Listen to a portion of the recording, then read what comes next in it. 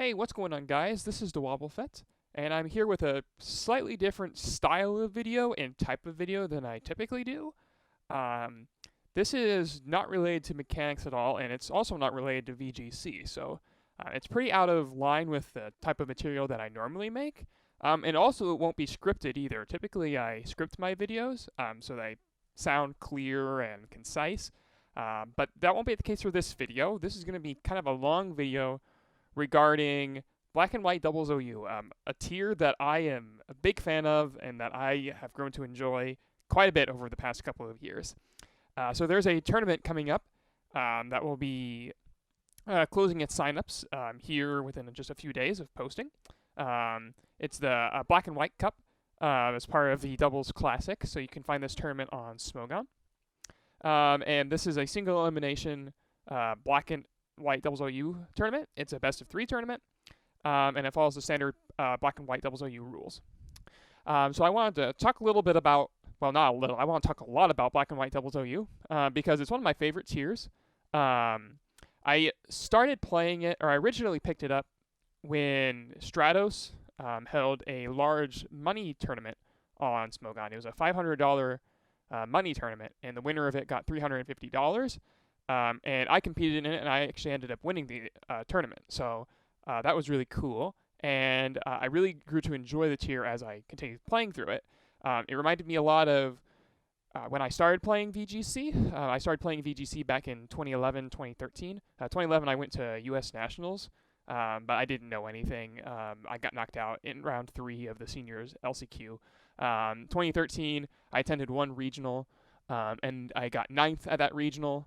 So I missed Top Cut, and I really enjoyed Generation 5. That was the generation that I started playing VGC in, and so I'm very nostalgic for it. And so playing that again in Black and White Doubles OU, reliving that experience was really cool. Black and White Doubles OU also has cool Pokemon that you don't get to access otherwise in VGC, which is cool. And it's also got some, I think, very good and balanced bands in it as well that make the tier very fun and playable. So I'm a really big fan of Black and White Doubles OU, and in this video I'm going to be talking about the general state of Black and White Doubles OU, like what is it, and how does it work functionally, like how do the mechanics work. I'm also going to be going through and rating the Pokemon in there. As you can see, I've got a ton of Pokemon down here. These are all based on the usage statistics that were generated by Kyle Cole. Kyle Cole is another Doubles OU player. He was kind enough to lend me some usage statistics that he had generated for Black and White. I believe this is, for the Doubles OU players watching, I believe this is everything since last Black-White Cup. I think it's actually since last DPL. Not this DPL, but the one prior to that. So it's got quite a few games in it. It's got approximately 204 teams, so I believe that's 102 games. And yeah, you can see it has 100. We have 102, and then these are the matchups. So there's 102 games that's in the system. Black and White Doubles OU does not have a ladder, and so it is a smaller type of metagame, and as a result, it doesn't see as much usage. In regular play, you have to kind of know who to ask or know where to ask in order if you want to find a game. Typically, it's going to be the showdown room on so the doubles room in Pokemon Showdown. So you'll click over here, and then you'll find Smoke on Doubles. And typically, you can just ask in here for a Black and White Doubles OU game, and people will usually be pretty open to it, especially right now since people are preparing for Black and White Cup. So in Black and White Doubles OU, compared to VGC, there's several significant differences. The first big difference that you will notice immediately is that it's actually 6v6 rather than bring 6, pick 4. And so you get to use all of your Pokemon in a particular matchup. And this is, generally speaking, comparing Black and White, like comparing Doubles OU in general to VGC. Doubles OU tends to be longer sort of games, and so each Pokemon needs to have its individual value. Compared to, like, in subsequent generations, you wouldn't do things like run Double Mega, because you can only Mega Evolve one of your Pokemon. You can't choose which one to bring. Same thing with Z moves. It's less likely that you're going to want to bring 2 Z crystals. That doesn't really show up so much in Black and White, because there's no, you can only do this thing once per game sort of mechanic. We don't have that in Black and White DOU. We do have gems, which are unique, but every Pokemon can use a gem, and if you want to, which isn't honestly that bad of a strategy. Gems are pretty good. But DOU also has certain clauses that are standard to Smogon. So I'll go ahead and scroll over to the Black and White DOU main thread. So they've got a few things on there. First of all, we got evasion clause, so you can't use double team or minimize. The only thing that's relevant for is Chansey, but Chansey isn't even that good, so it's not too big of a worry. Not listed on here, but in the actual tournament thread it is listed, because so that's accurate. Is evasion abilities clause, so you can't use Pokemon with Sandveil or Snow Cloak. This is only relevant for Garchomp, because Garchomp you can dodge a lot of hits with. Garchomp isn't actually even good. I don't even have it ranked on my tier list, spoilers. But it would be very annoying if it could dodge its moves. Players who played back in VGC 2012, especially prior to Landorus coming out, will know that, yeah, Sandveil kind of sucks to fight against. Especially Bright Powder Sandveil. Bright Powder is legal, and Bright Powder isn't banned, so you can use Bright Powder if you want. But anyway, other things that are banned. Moody is banned. Smeargle also cannot use Dark Void. That's another big thing. They banned Dark Void in this tier, so you cannot use that. You cannot use Oko moves, which are again standard Smogon things. They think these are uncompetitive. I generally tend to agree, so that's totally fine. Sleep Clause is present. I'll talk about Sleep Clause in a bit. We have Species Clause. We do not notably have Item Clause, so you can use multiple of the same item. The biggest one that comes up for is Citrus Berry. But it also can come up for Life Orb. Those are probably the 2 biggest ones that you want to reproduce. Sleep Clause being present is one of the biggest things, I think. That it's also different from other doubles OU tiers. No other doubles OU tier has Sleep Clause. It's only Black and White. And the reason that it has Sleep Clause is because Sleep in Generation 5 is really, really good. Because if you switch out, you lose your sleep turns. So, for example, if you got slept by an opposing Amoonguss' Spore, you slept 3 turns, and then you switched out. When you come back in, you don't get a guaranteed wake up. You have to take another sleep turn. Your sleep turns basically reset to 0. As far as I know, this doesn't apply to rest. But yeah, Spore is very, very good. Sleep in general is very, very good in this metagame. Some players equate a sleeping move to a death. I don't think it's that strong, but Sleep is still very, very powerful, and so Sleep Clause restricts it so you can't put 2 Pokemon on the opposing team to sleep. How that plays out in actual matches is that if you click Spore while the opponent is already asleep, it will fail the move. So it's not as if you can't click Spore, but you'll just fail the move if you attempt to click it twice. This actually is kind of abusable in doubles, because, for example, you can, if you put a Pokemon to sleep and then you KO that Pokemon, on the same turn, you can still put its ally to sleep. So it's definitely not foolproof as a method of blocking Spore spam, but definitely Sleep Clause is really, really good as a check to Amoonguss. A big part of fighting Amoonguss in this tier, and to a lesser extent Breloom, is picking your sleep sack. And so that's a really important thing to keep in mind. However, Amoonguss doesn't always get to even put a Pokemon to sleep. Amoonguss is definitely not invincible. But Sleep Clause really helps it keep itself in check. Otherwise, Amoonguss plus another Pokemon can very easily steamroll games. So Sleep Clause is enacted just to keep Amoonguss in check. And that's also the primary reason why Dark Void is banned, because that would just immediately get around Sleep Clause. So obviously you can't do that. Another move that you might find weird to be banned is Gravity. This is actually a very, very recent change. We used to actually ban the move Skydrop. The reason we ban either Skydrop or Gravity is because of a glitch in Black and White. So if you use Skydrop and then move Gravity, both Pokemon will be dropped down, but the Pokemon that was stuck in Skydrop will be unable to move. You can't switch it out. You can't attack with it. You can't do anything with it. So it's basically a dead slot. It's a very strange glitch, and it's very funny too. But it's very, very broken, very abusable. Back when VGC was around, in VGC for Black and White, and also for Black and White 2, they did not fix it in between the games. They just banned Skydrop outright. Skydrop was just completely banned in VGC. You could not use the move. It was simply not allowed. But this was recently changed in Doubles OU, primarily because nobody actually used Gravity, and Skydrop is kind of a neat move. So they swapped the bans, so that way you could actually use Skydrop because it's a cooler move. But Gravity is banned basically due to a glitch. Showdown actually doesn't emulate that glitch yet, but it's banned for cartridge consistency and things of that sort. Soldew is banned because Latios is a very, very good Pokemon in this tier. And basically, Latios this is kind of getting ahead of myself, but Latios basically always runs Dragon Gem or Life Orb. It runs one of those two things. And in this generation, Soldew buffs your special attack and special defense as well, because why not,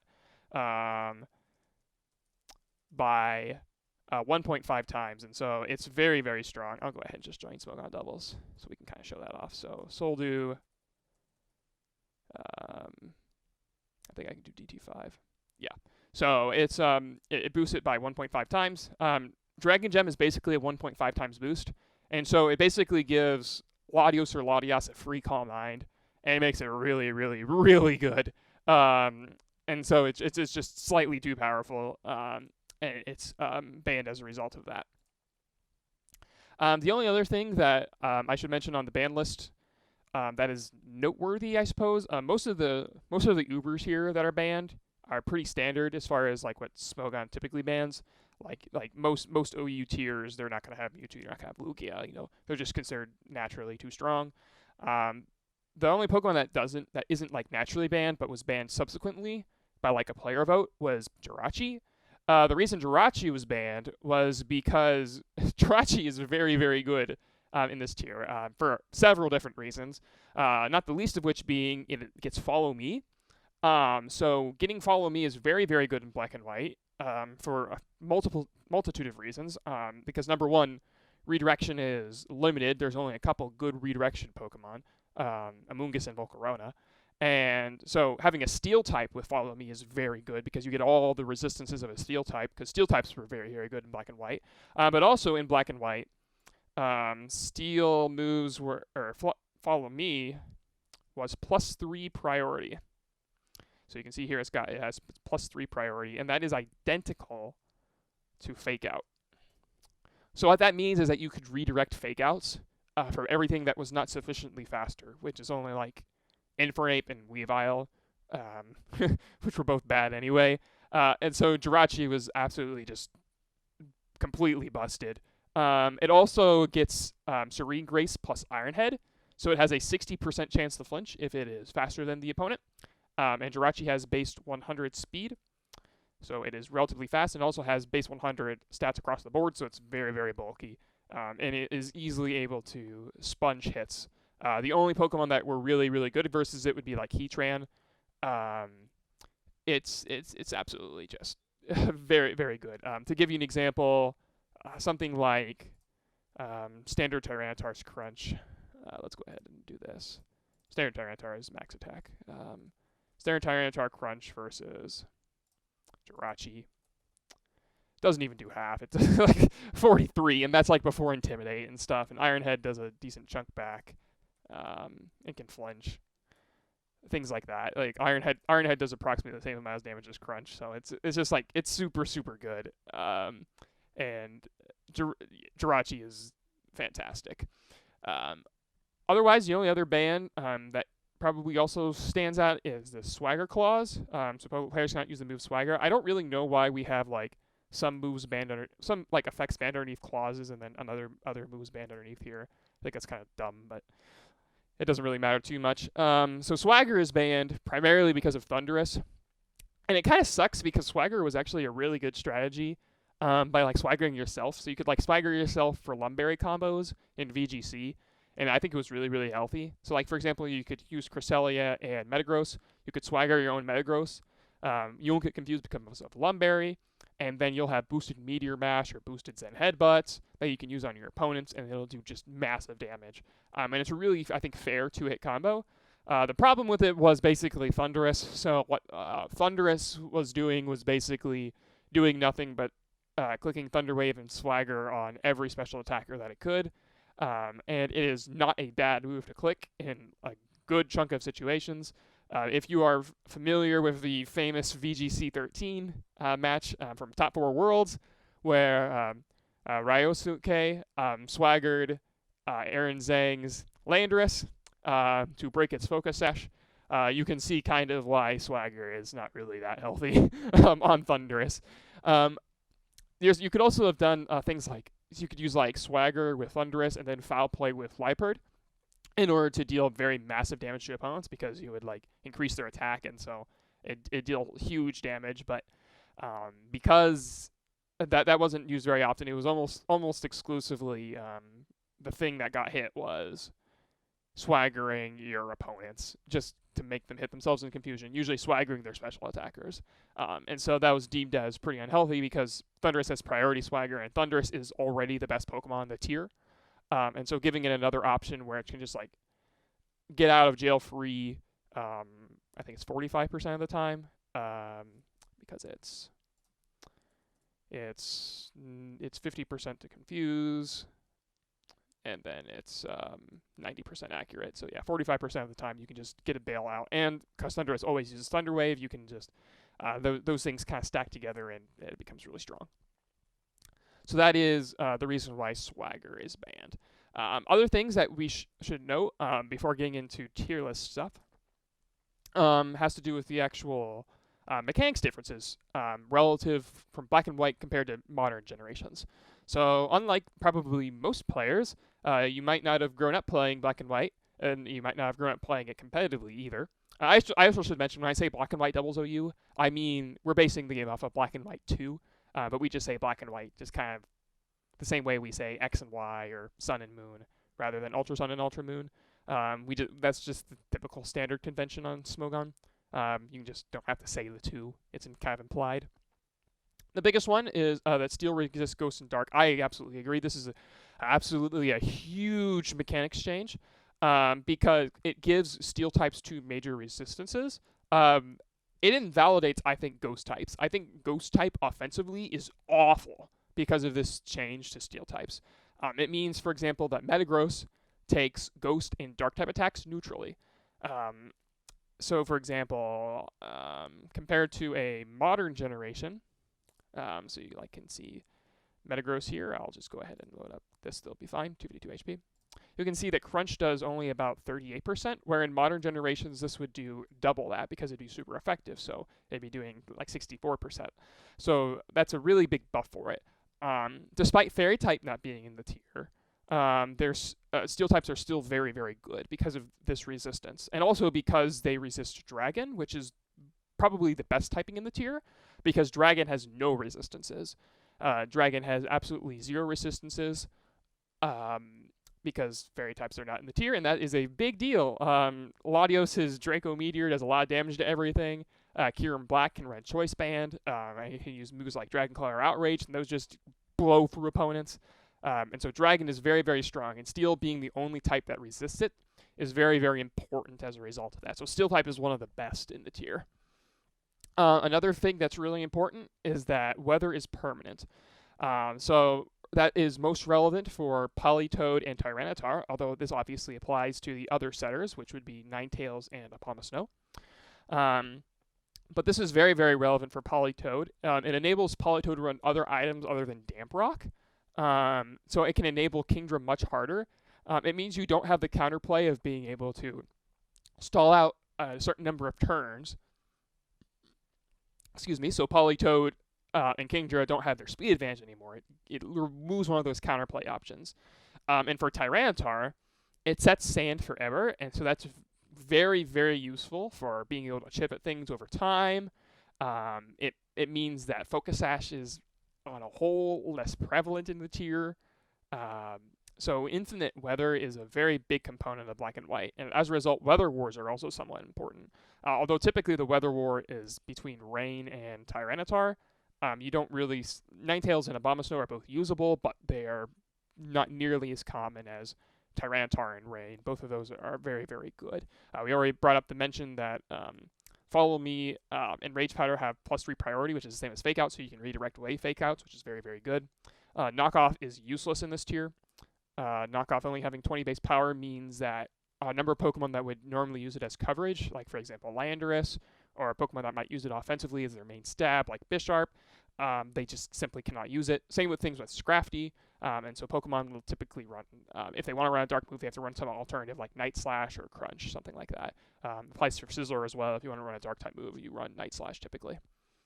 It mentions here that gems exist. That is an important feature. So what gems do, and I'll show an example with Latios. So we'll see Latios. I'll go ahead and remove the Dragon Gem just to kind of show for effect. And let's go ahead and just compare it to... Tornadus isn't a good example. What's a good example of a Pokemon that I can Draco Meteor? Let's see here. Let's see. Let's go look at Landorus. Landorus is a good pick.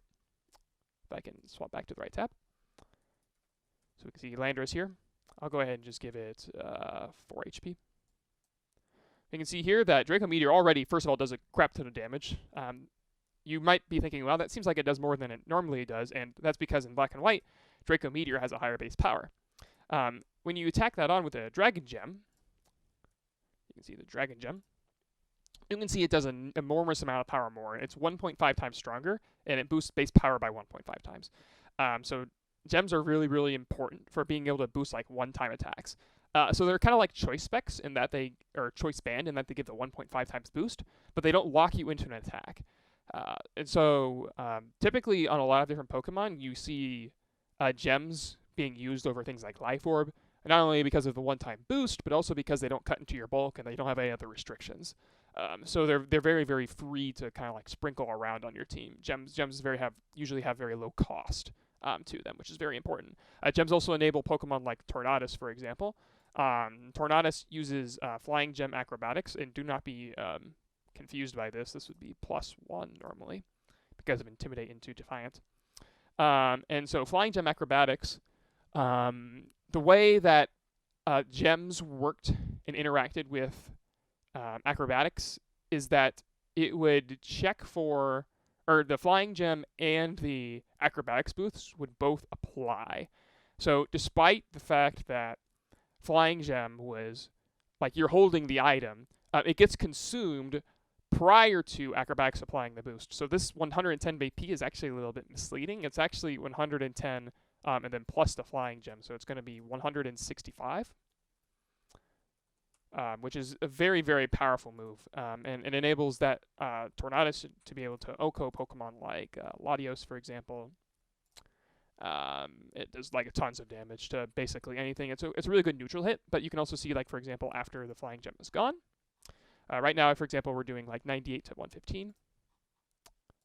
And now we're doing like 65 to 77. So gems are really, really good one-times, and you want to make sure that you really get your use out of your gems. Gems are comparable to Z moves. Like, for example, if you look at Hitmontop, Hitmontop is another common Pokemon that runs gems. And what is that spread? We're not using that. We're not even going to look at that. There we go, max attack. That's what we're talking about. Close Combat is 120 base power move. And in modern generations, like for example, if I compare it to, say, Sun and Moon, and I look at Hitmontop, I don't know if sure that's a spread, right? And I look at its Z move, you can see that its Z move base power is 190. 190 base power Z move on that. And what gems do is effectively make it so that way these are 1.5 times boost, so that's 120 times 1.5. Which gives it basically 180 base power. So you're essentially giving yourself a Z move by doing this. It's slightly weaker than a Z move, but it's also kind of better because you don't use your gems up when you hit into a Protect. So like, for example, if my Hitmontop attacks into a, say, Heatran, Heatran's another Pokemon. So if I hit into Heatran, I won't lose my Fighting Gem. If I use Protect, I don't lose my Fighting Gem. I don't do any damage to Protect either. But I don't lose my gem. So it's very, very nice. You can preserve these things to Protect. If you hit into an immunity, it won't trigger it either. It's only if you deal damage. Only if you deal damage will the gem trigger. And so that allows gems to be they kind of automatically stick around a lot longer, which is really, really cool. But it also means, like, for example, if I close combat into a Pokemon like Cresselia, which you should never do, by the way, then it's going to do very minimal damage, and you kind of wasted your gem. It's kind of the same idea of wasting your Z move. Gems are typically not really too hard to spot. You can run some variability with them, but it's usually not very surprising when a Pokemon has a gem. So they're usually not going to catch you off guard by like some exclusive Z move can, or like some random coverage Z move. You typically don't see something like that. Otherwise, let's go over some other relevant mechanics. We got Sleep Claws. Grass types are affected by powders. That's a big one.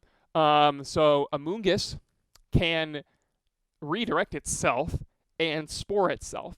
So Amoonguss can spore grass types. Not only that, it can also Rage Powder and absorb those grass type attacks. So that's pretty useful. Also, electric types can be paralyzed. That's a unfortunate consequence of this generation. I don't think anybody really likes this. So you can paralyze other electric types. You cannot paralyze ground types. So, like, for example, well, you can paralyze ground types, but not Thunder Wave.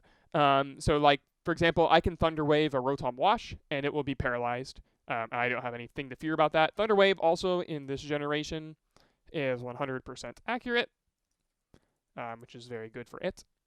And it has pretty well no other restrictions. So you can only not use it in the ground types, basically.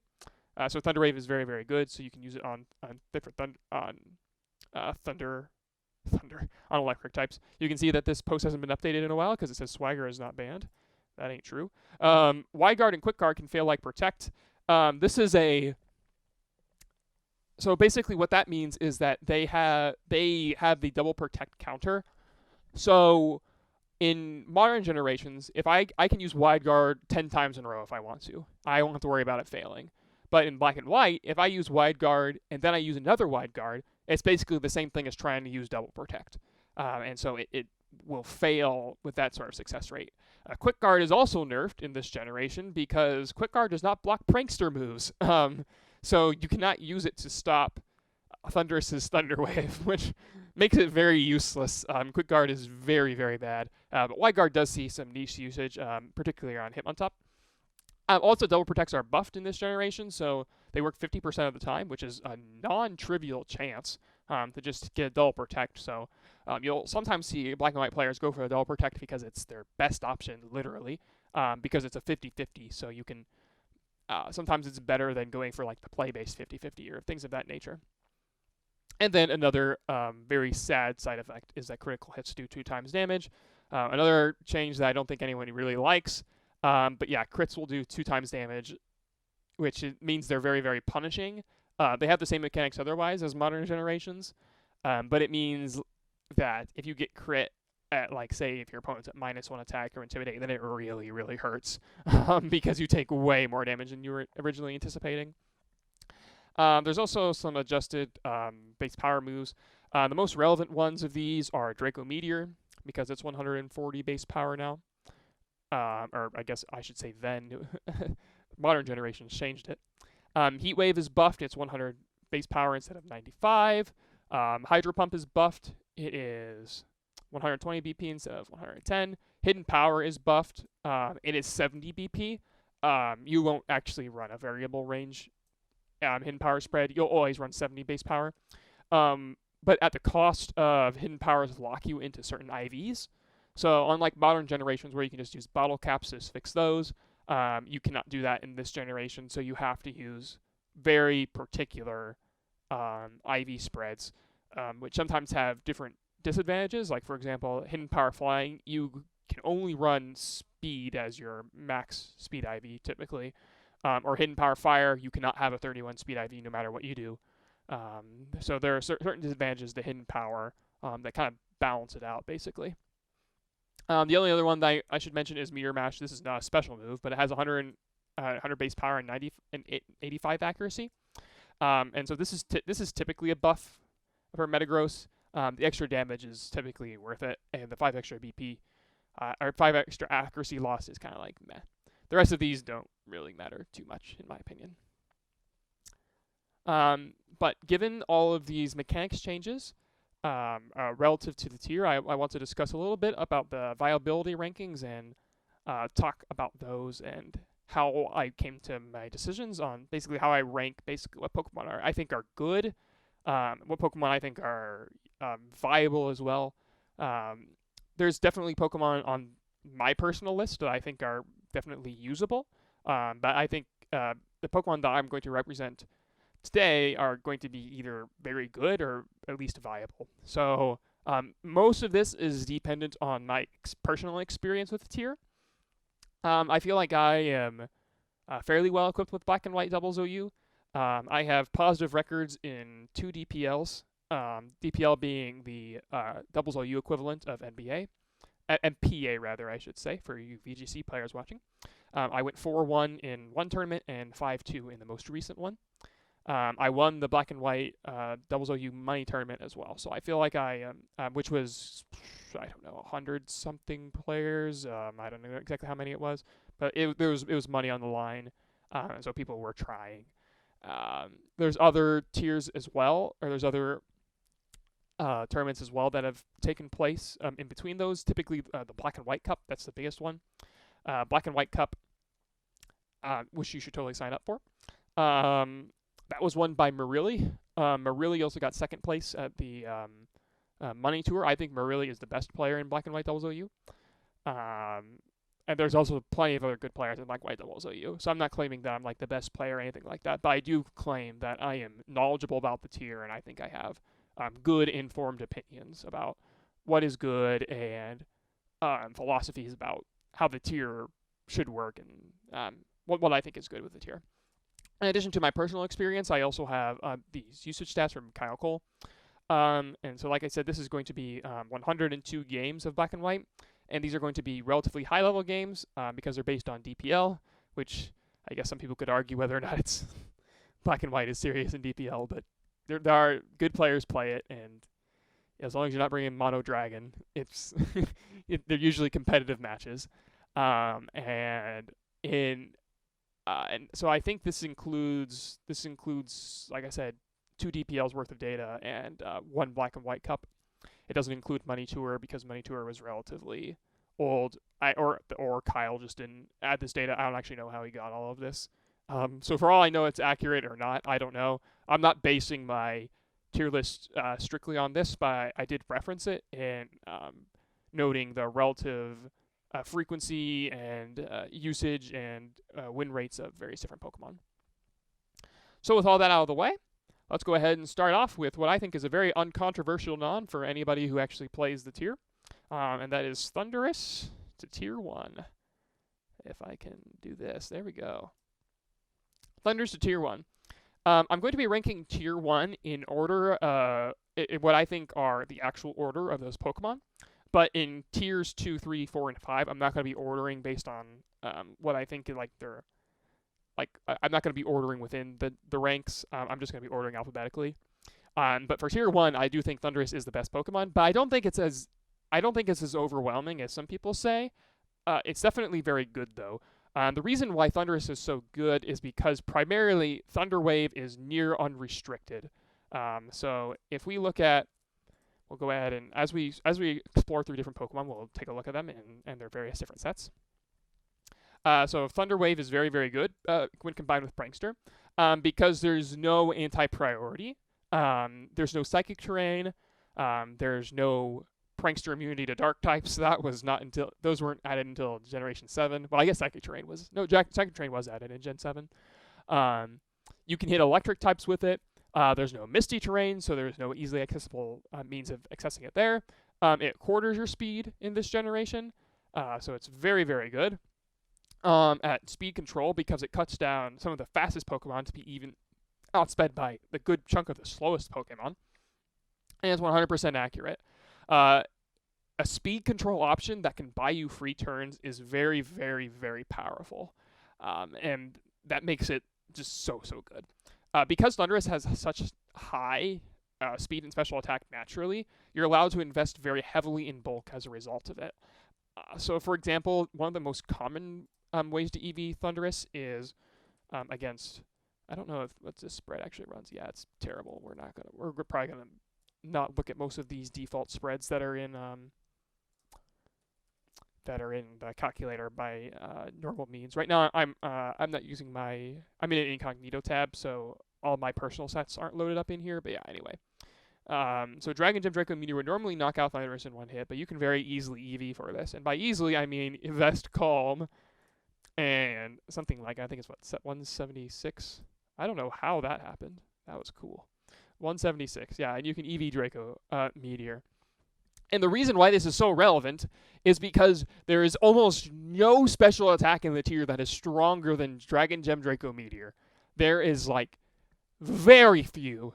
I mean, the only stronger one is, like, Modest of this, I mean, which you can't live. But Modest is very, very niche on Latios. You typically don't run Modest.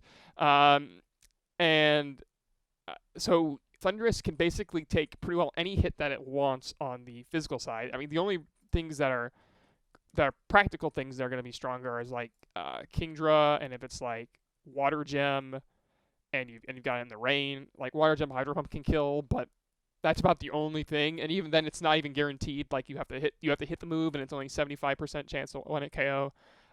So it's very, very strong on the special side. And not only that, but it often uses Citrus Berry, so it's even harder to kill. And this is relevant because a lot of the attacks that Thundurus really takes in a match, if Heatran is doing good in it, or excuse me, if Thundurus is doing good in a match, is things like Heat Wave. So it's probably going to be realistically taking things like a ton of different Heat Waves. Probably not going to be you'd ideally not want to take like huge big Draco Meteors or huge big Ice Beams, but even Ice Beams from things that are not named Kyurem Black are going to be doing such little damage. Like for example, take offensive Cresselia. Actually, I could use the offensive Cresselia set. I think in here, I think that has max special attack. They typically don't run Expert Belt, but if you look at Ice Beam damage onto Thundurus, you can see that it's not even a 3-hit KO, and that's not even factoring in the Citrus Berry. And Citrus Berry is so useful because you can take a hit and then live another from another Pokemon, and it's just it's usually very, very, very good. So let me grab Citrus. I think that should impact the relative damage calc. I don't actually know if Citrus Berry is coded into the calc. It looks like it's not, because that would have improved the 3-hit KO ratio. But anyway, that doesn't really matter too much. Definitely Citrus Berry is very, very good on Thundurus. Most physical hits that hit into Thundurus are relatively weak. Like, for example, Metagross' Zen Headbutt. If you look at that, with Citrus Berry, that is a 3-hit KO. The reason that is a 3-hit KO is because Thundurus will have approximately 125% health thanks to its Citrus Berry. And so that means it takes 64, and it's left with just a little bit remaining. And so you can just run like this, and then boom. I mean, it's not realistically going to be to it KOing you. Same thing with something like Landorus-T's Rock Slide. Rock Slide from Landorus-T. Again, this does under the range for where Citrus Berry would be, where it can KO around Citrus Berry. So it cannot do this. Like, this will always trigger Citrus Berry. We're in doubles right now. So this is doubles related damage. So Rock Slide will basically always put Thundurus into range of a Citrus Berry, and then it can take another one very comfortably. And so as a result of that, that honestly forces Landorus into running Stone Edge, but we'll talk more about Landorus later. Right now we're talking about why Thundurus is so good. The other reason that Thundurus is so good is because it's typically supplemented by Intimidate from its partners, so like things from Hitmontop or Landorus. Those are going to be your primary Intimidate Pokemon in this tier. And by doing that, you can supplement Thundurus's physical bulk to basically be super, super good. The only physical attacker that you can't really intimidate, or the only two that you can't intimidate are Tornadus because of Defiance, but Thundurus destroys Tornadus because Thunderbolt just one-shots it, and Acrobatics does nothing to Acrobatics does nothing to Thundurus. And the other one is Metagross, which we just saw is a 3-hit KO. So its physical bulk is already naturally pretty good, and so that really supplements Thundurus. Prankster Taunt is also very, very good on Thundurus. Prankster Taunt shuts down so much stuff. It can stop Amoonguss in Trick Room, which is very important. Taunt can stop Trick Room stuff. Taunt can set up very guaranteed plays where your opponent cannot protect or they cannot use substitute, so they're forced into attacking, which forces them to switch out. Taunt is very good for invalidating like really stupid stuff like Shedinja or Chansey, or just something ultra like setup-y like Baton Pass. Like it just won't work because of Thundurus' Taunt. And Thundurus' Taunt is also, ironically, one of the best means of beating Thundurus. So Thundurus often tries to speed creep itself in order to try to taunt the opponent first, because getting that taunt off is so valuable in preventing the opposing Thundurus from being able to do very much with its Thunder Wave. With respect to speed creeping, Thundurus has a few speed stats that it probably wants to hit, and a couple that it needs to keep in mind. Based on the Black and White WDOU speed tiers, this is a modified version of what Intensity has on the Black and White metagame thread. So Intensity has some speed tiers in here, which are typically very good. I have my own copy of it, just slightly tweaked.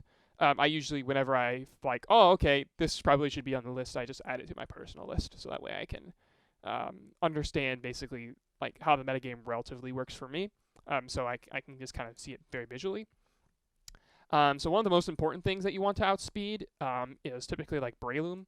So Breloom is max speed is 262, and Thundurus is very, very close to 262, so you can outspeed that with like just a little bit of investment. You can see that it only takes like 20 EVs, so it's usually worth to outspeed Breloom because you can double target it to break its focus sash. If you have HP Ice or HP Flying, then that will obviously be very good versus it, so you definitely want to outspeed it for those purposes.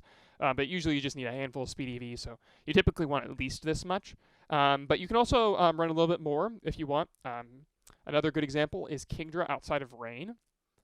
Let's see if I have Kingdra outside of Rain in my list over here. I don't think I do. So we'll go ahead and pull it up in here. So Kingdra outside of Rain is 269 stat. So you can, again, it's pretty close. So you can run up to 270.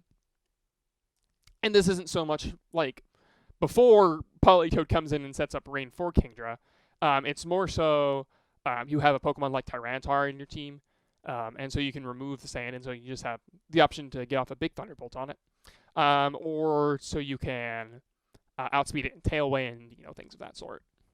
Of course, you have your own speed control that can be used against it, but sometimes you just want to Thunderbolt the Kingdra for damage, or sometimes you need to because it's like behind a substitute or things of that nature. So it can be nice to outspeed it for that purposes. Beyond that, it's usually not really worth to outspeed much else for Thundurus' sake, at least. The next relevant thing that it really care about is probably Adamant Landorus. And you can outspeed Adamant Landorus if you go up to like 282. But you're starting to get kind of a lot of EVs invested here. If you, for example, kept your spread of 252, 176, you can see that we've actually already gone over if we do so. So you could, for example, sacrifice your goal with surviving Draco Meteor 100% of the time. You could cut back to, say, something like 15/16 or maybe 7/8. So you survive the vast majority of the time, but nevertheless not 100% of the time. That's what most Thundurus do anyway. But it's usually pretty common to also want to like toss a little bit in defense as well. So typically I'd say Thundurus are ranging anywhere from like the 20 to the 48 to a little bit faster than that speed range. It's gonna be somewhere in that range. You could also see them outspeeding max speed Tim and Heatran, but again, not really too big of a deal to worry about. So it's usually like the 1 over Kingdra, the 1 over Breloom, or basically some arbitrary amount of speed creeping that you decide like, okay, I think this will be faster than my opponent's Thundurus is. If you want to, you can also cut back on the special defense goal. If you want, you could, for example, just survive Latios' Life Orb Draco Meteor, which is less common, but I mean, you could just set that as a goal and be like, all right, I'll die to gem sometimes, sort of thing. Then you could raise more speed that way, and you could potentially get more stats out of that purpose. As far as special attack investment, one of the most important things to keep in mind is if your Thundurus is running HP Ice, which some Thundurus do, some don't. It's a pretty good move on it. It's used pretty much exclusively for Landorus. As you can see here, HP Ice is not a guaranteed knockout on Landorus. Despite having 70 base power, this is a 70 base power Hidden Power Ice. But it's not a knockout on Landorus, so you could invest a little bit in order to guarantee that, or to increase the probability. Like, for example, so like I said, 96 will guarantee it. But again, if you run 96, you can kind of see, then you can't survive the Draco Meteor 100% of the time. So typically, you're going to be doing some sort of trade-off with HP Ice, where you're probably going to be running, like, say, like something like 56, I think. And so you're KOing it like the vast majority of the time, but not necessarily 100%. Because Landorus sometimes runs some bulk as well. But the special attack investment can also be useful for against Scizor. Scizor is a range with Thunderbolt. So if you look at Thunderbolt, you can see that it against 252 HP Scizor, which is the most common set. Sometimes you'll typically see less bulk rather than more bulk on Scizor. But you could invest more special attack if you wanted to like increase the probability of a 2-hit KO on Scizor. It's not really that big of a deal. But that's usually the other one that you might consider if investing a little bit. Typically, if you're going to invest in special attack in Thundurus, usually the best way to invest in it is honestly just by adding a gem. So dropping the Citrus Berry and adding an Electric Gem, and using that to boost your offense to make up for it, rather than investing in your EVs. So you can mix and match it a little bit there. Alternatives to bulky Thundurus. You can run offensive Thundurus with Nasty Plot and Substitute. And typically this will be Thunderbolt and Hidden Power Ice. And if doing so, you can do this and you'll be timid with max speed, max special attack. And this is pretty cool because it's faster than Latios, which is very cool. Because Latios is 110 base speed, so you're going to be 1 point faster than that. And then Nasty Plot with Thunderbolt and Electric Gem. It does a lot of damage to a lot of different Pokemon. You can also use Gem Thunder on Rain. But the sub-Nasty Plot set that I'm thinking of is particularly from Humans, World's 2013 team, where he's ported that over to Black and White Doubles OU. And so you'll see this typically paired with something like Hitmontop. And so rather than going for something like Fake Out Thunder Wave, you can go for like Fake Out Nasty Plot or Fake Out Substitute. And that gives Thundurus a lot more offensive pressure. It changes the way Thundurus plays, but it's still pretty good. And I think it's really cool. So Sub is not used not necessarily just on offensive sets. You can also use it on defensive ones. Like, for example, you could run like a Fat Thundurus with Sub and Leftovers. The reason you would want to do this is, like, for example, rather than taking a Draco Meteor with your natural bulk, you can just use Substitute and take a Draco Meteor. Something like that. Thundurus' Substitute is typically pretty easy to break, but it's also something that is like very annoying to get around because of Prankster. You pretty well always get your Substitute up, even though you'll probably lose it. It works really well as a pseudo protect that if you happen to get, then it's just like, oh no, now I have a Thundurus behind a Substitute. And Substitute is very, very good in Black and White. It's just naturally a very good thing to have. Protect is also a good move to have on Thundurus, on both offensive and bulky sets. The reason Protect is good is because Thundurus is typically a double target. So what you'll typically see on bulky sets is you're going to see like, if you see Protect, you'll see typically like this. So they probably won't drop Taunt. They'll probably have Thunderbolt, T-Wave, Taunt, Protect. And so Protect is really nice for being able to stop things like Fake Out plus Attack, which is really good. And also, like, Thundurus is very much like a, I want to kill this mon right now, get it off the field sort of thing. And Protect can help you alleviate that as well. We talked about HP Ice, but Hidden Power Flying is also a usable option. It's good for the two fighting types that are relevant in the tier, which are Hitmontop and Conkeldurr. It also hits Volcarona for decent damage. Amoonguss. It's also good versus Breloom. This is a really great, like, screw you Breloom move if you really, really hate it. But typically Hidden Power Flying is better seen on Thundurus-T. So it's more offensive cousin. You cannot use both Thundurus and Thundurus-T on the same team. Smogon does enforce Species Clause, so I cannot run both Thundurus and Thundurus-T on the same team. That will not work. And so typically you'll see like HP Flying in a more offensive set on its more offensive cousin because it has more naturally high special attack at the cost of its speed. And then finally, the other move that you might see on Thundurus is something like Volt Switch. Volt Switch You sometimes will see it mono Volt Switch, and sometimes you'll see it with Thunderbolt. But Volt Switch is basically just a momentum move. I've tried it a little bit, and I thought it would be better. I thought it would play like Tapu Koko does, like in Sun and Moon, where it's kind of like, well, you use Volt Switch in order to pivot around. But Thundurus really wants to actually stay on the field. It actually doesn't want to leave. Usually Thundurus wants to. It doesn't really want to Volt Switch to get out of a situation. It's usually content with just staying in and attacking or paralyzing a Pokemon. So Volt Switch is pretty good. But you typically will have to. You'll probably usually drop Protect for it on the bulky sets. So you'll usually use like Thunderbolt, and then you'll use Thunder Wave, Taunt, and then Volt Switch. Or you could replace Taunt with Volt Switch, but I think you're a little bit crazy if you do that. I think Taunt is very, very good on Thundurus. And dropping that is asking for trouble. But Volt Switch is also pretty nice for being able to pivot around. One of the biggest weaknesses that Thundurus has is obviously ground types, like Landorus. You can run HP Ice to hit Lando, but that's the only one it even really matters for. Like, for example, other ground types like Marowak. Let's look at Marowak. Marowak with 252 HP, and then usually runs some bulk. And you can see, like, say you didn't have very much offense. Say you had none. You can see that's going to be typically a 3-hit KO. But even generally, versus most of the ground types, like Marowak is a special exception, but there's other ground types as well, like, for example, Excadrill. Excadrill dunks on Thundurus. It's usually really good against it. Rock Slide does a ton of damage to it, and HP Ice does nothing, if it even runs HP Ice. Mamoswine dunks it, and pretty easily OHKOs it with Ice Crash. You don't even need Ice Gem for that. Yeah, Ice Gem is like, that's super overkill. But Ice Crash will easily knock this thing out. You can also use, like I said, Marowak. Marowak is particularly useful because of Lightning Rod. Lightning Rod works basically the same way in Black and White. The only difference is that you don't get a special attack boost from your Lightning Rod, which is like irrelevant because Marowak doesn't need special attack. So you can use Marowak to protect your allies, which is really cool.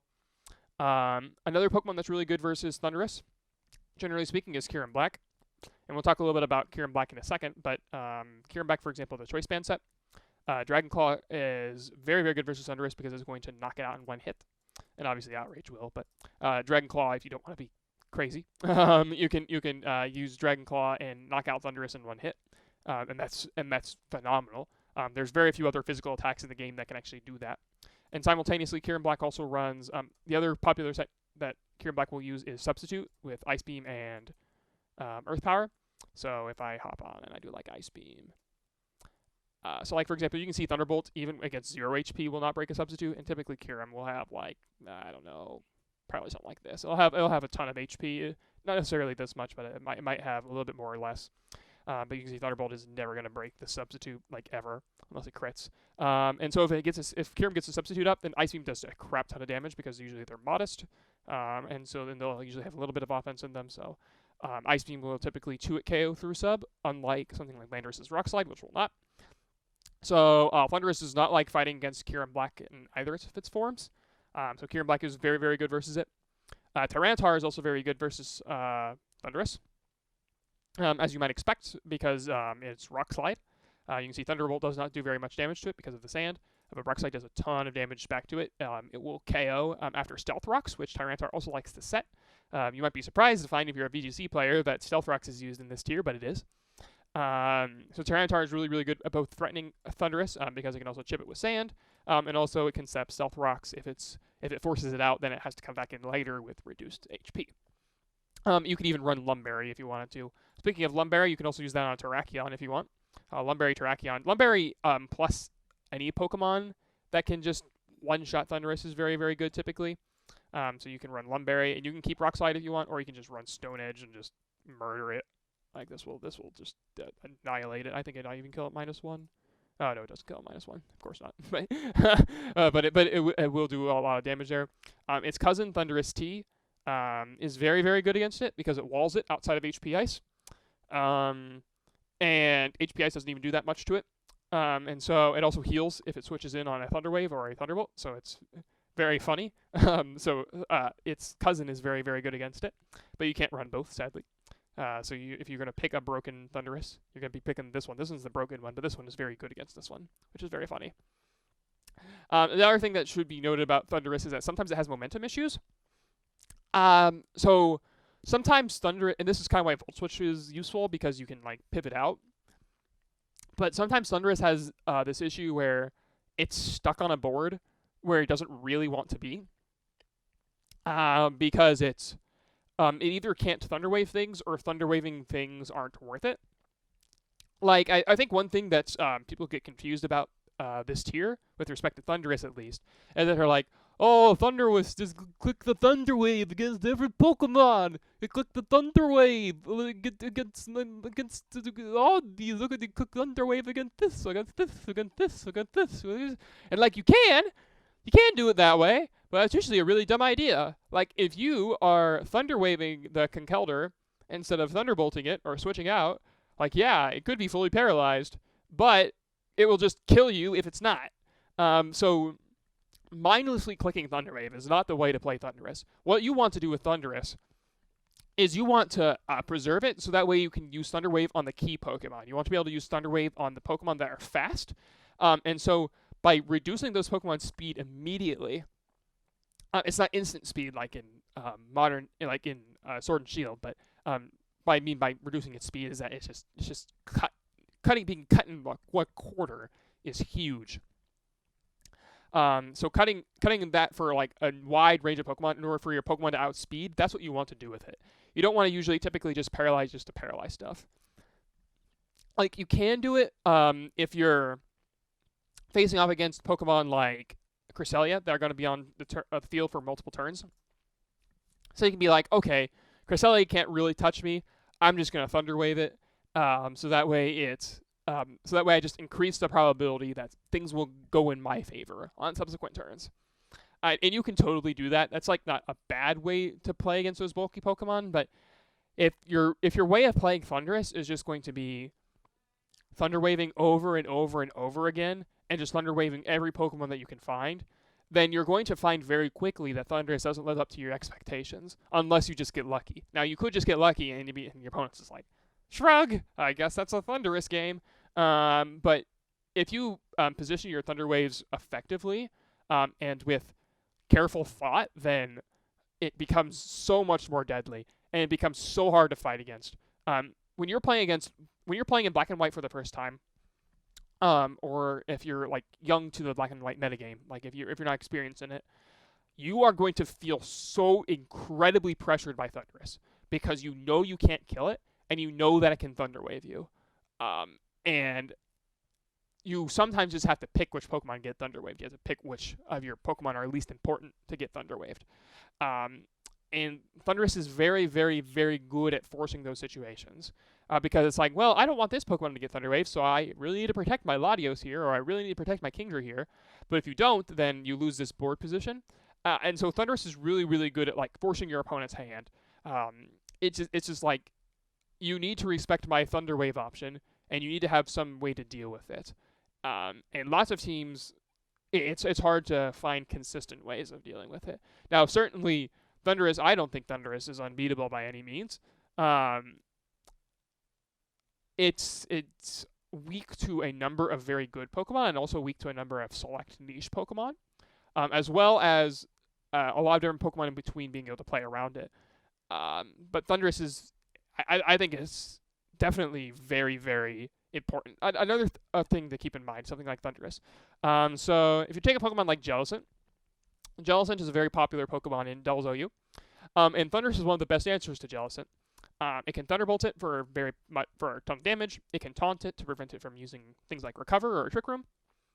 And some players, what they'll do is they'll lead off with Thundurus against an opponent's team, and the opponent has a Jellicent, and they are just like, oh, okay, I'm just going to paralyze all these Pokemon, and yay, there we go. I paralyzed 2 or 3 Pokemon, and the rest of their team can't deal with Jellicent.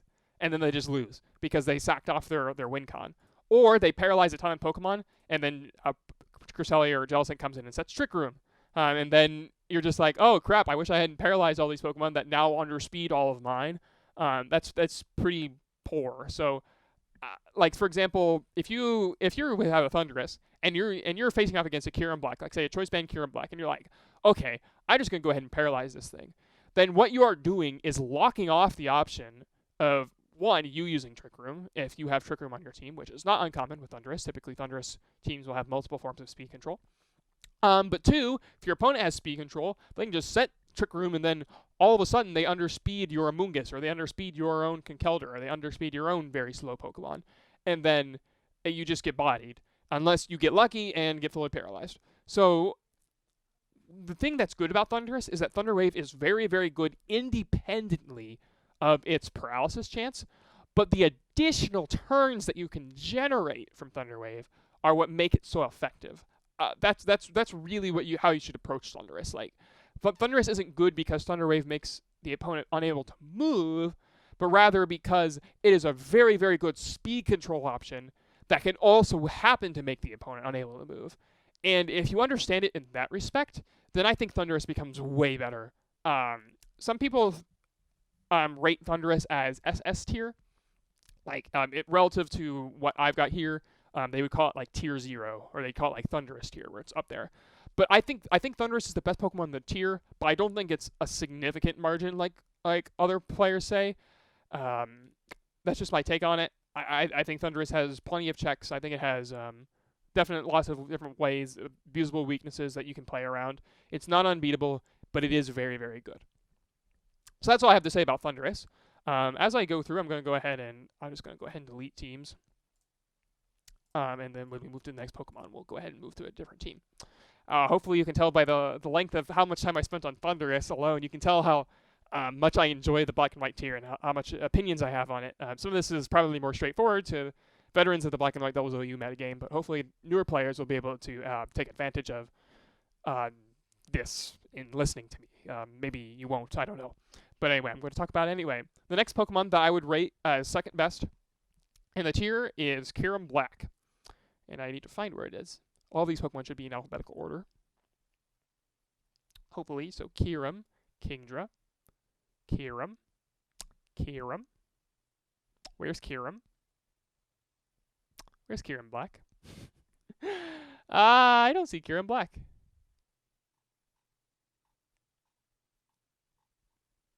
Well, Kyurem-Black isn't in here. In those sprites. Come on! Do I have regular Kyurem? I don't even have regular Kyurem. Man, that sucks. Well, shoot. I will pause this video until I can find a Kyurem-Black. Apologies for that. I am back. And now we have Kyurem-Black that we can add to our tier list as what I would consider to be the second best Pokemon in Doubles OU. Now, first of all, the reason that Kyurem-Black is legal in the first place is kind of funny. So back in the day, Black and White wasn't really distinct. Or Doubles OU on Smogon was not very distinct from VGC. And that itself wasn't very distinct from OU. So it was very much treated as Doubles OU in the sense of OU, but you can use two Pokemon at the same time. In OU, at the time of Black and White 2, both Kyurem-White and Kyurem-Black were suspect tested in the tier before they decided whether or not they would be moved to Ubers. Kyurem-White was determined to be too powerful, primarily because Kyurem-White has like a million stats. It's very, very good. It has, well, I think it's 170 base special attack. That's insane. And it has a really good 95 speed tier too. Plus it gets Fusion Flare, which is very, very good for its coverage, so you can hit steel types. Kyurem-Black, on the other hand, survived through the OU purge because Kyurem-Black, on the other hand, did not really have comparable coverage in its attacks. You could run Outrage on it, which was very, very good, or you could run Dragon Claw. But it just wasn't it didn't have very much coverage. It could get Fusion Bolt, but that's really about it. So it wasn't considered very impressive. Also, this needs to be Black and White. So that way we get the right sprites among other things, like moves. That would be good. So Kyurem-Black was originally allowed in Doubles OU simply because they ported over the ban list from that tier. And actually, ever since then, except for the modern generation, except for Sword and Shield, Kyurem Black has persisted throughout all tiers. It's usable in X and Y and in Sun and Moon. And it's not overpowered in any of those tiers, but it is very good. And it's very, very good in Black and White especially. So the reason why it's so good is because it has two very threatening sets that are independent of one another. And it has tons of natural bulk to complement this. So you can see here, it's got 170 base attack and 120 base special attack. That is nothing to sneeze at. Just because its attack stat is higher than special attack doesn't mean its special attack is bad. But its attack being 170 is insane. 170 attack is not low. And especially when you combine the fact that it's a dragon type, it is just absurdly strong. And so the first thing I want to talk about is Choice Band. Choice Band Kyurem Black is absolutely bonkers. And you might see me adding Outrage on here without a second thought, and I'll talk about that in a second. So because Dragon is only resisted by Steel, you can dent so many different things. As I showed with the Thundurus example, it one-shot Thundurus. Another great example, if I load up Banded Kyurem Black, we'll use OU's Choice Band set. That works fine for our purposes. Versus, say, something like Cresselia. Say you have something like Cresselia, which is max HP. Dragon Claw is a 2-hit KO on Cresselia. A neutral hit like that is clean 2-hit KO. Now, obviously, you can Intimidate and stuff, but an Outrage just does even more damage. And Outrage is weird. So the primary reason that Kyurem Black runs Outrage, I think, in my opinion, is because it doesn't have anything better to use. If it had, I think if it even had like Dragon Rush, like from modern gens, if it had like Dragon Rush, it would get used more than Outrage. But Outrage is used primarily because it is simply just stronger. It's 1.5 times stronger than Dragon Claw. And so Outrage, coming off of a Choice Band, is just stupidly strong. So if you can hit the targets that you want to, like for example, let's look at Hitmontop. Here's Outrage. Here's Outrage at -1. Here's a reasonable set, by the way. So you will have a roughly 50-50 shot of knocking out Hitmontop at -1. Not all Hitmontop run max HP, by the way. A lot of them run just 4 HP, which means it gets obliterated. Let's look at something, for example, like Scizor. Scizor is a fairly, it's a steel type. You'd think it'd stand up pretty well. Nope. Outrage does half to it. It does crazy amounts of damage. We already saw that does 76 to Cress. And Outrage will just basically OHKO every other Pokemon, like, for example, especially at neutral. So, like, for example, here's Conkeldurr. I don't know what kind of Conkeldurr this is, but if you look at max HP Conkeldurr, that dies. If you look at Amoonguss, that dies easily. You could just basically pick, like, you can just kind of scroll down the list on here, and if it's not a Steel type, it's gonna die. And even if it is a Steel type, it'll die. No, just kidding. There's a joke that Kyurem Black is used to beat the Steel types with Outrage because it 2 KOs them anyway. Like, for example, let's take a look at something like Tyranitar, like, say, max HP Tyranitar, which is probably the most common set. That has a chance to kill. So with a prior chip, probably it will kill.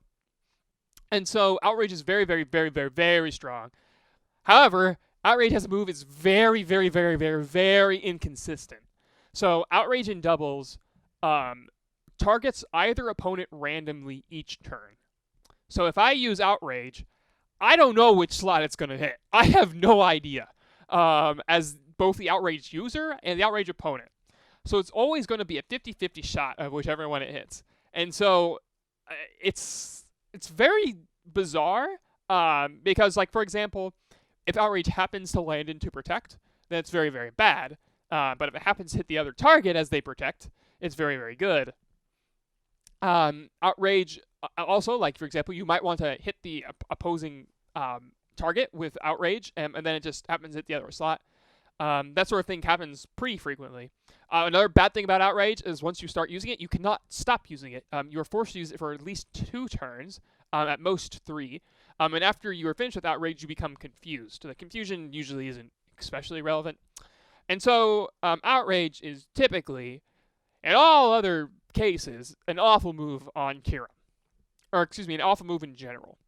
It's like you wouldn't want to use Outrage on Garchomp in like a modern gen. You wouldn't want to use Outrage on like Nidoking or something. It's just like bad. It's bad. You wouldn't use that move in doubles. But the reason it's used in doubles OU is because despite being a bad move, this is a bad move. It doesn't matter. The logic here is that it doesn't matter which slot you hit with Outrage because you're going to do half or you're going to OHKO it. If it doesn't resist it, it's going to die. And so it doesn't matter which slot you hit. And as stupid as that sounds, it's actually effective. So I don't like it personally too much because it takes away a lot from the control of the game. Like, you have no idea what slot the Outrage is hitting. And so it's hard to, like, plan turns in advance where it's just, like, it makes you play a lot more turn by turn. But subsequently, an opposing choice band Outrage also makes you play a lot turn by turn. And also, I don't like it being locked. Like, for example, once you're locked into a move, like, say you set Trick Room, and then you're just, like, forced to be there like a sitting duck, and, like, Conkeldurr will come in and hammer arm you, or something equally bad. So, it's definitely fairly abusable. But Kyurem Black nearly always takes KOs with Choice Band. It's very rare for Kyurem to use Outrage and not get something out of the turn. And plus, another thing to keep in mind is that you don't have to lock in Outrage. You can just lock in a Dragon Claw. So, like, if your opponent leads something like Cresselia and Metagross, you don't click Outrage versus that. You switch out. Or you click Dragon Claw. I mean, if you really want to, you probably switch. So it's not like you're obligated to lock into Outrage. It's just usually on subsequent turns of Outrage, that's when it becomes exploitable.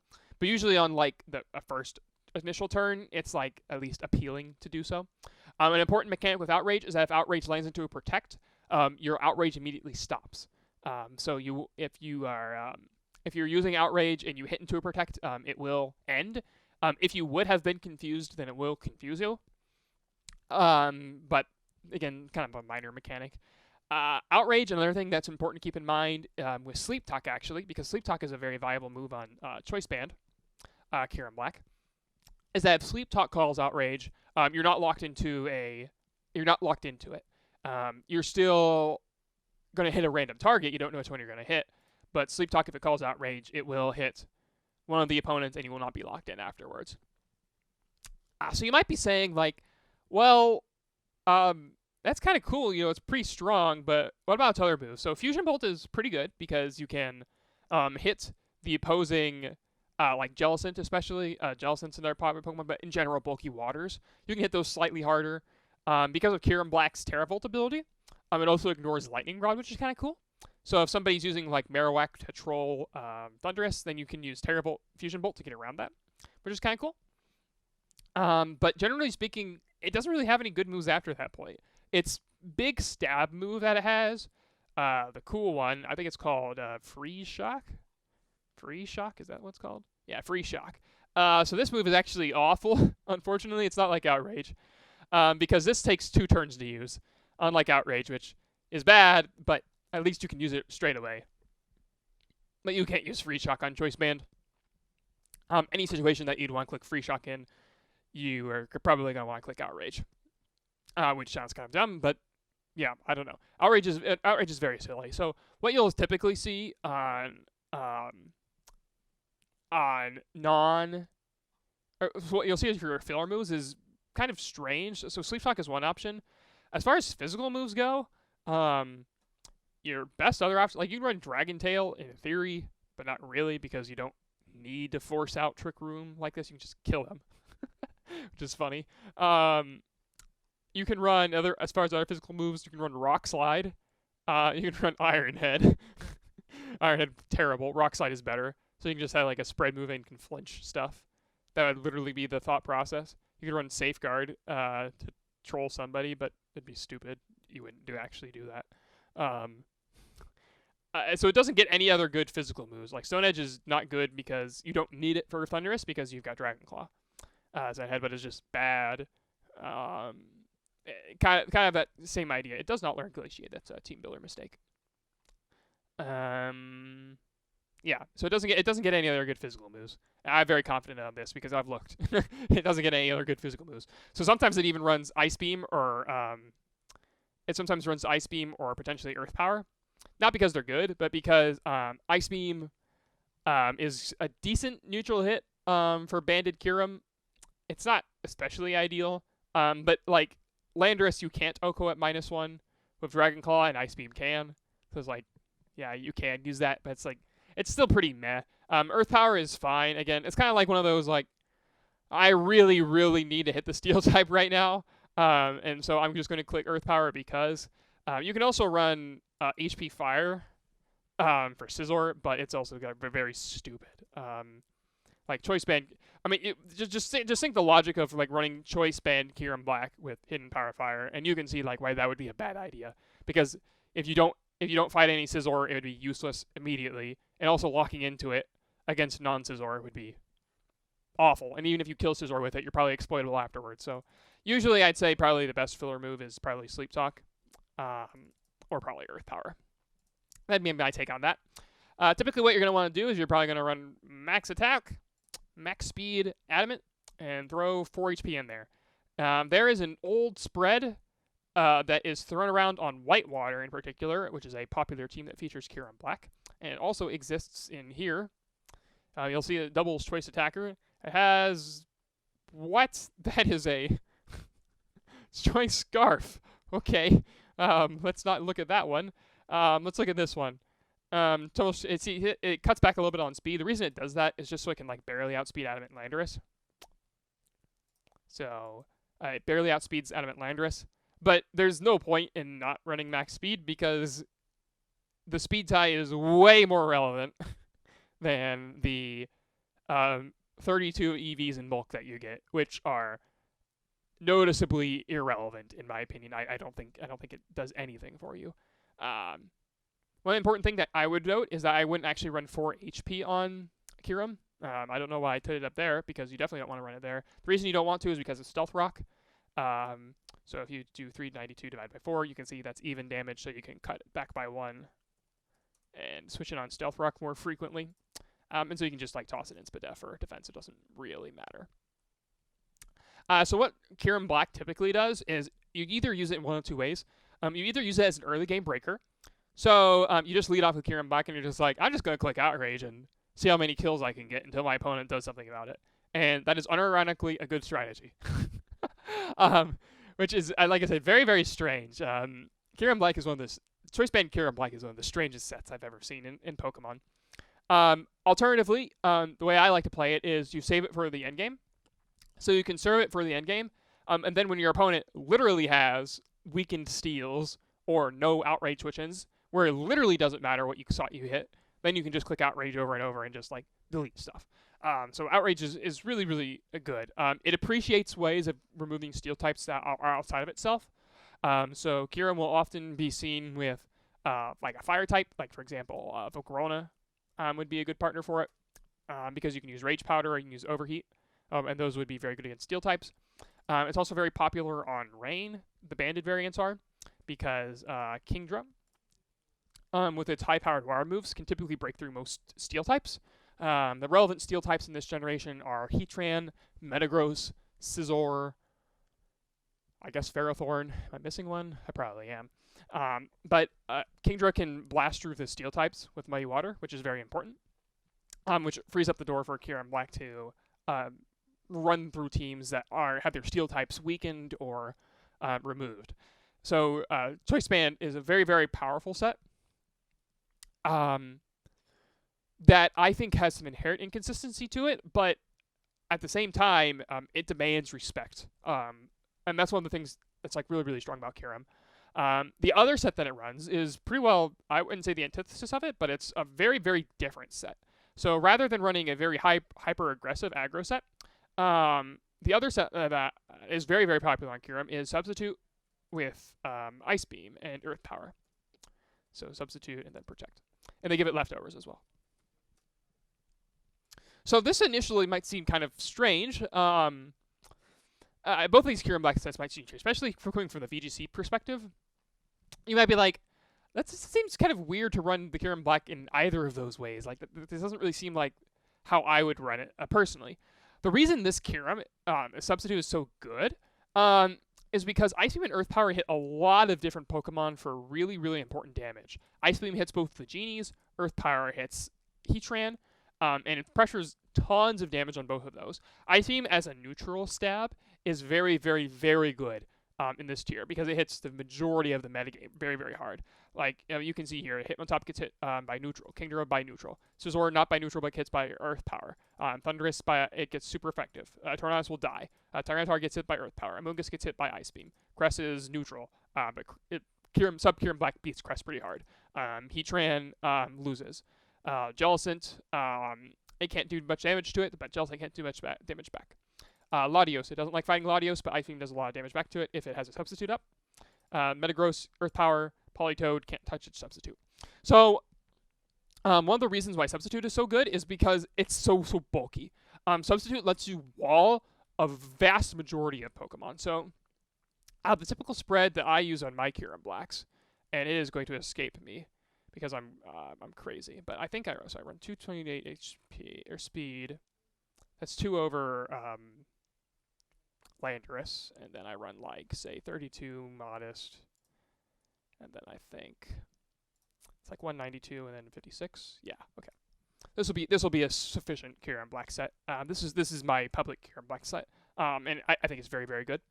So Kyurem Black, using these EVs, let's go ahead and compare some subcalcs for it. So if I look at Kyurem Black, and they don't have substitute in the damage calc, which means most people don't know how to EV it, even despite some of my spreads being public for it. But if you look at like 192.56, let's compare it to some traditionally like supportive Pokemon. Let's look at, for example, Cresselia. Let's say you have no offense, say you're like a bulky Cresselia, or say you have like just enough EVs to one-shot Lando with Ice Beam. I don't think that's a number, but say something like that. That has a very, very low chance of breaking substitute. 439 divided by 4 is 109. So it breaks the substitute 1, 2, 3, 4, 5, 6. 6/16 of the time. So it's not very likely to break the sub. It's more in your favor than not. If you are running even less special attack on your Cresselia, it simply will not break it. If you look at Pokemon, for example, like Amoonguss, Amoonguss is not going to be able to touch this thing. Giga Drain is certainly not going to be able to break its sub anytime soon. It does absolutely no damage. If you look at Pokemon like Jellicent, it won't be able to break the sub. If you look at Pokemon like Thundurus, it won't be able to break the sub. And let's look at Pokemon like Landorus, it won't be able to break the sub. And you might be like, well, Landorus, well, sure they can break the sub. Well, it can break the sub, but it can't break the sub with Rock Slide. Watch this. -1 Rock Slide, boom. Very unlikely to break the sub. It has a low probability to break the substitute. And you can obviously you could mess with these numbers if you wanted to guarantee these things. It's not really too difficult to do. You can also for example, since Kyurem Black has such high natural base HP, you can cut back from HP and invest more in Spadef, and you can do things like, for example, Kingdra's Life Orb, Muddy Water, and Rain. So if you look at Muddy Water in Rain, you can see that if you manipulate these EVs enough, eventually you'll make it. So that way you can survive. So that way your substitute can survive Life Orb, Muddy Water, and you can mess around with these numbers. It's not, like I said, it's not really too hard to do so. And you can poke around to see exactly what you want to do with that, and that would be really useful because then it forces the Kingdra to Draco Meteor to break your substitute.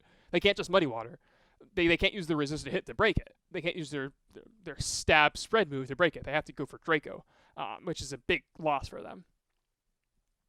One of the reasons why Sub-Kyurem Black is really, really good, unlike Kyurem Black that's Choice Banded, which deals a lot of damage immediately, Sub-Kyurem Black does really, really, really well at trading.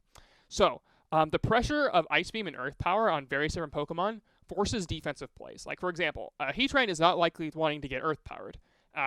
It does not have any reason to lose 80, 90, 100% of its health instantly. That is probably not in what it wants to do. So it probably wants to make a defensive play. It probably wants to go for Protect or wants to switch. That can be capitalized by Substitute. If you're facing off against a Amoonguss, that's a free substitute. If you face off against a Pokemon that is slower than you, like say for example a Metagross, say you're threatening, you have a Kyurem Black and a Thundurus out, and you're threatening a knockout on the Metagross with Earth Power plus Thunderbolt. So say you've got a Thundurus and you've got Thunderbolt. Because Thunderbolt plus Earth Power from, even bulky Thundurus will definitely knock out a Metagross. So they may be inclined to protect, and so you, for example, could go for Substitute. If you're wrong, then they have to hit their Meteor Mash. They have to be bold enough to attack you, and they have to hit their Meteor Mash. And all you lost was 25% of your health, but even less than 25% of your health because you're recovering 1/16 per turn. So you're going to be at 25 minus 6. You're only going to be losing 19% of your health, so you're going to be at roughly 81%. And so that lets you basically abuse the power of Kyurem Black by going for offensive substitutes. I like to call them like offensive substitutes, where you are exerting pressure on your opponent. And then, as a result of that pressure, you get a substitute up, and then they're in big trouble. So substitute can be used not only for walling a wide range of Pokemon, like, for example, the obvious ones are going to be things like Amoonguss or Jellicent or Politoed, if it's not Choice Specs. Pokemon that it can wall very easily. Thundurus, it will wall Thundurus. And if you get that substitute up, then all of a sudden, Kyurem Black starts to beat Pokemon that otherwise would not beat it. Like, for example, Latios. Let's take a look at an example like Latios.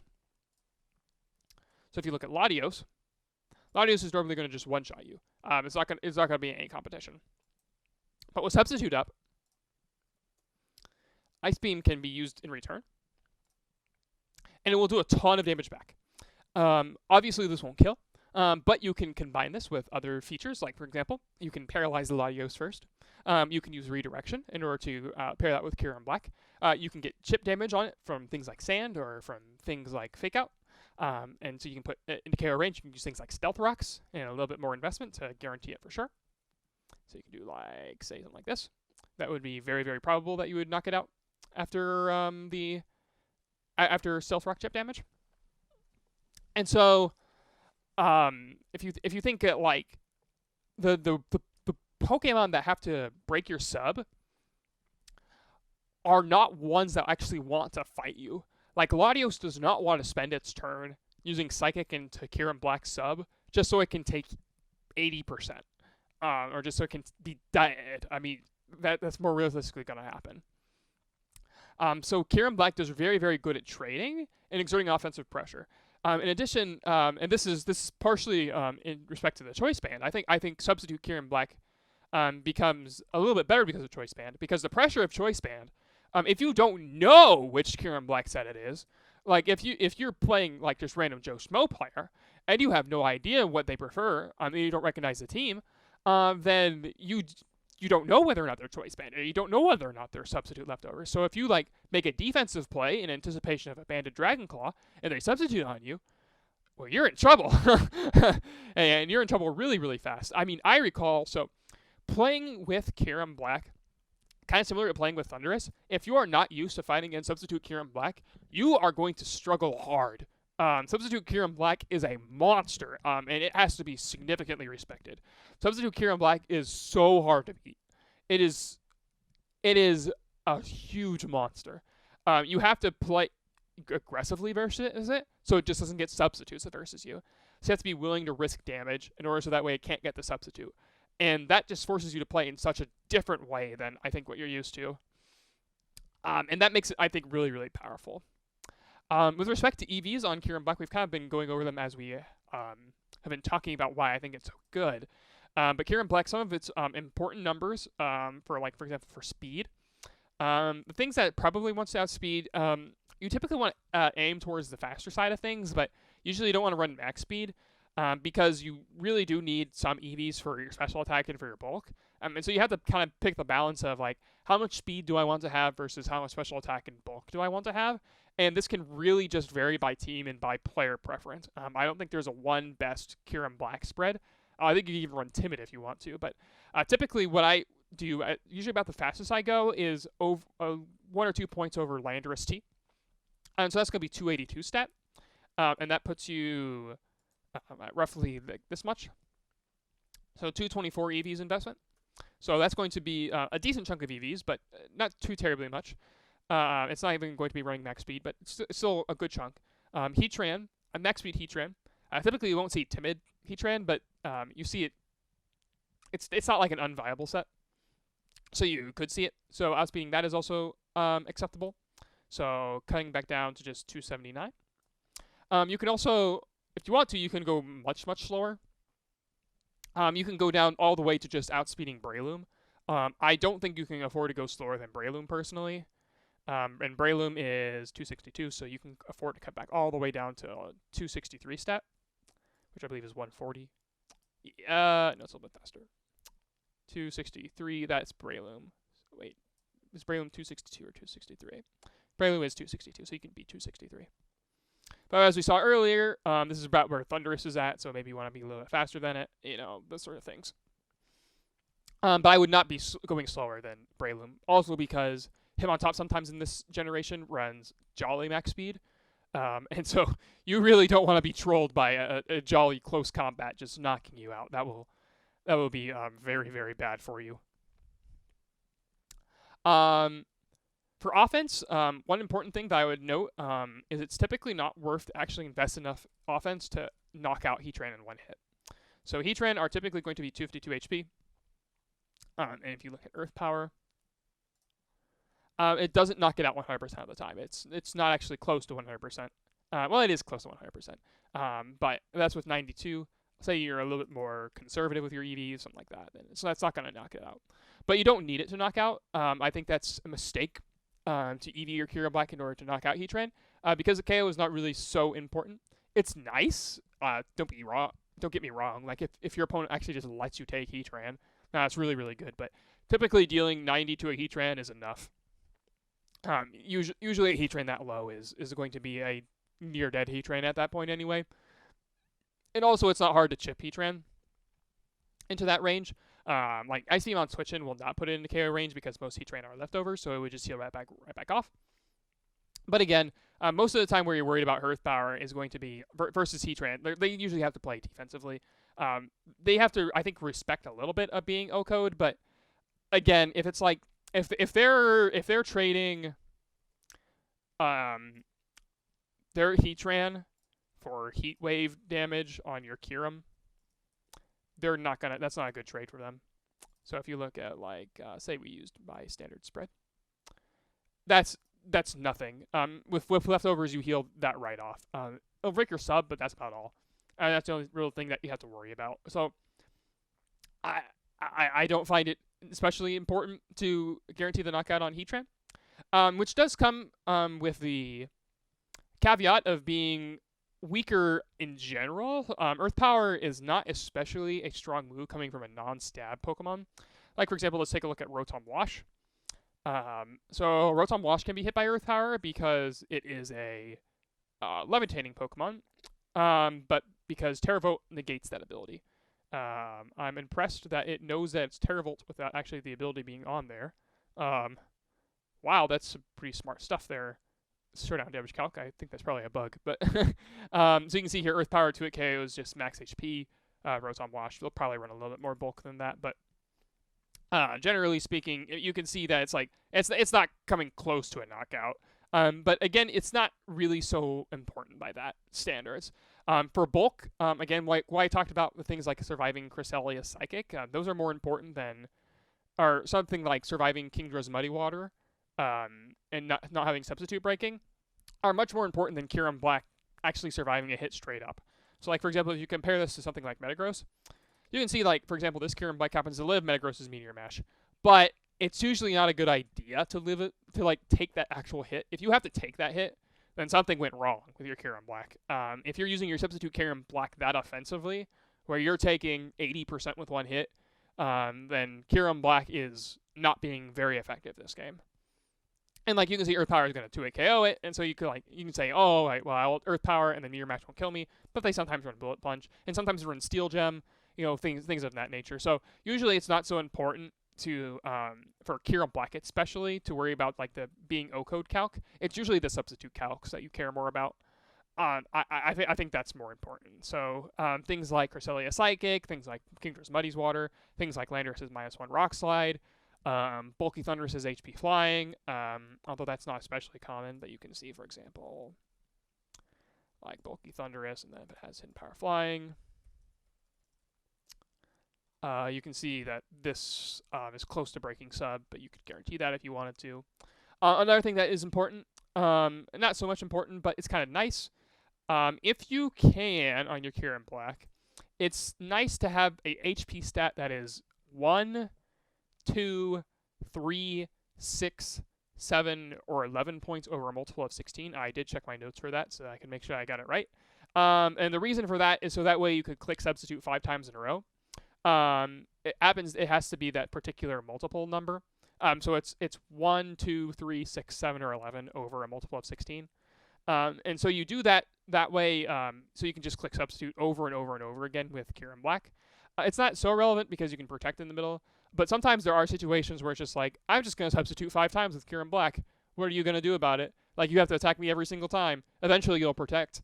Eventually you'll get scared, sort of thing. And so that can be useful, or eventually like they'll miss. Like say you're facing like Kyurem Black versus Metagross, it's like, all right, I'm just going to sub protect, and eventually you're going to miss me.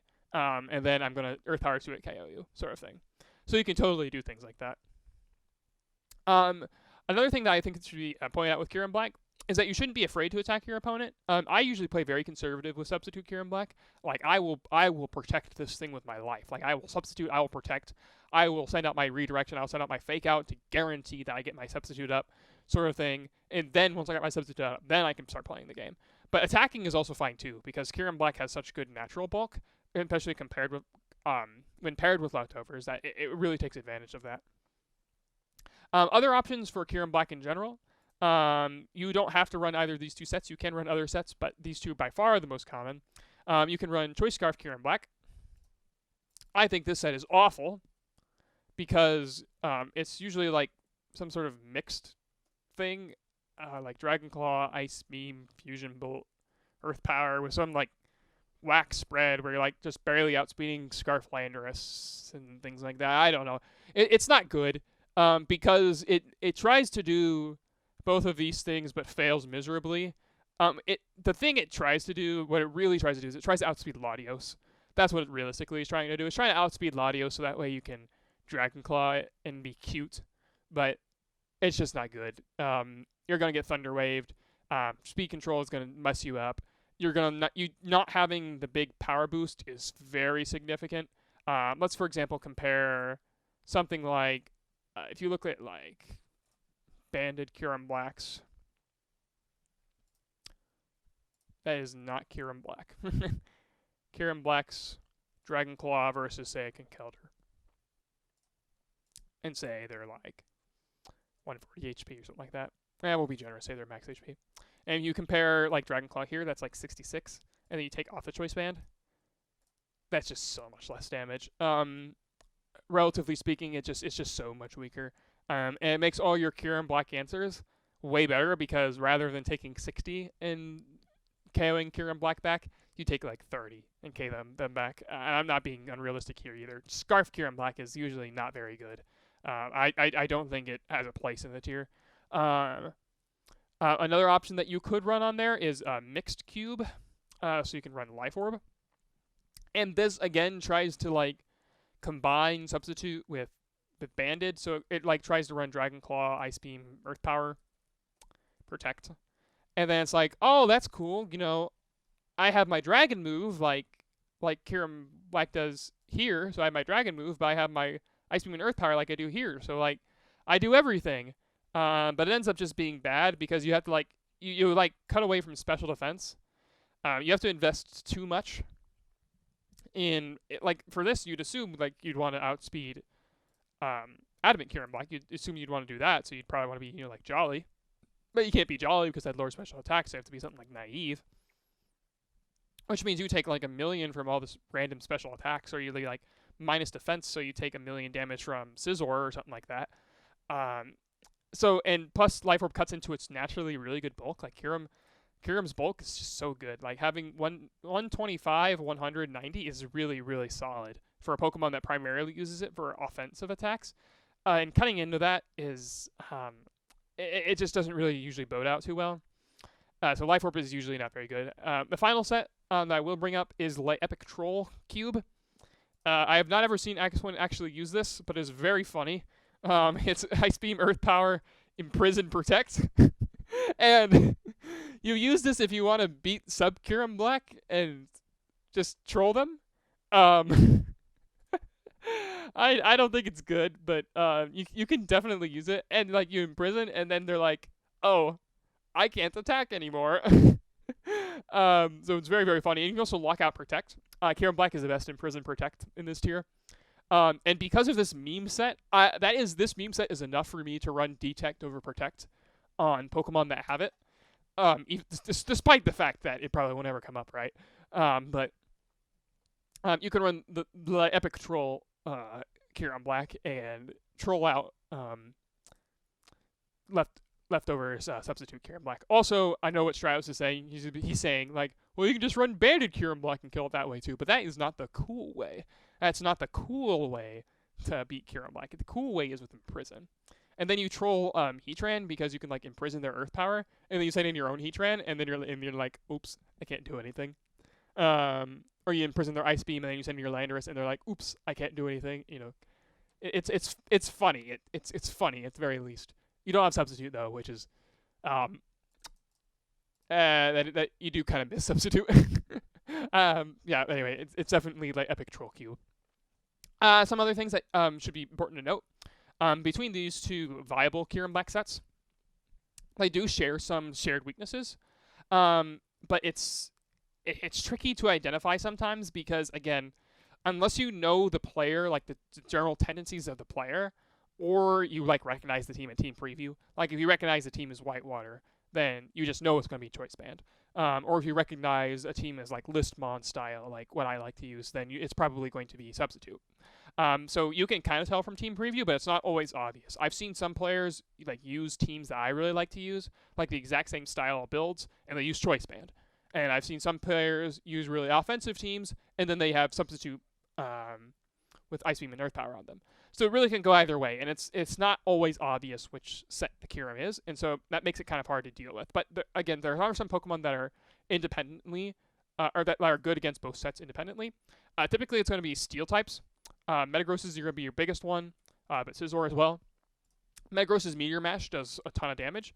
It pressures on knockout on Banded Cube for sure, and Banded Cube, its best move that it can do is non-effective Earth Power. It's not like weak, but it's not going to do half. And so Meteor Mash can come back and knock it out very cleanly. And even versus Substitute sets, Substitute, it's like they can Earth Power you, but Metagross wins the trade with Meteor Mash there, and Metagross can also run Substitute. So like if Metagross is already behind a Substitute and they send out Kyurem-Black, then you're in a good spot. Scizor is really, really good. Scizor in this tier runs Steel Gem, Bullet Punch. So you run Steel Gem and then Bullet Punch. And typically they run Swords Dance. So after a Swords Dance, Bullet Punch easily knocks out both Kyurem sets. Even prior to Swords Dance, it does a ton of damage. If you look at Scizor, you can see that Bullet Punch, just at neutral, does 80%. So it's going to do a ton of damage. So that's a very good way of beating it. But Steel types in general are typically pretty good at beating Kyurem-Black. Faster Dragons are really, really good at checking Cube. Choice Band, in particular, is kind of awkward with this. So Choice Band really wants to run Adamant because it really wants those regular damage rolls, like being able to attack consistently. Jolly is an option in order to outspeed itself, but that's the only really thing it's useful for. But generally speaking, so you tend to want Adamant. I mean, even if you run Jolly, you're still going to be outsped by the vast majority of the dragons in the tier, which are going to be relevantly Latios. Latios is going to outspeed you and Draco you for 100% easily. Same thing with Hydreigon. Salamence will outspeed you and knock you out in one hit. Those are the big ones that are going to pressure Kyurem, so Latios, Salamence, and Hydreigon. And so that's kind of like, so like with Outrage, like if you lock in Outrage and your opponent has a Latios, they're just going to send that in and Draco you. And so you have to basically consider that if you are locking in Outrage, it's like, okay, can my opponent just immediately turn the situation around with Draco Meteor? And most of the time, if they can, then you don't want to lock in Outrage too prematurely. So Faster Dragons are really a good way of just like deleting these things immediately. So those are really important. With respect to Bulky Waters, Subcube really doesn't like Bulky Waters, but they also don't really like it. So like, for example, Pokemon like Suicune, or a Pokemon like Politoed, or a Pokemon like Jellicent, they won't be able to break Kyurem sub unless they're running Ice Beam with a lot of offense, or Calm Mind Ice Beam. Specs Ice Beam cannot break it, even with Shadow Ball. This thing cannot break it. But Kyurem can also not do very much back. Like Earth Power into Suicune is going to do like 15%. it's going to do negligible damage. It's going to do basically nothing. So they kind of like are a stalemate with each other. So depending on who has the better positional advantage with their other Pokemon, Bulky Waters can be really good, because if you're like Bulky Water plus another Pokemon that threatens Kyurem, then Kyurem's like, well, I really don't want to be on the field right now. I want to get out of here.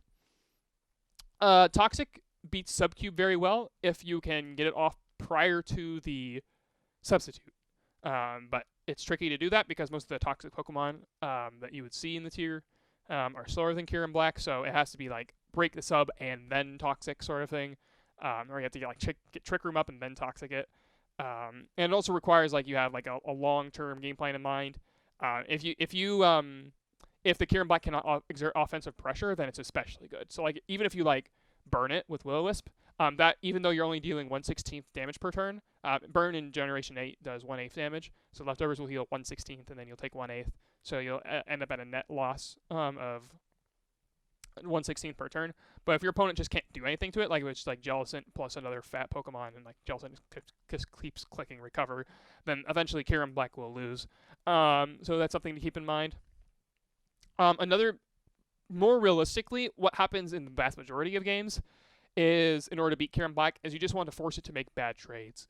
So you want Kyurem, you want it to look enticing to lock into a move, especially Outrage. You want it to like, okay, I'm gonna click Outrage versus these two Pokemon that I can kill, but I get revenge killed in the process. So understanding which Pokemon are good to trade for those situations are really good.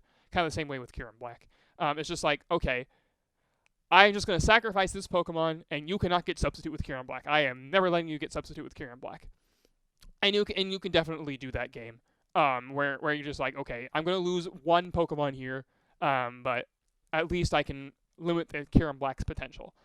And that's basically what Kyurem Black does, and that's why I think it's the second best Pokemon in the tier, because of its flexibility in the sets that it can run, and then also because of its relative, like it usually almost always will get at least one KO. Banded will usually get KOs very quickly.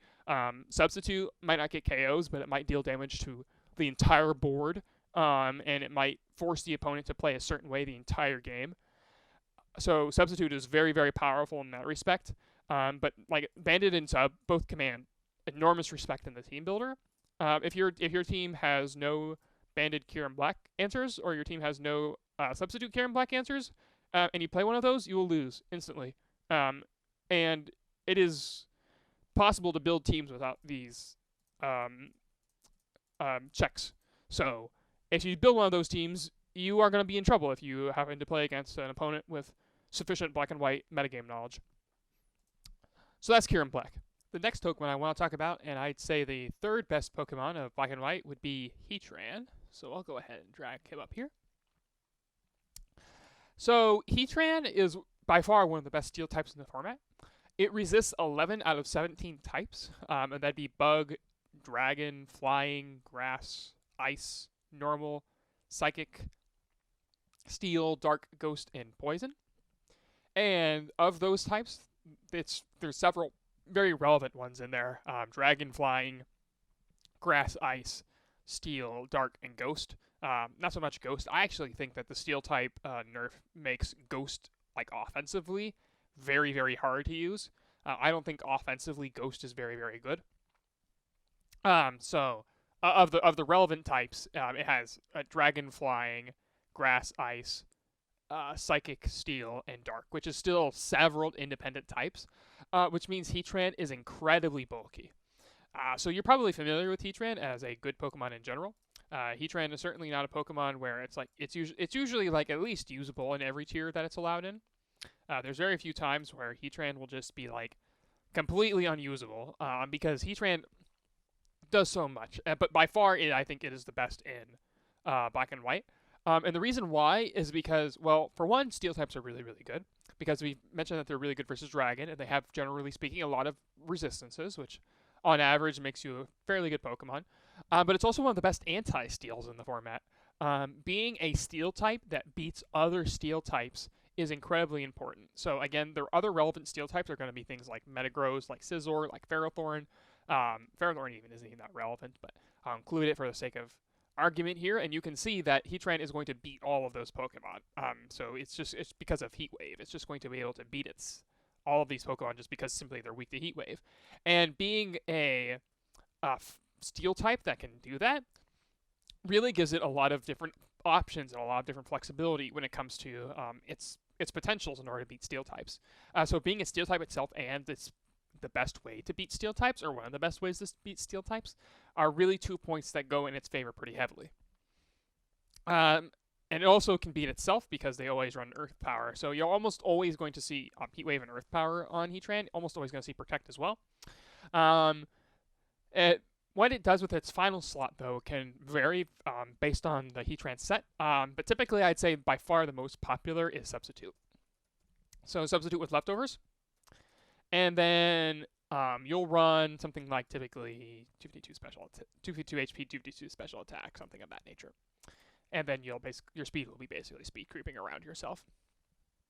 So Substitute Metagross gets a free sub on like so many Pokemon in the metagame. So Kyurem-B gets a sub on a lot of different Pokemon, but it typically generates its substitutes offensively. Heatran can generate so many of its substitutes defensively. Tyranitar cannot touch this thing at -1 unless it has low kick. You can sub on Amoonguss for free. You can sub on Cresselia for free if it doesn't have Hidden Power Ground. You can sub up on Latios for free. Same thing if it doesn't have Hidden Power Ground. You can sub on the steel types we just mentioned. Okay, some of the Pokemon in the lower tiers. You can sub up on Volcarona very easily. You can sub up on Pokemon like Bisharp lol. You can sub up on a wide range of Pokemon. And that's independently on what Heatran can do the same thing as Kyurem in being able to exert offensive pressure in order to generate these substitute situations. So it has a lot of different flexibility, and kind of like Kyurem, it becomes much stronger with a substitute. So, for example, another steel type in the tier is Excadrill. Now, Excadrill, you'd think would have a very good matchup versus Heatran, because it can Earthquake it and knock it out in one hit, and it can. But the tables turn very quickly when Heatran has a substitute. So, for example, if I look at Heatran with a substitute, and I don't know why this set has Chople, but it will have to do. So if you look at Earthquake, yep, that definitely kills you. But if you look at Heat Wave, yep, that definitely kills the Excadrill. So if they have Substitute, then if you have a Substitute up with your Heatran, then suddenly Heatran beats Excadrill. And that happens for a lot of different things. Having a Substitute up means for some reason, or not for some reason, because this Substitute provides you with extra protection, Heatran just becomes significantly more powerful. It becomes significantly more powerful in the mirror because it's like, well, I can afford to take a hit, and you can't. It allows you to play more recklessly because it's just like, okay, well, I can protect, and if they attack me, I'll get a little bit of extra health back, but if I attack and I mess up, oh, I lost my substitute. Shrug. And Heatran often finds ways to generate situations where I can get substitute up. There is almost never a game where you can bring substitute Heatran and not use substitute. Like, even in its worst matchups, which is like versus Rain, you can even sometimes get substitutes up, which I think is insane, by the way, that it can actually do something versus Rain, which is normally going to be its sworn enemy. But substitute is an incredibly powerful option in order to, like, it's such a low risk offensive move that has such defensive utility that it really just plays so well together. It's combos so well in black and white. With respect to EVs, Heatran, typically, like I said, they were going to run like max HP, max special attack. And they're probably going to want to speed creep around other Heatrans, and they will just pick their flavor of Heatran whether or not they want to outspeed. The tricky thing with Heatrans is that Heatran can really range pretty wildly in what speed set it wants to run.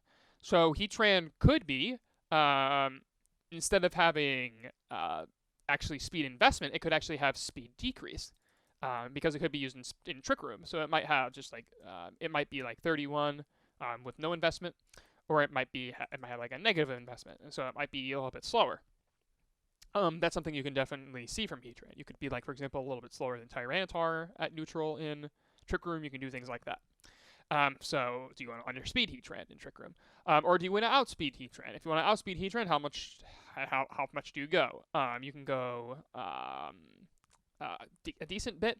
The minimum special attack that you need, there is a cutoff point where I think you cannot go lower.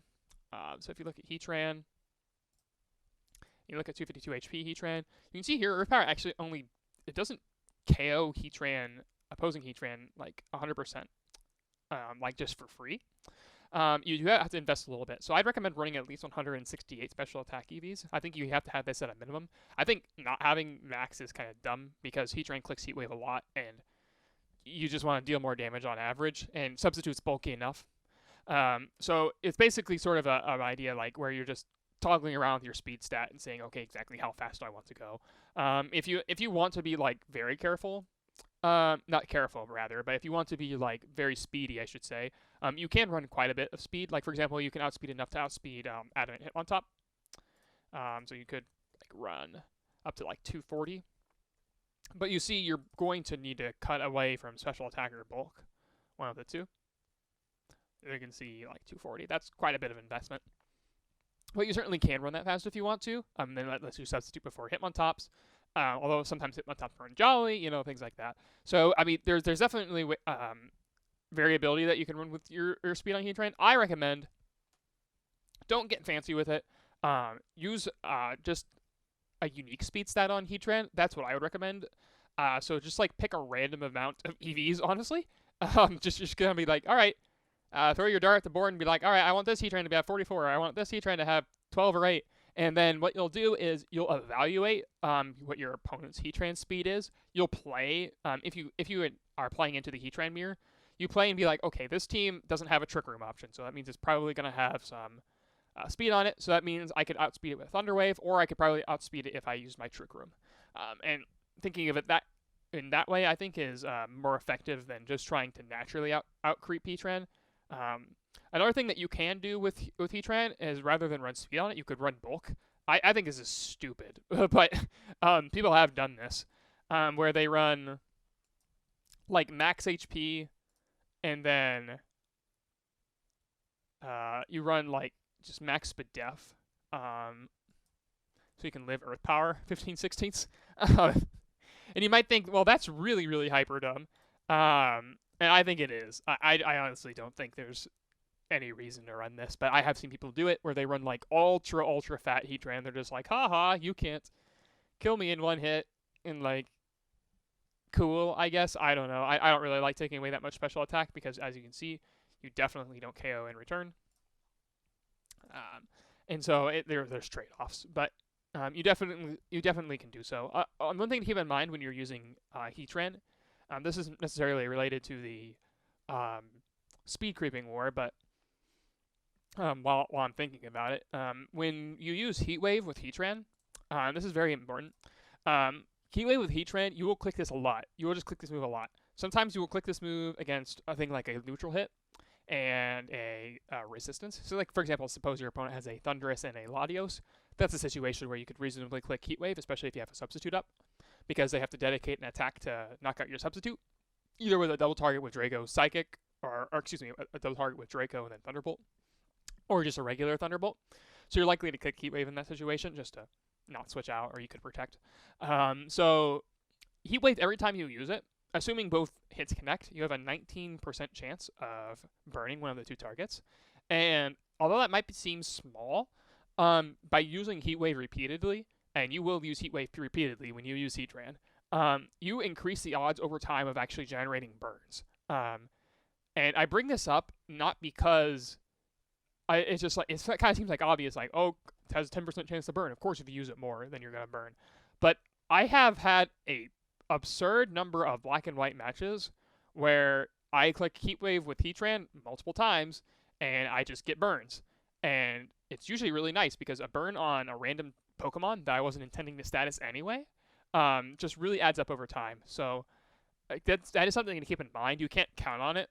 and I wouldn't count on it. But using Heatran tends, like, I tend to see a lot of burns out of my Heatrans. I don't know, maybe it's just confirmation bias or something like that, but I tend to see, like, I burn a lot of my Heatran. I think it's because of just how frequently I use it, and like the more often you use it, the more probable that you'll eventually get one of those things.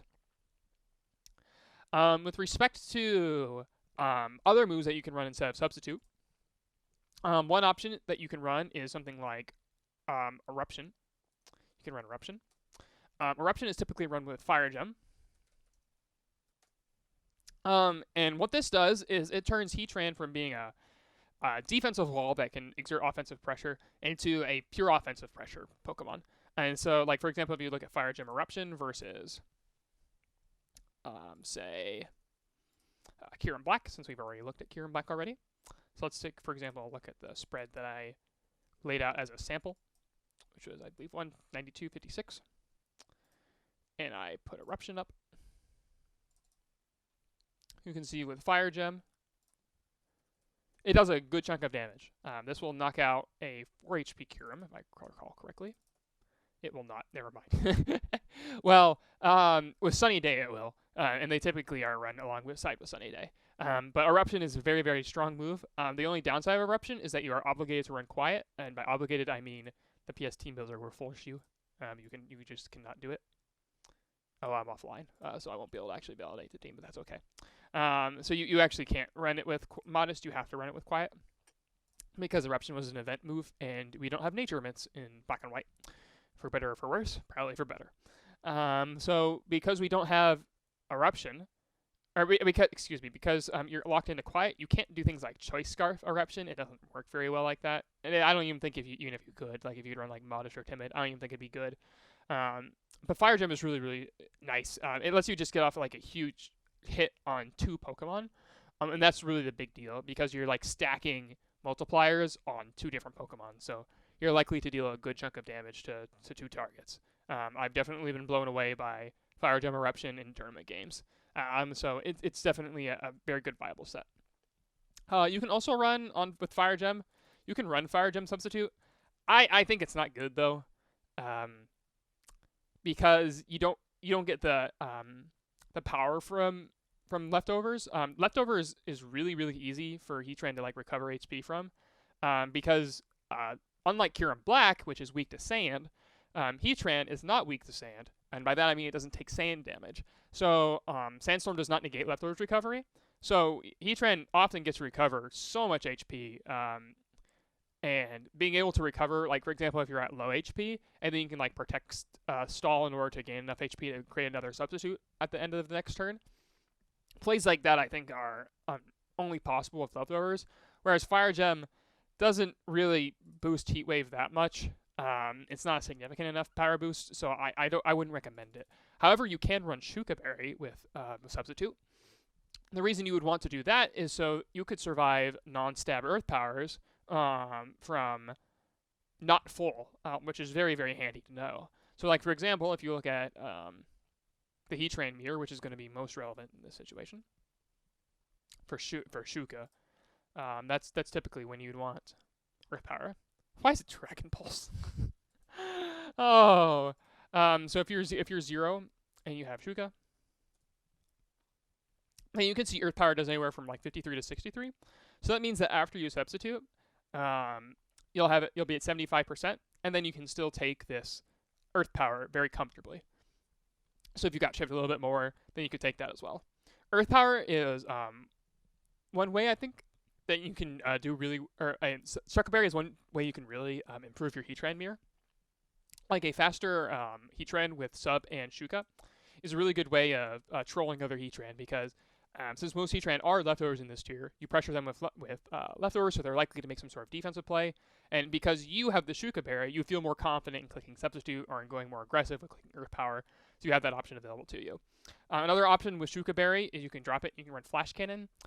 This is primarily for Kyurem Black, so you can take the Earth Power and hit it back for like 60-70% damage with Flash Cannon. It's not bad. I prefer Substitute. I think Substitute is more rewarding in general, and I think it's more pressuring. Not necessarily against Kyurem Black, but in general. And Flash Cannon is just like it only hits Kyurem Black. And I think Heatran has a better alternative that it can use for it. Other options in general, Shuka and Fire Gem are going to be your most common options, but you can also run Chople, but nobody does. It's not good. And you can also run Fire Blast. Fire Blast is useful because Heat Wave is a spread move, so you can run Fire Blast. You can be like, I have a single target attack. I can hit you harder. But I don't know. Heat Wave is really good. I wouldn't drop it. There's not enough Wide Guard in the tier, I think, to justify it. The only Wide Guard that is relevant is Hitmontops. And, like, Hitmontop doesn't really matter too much anyway. If you're faster than it, you can sub on it, and then Close Combat won't. Like, you control it by being faster, and you can substitute, use Close Combat to force it to have all its defenses dropped.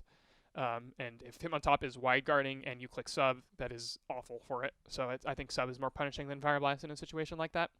One usage tip that I would mention, or a play that actually comes up relatively often, I'd say, with Heatran, is what I call Invincible Heatran. And I think this is a really underrated way of playing. I think people do this sometimes, and they don't realize exactly what they're doing with it. I think if more people realized it, then Heatran becomes much more dangerous. So what Invincible Heatran is when you click Substitute in a situation where you should not click Substitute, ever. So it is positionally advantageous for you not to click Substitute, and you click it anyway. Because you say, my opponent is not going to click Earthquake this turn. Like, for example, suppose you have your opponent has a Landorus, and you don't know whether it's Choice Scarf or not. And you're like, they're probably going to U-turn. They don't want to lock in Earthquake, and then I switch out. So I'm going to go ahead and just click Substitute as they U-turn. That's sort of Invincible Heatran play. Or, for example, clicking Substitute in a situation where you're being pressured by an opponent's Earth Power, and you just click Substitute anyway. Or if your opponent's in a situation like where they're threatening, like where you should be protecting, and they read the Protect, and you click Substitute, that is an incredibly punishing play. And Invincible Heatran is really, really hard to deal with, because if your opponent can play a good Invincible Heatran, where they're just like it feels like they don't care about their Heatran, and they just sub no matter what. They're just like, bro, I don't care if you've got a Suicune and a Landorus-T in front of me. I'm clicking sub with my Heatran. And if you can do that, and they make some sort of defensive play where they like U-turn or something like that, and then they scald your ally because they're like, oh, surely he has to switch out his Heatran. Substitute on Heatran is so hard to break because Substitute, it demands respect. It's really, really hard to break Substitute with spread moves. And, like, obviously you have Earthquake and Muddy Water, but those are... Muddy Water's confined to Kingdra. And Earthquake, it obligates you to have your ground immune at the same time. And also, again, most Earthquakes are choice locked in this tier, or they're otherwise not good on Pokemon. So it's easy to abuse. Or it's like Excadrill, in which case you'll beat the Excadrill because you have a substitute up. Heatran with substitute is just so potent. And I really, really can't emphasize enough how, like, game-changing it is to have a substitute behind your Heatran. Like, I play people sometimes, I've said this with both Thundurus and Kyurem Black, but I play people sometimes who have never played Black and White before, and I get up a substitute with Heatran, and they're just like, I don't know what I'm supposed to do about this. I don't know how to beat this. And that's just something you're going to have to learn, getting around these bulky, fat defensive Pokemon that also exert offensive pressure. To talk about the weaknesses that Heatran has, by far the biggest weakness is Rain. Heatran gets not bodied by Rain, but the reason why it's so bad versus Rain is not really so much because Kingdra OHKOs it, although that is part of it. It's certainly nice for Rain that it can OHKO it, but rather that it weakens Heat Wave. So other Pokemon, like for example Scizor or for example Amoonguss, which normally would be very, very scared of Heatran, can play with much more confidence because they're like, okay, if I get the turn wrong, I take a Heat Wave and I take, like, in Amoonguss' case, like 40, in Scizor's case, probably like 70, but you're not going to die for it. And so Rain is very, very potent in reducing Heatran's effectiveness. It forces it to click Earth Power more often, things of that nature.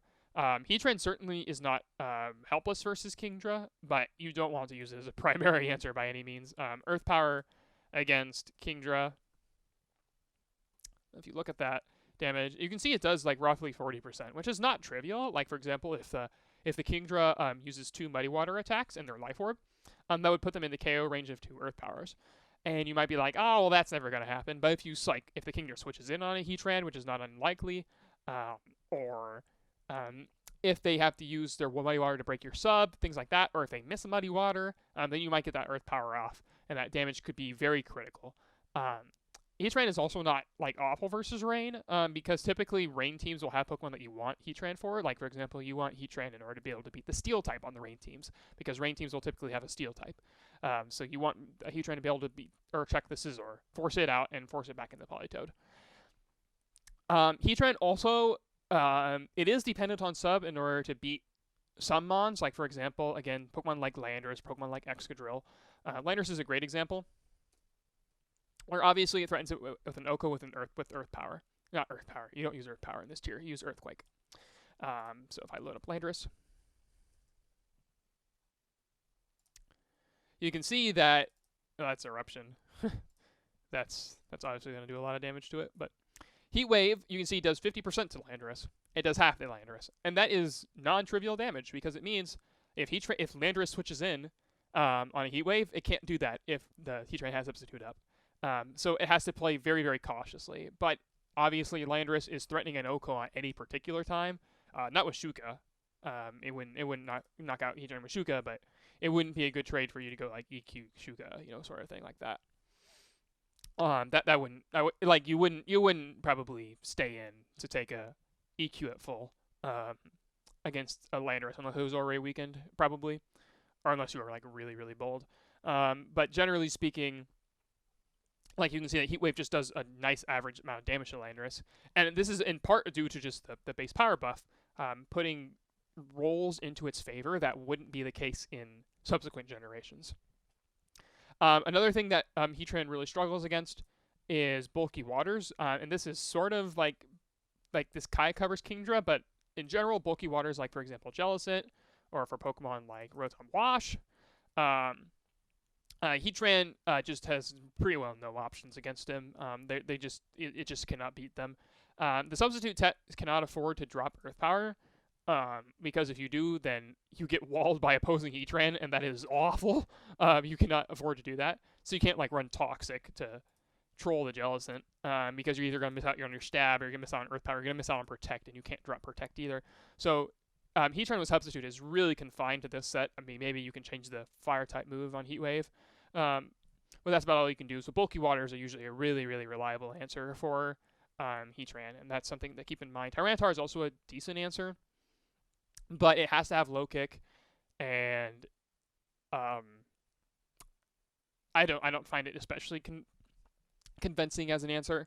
But Tyranitar is another Pokemon that is definitely usable, because Rock Slide breaks their sub. If it's not -1. So if you look at Rock Slide, that's right, you want max attack, so you can always break their sub.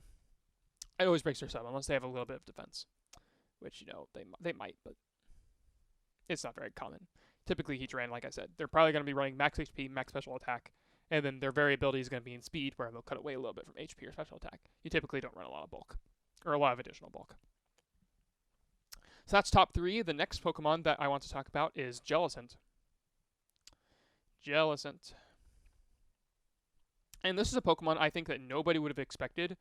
Back if you were playing Black and White back on like when the tier was actually young, like back say in 2012, 2013. I actually don't know if Black and White existed in 2012. And Black and White Double OU existed anyway.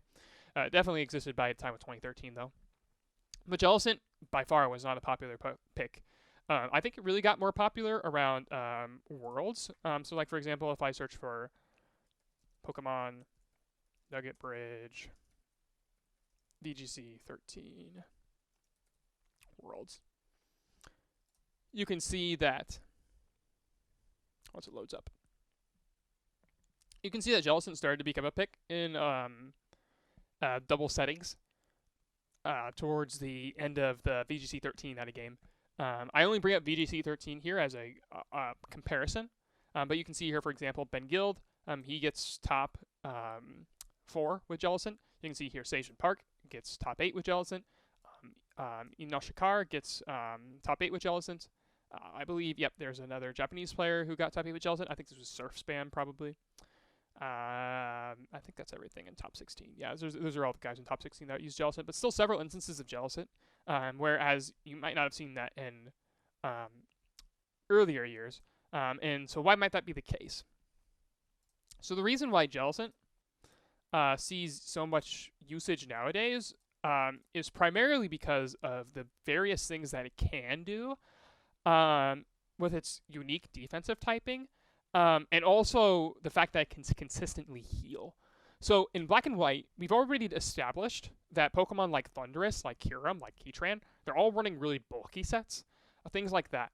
And so bulky sets, the way that you typically will beat bulk is either by super aggression, or you can outbulk them. And the way you outbulk something is by healing. And Jellicent is by far the most reliable Pokemon to do this with, because of Recover. Jellicent getting Recover is so valuable. So many Pokemon in this tier can only tickle Jellicent, and then it uses Recover and heals all of the damage back off.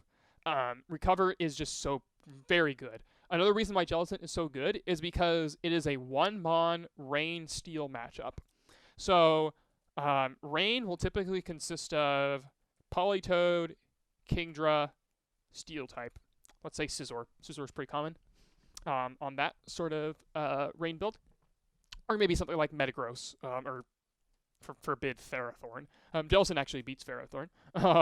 Well, it doesn't beat in a 1v1, but it beats it by positioning. And so these three cannot touch Jellicent, especially with Water Absorb, but you don't even need Water Absorb. You can run Curse Body.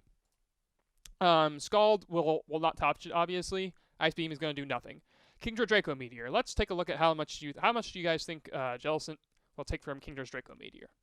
Maybe it'll take 50%. Maybe it'll take maybe you have to EV for it, sort of I think. Okay, let's see here. Okay, that's Draco Meteor with that. Well, let's go ahead and try to give it some bulk. Oh, okay, that's pretty impressive. Let's go ahead and look at a standard Jellicent spread. Standard Jellicent spread. Yeah, this is standard Jellicent. It takes barely over half, less than 60%. So if you have a Citrus Berry, then Kingdra Dracos you, and you are back at, what, say you lost 60, then plus 25. I cannot do math in my head because I'm lazy. Plus 25, you're back at 65. That is still very, very, very healthy, and you just set Trick Room against a Rain team, which wants to be aggressive and attack you first, and then you just set Trick Room. Jellicent, being one of the tier's premier Trick Room setters, is incredibly important for speed control. Being able to swap speed stats so that way Pokemon that are much slower, like Amoonguss or Conkeldurr, can move first, or like, for example, Heatran in a sort of semi-room sort of style team, is incredibly important for like taking away the advantage that a lot of Pokemon get in Black and White from having just good natural speed stats. In addition to being good versus Rain, like not only being good versus Rain by itself, just by looking at this, I mean, it's also going to be good versus Pokemon like Heatran, what we talked about already. It's going to be good against Pokemon like Landorus-T. Because Scald is going to be doing an effective amount of damage to these Pokemon. So Scald is typically the move that you'll see of choice on Jellicent as well. However, you don't have to see Scald. You could also run Water Spout. Sometimes Water Spout is run in along with a Water Gem. I think that is unnecessary personally. I prefer Scald myself. And then also another thing that Jellicent gets that's really, really good, and this is by merit of being a Ghost type, is Will-O-Wisp. And Will-O-Wisp is incredibly useful in this tier because there's not very much Intimidate. Unlike later generations where Landorus is going to be everywhere, or maybe Incineroar is going to be everywhere, Landorus cannot do that so much in this generation because of Rain. Rain is going to restrict Landorus, and it won't be able to you can't just slap Landorus on a team. It's not as free, at least. Landorus has to think. You have to think before you can add a Landorus to your team. And in something like Gen 7, you can add Incineroar, and it's almost always going to be free. Like Incineroar, like a team is not going to be made worse, or at least not significantly worse, by adding an Incineroar to it. But in this generation, you have to think before you add yourself a Hitmontop or you add yourself a Landorus. They're still both good Pokemon, but they're not necessarily free and can fit on every team. So Will-O-Wisp, what Will-O-Wisp does in providing burns is significantly reduce the effectiveness of a vast majority of physical attackers in the tier. So, like, for example, it bodies the fighting types. Like, absolutely. Like, Hitmontop can't do anything to Jellicent. Conkeldurr can't do anything to Jellicent either. How is Conkeldurr tier 2 even in this old tier list? Insane. Metagross. Once you burn that thing, it will tickle you. Let's look at Tornadus. Tornadus. Let's see what Tornadus does. Let's go ahead and keep with our spread that we've got going over here. Let's say, okay, we got our flying gem intact. All right, that did a pretty good chunk of damage. Let's see how much it does burned. Lol. It does 35. Let's say you don't have the flying gem anymore. Lol. And it's and Jellicent just does that to Pokemon. Like if you burn physical attackers, they cannot touch you, and they cannot touch the rest of your team anymore either. And you chip them. So it's all really, really powerful. And that's if you just want to go for Will-O-Wisp. I mean, you can also use Scald, and if you happen to get a burn, oh, that's really good too. So Jellicent's relative bulk is just incredibly impressive.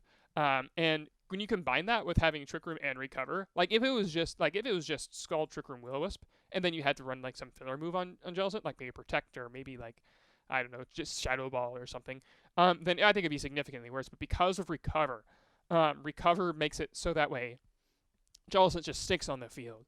And if you don't KO Jellicent, then it is going to heal every time. And if you cannot kill a Jellicent, then you are going to lose. There are so many teams, so many old teams especially, that were not built with respect to Jellicent, and that just lose to Jellicent. They just lose hard to Jellicent. Jellicent just bodies them. So Jellicent is like great at defeating balance, and it also is really, really good on balance itself. And it checks rain too. So like it does like a lot of different roles and it compresses them all together. So it's very, very, very, very good, I think.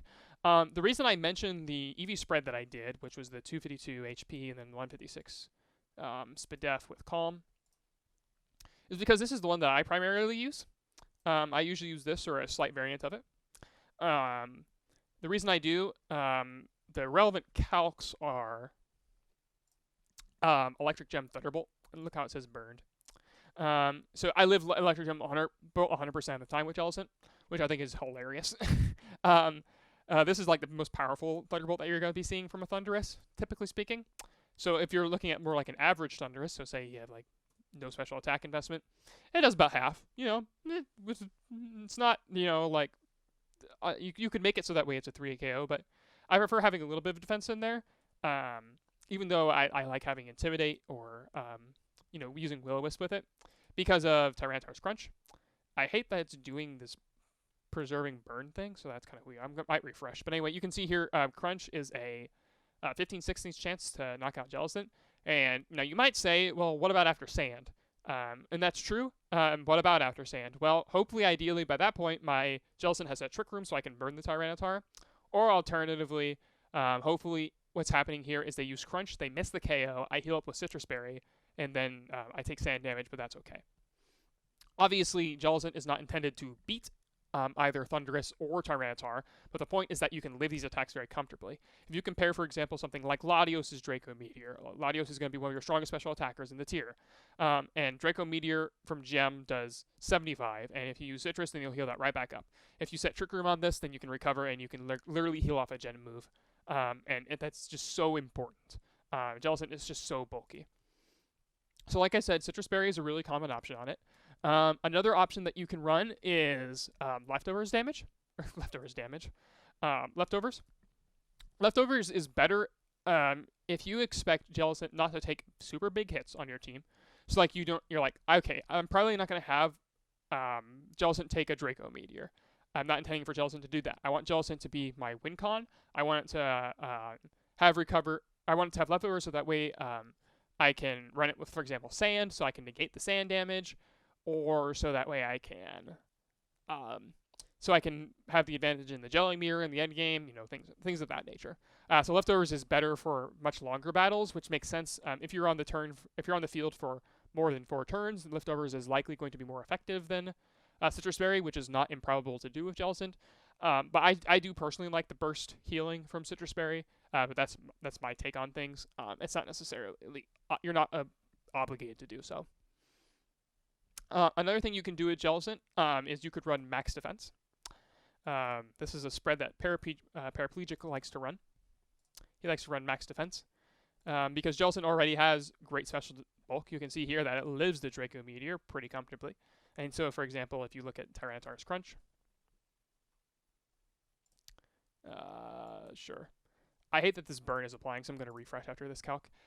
You can see that, well, that's Choice Band. But without Choice Band, I don't know why it keeps applying this burn. You can see it does significantly less damage, which means you're much more likely to set Trick Room and do Will-O-Wisp and stuff like that. I'll go ahead and refresh this so that way that goes away. So apologies for that. I'll load up my Jellicent again. You can also EV for a little bit more of a balanced physical set if you're more worried about that. So, like, for example, I can EV for Crunch plus Sand damage, which I believe is 252, 164. Yeah, and so you can see, I believe Sand is, let's see what's Sand on Jelly. Or 404 divided by 16. 404 Jellicent not found. So that does 379, and at max does 378. So you could lift Sand plus Crunch if you wanted to with this spread. You could do so, and then you could like do the rest in Spadef, which would be what 92, and then Calm, something of that nature. And you can mess around with the EVs to optimize this and this kind of stuff. These are just like general benchmarks that I'm describing here. Other things that you could think about, for example, would be something like Hydreigon's Dark Gem Dark Pulse. So, like, you could just EV to survive that and then put the rest in defense. You could do that if you wanted to. Like, if you didn't care about the Electric Gem Thunderbolt calc. The Electric Gem Thunderbolt calc isn't really so much important, but I do like having the generic special bulk on Jellicent. I think that's better suited for its role rather than a physical wall. But that's my take on things. With respect to speed on Jellicent. So, Jellicent, you think with Trick Room that you just run min speed. But that's not necessarily the case. You don't always just want to do that. So, like, for example, you could run just Sassy min speed. That is, like, not a terrible option. If I can find Sassy. That's why I didn't scroll. I'm an idiot. But there's reasons to not want to do that. For example, potentially you might want to have speed Scrafty at neutral. So, for example, say I'm 31 and I have, like, this. So, I'm 156. Scrafty is 140 something, I think. Or Scrafty is 152 at neutral. So you could outspeed Scrafty because Scrafty ain't going to run speed EVs. So you could guarantee that you outspeed Scrafty so you could burn it before it uses Crunch on you. Alternatively, you could make it so that way your Jellicent is slower, so that way you can hopefully underspeed Scrafty in Trick Room. You can do things like that. If you are running slower, I would encourage you to run slower than in-speed Politoed. Where's Politoed? Politoed is 130. So I'd run at least 129. I think 129 is a good stat. So if I do, like, Sassy. Or, well, you don't even have to do Sassy on this one. So, like, 4 EVs, and you can still do Calm. What that is useful for in underspeeding Politoed, in particular, is so that way it can't Encore you. So, some Politoed like to run min speed with Encore. So that way they can underspeed things like Cresselia, and so they can Encore them out of Trick Room. So that the way they force them into Trick Room again. And it's not uncommon for Politoed to run min speed anyway. Because min speed is sometimes useful because you could lead Politoed into Tyranitar and then you're slower, so you just have the rain. Running slower than Politoed is useful, but you don't have to. Sometimes also, if you have Tailwind, you might want a little bit of speed in order to outpace things like Kyurem-Black and Tailwind. So, like, for example, you might want something like 143 stat. So, like, if you had a partner Pokemon somewhere with like Tailwind Latios, or something like that, maybe you'd want to have some speed on here so that way you could outspeed potentially Choice Band Kyurem-Black, so you can burn it before it goes for Outrage or whatever. Because Adamant Kyurem is what? 289. So you'd want to be 290 divided by 2, 145 stat. So you want to be a little bit faster. I take that back. So you want to be like 145 stat. And that will allow you to outspeed Kyurem-Black in Tailwind, so you could like Will-O-Wisp it and things like that. So that would be some examples of speed stats that you'd want to run. But they're usually not too significant. The Jellicent Mirror, it doesn't matter so much what speed you're at. The Jellicents don't really care who attacks first. Some other options that you can use are Shadow Ball. You'll usually see this sometimes with Water Spout as well. I think Shadow Ball sucks, personally. The reason Shadow Ball is used is for Latios and for other Jellicent, but it doesn't do any damage to other Jellicent, like if you look at it. So if I load up Jellicent. So let's say your max special attack, which you should not be. Let's say for the sake of argument that your max special attack was Shadow Ball. You can see here, even without the spread I was using before, it's not even a 3-hit KO. So it's just not strong enough, I think, to be a viable option. If you want to run a move to hit other Jellicent, then you run Toxic. Toxic is a really powerful option for beating other Jellicent, because what you can do is you can Toxic them, and if they Will-O-Wisp you, then you have the option of recover stalling, and they don't. So what Toxic does is it doesn't beat Jellicent. What it does is it removes its win condition. It removes the win condition of Jellicent outbulking you until the end. That's what Toxic does in beating opposing Jellicent. But it doesn't really do much against Jellicent in the mid game, at least in my opinion. Another option that you can run on Jellicent is Taunt. So what Taunt does is it trolls Amoonguss really hard, so they can't Spore you, which is really good. It also beats other Jellicent pretty hard, because you can just taunt them. Unfortunately, there is no Imprison on Jellicent in this tier, so you cannot run Imprison. If you could, people would definitely run it, because you could just troll other Jellicent really, really hard. It'd be very, very good. Another move that you can potentially run on it is, instead of Scald, you can run Hydro Pump. So since you don't typically want to invest much with your EVs in special attack, you can invest it in your moves in exchange for accuracy. Sometimes worth. I'm not really too fond of it. I think Scald is better, personally, just for the consistency part of it. But it is 1.5 times stronger, so something to keep in mind. Another point of hot debate is what ability is best on Jellicent. So people who are in the Water Absorb camp will say that, well, Jellicent is primarily intended to be a Rain counter. It's intended to be very good versus Rain. So not being accuracy dropped by Kingdra, so you can reliably set Trick Room and then potentially burn things or Scald other things, is pretty good. And also, if your opponent is going to keep clicking Muddy Water, then the Jellicent will be healing itself, and it's good versus opposing Jellicent Water Spout, things like that. It's also good in the Jellicent Mirror. So for example, you can very safely switch in on Jellicent, but otherwise, if you're Curse Body, you could switch in on a Scald and get burned, which would be very inconvenient, to say the least. Cursed Body, on the other hand, is useful for pretty much every other situation. Because of how fat Jellicent is, if you get hit by a stray move, sometimes that just really opens up your board. For example, suppose you're fighting against Heatran, and they use Earth Power on you. Now, that won't do very much damage, but say they use Earth Power on you, and then Cursed Body triggers. Then you're ding, ding, ding, free switch into Heatran, because they either have to Heat Wave or they have to switch. So Cursed Body can open up different plays that you might not have otherwise. You can disable Choice Band Kyurem-Black's moves or Choice Scarf Landorus' moves, because Cursed Body triggers on anything. It's not a contact move. So Cursed Body can disable any attack. So you can sometimes be in situations where it's just Jellicent has a chance to win if your opponent gets their move disabled, and then they can't use it for 4 turns. Something like that. So Cursed Body has a lot of potential, while Water Absorb is very direct in that it's the one purpose that it's used for, or the couple purposes that it's used for, are very reliable and very consistent, but Cursed Body has more potential. So there's a back and forth about whether or not Water Absorb or Cursed Body is better. I personally think that Water Absorb is better. That's my take on things. I find it superior in order to be able to go into Rain and be able to switch into the water type attacks rather than taking damage from them. That seems counterintuitive to me. I don't know why I would take damage when I don't have to. And since it comes up a lot, I think it's pretty useful. So that's the ability debate. Nobody runs Stamp because although you can prevent explosion, it's sometimes you want to explode with your own Jellicent. So it wouldn't be good. Also, I think Damp announces itself, so they would know instantly that you're not Water Absorber Curse Body, and they'd be like, nice. In addition to Citrus and Leftovers, you can also run Mental Herb.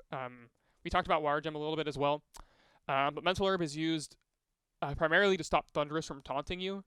That's primarily what it's used for. And that might sound like, well, duh. Well, it's really nice because Thundurus' Thunderbolt, again, we saw, only does about half. So you can use it to guarantee you set up a Trick Room. As it's nice for the Jelly Mirror if they both have Taunt, but they typically don't. It's almost exclusively for opposing taunts.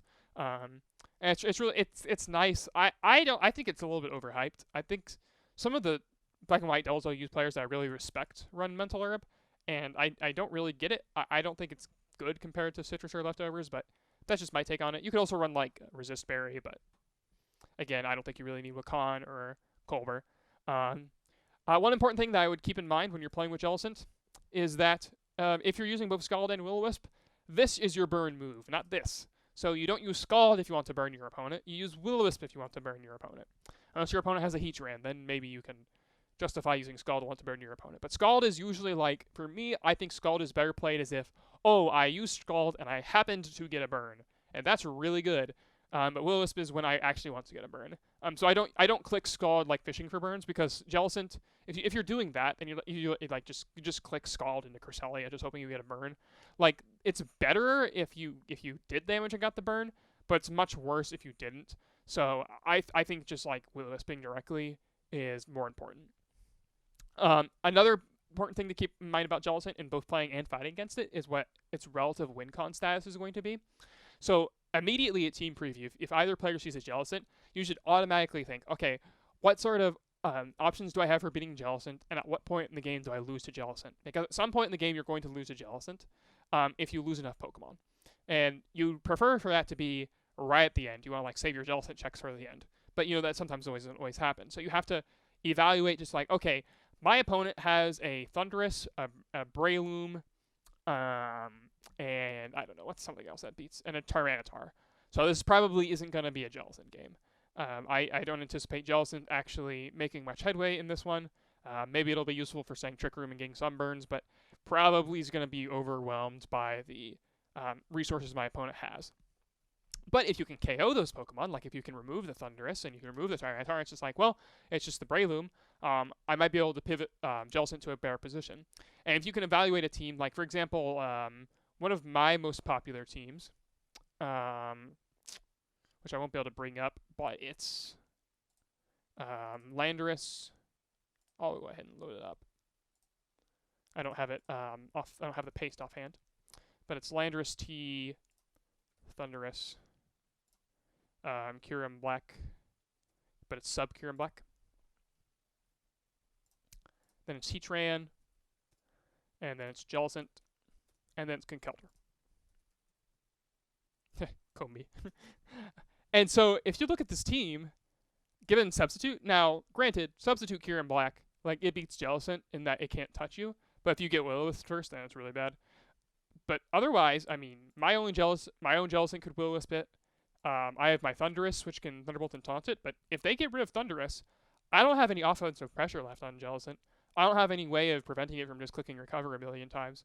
And so preserving Thundurus is going to be really important for a team like this one. If it's like Choice Band Kyurem-Black, then you need to conserve its health. You need to make sure that it doesn't get burned, or else the same thing's going to happen. Jellicent beating the fighting types is, by the way, really, really good. Just utterly invalidating Hitmontop and Conkeldurr is just absolutely incredible. Being able to just ignore them and Will-O-Wisp them is incredibly powerful, because one of the best Trick Room Pokemon is Conkeldurr, and being able to Will-O-Wisp it in Trick Room is just so good. Some weaknesses that Jellicent has. Substitute is going to be your biggest one. Like Substitute with bulky Pokemon, where Jellicent just simply can't break it. We looked at Kyurem-Black as an example of a Pokemon that can do that. Metagross is an example of another Pokemon that can do that. It can Substitute, and Scald won't break it. Substitute. A Pokemon like Amoonguss is very good versus Jellicent, because it can redirect all of its attacks. It does not mind getting burned for the most part. Giga Drain doesn't do very much to Jellicent. If you compare, like, Amoonguss Giga Drain. You can see it does like 30%. That's not very much. But it will add up over time. If they're Cursed Body, then it's better for them because they can eventually stop using Giga Drain. But Spore is really good versus Jellicent. You have to evaluate whether or not you want to Spore Jellicent or you want to Spore in a more offensive threat. But really, the big key there is Rage Powder. Being able to Rage Powder away all of Jellicent's attacks is really nice. Gastrodon is very, very good against it. Because Gastrodon, and you want to use East C because West C sucks. This is really good against it because of Storage Drain. So Jellicent almost always runs Mono Scald. If you don't, and then you run Shadow Ball, and Shadow Ball sucks, so it doesn't really matter. Jellicent does beat Gastrodon in a 1v1 if it's not Recover, which not all Gastrodon are in this tier. But it can annoy the Jellicent enough that's just like, if Jellicent, the only thing it can do is like click Will-O-Wisp against the opponent, and then like, okay, I burned both of their guys. I can't do anything, so you have to switch out. So Gastrodon is pretty good at stuff like that, and forcing it also not to use Scald very freely, because if it uses Scald as it switches in, then Gastrodon becomes a more significant threat. Thundurus is another great answer, obviously, primarily because of Taunt. Taunt is the reason why it's so good, but Thunderbolt dealing super effective damage is obviously very good at it as well. Other things that are really good at just KOing it are things like Skymin. So, Shaymin-Sky can just nuke Jellicent. I don't think you can live this attack, even if you wanted to. But, Shaymin-Sky, and if you look at, like, its Life Orb set, like, say you use my standard set, but you can also use, like, Grass Gem and just destroy it. That's a really good way of just OHKOing it. Another good way to OHKO it is with Landorus-T. And Thunderbolt will just do a ton of damage, so if you're Electric Gem, which you typically are going to be, or you're going to be Thunder, that's going to be a really good bit of damage on it. Hydreigon is also another good Pokemon that does really good damage against Jellicent. And so these Pokemon, either with Gem or repeated Life Orb attacks, can break Jellicent.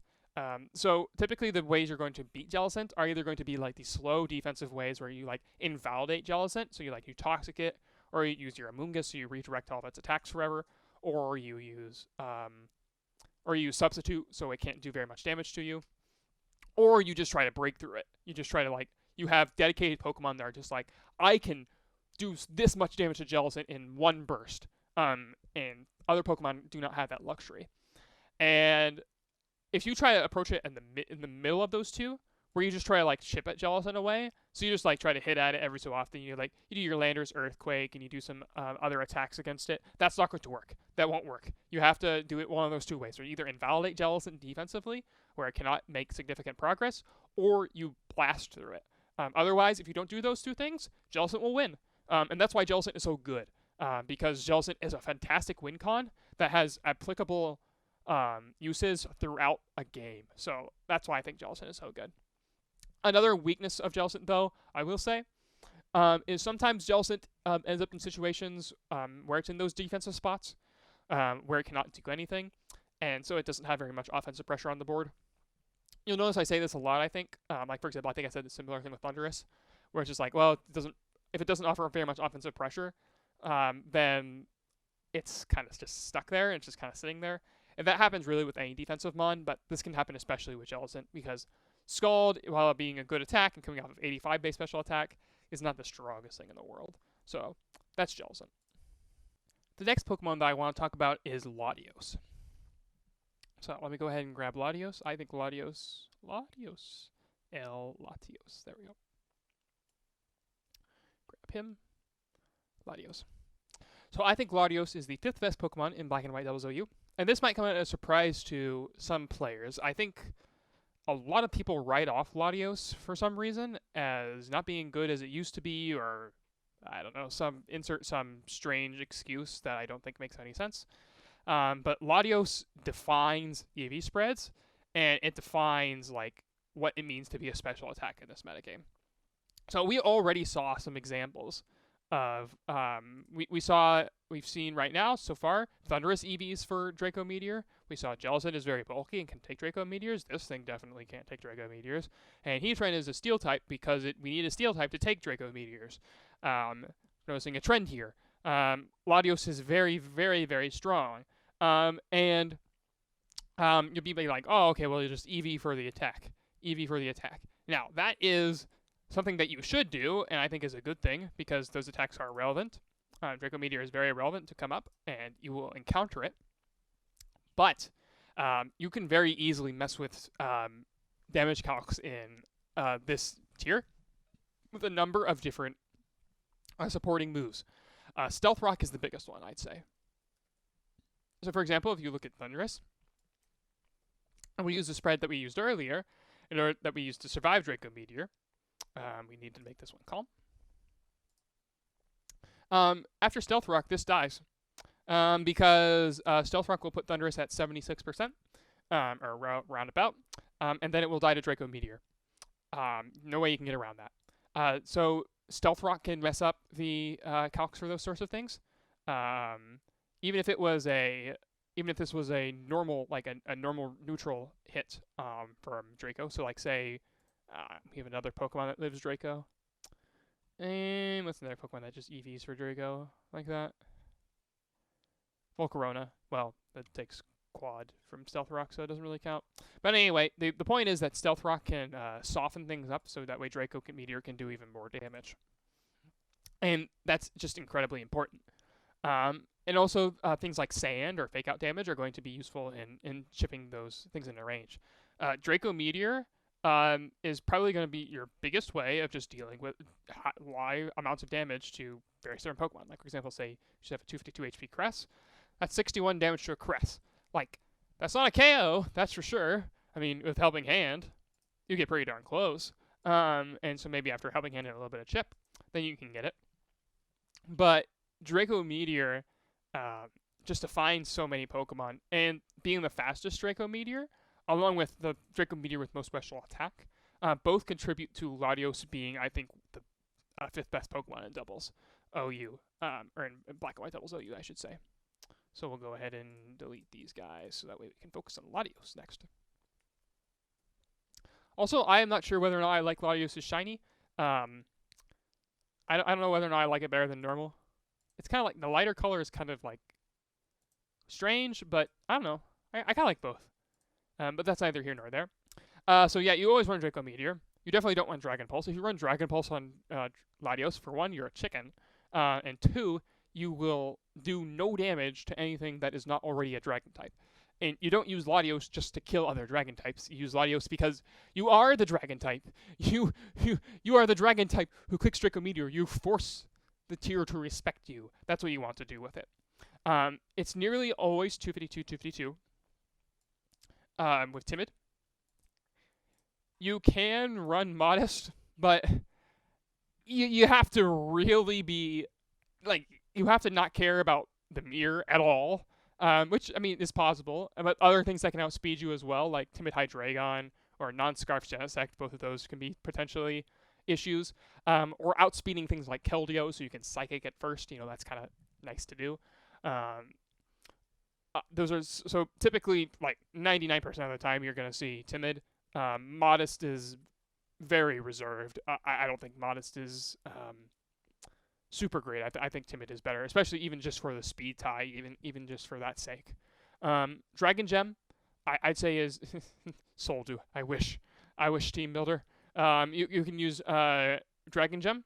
That gives you your strongest Draco Meteor, and it does not cut into your bulk. You force things to EV for it, and that's good.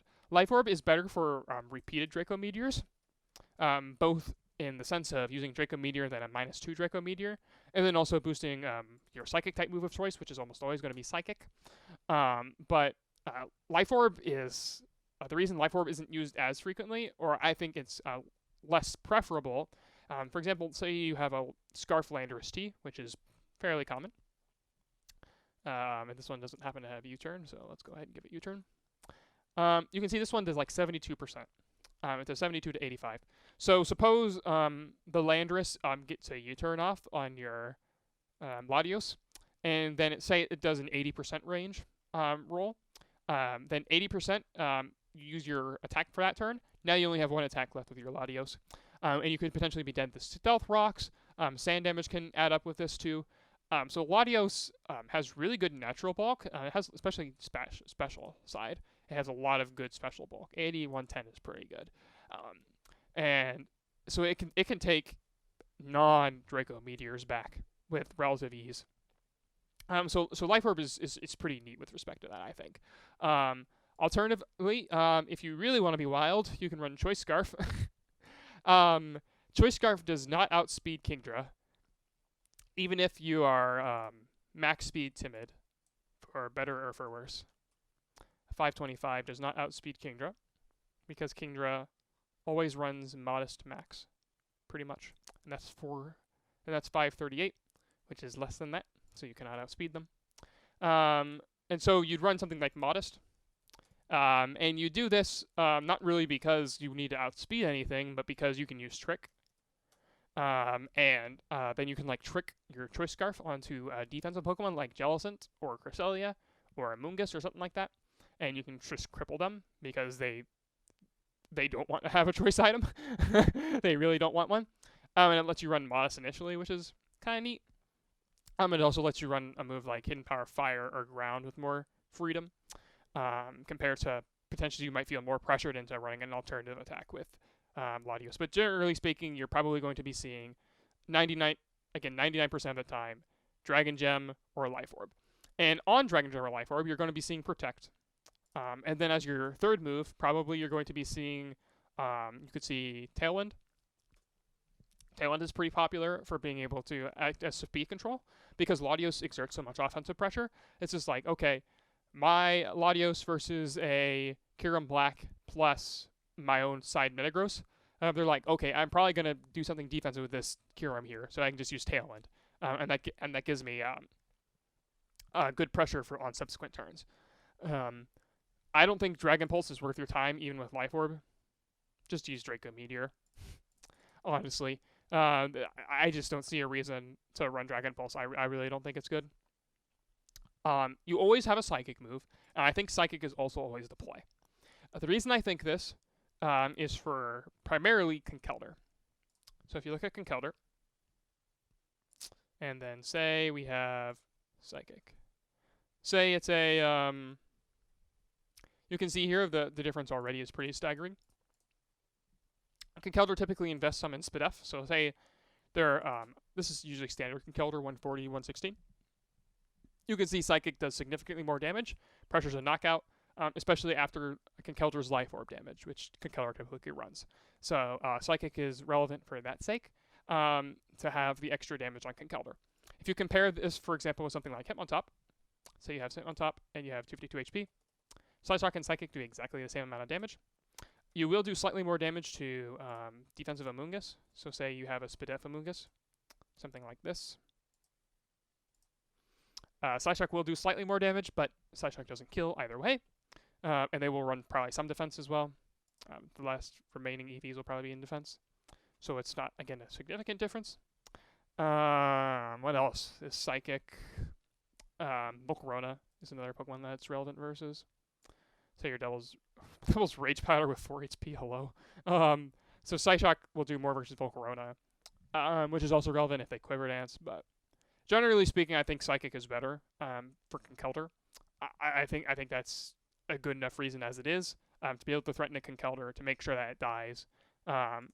Because versus Conkeldurr, like you don't have to. If you did have Psyshock, you would not have to use Psychic against it. You could just use Draco, right? You could just use Draco. But if you already have your gem used, or you don't want to lower your special attack, then having Psychic is very nice, I think. So I think Psychic is preferable. Instead of Tailwind, Tailwind is, like I say, a very common option. You could run another offensive attack. Hidden Power Ground is useful for Heatrans. Not because it kills. It definitely does not kill Heatran. Which Heatran likes. But Latios does not. Even with Life Orb, it doesn't kill. So if you look at max HP Heatran, you can see it does like 75 to 89, and so you're never going to kill, but that's not really the point. You don't need to kill. All you need to do is to put it into, you basically say if it's already broken its substitute, then you can just Hidden Power Ground and say with a good deal of confidence, okay, you're not going to get another substitute up. In a kind of a similar fashion, in checking Steel-type land, you can run Hidden Power Fire to roast Scizor, which will very cleanly knock it out. The downside of HP Fire, though, is that you are locked into really poor IVs. So if I look at Hidden Power Fire, you can see here that I have to have a 30 speed IV. There's no option here where I can have a 31 speed IV. And so that means you always lose the speed tie. So typically, if you see Hidden Power Fire Latios, I think Hidden Power Fire Latios is better accomplished by like a Hydreigon with Flamethrower.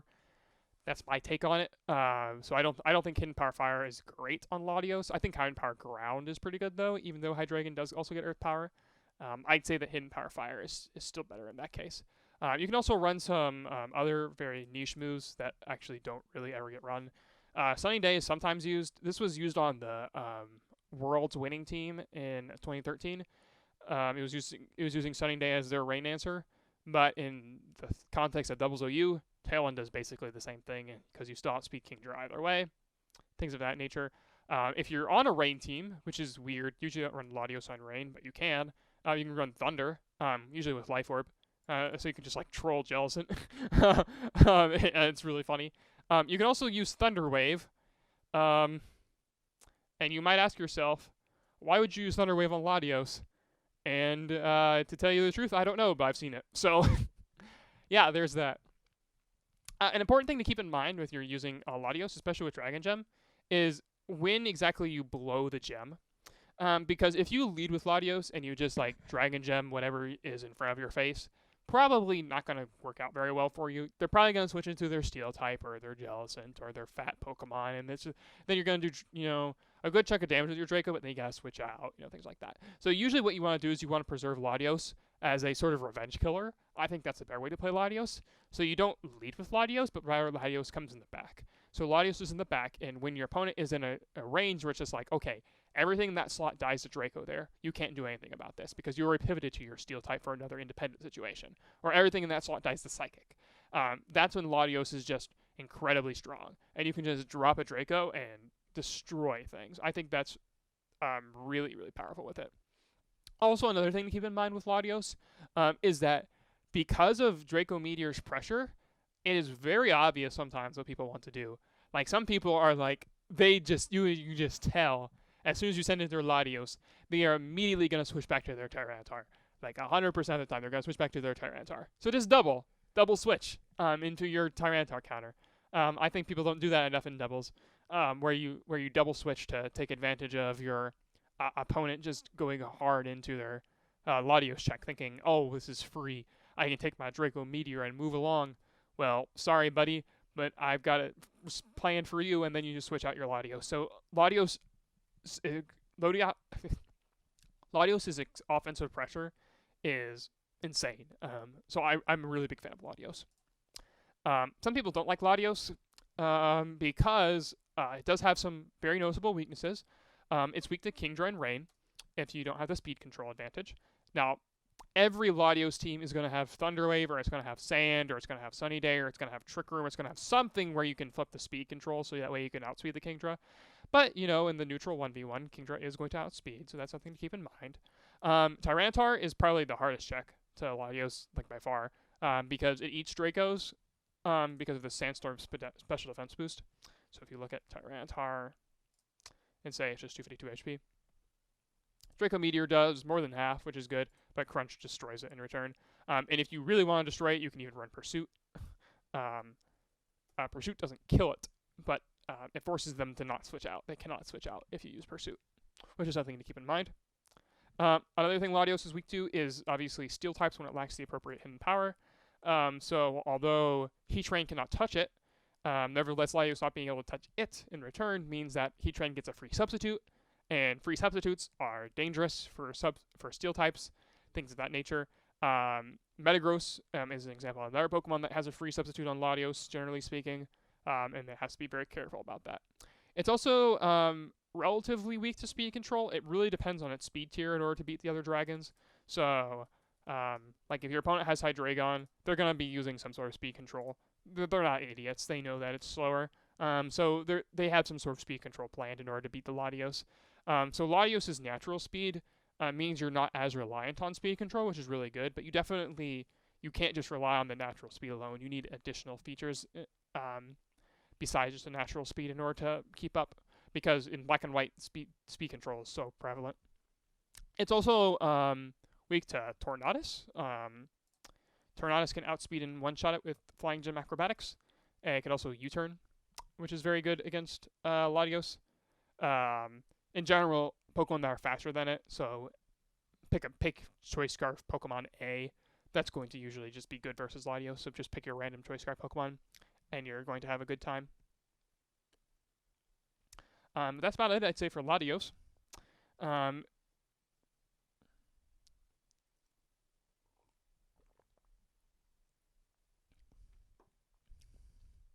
So the next Pokemon in Tier 1 is going to be Tyranitar. And we've already been discussing Tyranitar pretty heavily. But Tyranitar, in my opinion, is, again, another one of those Pokemon that I think people don't usually rate as Tier 1. At least sometimes, when I really think they should. So even if you look at the Tier 1 we've established so far, you can see Tyranitar has a generally good matchup against all of these Pokemon. Rock Slide is really, really good versus Thundurus, and special attacks don't do very much to it.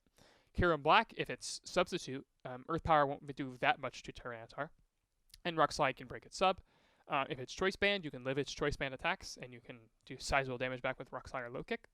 Heatran, it can sub up on Tyranitar if it's intimidated or if it doesn't have Low Kick, but it fares okay versus it, and then it crunches these two. So you can see already that Tyranitar has just by being Tyranitar itself, has a lot of advantages versus these guys. But Tyranitar is not really so much, I'd say, good just because of Tyranitar itself. But rather, Tyranitar is good because of the support it provides to teams and the situations that it generates with Sandstream and also to a lesser degree Stealth Rock. But Sandstream in particular. So the reason why Infinite Sand is so good is because it applies damage over time and it generates 2-hit KOs and 3-hit KOs that you would not have otherwise. You can double protect, calc something to see whether or not it's in KO range, and then just like, okay, I can determine whether or not I need to protect for sand in this situation. Unless you gauge speed tiers. Speed tiers are really easy to determine with sand because you can just you can check to see, okay, this Pokemon took sand damage before the other Pokemon did, so that means that Pokemon's faster. And that can come up in a wide variety of situations where it's just like, okay, this is just another way of confirming that one Pokemon is faster than the other relative to sand. Sand can also break Focus Sashes. Like I said, I think at the start of this video, Focus Sash is much less popular on because of Tyranitar. The relevant Focus Sash users that you'll see is realistically like Breloom, which has a very good Tyranitar matchup.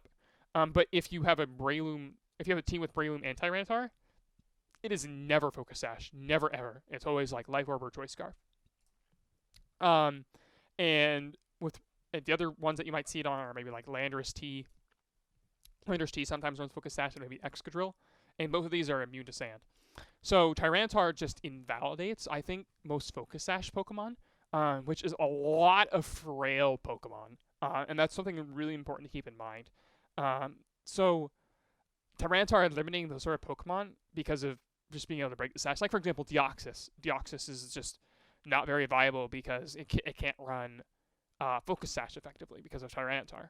Also, Tyranitar typically runs Chople Berry, which would allow it to take Superpower, but we're getting a little bit ahead of ourselves. So Stealth Rock is another important thing to talk about. Actually, no, I'm not finished with Sandstream. So Sandstream, in addition to all of these things that we've just mentioned, turns off Rain. And so Tyranitar is not a Rain answer at all, especially not individually. Like, I would not say a team that has no water resists and a Tyranitar has a good Rain matchup. Like, no way. Tyranitar, Stryo said it well, where he said that if you think that Tyranitar plus Thundurus as a rain matchup, you are in for a world of trouble. I don't think he used those exact words, but he definitely has made statements similar to that. Where if you rely on Tyranitar to beat rain, it's really poor. However, Tyranitar is very good as a I switched in my Tyranitar, and now my Latios outspeeds you. Now my Thundurus outspeeds you. Now my Hydreigon outspeeds you. Now my Tornadus outspeeds you. Those sorts of things where you force the opponent to make certain plays relative to what options you have available with Sandstream. And so it's not a counter, but it's a good check. And Tyranitar, like I said, we've already mentioned that it trades well with all the Pokemon that are listed here, but it also trades well with a number of Pokemon that we don't have on the tier list quite yet, but that will eventually show up.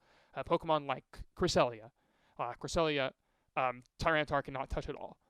It won't be able to do any damage to it, even if it runs like HP Ground. Even HP Fighting won't do that much to it, which would be insane if they ran HP Fighting. HP Fighting isn't good. And Tyranitar is also good versus Pokemon like Tornadus, or it's good against Pokemon like Thundurus-T, or it's good against Pokemon like Abomasnow, or it's good against Pokemon like Chandelure. And it has so many Pokemon that it's good against. And that invalidates just so many Pokemon that are below it, I think. Just to reiterate, I want to show you the calc of Tyranitar Rock Slide versus Thundurus. So, this is a good amount of damage on Thundurus. This is a phenomenal amount of damage. And if you're like, okay, I really want it dead no matter what, you can run Stone Edge. Stone Edge murders it. I think it kills it at -1. Yeah, -1, it kills it if you cut your sand chips on it. And you'll typically be good. And like I said, you have Stealth Rocks available as well in order to reduce the health of Thundurus on switch-in. But in addition to what Tyranitar can do with Sand and Stealth Rock, it works really well, just like I said, as a general Pokemon. So Chople Berry, I think, is really good because you live weaker fighting moves. So, for example, Tyranitar, if you compare it against, say, Tornadus, and you check against, like, Superpower, that's with Chople. Let's take out the defense because we don't need that. You can see that it takes significantly less damage and can move back with Rock Slide. That's an example. For example, like Pokemon like Infernape, which it gets a stab move. So you can see like close combat doesn't kill. You won't live against Hitmontop's Fighting Gem close combat. We don't want to use support. Hitmontop. And so you won't live your Fighting Gem close combat. You would, I think, -1 sometimes, or at least 100% of the time, rather. But that's not the point. You're not trying to use Tyranitar to try to beat the fighting types, but rather the Pokemon that tech fighting moves to try to beat Tyranitar. That's what Chople is for. So, for example, against other Tyranitar, because they will typically run low kick, you can see that it does not very much to each other. You'll still take a decent bit of damage, but you won't die. And so Chople is really nice for that sort of thing. As far as moves go, Chople Tyranitar will typically run usually Rock Slide, Crunch, Low Kick, Protect, and then sometimes you'll see Stealth Rock over one of these moves. Typically it'll be over Low Kick or Protect. I personally have been running 3 attacks Stealth Rock Tyranitar, and I think it's kind of cool because it's not very easy to KO Tyranitar in one hit without Hitmontop. So as long as you've got decent Hitmontop checks, which is not hard to come by, I think you can run this and you get a lot of mileage out of having all these 4 moves. Typically, you run Max Attack just for the additional damage from, like, against Thundurus and things of that nature. You can cut back a little bit. One of the things is that you can live is Kyurem-Black's Choice Band Outrage. You can EV for that. So you can run a little bit more. Live it like, for example, 15-60s of the time. That's usually going to be pretty good, or you can like go all the way. You can also be like the default spread in the calc. You know why? Hey, guess why? Guess why it's 252 HP, 36 SPDF. Take a guess. Why do you think? Why do you think it'd be 36 SPDF? The 36 EVs are used in defense so that Tyranitar can survive an unboosted Meteor Mash from Metagross. That's kind of interesting. Let's check that out. Let's see here. Oh, I did not mean to click on that set. Hey, here's Meteor Mash. Oh, I kind of live that pretty comfortably. What happens if I take out these EVs? Oh, I don't need it at all. You know what that calcs for? It's for level 50. Where you do need 36 in order to live it. But actually, I don't think you actually. Yeah, you don't need 36. You need 20. So I don't know. I don't know what they're using. Maybe this was like before, back in the day when damage calculators didn't work so well. Which was definitely the case. Some damage calculators just weren't accurate. But you don't need defense in order to live the Meteor Mash because we are at level 100, and attacks level 100 tend to do less damage. Level 0, that's not good. And so you live Meteor Mash comfortably, so you don't need to worry about EVing for that. And I don't think the I don't think EVing for Banded Kyurem Black's outrage is really worth it personally. You can. It's just like, do you really need it? I don't know. I've never really used Tyranitar in that way, where I've like taken a hit and then used Rock Slide, because Rock Slide doesn't, KO back or anything.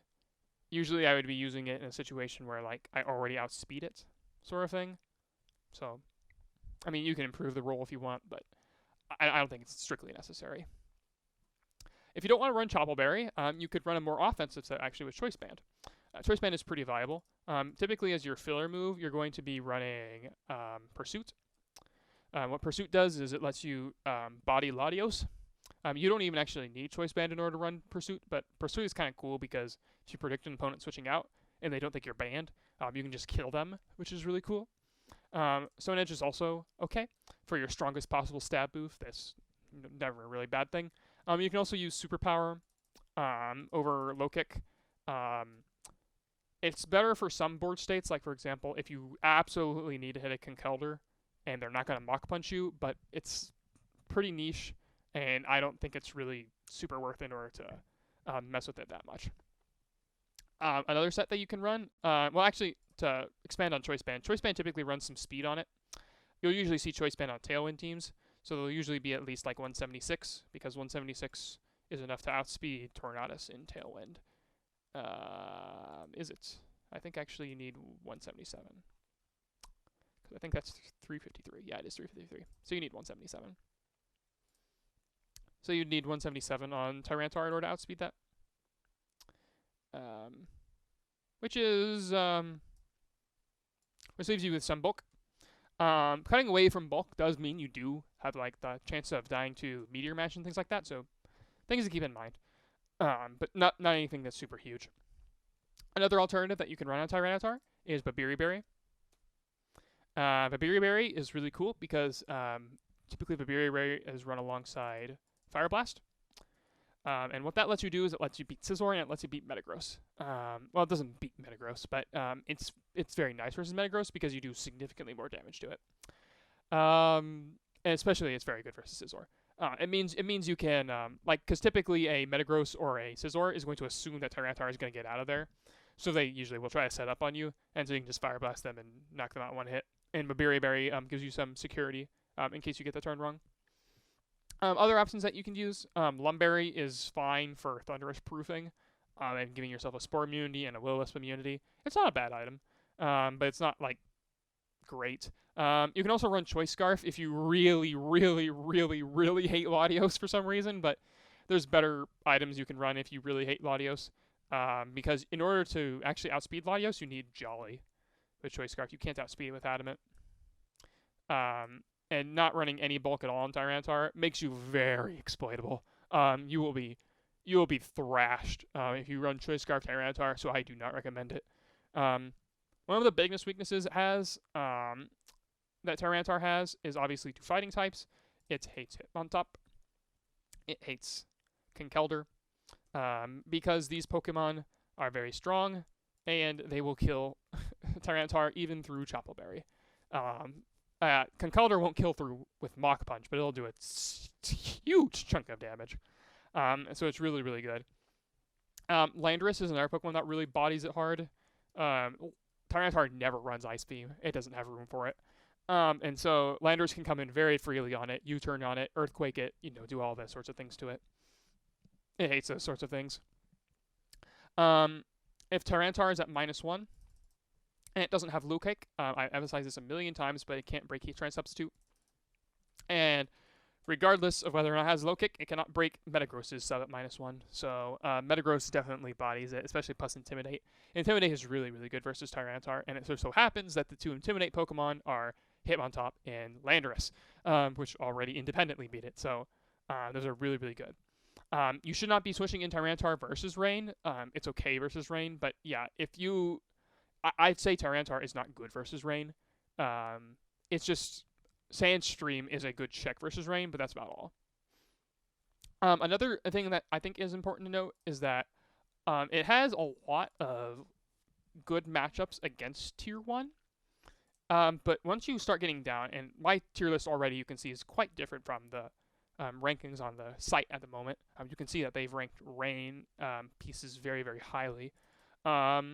And Tyranitar is still 1, but that's the only one from the list so far. And Thundurus. Thundurus and Tyranitar are the only ones.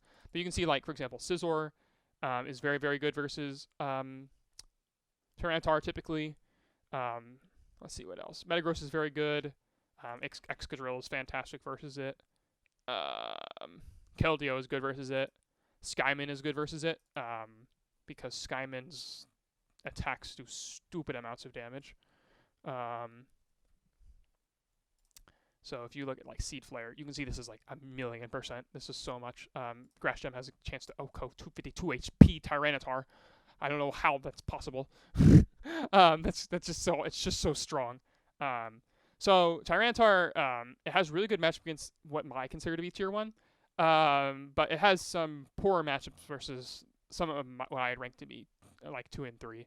But it also does really good against some other 2 and 3s. So I generally think Tyranitar's matchup against Tier 1, and then also how Sandstream interacts with the game, in providing infinite sand for speed checking, for emergency rain control, for chip damage, for 2-hit KOs, 3-hit KOs, for breaking Focus Sash. All of those factors, I think, go into making Tyranitar Tier 1.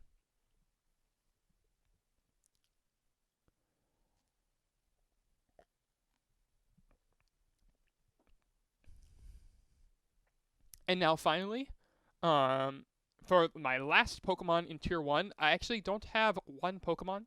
It's actually a combination. I am ranking these Pokemon together. I am ranking them in Tier 1. So let me go ahead and grab them. So it's going to be Politoed, P for Politoed, and Kingdra. So if I had foresight when uploading this, I would have created like a PNG or whatever with like Politoed / Kingdra together. So they would have been like meshed up together. Because individually, Politoed and Kingdra are not Tier 1 Pokemon by themselves, for sure. Kingdra without Drizzle, I think is unranked. I don't think it has a place in the metagame. If you ban Drizzle from Politoed, Kingdra just drops from existence. It would not have a place. Politoed, on the other hand, if you like banned Kingdra, I think Politoed would still be a solid Pokemon. Not only in the sense of like being able to support Ludicolo, which is another Swissum Pokemon, but Ludicolo isn't very good. It's primarily not good because it's outclassed by Kingdra, but it's also not generally good. But Politoed by itself is actually a pretty good Pokemon because it's a bulky water type, which is very valuable in this metagame. So I'd probably rank solo Politoed in 3 or 4. But I'm not ranking either solo Politoed or solo Kingdra. I'm ranking both Politoed and Kingdra as a combined set in Tier 1. And I went back and forth on this for quite a while. Anyone who knows me in Black and White, my opinion is that Rain is a little bit overrated. Some people think Rain is like the best team ever, like it's the best thing ever. But I don't really think so. I don't think that it's like unbeatable. However, I do think it's very, very good. So if you just look at the list of Pokemon in general, like even if we just look at the list of Pokemon here, the reason I think why Kingdra is so good is because every water resist except Jellicent and Ferrothorn. So except Jellicent and Ferrothorn take a ton of damage from Draco. So, like, for example, Thundurus, it takes neutral damage from water, so it takes a lot of damage. This resists water, but takes a lot of damage from Draco. Lots of damage from water. Except Jellicent. Takes a lot of damage from Draco. Takes a lot of damage from water. If you look at some of the Pokemon down here, a lot of damage from water. Draco, water, Draco, water, water, water, water, Draco, Draco, water or Draco, Draco, Draco, water or Draco, but not so much. Crafty is pretty special to bulky. Water, Draco. And you can just kind of go through the list like this, where you're going to find that Kingdra is typically it is nearly uncontested with the coverage that it has available to it. There's no Tapu Fini. There's nothing like that. You can't just switch in your Tapu Fini and be safe. Kingdra runs at the fastest speed in the tier, and with the most offensive pressure of the tier. Not only that, but since it's Water Dragon type, it also has a great defensive typing. So it's the only thing that's super effectively weak against is its own self with Dragon. And that's incredibly powerful. In addition, Politoed, because of the Infinite Rain, just in the same way Infinite Sand is good, Infinite Rain is good on Politoed because you don't have to run something like Damp Rock. You can just run other items, like for example, the most common items that I would see on Politoed would be like, let's go ahead and load up Politoed. So the most common items I'd see on Politoed are something like Eject Button. What Eject Button does is it lets Politoed get out of the way, so you can switch in your Rain Sweepers and get them going. You can also use Choice Specs. Choice Specs is really good on Politoed, so that way you can just skip the middleman and just start dealing damage with Specs Hydro Pump, which does 1,000,000 damage to Pokemon. Like, for example, if you look at Politoed, doubles offensive, sure. Versus, let's take a look at like Cresselia. Max HP Cresselia. Hydro Pumps in Rain does like 65, which is insane. That means it 2-hit KOs around Citrus Berry, which is so strong. And you can run max special attack too if you wanted. But typically you'll run a little bit less bulk. The reason it has this bulk on here in the first place is for Latios' Draco Meteor. You actually don't need this much. You could cut back a little bit. And you cut back on there for sand damage anyway. For Politoed, because Politoed's 384 divided by 16. That's sand damage, so you cut back a little bit just for the sake of things. And also for less Stealth Rock and stuff like that. Normal stuff, just slight optimization. That makes things ever so slightly better. So anyway, obviously run Drizzle. So you can do that. You also can run Citrus Berry on Politoed and just make it generally bulky. And so Citrus Berry is really, really good in the Weather War. So if you want to have Politoed be the one switching in and out a lot of the time versus Tyranitar in order to support your Kingdra, then running Citrus Berry is really good, so that way you can have the opportunity to switch in multiple times. One of the reasons I think Rain is so good especially is Politoed and Kingdra are by far the best answer to Heatran. Because, again, we talked about this with Heatran's weaknesses. Heatran is obviously weak to Mighty Water, but in addition to that, weakening the Fire-type attacks from Heatran really go a long way in limiting its usefulness as a defensive Pokemon, where it just starts to kind of sit around and really doesn't do too much. Another thing that, in general, that Kingdra is really good against, and Rain is really good against, is beating Steels.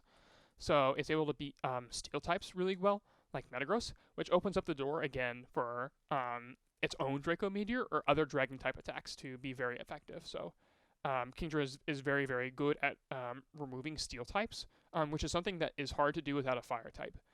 So bulky waters and Fire types are the best ways of beating Steel types in this metagame. You definitely don't want to try like fighting or ground type attacks. Those usually don't work as well. Or they only work very specifically against certain Steel types. But Kingdra usually does a very good job of beating them, unless it's Ferrothorn. But Ferrothorn is not very good otherwise. It opens up your own Steels as well for Fire-type protection. So Metagross on your own team now for all of a sudden gets substitutes for much freer. And then if your opponent has like a stray HP Fire, it's just not going to do any damage at all. One of the biggest problems with Rain that I would say, and again, this is my take on things. I know other players who are better at playing Rain are advocates of this, but I think that Rain is inherently inconsistent because Kingdra relies way too much on Muddy Water. Muddy Water is Kingdra's main stab move of choice, and it is the stab move of choice that you should be using. Your other alternative is like Surf, which hits yourself, so you can't use it. There's not enough water resist that you can run yourself to justify using Surf. So you need Muddy Water. And so because you need Muddy Water, suppose you attack 3 times, say. So you attack 3 times with Muddy Water. That seems like something that'd be pretty good for Kingdra to do, you know, right? If you get 3 Muddy Waters off, that's pretty good. Since Muddy Water is only 85% accurate, that means that in those 3 Muddy Waters, suppose you hit 6 Pokemon with that. Say you hit 6 Muddy Waters. You are likely to have missed at least one of those. Because if you have 6 different opportunities like that, wait, am I doing my math right? 6, or is it 4? Do you have to use 4 Muddy Waters, which would be 8 targets? Then you're probable to miss one. Anyway, what I'm trying to get at here is that Kingdra's dependence on Muddy Water means that sometimes you end up in situations where Kingdra must hit Muddy Water. It's not a case of, if Kingdra hits Muddy Water, it's very good for me. Or if Kingdra misses Muddy Water, it's, you know, I can deal with that. Like, say, if Heatran misses Heat Wave, or if Metagross misses Meteor Match, it's like, that sucked, but, you know, I can at least come back from that. Sometimes missing a Muddy Water is the difference between Heatran staying alive and dying. And that's why I don't like Muddy Water so much. Kingdra itself is also fairly reliant on its Swift Swim ability.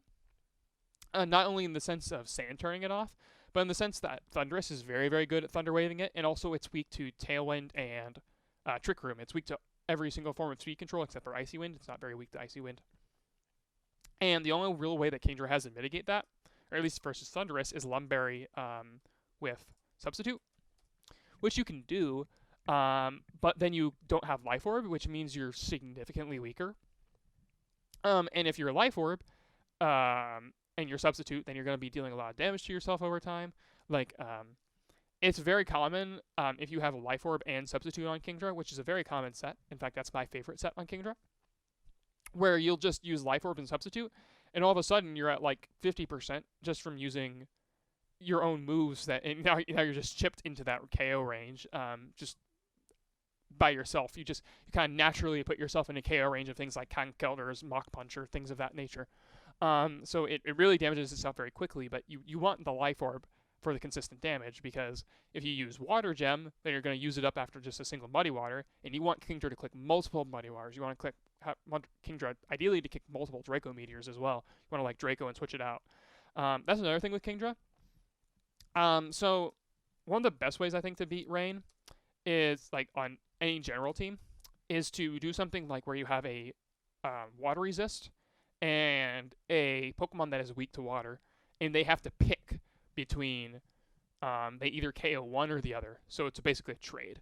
And so I think Kingdra is not good if its best opportunity to do something is trading. And so, for example, and I think that applies for things like Thunder Wave as well. So, like, if I Thunder Wave your Kingdra and all you do is Muddy Water my Thundurus in return, that's an awful trade for you. You did not come out of this interaction positively. So you have to be very, very careful, I guess, versus Thundurus. And so all Rain teams, not only in addition to being weak to Thundurus, because Steel plus these guys are going to be weak to Thundurus, so you got to be careful with that. But Rain in general has to be so careful versus Thundurus, and has to be careful versus Trick Room, not only just from Jellicent, but also from Pokemon like from Cresselia, who can definitely set up Trick Room versus most typical Rain teams. I think one thing that I want to show off is the some typical cores that you might see from Rain teams, if I can get my thing to work. So this is the most popular Rain variant. I believe it's a sample team. And this is called Whitewater. This is a team built by Stratos. Pretty cool. So it features, the Rain mode is Dragon Gem on Kingdra. So it has powerful Draco Meteors, but weaker on average Muddy Waters. It has Eject button with Helping Hand. So it's using Helping Hand here to boost things like Kyurem-Black's Choice Band Outrage, or boosting the Thunder from Thundurus. You can see that Thundurus is max special attack here. Hitmontop here, you can see that he has very good Tyranitar answers because we have both the Hitmontop and the Scizor. Hitmontop being able to pressure the Tyranitar even through Chople Berry, and Scizor being able to Swords Dance over it and pressure it with a lot of damage. So although Tyranitar it doesn't want to take these water type attacks, but it definitely doesn't want to deal with Hitmontop or Scizor. So it's very, very good at beating Tyranitar. I think Whitewater is probably the best rain variant that you've got out there that beats Tyranitar. So that's Whitewater. Another example would be, it doesn't have a cool name like Whitewater, but this is what I call Stratos Double Grass Rain. Another team built by Stratos. And so this features different Pokemon. And this was originally built as being anti-Gastrodon. And you can tell because it has Hidden Power Grass here, a Breloom, and a Skyman, which a Gastrodon fighting against these three would definitely not appreciate it one bit. And as a result of being so anti-Gastrodon, it's also very anti-Jellicent, which is very important because it doesn't have the Steel type, so it doesn't follow necessarily the standard rain formula. And so that's very positive in this case for this team. It also has very good Thundurus answers because it has Taunt, Stone Edge, Terrakion with Lumberry, so it really can shut down opposing Thundurus, which otherwise would like totally own Breloom, Skyman, these two. And it complements these things with a Rage Powder Volcarona, which I think is really, really cool. So you can use Volcarona to redirect Fake Outs. And I think, if I recall correctly, I believe it was a Volcarona and Skyman, I think that Stratos said was like Listmon. It was like a really, really good anti-Listmon sort of thing, where it's like it beats a lot of the Pokemon that you might expect to be like super, super bulky things or things like that.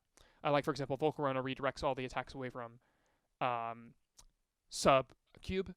So although Skyman nor Volcarona can really do too much individually, Rage Powder redirects away the attacks from Cube, so it protects Skyman really well. So you can do things like that. And then even though these two are both really weak to Heatran, you have Rain plus Terrakion plus a Breloom, which is pretty good versus that.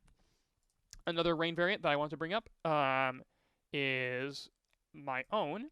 I've used this twice in DPL.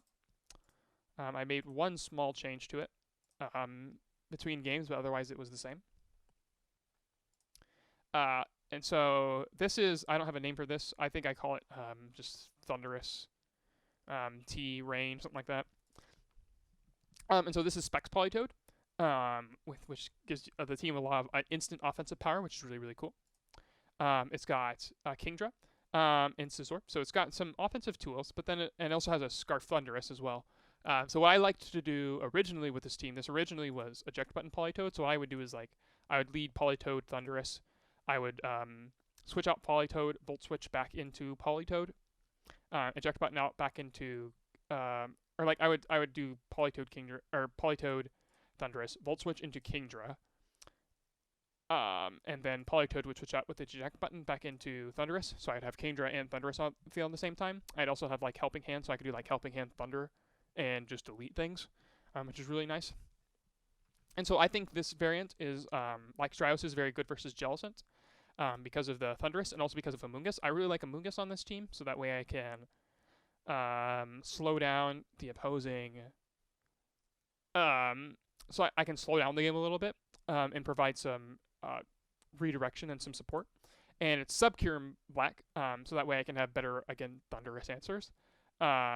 And so I can abuse the fact, like, for example, Kyurem Black completely owns Heatran in this sort of situation. So Heatran, for example, would be very good versus these four if I was banded.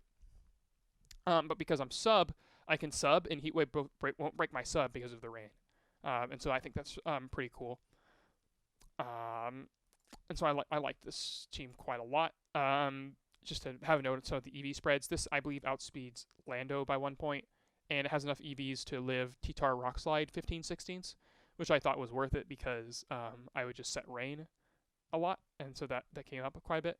Amoonguss lives Zen Headbutt, and it's Mental Herb because this team I still feel is pretty Thundurus weak, even with Thundurus-T, Amoonguss with Mental Herb, and Kyurem-B. I feel like it's not good enough versus Thundurus without Mental Herb. Otherwise, I would run Lumberry because I'm also relatively weak to Amoonguss on this team.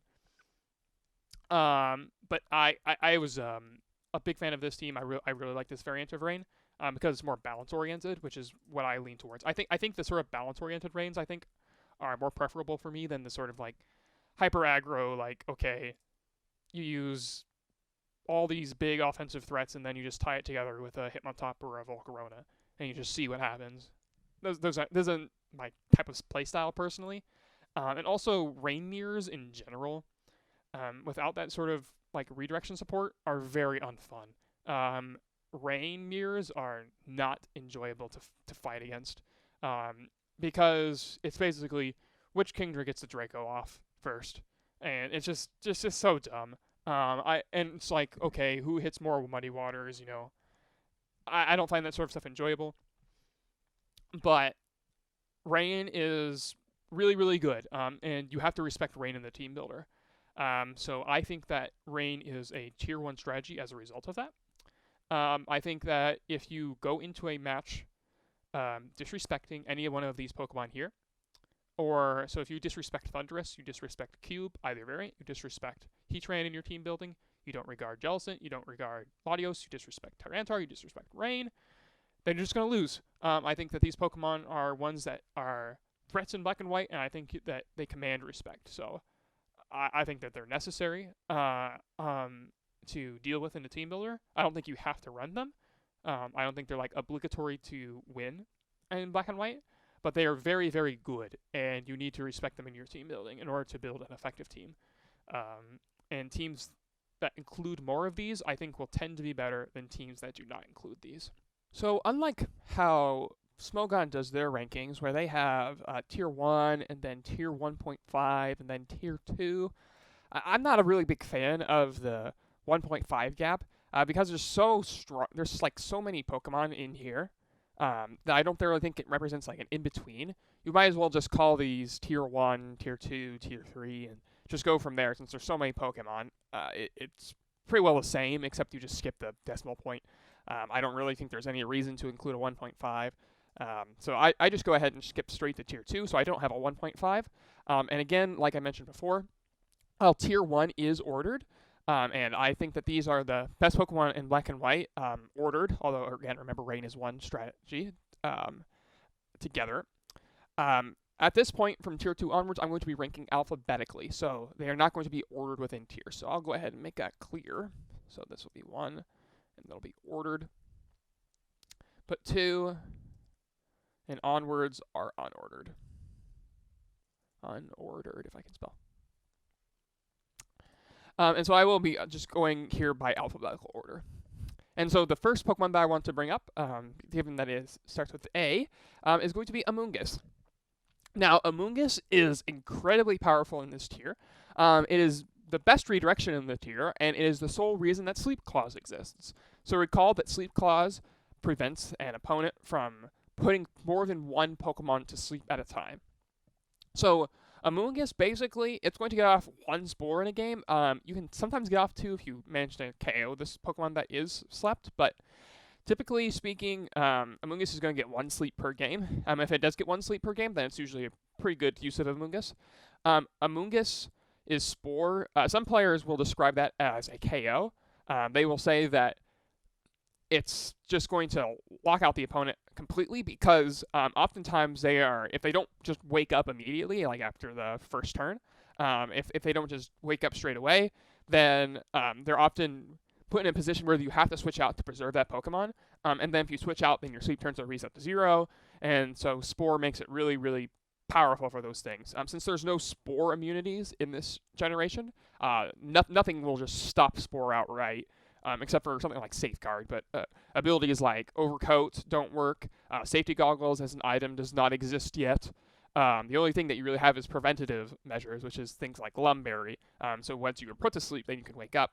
but there's nothing really directly that will just stop sleep altogether. Definitely nothing passive like Misty Terrain. But in addition to Spore, it's incredibly powerful because of Rage Powder. Rage Powder will invalidate a lot of Pokemon because you can just click Rage Powder over and over and over and over again. Like, for example, if suppose the Breloom has already put a Pokemon to sleep on the other side, you can just click Rage Powder over and over and over again and redirect Breloom's attacks for literally forever. Or you can redirect Ferrothorn's attacks literally forever. The fact that grass types are not immune to Rage Powder means that Amoonguss can click Rage Powder very, very freely. And it's so bulky that it's able to take multiple hits, and it usually does not die in a singular hit from any one attack. Like Kyurem-Black, Choice Bandit is probably going to be your biggest way of KOing it, but even something like Life Orb Psychic from Latios is typically not going to knock it out. And so that's really important to keep in mind. It's also really important because it has an important resist. Having grass and poison is very, very good, for example, for resisting Heatran's weaknesses. So since you resist fighting and water types, it works really, really well for Heatran. Being able to redirect a lot of attacks that other Pokemon, again, just would not want to take. So Amoonguss is also very good against Rain as well. Not because it particularly likes taking Dracos, but because it loves taking water-type attacks, and sporing a Kingdra or even using Giga Drain to break its sub are very, very important aspects. So with respect to Amoonguss in the team builder, we'll go ahead and take a look at one. That is a Smoochum, not an Amoonguss. Help if I could type. So Amoonguss always wins Regenerator. There's no reason to run Effect Spore. There's not nearly as many contact moves in this generation, and it's not particularly helpful to if an Amoonguss takes Hitmontop's Fake Out and it gets paralyzed, then you couldn't put it to sleep, things like that. So Regenerator is much nicer for being able to restore a lot of health because Amoonguss really, really likes having its health in this generation. Rage Powder and Spore are must-haves. If you're running a Amoonguss without Rage Powder or Spore, you are running wrong. As far as the other moves, typically you're going to see a Grass-type attack. So Giga Drain is very common. Energy Ball is also seen. The difference between Energy Ball and Giga Drain is just a 5 base power bonus. Or, not bonus, but just a 5 base power difference. And Giga Drain will actually heal Amoonguss. So I personally am a bigger fan of Giga Drain, since there's only a 5 base power difference. Being able to heal just that little bit off of some important targets, like for example Gastrodon, or for example Politoed, or even healing passively off of Jellicent is really nice. You can, for example, negate your burn damage from Will-O-Wisp by using Giga Drain on a Jellicent, rather than Energy Ball, which does slightly more damage, but it's not, I don't think, very significant. You can also run as other attacks, although these are more niche. You can run Sludge Bomb. It's not very useful because it doesn't really hit anything super effectively. It's more like you want to use a move to hit Kyurem-Black's substitute. But even then, or something like Thundurus, so you can hit those Pokemon, but it's still not great. I don't think Sludge Bomb definitely doesn't hit anything super effectively, except for Breloom and Skymid. Those are the only two things that it hit super effectively. As you can see, just scrolling through, it's just not going to hit very many Pokemon for super effective damage. And so Sludge Bomb is not a very popular choice. I don't think it's very great. Again, there's no fairy types yet in this tier, so it's not as necessary as an offensive type. So you can also run Foul Play. Again, this is sometimes you'll hit certain targets slightly harder with Foul Play than you would with Giga Drain, so depending on team, perhaps you might want Foul Play slightly more than you want Giga Drain. Foul Play would be better versus Scizor than for something like Hidden Power Fire.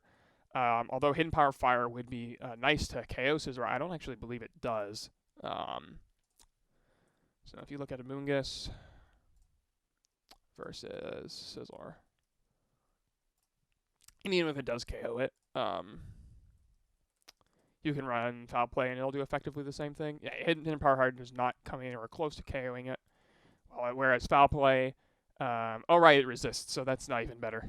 I'm not even thinking straight. Yeah, Foul Play, well, to be fair, both Sludge Bomb and Foul Play are hardly ever seen, but you can see them on subsequent generations, so some people try to backport them into Black and White, but it's not really that good.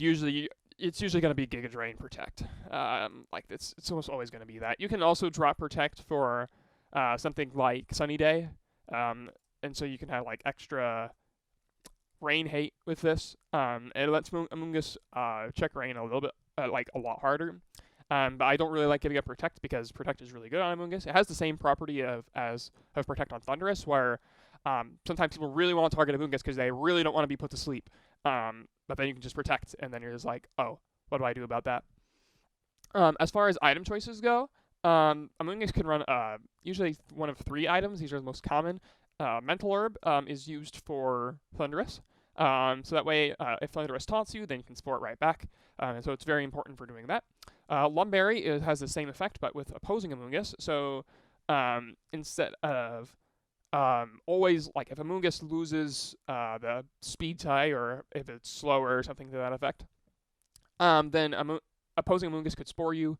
That'd be pretty bad. So you can spore them after you eat the Lumberry and put them to sleep, and then they're usually in a really bad spot. They don't like being put to sleep. So Lumberry is another common item on Amoonguss, and it sees a lot of usage, especially if your team is already Amoonguss weak, because Amoonguss doesn't particularly do well against Amoonguss in this generation, since you can spore each other and rage powder each other. So Lumberry can be handy for that purpose. You also have Citrus Berry as well. Citrus Berry is probably the best item that you'd want to use if you don't have a need for Mental Herb or Lumberry. Although typically you will want one of those two, in my opinion. Lumberry or Citrus Berry, Lumberry or Mental Herb are both good protection effects. And as more niche options, you could also run a Resist Berry, but so you can run like Aqua Berry. It's not awful, but again, it's not the most used thing ever. As far as EVs go, most typically, what you'll see is you EV for one side of things. Like you EV for, say, some offensive attack, and then you just dump the rest in special defense. Or you EV for some Spadef attack, and then you dump the rest in defense. So, like, for example, on my Amoonguss spread, my Amoonguss spread from my Rain team had 4 speed with neutral nature. So it was intended to be a slightly faster Amoonguss. So say I wanted to live Metagross' Zen Headbutt. So what I could do is I could come over here, and I could just load up my Amoonguss, and I could do like Metagross, and I could say, okay, Zen Headbutt, and then I'll cut back a little bit in there. Okay, 252, 64. That probably is the reason why they have this spread in the first place. It's probably intended to do this. And so then you can compare this, and you can see it lives in Headbutt 100% of the time, and if you compare it to, like, say, Latios' Psychic, well, look at Psychic, because, again, Psychic is more common than Psyshock for Conkeldurr.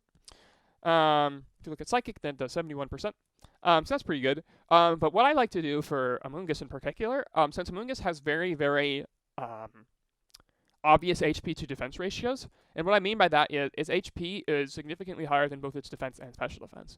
So you can often get more mileage out of investing in defense or special defense first, and cutting a little bit away from HP.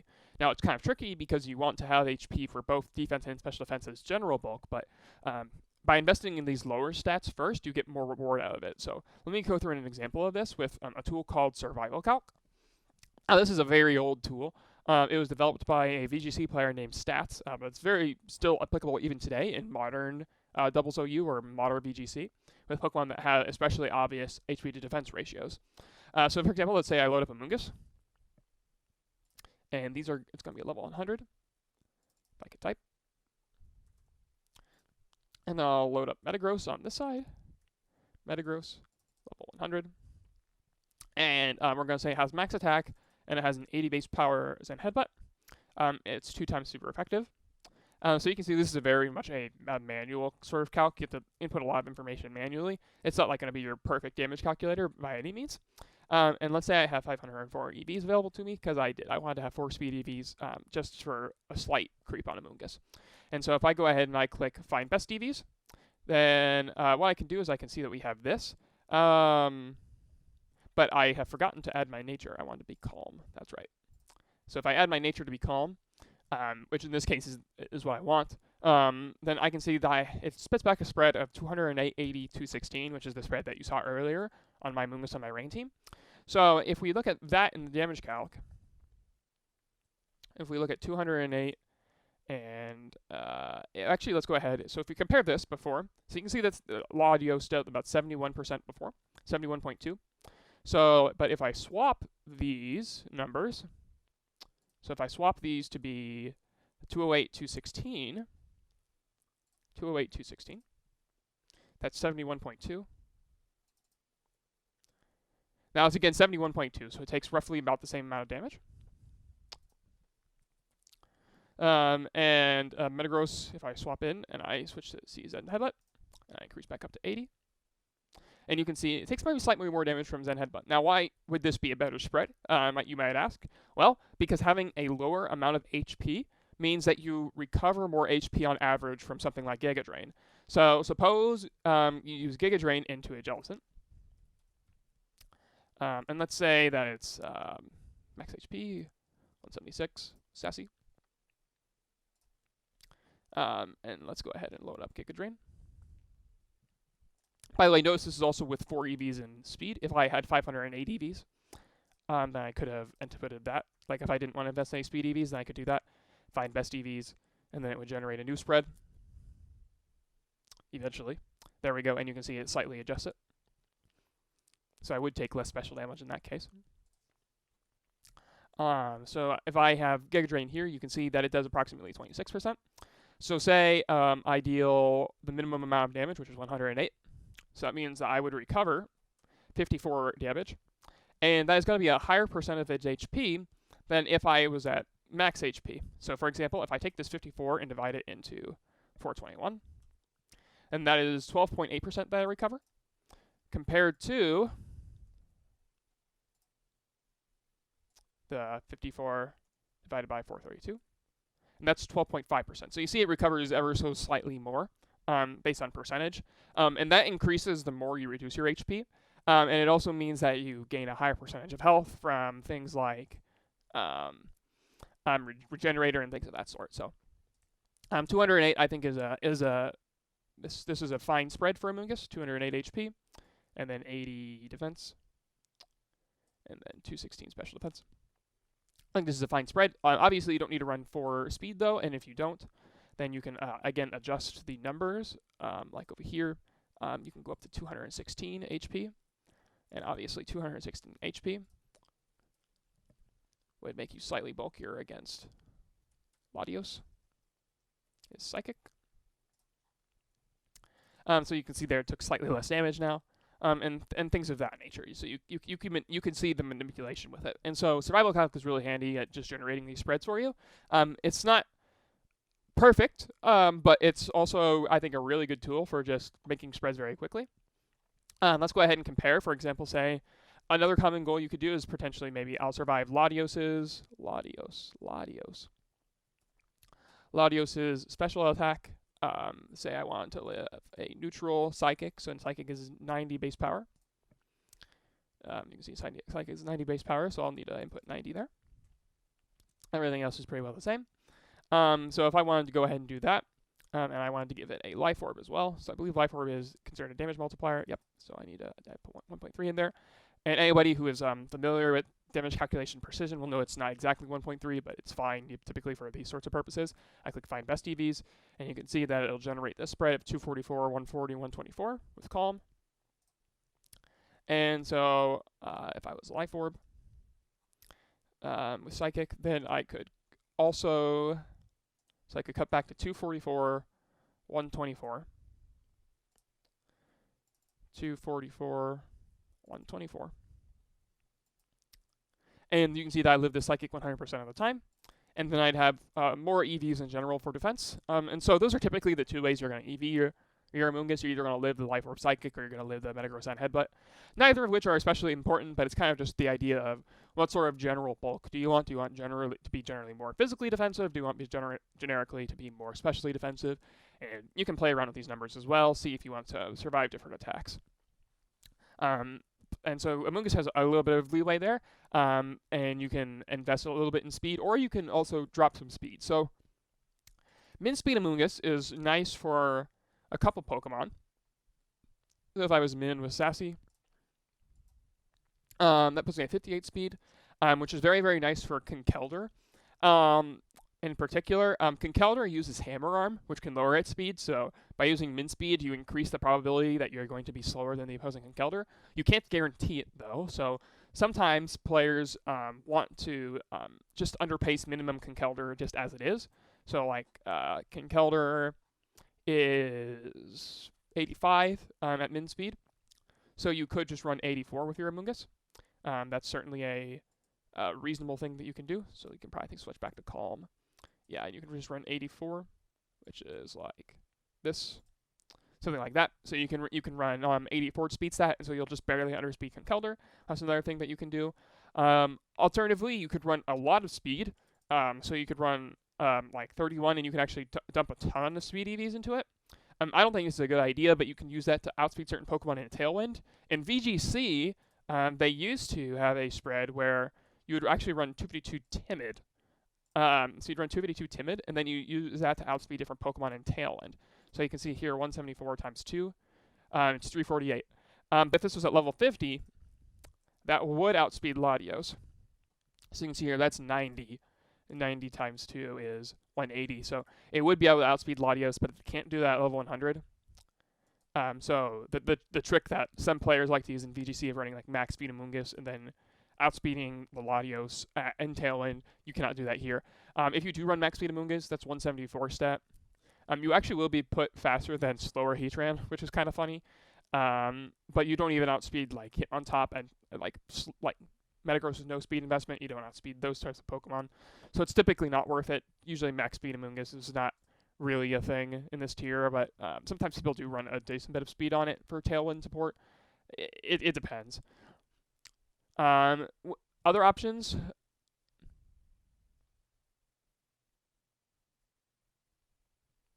Yeah, other options for Amoonguss, I'd say it really doesn't have any. Amoonguss is really a pretty one-dimensional. It's usually Rage Powder Spore, Giga Drain, Protect with a specialty defensive EV spread.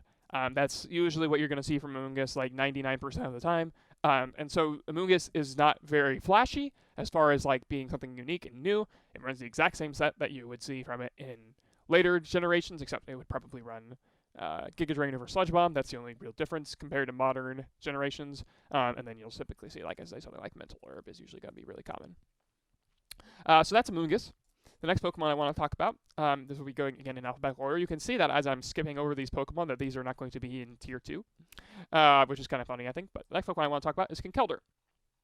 Now, Conkeldurr hits like an absolute truck in Trick Room. It does so much damage. Let's take a look at some of the damage calcs that Conkeldurr can do. And unfortunately, we need to pull up a explicit Conkeldurr set because they don't have a doubles Conkeldurr. So I'll go ahead and do Adamant, or I'll do Brave.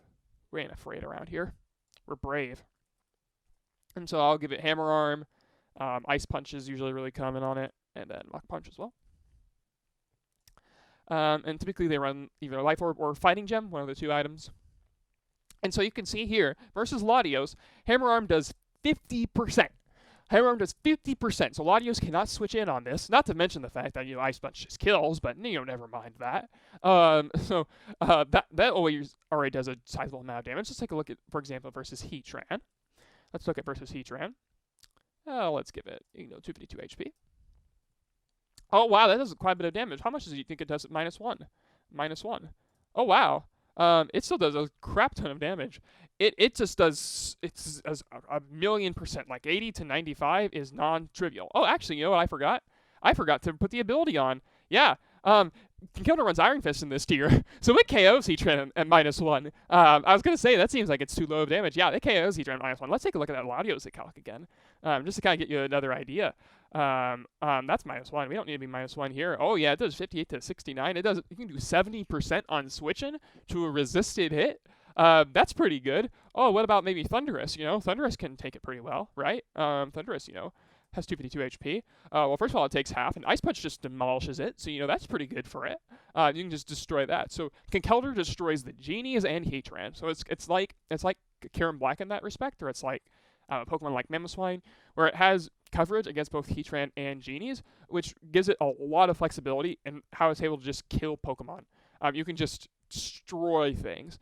It also is very, very slow. Again, you can see it has base 45 speed stat. So that makes it very, very slow. You can see relative to the speed tiers on here, 85 is really, really low on this list. There's not very many Pokemon that underspeed this, and most of them are not good. Like Amoonguss is good. Everything else is like more niche.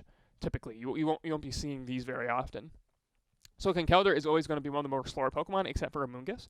And even after a Hammer Arm, you can see if your minimum speed on Conkeldurr, and you use Hammer Arm, which lowers your speed, that puts you slower than Amoonguss pretty comfortably as well, by 56. You can actually afford to run, if you want to, you can run like 1 over min, if you want to on Conkeldurr, so you can run 86 speed. So that way you still underspeed Amoonguss, but you don't speed tie with other min speed Conkeldurr, which can be neat. However, if you want to, you can also still be very, very slow and still outspeed the majority of faster Pokemon after Thunder Wave. So let's, for example, look at something like Tornadus. So if you look at Tornadus' speed tier, that's 353. So if you wanted to outspeed Tornadus, then you'd have to be 353 divided by 4. So you need to be 89 speed stat. So 89 speed stat is, again, not very much. That's like, what, handful of IVs? Just 4?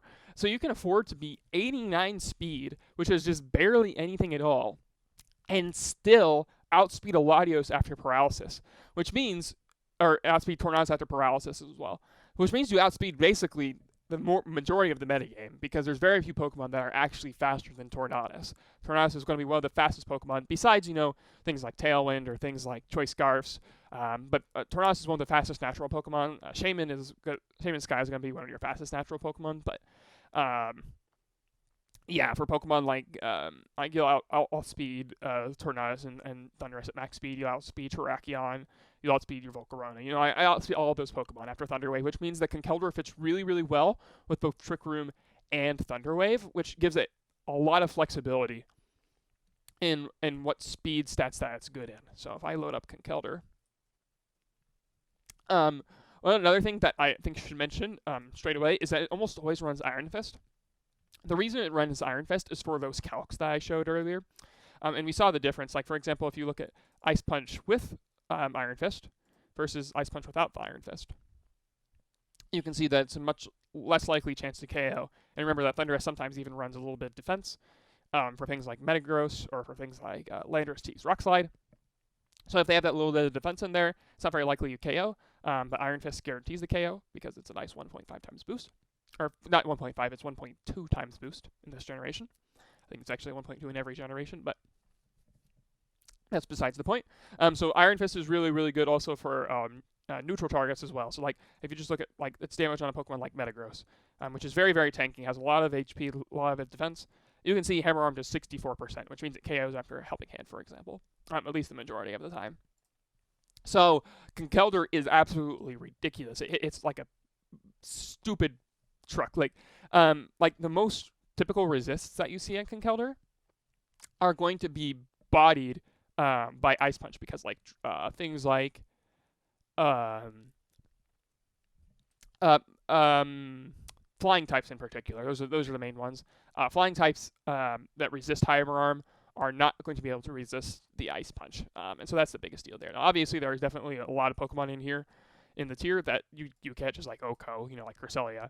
Like, you can already see here the kind of stupidity that happens when you combine these things together. You can see Hammer Arm does exactly the same amount of damage as Ice Punch, or, relatively the same, which is, I think, absolutely hilarious when you consider things like this. But anyway, the typical sets that you're going to see on Conkeldurr is going to be Hammer Arm, Ice Punch, Mach Punch, and then Detect.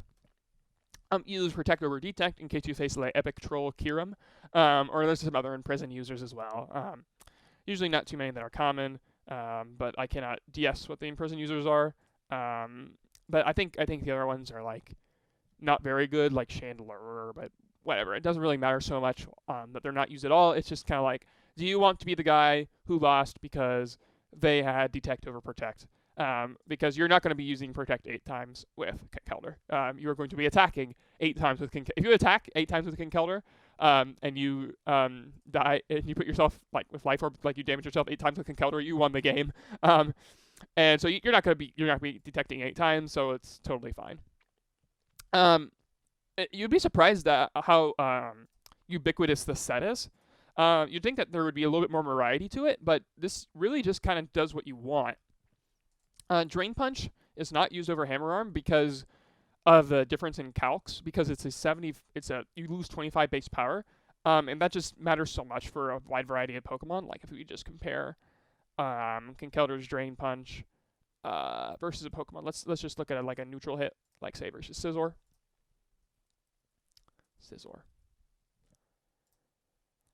So you can see Hammer Arm has a chance to KO, whereas Drain Punch, while it will heal Conkeldurr, just does significantly less damage. So Drain Punch is not typically seen. It's not especially popular. You can use Thunder Punch for Jellicent. I would not run it over. Mach Punch because Mach Punch is really nice for priority because Conkeldurr is not going to always attack with speed control in its favor. So Mach Punch is really nice for being able to just do 80% to Chopple Tyranitar or something like that. So you can see it like against versus Jellicent. If we look at the spread that we looked at earlier, which is 252, 100, we can see Thunder Punch does do a lot of damage. However, if the Jellicent burns you, which is not very unlikely, so if it gets off a burn, then you're going to do roughly, typically under half each time, which means it still recover stalls you. So Thunder Punch is nice, so you're not completely walled by Jellicent, because otherwise, I mean, like you can see, Ice Punch does nothing. And this is why, again, one of the reasons why Jellicent is good, because it just walls Conkeldurr. But Thunder Punch is not especially common, so you don't see that very often. Another option that you could run this over Detect, or you could run over Mach Punch. You could see Wide Guard. Wide Guard is really better suited for Hitmontop, but you can use Wide Guard if you want to give Conkeldurr a supportive role. So like you can Wide Guard on a Kingdra Muddy Water or something like that. It's not awful. It's not a terrible choice, but it's not like great. You can also run Helping Hand. Kind of the same idea though. It's just like it's typically preferable on Pokemon like Hitmontop or another defensive Pokemon rather than Conkeldurr itself, who would prefer the Helping Hand support rather than actually providing the Helping Hand. They're not unusable, but typically you're going to be seeing this set. That's usually pretty common. Your two most common items are either going to be Life Orb or Fighting Gem. So the advantage of Life Orb is, for example, the calculation that we saw in Landorus. And this is a very important one. So if we look at the 252 HP, if you did not run Life Orb, then you can see you just missed the KO. You're not going to be able to get the KO. However, having the Fighting Gem is useful, particularly because you don't cut into bulk. That's the real reason why you'd want Fighting Gem, because it doesn't cut into Conkeldurr's bulk. And Conkeldurr has a decent bit of physical bulk, especially.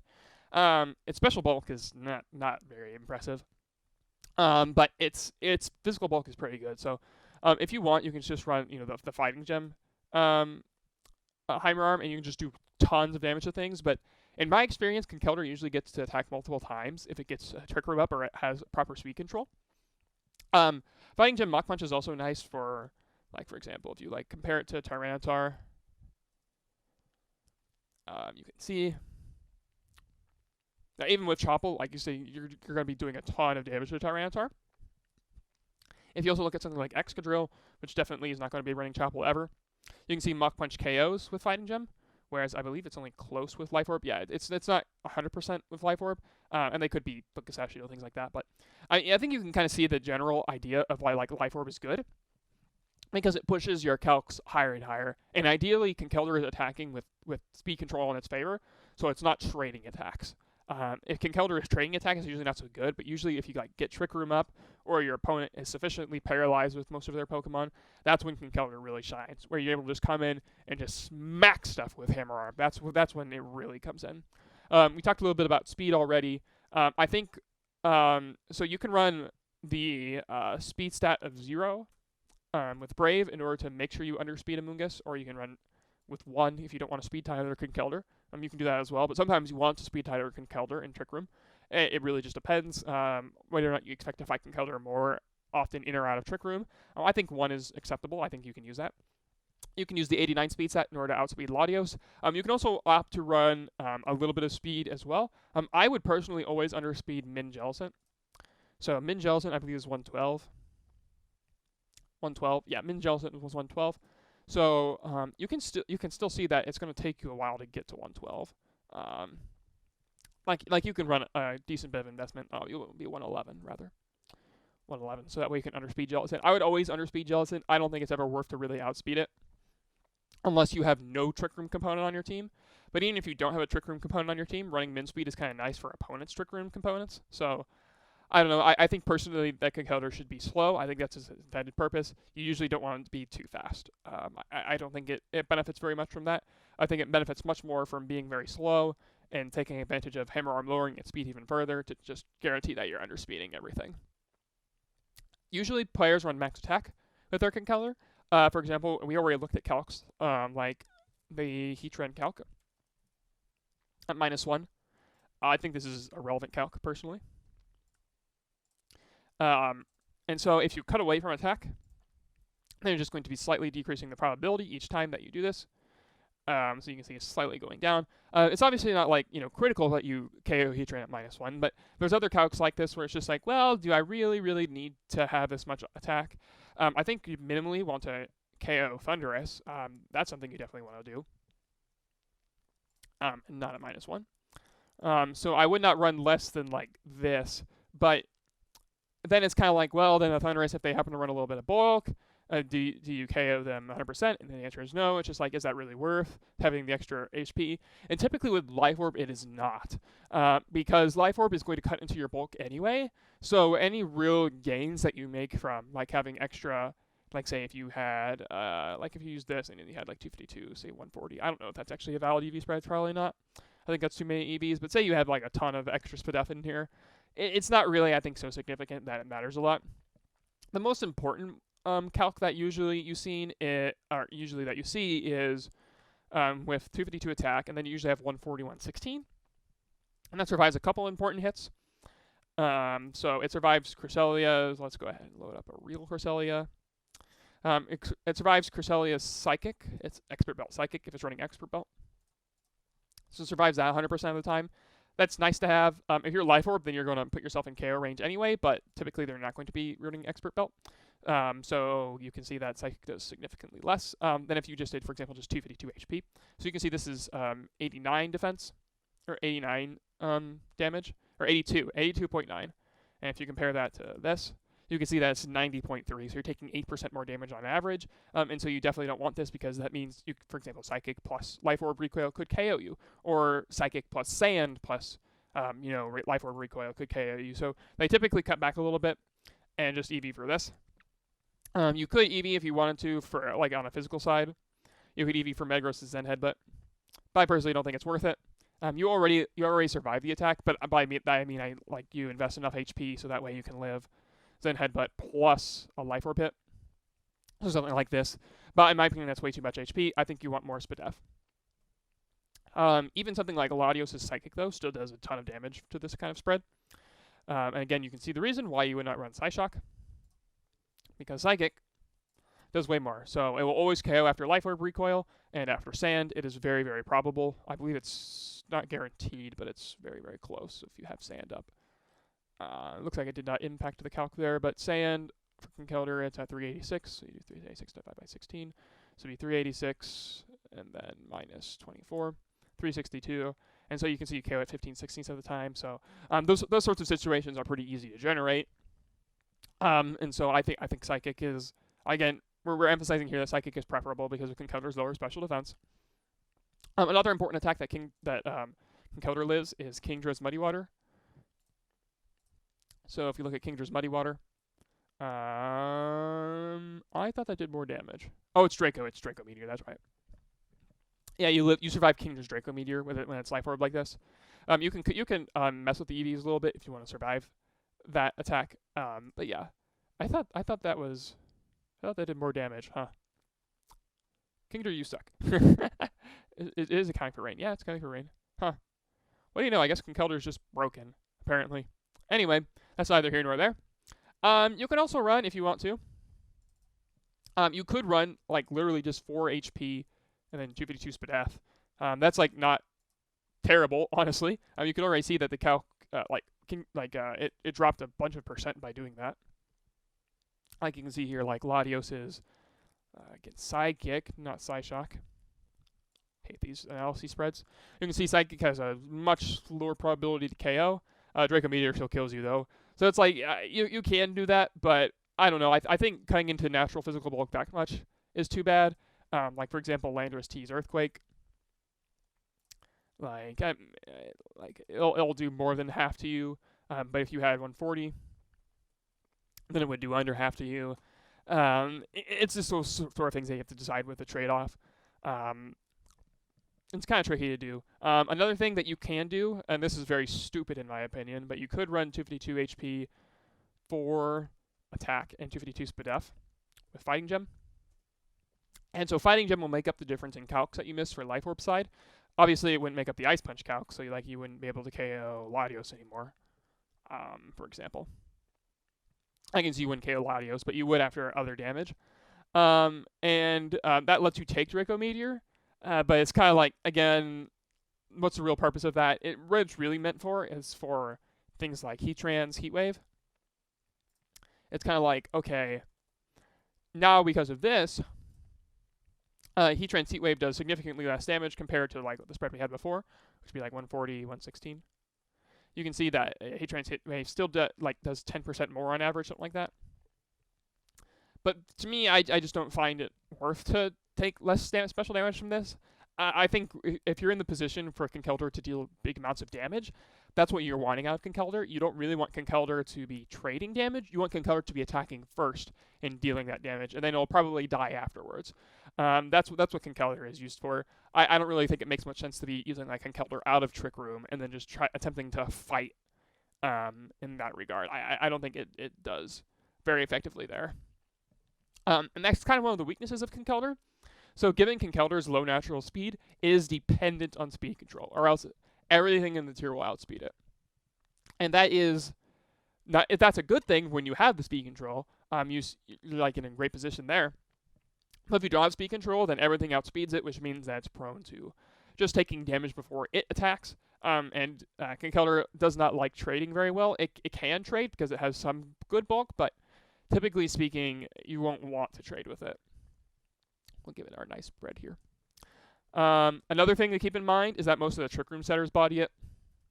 So obviously Jellicent bodies it because it's completely walled. Jellicent completely walls Conkeldurr. Cresselia is also very good versus it because while it doesn't, I wouldn't say walls it because it takes 30% from its attacks. Psychic in return is going to do a ton of damage, so Conkeldurr really doesn't want to fight Cresselia. So the Trick Room setters are usually pretty good against Conkeldurr. So Conkeldurr has to always be wary. Although it's going to be good against opposing Trick Room, it has to be good against opposing Trick Room with support in addition against the Trick Room setters, at least the primary two Trick Room setters in the tier. Another thing that really beats Conkeldurr is Rage Powder Volcarona, because Volcarona resists both Bug and Ice, thanks to its Bug and Fire typing. So you can see here, if we switch this guy back to Life Orb. Let me load up Volcarona. Say we're 252, and I think the standard is like 120, if I recall correctly. That's going off the top of my head. You can see Hammer Arm still does a chunk of damage. Still does a big chunk of damage. So you can 2-hit KO if they don't have like Citrus Berry or something like that. But also, you have 2 opportunities to burn. And so if you like burn with this first Conkeldurr, like if you redirect a Conkeldurr's Hammer Arm, and it burns, or you redirect an Ice Punch or something like that, and it burns the Conkeldurr, then it's just so much less effective. Burn is one of the best ways of being Conkeldurr because you can just see like it just does pitiful damage afterwards, even against Pokemon that it really wants to do big damage against, like Heatran. You can see, obviously, Heatran would prefer not to take a burned Hammer Arm, or prefer not to take any sort of Hammer Arm, but if you look at how it is when it's burned, it's significantly less damage, and Mach Punch is going to be doing a lot less too, things of that nature. Also, another weakness I think Conkeldurr has is that it's very linear. The fact that it also only has single target attacks in Trick Room is not ideal, because your best your best spread move that you have available to you is Rock Slide, which is not Iron Fist boosted, and the only thing it really hits is Volcarona. You definitely won't be KOing Thundurus with it. You can see versus Thundurus, max HP. If you're Rock Slide,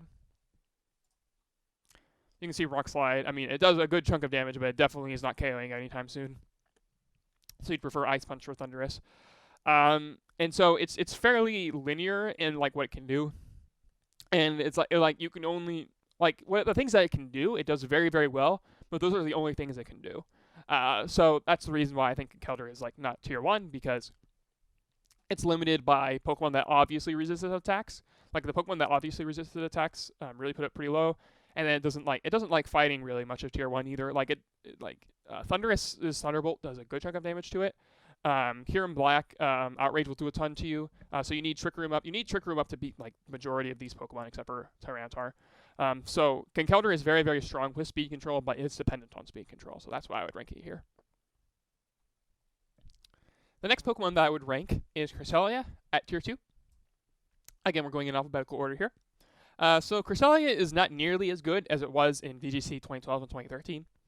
So I think it was really good in VGC especially because of how fat it was. You could pretty well reliably guarantee that you got a Trick Room.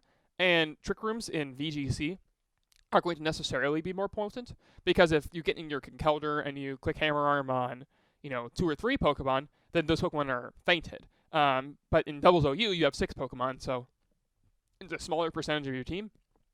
So Cresselia just being useful as, like, I get Trick Room up and that's all I do is much less limited. We also saw so far with, for example, Psychic versus Kyurem-Black that Cresselia cannot run a defensive set. So if we load up Kyurem-Black, and I do like one of these, and then I load up Cresselia. So let's look at like Doubles Trick Room, that has nothing in here. You can see Psyshock does nothing. Psyshock will not break Kyurem-Black sub, so you have to run Psychic. And you can see here that he doesn't break the sub, so you need, in order to do this reliably, modest with max or like near max. Like you need a good chunk of investment. Like again, like 212, you might as well just run max. So Cresselia is forced to be offensive, I think, in this tier. I think you're obligated to be offensive with Cresselia. And the reason why is, again, for Kyurem-Black, and also just in general, because if you're not offensive, you just become very passive on the field, and you can't do anything. Like, for example, another example, and this was present in VGC as well, but if you didn't have HP Ground on your Cresselia, then Heatran would just come in and substitute on you. And then what are you going to do about it? Just absolutely nothing. You can't do anything. So the advantages are still present. So it's a very fat, bulky Pokemon with access to 3 different types of speed control. So it's the best Icy Wind Pokemon, although it's usually not seen because Icy Wind isn't as generally effective, I think, in this tier. I've never really found Icy Wind to be very cool. Icy Wind is very good versus Mono Dragon, but if you're not facing that, it just doesn't feel like it's super effective in the sense of like not only hitting the type advantages, but also it's not very it's not very useful. So typically what you'll see from players is Psychic, Ice Beam, and then you'll see your speed control move of choice. So it's either going to be Trick Room or Thunder Wave. Cresselia can also run Thunder Wave, which is not bad. Like if your team doesn't really benefit from speed control, then you can do that. In my opinion, if you're doing that, you might as well run Thundurus, but there's some teams that maybe would prefer having Cresselia. If you're like really weak to fighting types, for example, then maybe you're just like, okay, I really want Cresselia in order to benefit versus that.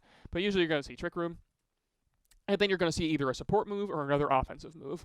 So you can run Hidden Power Ground. Hidden Power Ground, I think, is very common on Cresselia, or if it's not, it should be, because again, Heatran just walls you otherwise, and that is such a big deal. So if you look at like 252 HP Cresselia, you can see Psychic does nothing. There's a chance that it won't even 2-hit KO the sub. Well, actually, no, that's not true. It'll always 2-hit KO the sub. But with Hidden Power Ground, you definitely will always break the sub, and you force the Heatran not to have like just free substitutes whenever it wants. Like obviously, HP Ground is not going to be KOing the Heatran, even with Expert Belt. Like even if you toss an Expert Belt on here, you're not KOing. I mean, he only has 75 base special attack, to be fair. And so that's why I'm not really a big fan of Expert Belt. But HP Ground is really, really good for just like saying, okay, Heatran, I am a fat Pokemon. You can't just KO me whenever you want for free. Like, because Heat Wave does probably like 30, if that. Yeah, you can see Heat Wave doesn't even do 30%. It does like 20 to 24. So it's just going to be chipping it over time. So it's a nice like pseudo answer to Heatran. A nice defensive answer where Heatran can't really break you. It's also really good at just pinning different Pokemon in Trick Room. So it's a decent offensive attacker in Trick Room. Like, for example, Ice Beam. It's not going to KO Latios. This is a really general theme with Cresselia. Even with running max special attack, you're not going to be really KOing anything. So if you look at Ice Beam,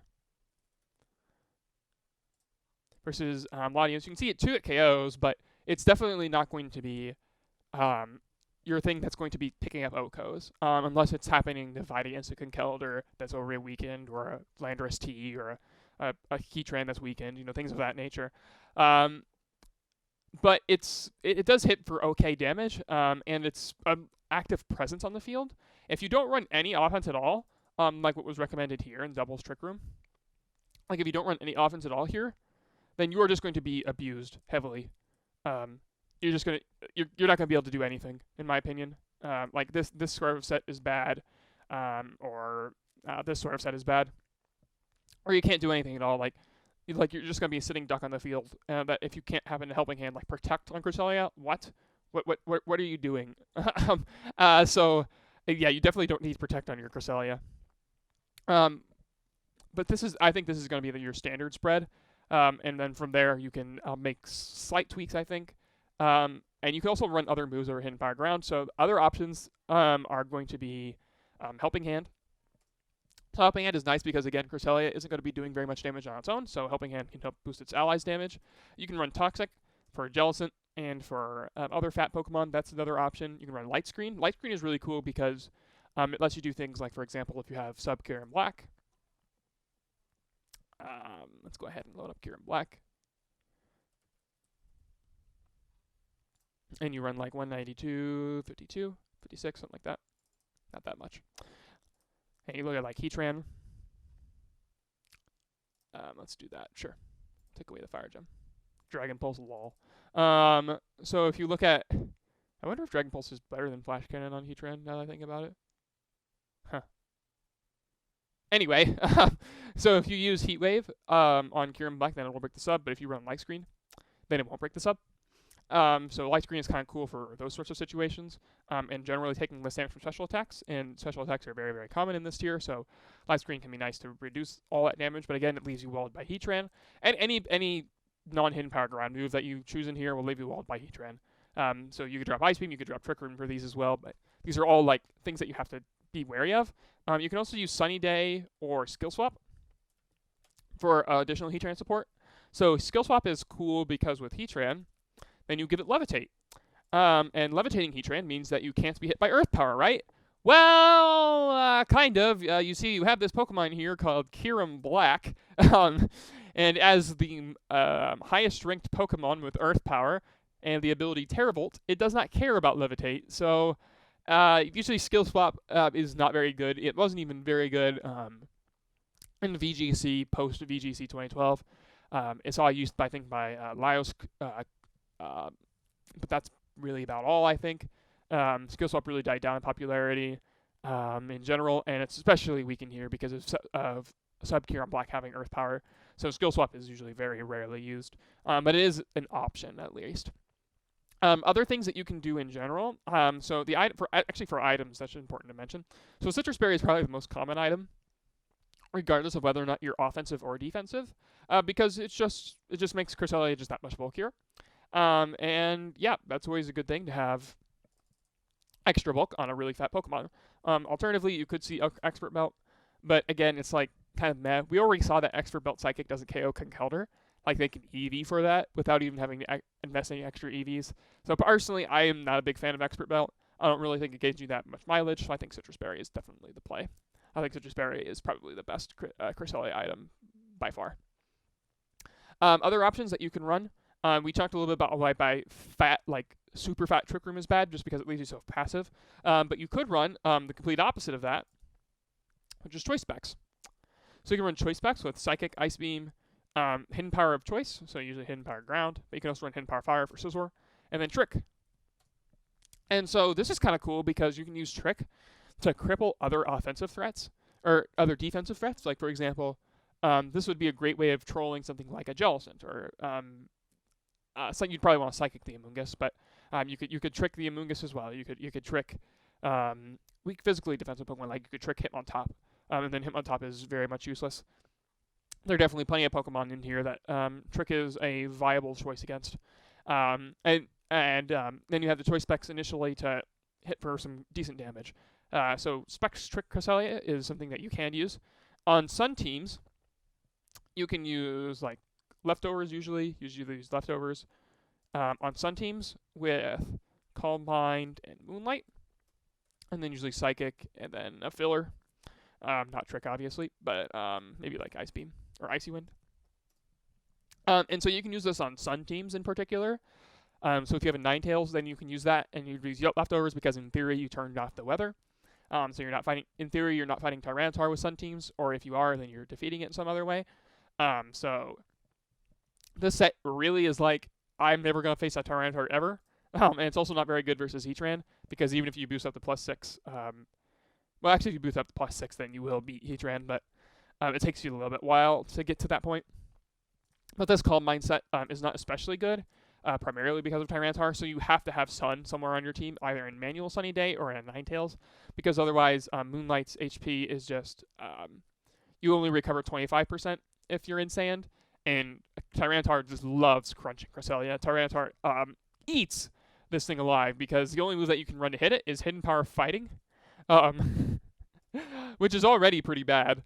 And so let's look at Hidden Power Fighting and how much damage that does, because you will be very underwhelmed. So say you run max special attack. Hidden Power Fighting. It does break Heatran Substitute. I'm impressed. So say it's not Shuffle Berry, of course. So it doesn't even do half. So Hidden Power Fighting is not good. So it's completely walled by Tyranitar. You can't really do anything about that. Again, we've already discussed that it's forced into being offensive. Although, despite that, I mean, it still has, like, tons of bulk. Like, usually what you're going to be doing with Cresselia is you're going to be doing something like this. You're going to be doing... Let's go ahead and give it real moves. Ice Beam and then Trick Room. This is a very bizarre order to have your moveset in, but what you're going to be typically doing is going to be doing, like, max HP, max Bedef, 4 HP. And then you're going to be choosing whether or not you want to outspeed or underspeed Heatran. Neutral Heatran is 190. Heatran is 190, so you could leave it like this, and so you can outspeed Heatran out of Trick Room, or you can cut back speed to attempt to underspeed it in Trick Room. So you have your choices there. Another thing that Cresselia really struggles with, I think, in general, is its competition it has with Jellicent. So when you compare Cresselia to Jellicent, Cresselia is nice because it is slightly more offensive, but like Jellicent sort of naturally beats Heatran with Scald. So you don't really need it.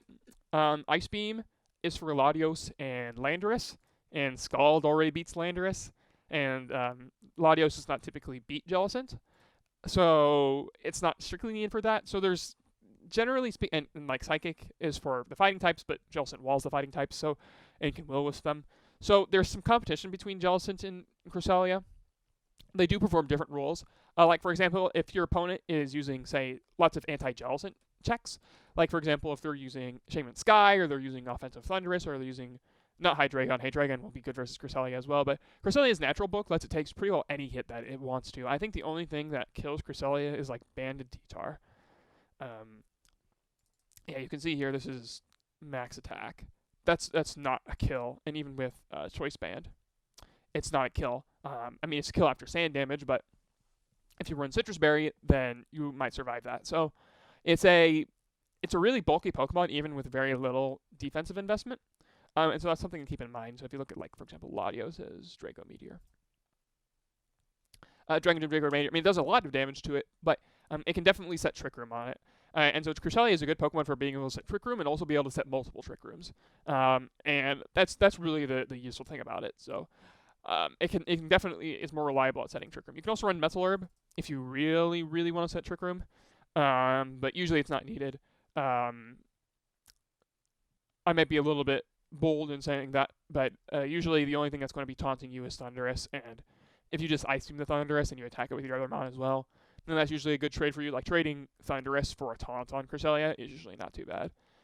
So that's usually what Cresselia is going to be doing. Even with max special attack, it's sometimes very passive versus certain boards. Certain boards it just cannot do very much versus, like against bulky waters, or we already talked about versus Tyranitar, or versus like Jellicent. They can't touch those. It doesn't not do very much damage versus Thundurus. Like even versus Amoonguss, like you can Psychic it, but it doesn't do that much damage. So it can sometimes be stuck in positions where it really can't do much on the board that it's given. And that's one of Cresselia's chief weaknesses. It's sometimes pretty passive. So it's not really a good Pokemon for gaining momentum. You don't want to try to utilize it at the end game. You usually want to try to utilize it like right at the start of a game or during a mid game. It's not a very good end game Pokemon typically. So next up in Tier 2, we have Hitmontop. So we'll go ahead and grab Hitmontop. So Hitmontop is like Conkeldurr, in that it does a lot of damage with its Flying type moves. Hitmontop almost always runs, and we'll go ahead and bring him up. Hitmontop nearly always runs Fighting Gem Close Combat, which is just a great neutral attack. We already talked about it like right at the start of the video, that it's very comparable to a Z move. So if I bring up Hitmontop, we'll go ahead, not double support. There we go. Fighting Gem Close Combat, it just does a lot of damage to different Pokemon. Like obviously it KOs the Tyranitars. It doesn't matter if the Tyranitar is holding a Chapel Berry. It will just blow right through that. It doesn't really matter. It'll obviously knock out Heatran. If it's not Chapel, which they aren't. And it'll do a lot of damage to just a neutral Pokemon. So like say we just have a Scizor. Scizor is a nice neutral Pokemon. And you can see it does 75 to Scizor. So it's a really nice just like way of getting a big hit out of its attack. Not only that, but it's not really primarily used for the Fighting Gem Close Combat side of things, although that is a really good trait of it. But really it's because it is one of the few Pokemon in the tier to get Fake Out. There's not very many good Pokemon in the tier, at least relative to what I think is good, that have Fake Out. I mean, so far we can already see that there's no Pokemon up here with Fake Out, besides Hitmontop. And there's no Pokemon up here that has Intimidate yet either. We don't have any other Intimidate Pokemon. So Hitmontop is really good at providing that role. It also gets a lot of great support moves. Like you can use Feint. Feint is fantastic on offensive teams because you can just use Feint and pin Pokemon lock. Or you can just pin down teams. And because of Fake Out, you have this like Fake Out Feint pressure that you can use really effectively. So I have a great example of that in one of my matches from Black and White Money Tour. This was against Paraplegic. So we'll wait for the replay to load up here. But you can see here my team is fairly linear, like balanced sort of oriented build. You see I've got I believe the logic behind this team was Latios, Metagross, and Thundurus, I think that's what it was. And then with Hitmontop, I think these four were the first ones that were added. Then Volcarona and T-Tar were added afterwards. But anyway, if you just look at the first turn of this game, I lead Thundurus and Hitmontop into Tornadus and Amoonguss. And so here, I have a lot of different plays available to me. I'll go ahead and let its Defiant play out. So I have a lot of different options available to me. So for example, I could go for a Fake Out into Amoonguss, and I could Thunderbolt to Tornadus. If I do that, that would get me a KO on Tornadus. He would likely take my Amoonguss, or he would likely take my Hitmontop, but he'd really like to save this. He would prefer for Tornadus to be able to beat this Hitmontop, because Hitmontop is very, very good versus Sand. So he'd like to KO Hitmontop so that way I don't have Intimidate later for his Excadrill and Tyranitar. However, I could also go for a Fake Out into Tornadus and taunt the Amoonguss. If he does like the play of Protect Amoonguss and attack with that, and I do like Fake Out Taunt, then that would really slow him down, because if he's not Mental Herb, then I could, after taunting him, I'd probably just switch out my Hitmontop into probably like Metagross, and then I would just Thunderbolt the Tornadus and take it out that way. So that would be pretty poor for him. So those are both Fake Out options, right? Those are both plays I have with Fake Out. And so because of that, I read him to make a defensive play with his Tornadus, either something like a Double Protect turn 1. Double Protect turn 1 would make a lot of sense, because you ignore the 50-50 of which one I Fake Out. Or something to the effect of like switching out his Pokemon, something like that. Maybe like switch out to Jellicent, which would be kind of weird, but I don't know. Maybe like switch out to Excadrill. I expected him to protect his Tornadus and either protect or switches with his Amoonguss. And lo and behold, that's what he does. He goes hard into Tyranitar. And so Tyranitar is really good here because now he has a pressure on Hitmontop and Thundurus, but I'm just able to go for Feint Thunderbolt and get a free KO. And so that's what Feint is really useful for in particular, for being able to use those Fake Out pressure situations to just go for Feint and take a KO. And that's really, really good with a wide variety of offensive Pokemon. With respect to other moves as well, just these three alone are really, really good, but you can also run Wide Guard. Wide Guard is really good for Heatran, for Kingdra, for Landorus. So for Heatran, you can wall its Heat Wave, which is really good. So you can do like Hitmontop plus Pokemon that is not pressured by Earth Power and just use Wide Guard. Wide Guard, again, has a successive fail rate, so you can't just spam Wide Guard. But it's nice, especially like in emergencies, or against like Landorus's Earthquake, something like that. Other options that you can run, typically you'll see these three, I think. But the support moves are pretty variable. You can run 2 of any of these support moves. So Sucker Punch is another option. It's not a support move per se, but Sucker Punch is really nice for being able to just do a quick burst of damage to Latios. It does not kill it, obviously. It won't even come close to KOing it. If we look at Sucker Punch versus Latios, you can see that Sucker Punch does like 61%, which is like not trivial. So like if the Latios is already chipped, then you can use a Sucker Punch, and because it's relatively rare, it's a good way of dealing some nice chip damage to it. So Sucker Punch is kind of cool in that respect. Other options that you have are like Stone Edge. Stone Edge lets you hit Thundurus. It definitely does not KO Thundurus, but it's nice damage on Thundurus, whereas Fighting Gym Close Combat is not especially effective on it, and it lowers your defenses, so Stone Edge is much better versus it. It's also okay versus like Volcarona. You can also use Helping Hand. I prefer Feint to Helping Hand. I think Feint is the better offensive move than Helping Hand is, personally. And you can also use Mach Punch, again, as a method of priority. Stab Mach Punch is typically better than non-stab Sucker Punch against the majority of targets, but I still think you'd probably see Sucker Punch more. If you want to use a Mach Punch, then again, you're kind of like leaning into use Conkeldurr sort of ideas. You can also run Toxic, and this is exclusively to troll Jellicent because you cannot touch Jellicent otherwise.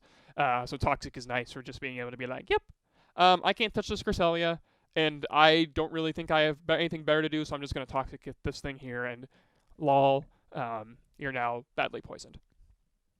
As far as the speed stat goes, Hitmontop, for some reason, can run Jolly max speed.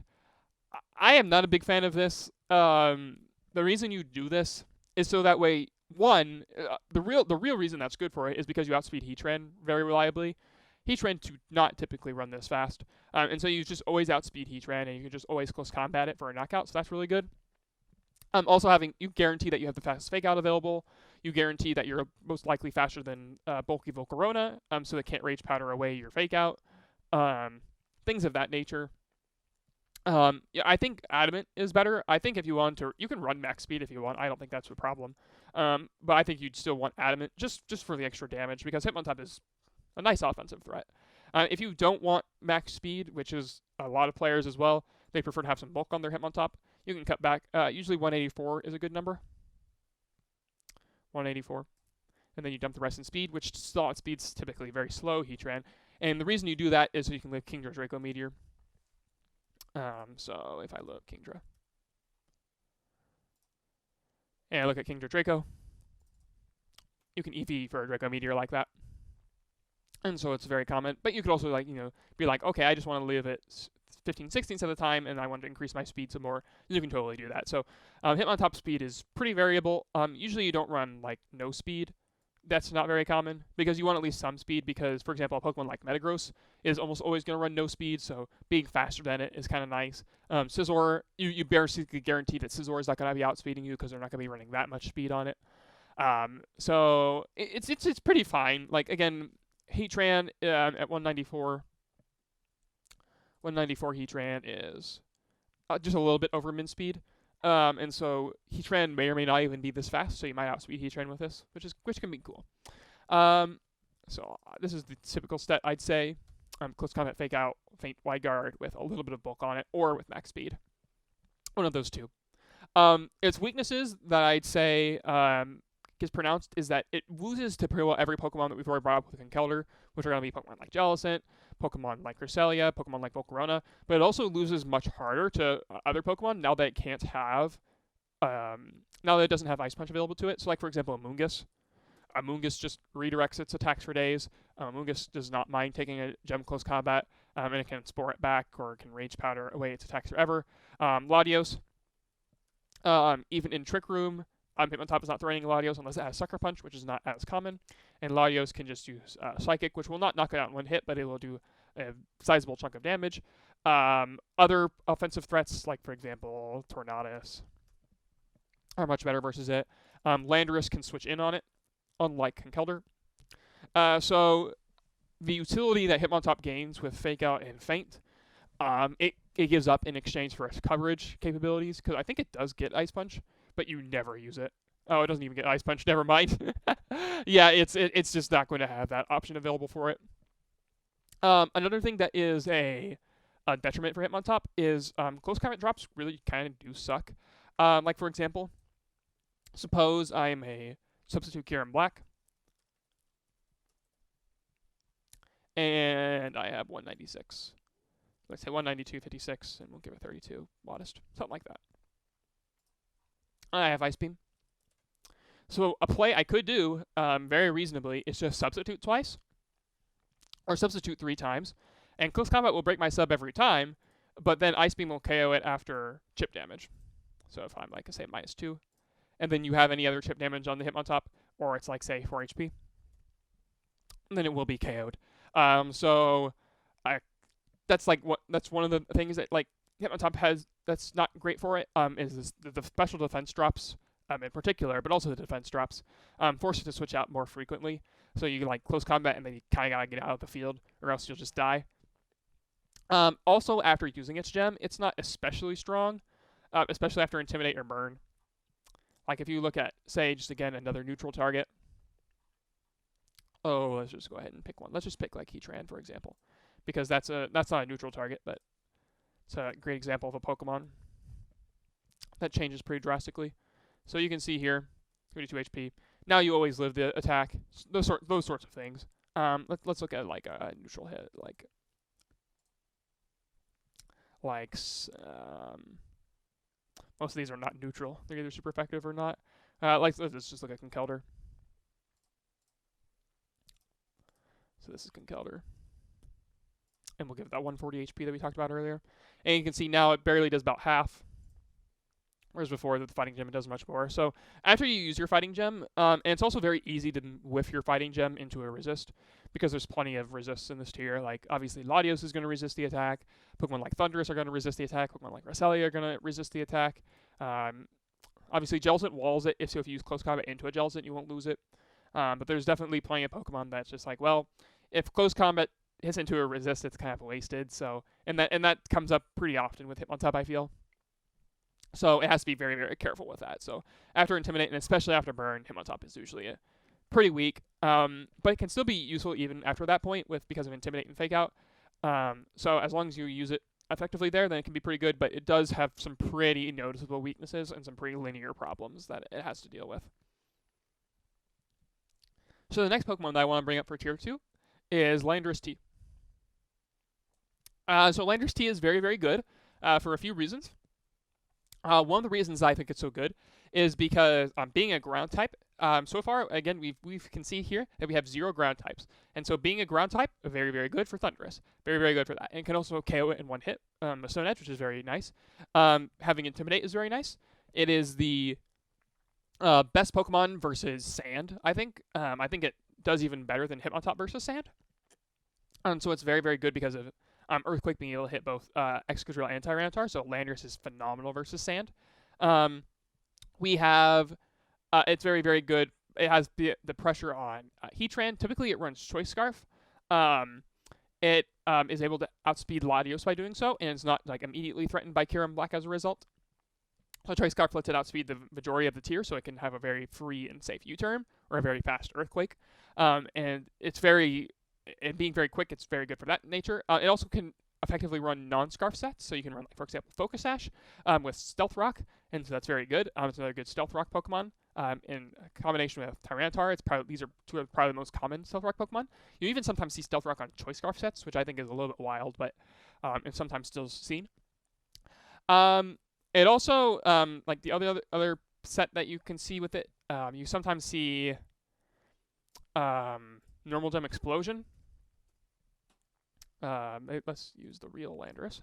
And use Explosion with Normal Gem. So Normal Gem Explosion is very, very strong and can just like do big damage to multiple Pokemon, while usually you can fit it in on Jellicent teams pretty frequently. So like if your opponent expects Scarf Landorus, and then they get hit by Normal Gem Explosion as they switch in, say their Cresselia, because it'll be like Cresselia is normally a safe switch win. A safe switch in. Say you use Earthquake and then you use Explosion right afterwards. It's really cool for being able to just like blow something up, and it's just like haha, get mished sort of thing. It can also run Fighting Gem Superpower with Jolly. So that way you can outspeed Kyurem Black and knock out in one hit. I think this is kind of a meme, but it's not like awful, because we've already shown that Kyurem Black really prefers to run a physical, like a Adamant or Modest set. They really don't want to run plus speed if they can help it. So you can run Jolly with Superpower, with Fighting Gem, and that pretty cleanly Yoko's it. If you're running like a Subcube, then it won't probably knock it out in one hit, or well, it probably will knock it out one hit rather. So it has a really good chance of knocking it out in one, especially if you have ever so slightly chip on it, things of that nature. But usually I'd say the vast majority of the time you're going to be using Landorus, you're going to be using Choice Scarf with Earthquake, Stone Edge, something like Superpower and U-Turn. Superpower is the variable move here. Stone Edge is very interesting. So Stone Edge, I think you have to run Stone Edge over Rock Slide because it's exclusively for Thundurus. I think it's just required. We've already looked at this when we looked at Thundurus itself. But if I load up Landorus-T, I look at Double Choice Scarf. You can see even the sample set has a Stone Edge, so they did know back then. But Thundurus, if I load up 252 HP, you can see here, even Stone Edge doesn't have a chance. It's not even guaranteed to knock out Thundurus. If they're max HP, it's not guaranteed. But if you look at Rock Slide as a comparison, Rock Slide will always 3-hit KO Thundurus with the Citrus Berry available to it. So you use Rock Slide, and then it's just able to take those hits much better. And especially even after Intimidate, Rock Slide is not even it doesn't even do 50%, or at least Stone Edge will 2-hit KO through the Citrus Berry at -1, and you outspeed it. So I personally think Stone Edge is mandatory over Rock Slide. Even though you can get the lull, flinches with Rock Slide, it's not worth it because you need the Stone Edge for the extra damage. It's just obligatory. If you don't run it, then you're just going to find out very, very quickly that you are missing the reason why you have a rock move in the first place. Because the only rock weak in this tier, there's no Charizard. So unlike a tier like X and Y or Sun and Moon, where you would want to run Rock Slide for Charizard or Volcarona because those are more accessible threats, Volcarona, if it is offensive Quiver Dance, is always going to have Wide Guard support because it needs Wide Guard support for Muddy Water. You have to have that for Muddy Water already. And so you're not really gaining anything by running Rock Slide because you won't even KO the Volcarona at -1 either if they have sufficient bulk. So Stone Edge is good for Volcarona as well. So Stone Edge I think pretty mandatory. Some people do run Rock Slide, but I think they notice really quickly that it's just not as effective. It just does not do enough damage, and you'll just notice that so quickly, in my opinion. Another good example is Rock Slide is unable to break Heatran Substitute.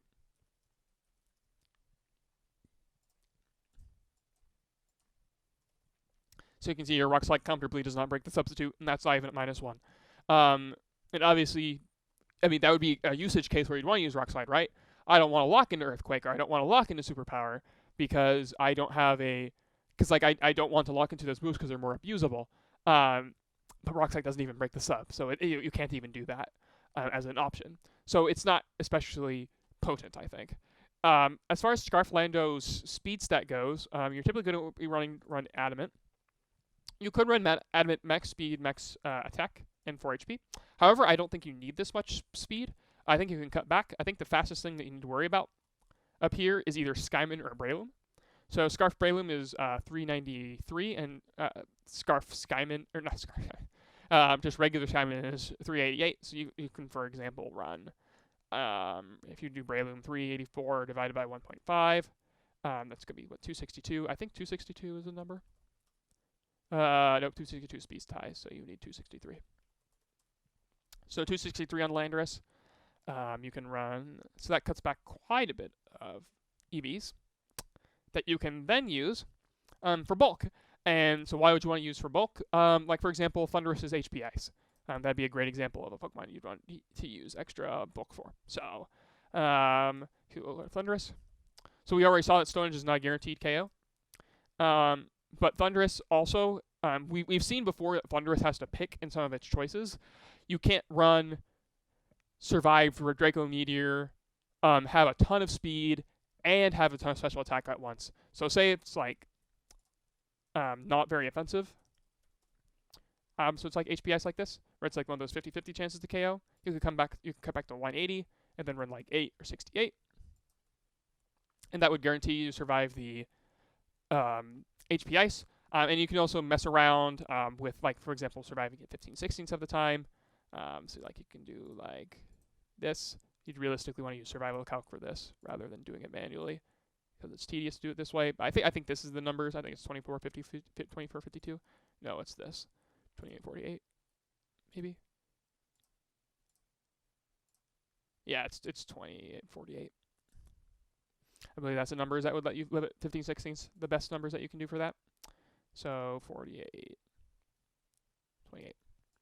And if you're not worried about Scarf Breloom, for example, like if you're like, I've got Thundurus, I've got plenty of answers for Scarf Breloom, then you could just EV to be faster than Scarf Skyman, and then you can improve this a little bit better. You can give yourself a little bit more HP and, do things like that. The other option that you'll see on Landorus most frequently is Focus Sash. The reason you'll see Focus Sash and is primarily because there's no Assault Vest. That's the real reason. Since Assault Vest does not exist in this generation, Focus Sash is used basically to take a hit in a similar fashion to what it's being used for in subsequent generations with Assault Vest. So you'd usually run like Earthquake, Stone Edge, U-Turn, and then Protect. Or sometimes you'd run like Stealth Rock over Protect or Stealth Rock over U-Turn. And then you'd run usually like Max Attack, Max Speed with 4 HP, typically. And that lets you take, for example, a Kingdra Muddy Water hit, so that way you can just Earthquake it back. It lets you take a Kyurem-Black Ice Beam, so that way you can do something back to it. Typically, you don't want to be taking those moves, but it's kind of nice just as a, like, all right, I just took this big hit, and now I can deal some damage back. Focus Sash was very, very common in VGC around this time period. They also were using, in late VGC, they were using Choice Band with, like, Careful. So they would run really, really fat Careful Landorus, but you can't do that because of Sub-Kyurem-Black Ice Beam. That will just kill you. No matter how much special defense you run, it will always kill you. I'm pretty sure. I think that's actually the case. I think literally Max dies. So if we load up Kyurem-Black, even with a Kyurem-Black that's like this, where it has very little special attack investment, I'm pretty sure it always dies, even if you run Max Careful. Yeah, it still always dies. So you can't do the cool Choice Banded set because it doesn't work. You'll just faint to Ice Beam, unless you really have like like your entire team beats Sub Kyurem-Black. Otherwise, I don't think you can run this banded set. Otherwise, I think one of the biggest weaknesses of Landorus is if it's Focus Sash, it's actually relatively slow. And it's not especially bulky either. Like, the reason you run Focus Sash is so you don't die to so many hits that can, like, just take it out in one hit, like Cresselia Ice Beam, like Conkeldurr Ice Punch, things like that. Heatran's Heat Wave still does it to a KO. So it's especially kind of frail. Landorus in subsequent generations feels like it's really bulky, but in this generation it feels like it's really frail. If you're Choice Scarf, you kind of ignore that frailness by just being faster than the opponent. But then you have the disadvantage of being Choice Locked. Like, being Choice Locked into Stone Edge is not good. If you KO the Thundurus with it, then you're usually still in an awful position afterwards. So you really want to be like U-turning. Like, locking into Scarf Superpower is also not good. Locking into Scarf Earthquake is abusable. So there's a lot of things that you can definitely abuse with Scarf Lando, and the fact that it still loses like terrain hard. Like, all of Landorus' variants lose terrain. So that's not good for it. Intimidate from itself or from Hitmontop checks it really hard as well, reducing the damage output that Landorus has. A lot of its attacks that it needs, like a lot of the damage that it needs. Like, for example, if you look at Scarf Superpower versus, let's look at Scarf Superpower. We'll do this. Okay, that's a reasonable spread at least. If you look at that versus, like, say, Hydreigon, that'd be a Pokemon you'd want to use Superpower for, right? So if you're at -1, it just isn't going to KO. And so that Intimidate is very, very, very good versus Landorus. Landorus is easily the best switch into other Landorus, even in this generation. Jellicent is another good Pokemon that bodies it. So Jellicent will take very little damage from its attacks.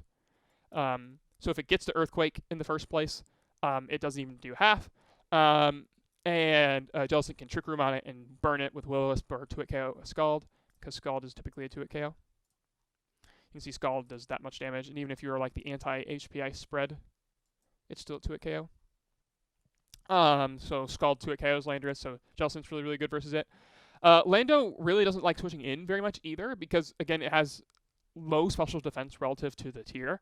So it doesn't really like switching into a lot of special moves. So it only really likes switching in versus physical attackers. So typically what Landorus is going to be doing, it's going to be like, you're going to lead your Landorus, and you're going to like U-turn or something else. And then once something comes, then you come in on a good position, on a good board position. So like one of your Pokemon faints, then you send in Landorus, and then you pressure them out with Earthquake, and then you U-turn on the Latios, things of that nature. It prefers coming in fresh. It does not like really switching in very often. Switching in Landorus repeatedly is usually pretty risky. And so it does not like switching in. But it has a lot of good advantages versus a lot of balance cores. Like again, being able to threaten Heatran is good. Being able to U-turn on these guys is good. U-turning on Cresselia is good. And so Intimidate is also very valuable in general as a resource. So Landorus's Intimidate is primarily the reason I think it's ranked so high. Same with Hitmontop, because there's just not better options available.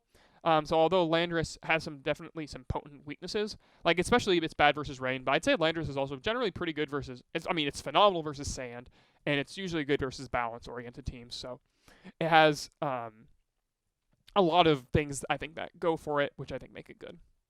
So next up in Tier 2, we have our next Steel type, which is going to be Metagross. So Metagross loses very badly to Heatran. There's no way you can get around that. Heatran will just knock out Metagross with Heat Wave, and there's just not much you can do. However, it is still a Steel type in black and white, and you can just see, like, by generally looking at its matchups versus what we have right here, that it's generally pretty good. Like, versus Thundurus, it can send Headbutt, and it won't 3-hit KO, or it won't 2-hit KO, but it still does a lot of damage. It's probably one of the best Kyurem Black Cancer. It's definitely the best banded Kyurem Black Cancer. It takes the least amount of damage from Outrage, and Meteor Mash will knock it out in return. Obviously can't beat Heatran, but Jellicent, it actually can sub up versus.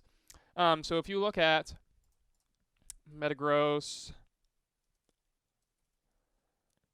and if you give it, I believe it's 252 and a 60, then Jellicent's Scald will not break your substitute. I believe that's, 364 divided by 4?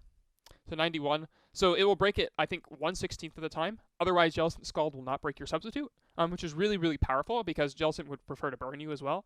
So having that immunity and being able to just like set up on it is really nice in a component that Heatran, by comparison, does not have.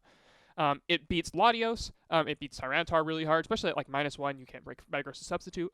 It beats Amoonguss, it beats Conkeldurr, it beats Cresselia, it beats Hitmontop. It does a ton of damage to Landorus as well. Like if you look at, say your max attack, I'll go ahead and just assume max attack here, even though we cut back some for 60 here, but let's go ahead and we have Landorus-T. And we have Meteor Mash. You can see Meteor Mash does a ton of damage to it. I mean, 63 is non-trivial. I believe that will set up for Bullet Punch as a knockout with a little bit more prior chip damage, like 63 plus 25.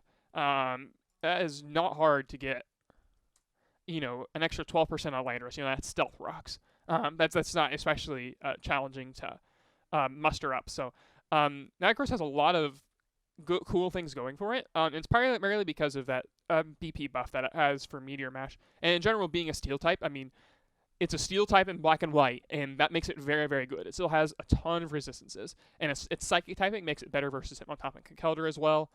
So various things like that going in its favor. So let's take a look at Metagross. So Metagross always runs Clear Body. It always runs Meteor Mash, Zen Headbutt.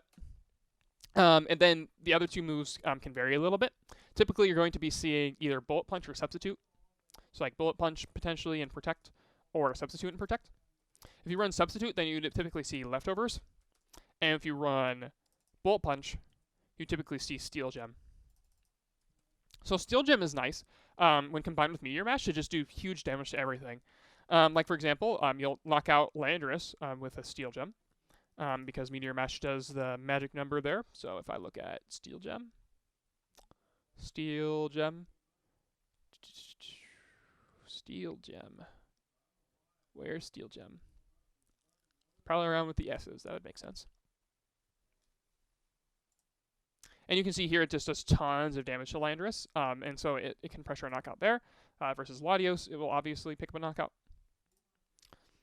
Versus something like Tyranitar, it will obviously pick up a knockout. I don't know why I picked that set, but it obviously it'll do plenty of damage in order to make sure it knocks it out. And so it can't be ignored. That's one thing that I think is really cool about Metagross is that it's kind of like Heatran where it can't be ignored. I mean, it is not Heatran, like verbatim, obviously. And its different typing doesn't really improve its matchup so much versus Rain. Like you can see here, for example, this is Kingdra's Muddy Water and Rain. It will do half, so it will 2-hit KO it, and Zen Headbutt in return will 2-hit KO it, but it's sort of like you would need to have the speed control advantage in your favor, so like you can take the hit, but its different typing is pretty useful, I think. I think it has its uniqueness there makes it really cool. I would recommend a little bit of speed in Metagross as well. So I would recommend something like just like a handful of points, just to make sure that you cover for like the Tyranitars and stuff that just EV for Thundurus and Tailwind. So like for example, if you catch somebody who is going 1 over Thundurus, that would be 354 divided by 2, which is 177, and 177 is what Metagross is at neutral, or it's 176 at neutral. So I would run a little bit over that just to catch those, but I don't think it's worth it trying to outspeed Heatran or trying to outspeed Hitmontop. Usually that's just not worth your time because even if you have Substitute versus Heatran and you're like faster, it's not going to matter too much because you still can't touch it. So it doesn't really matter that you're faster than them. And versus Hitmontop can run so much different speed. Like Hitmontop can afford to run max speed, and you definitely cannot afford to run max speed on your Metagross. So you need to have that extra bulk, and you need to have that extra offense and attack. So you cannot run that much speed, in my opinion. But I would run just like a tiny bit of speed, regardless of whether or not you're Steel Gem or if you're leftovers. Just for those like Tyranitar that are EVing pretty naively. Other options that Metagross has available to it, if you do really want to beat Heatran, you can.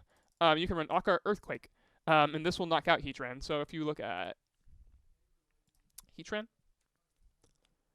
and we'll just load up one of these. So say you're like this. And you can see Earthquake here. So Earthquake isn't a guaranteed knockout on Heatran, but it will do a ton of damage. And with Aqua Berry, you can survive Heat Wave. Much better. I mean, as you can see here, you already take a Heat Wave, but Aqua Berry lets you take it much more reliably. So you take way less damage, and then you can KO it back with Earthquake if they're feeling cheeky. Because typically what Heatran will do is they will just like click Substitute mindlessly versus your Metagross because it's like, oh, you can't touch me. So if you just click Earthquake, and they're like, oh, okay, well I'll just chip you into KO range of Heat Wave, and they'll use Heat Wave. Surprise, you've got Aqua Berry. And now you're no longer in KO range, and then Earthquake can KO back. And then Earthquake can be really potent if you happen to have the appropriate speed control as well. Another set that you can run on Metagross, and I would not recommend this, but you can run Choice Scarf with Trick. And so there's not very many viable Choice Scarfers in this tier, but I think Metagross is one of them, and primarily because of Trick. So you can, again, trick a Choice Scarf onto a defensive Pokemon like Jellicent and just absolutely cripple it, which is very, very funny. I probably wouldn't run Earthquake. I actually don't know what I'd run as my filler on Scarf Metagross. Maybe Explosion? Maybe you'd run Explosion? I don't know exactly what you'd run. Maybe you'd run Ice Punch. I think it gets Ice Punch, doesn't it? Yeah, it does get Ice Punch, so maybe you'd run Ice Punch. I'm not really sure, but for sure on Choice Scarf, you'd run Meteor Mash and Headbutt Trick, and then you'd probably run enough speed to outspeed, again, you're probably enough speed to outspeed Skymin, and so that's going to be what? Skymin is 388, so you'll need to be at least 389. So say 259, I think that's not going to be enough, so yeah, you need to be 260. So if you run 260,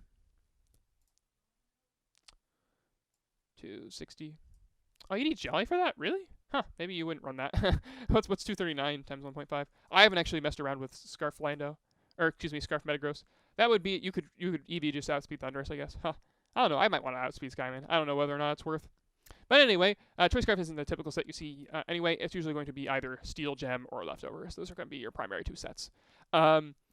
Its weaknesses, I'd say primarily, are to other Steel types, because it does not like... It does not like Heatran, obviously, at all. It doesn't like Scizor either. Scizor is actually the next Pokemon on the list, so I'll go ahead and toss it up there.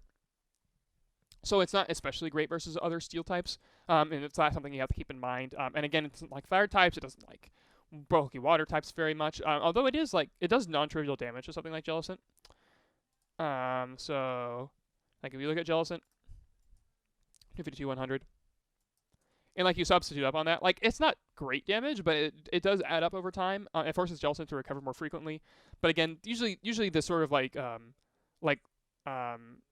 playing very slowly and like chipping away at Jellicent multiple turns is usually not the best way to beat Jellicent.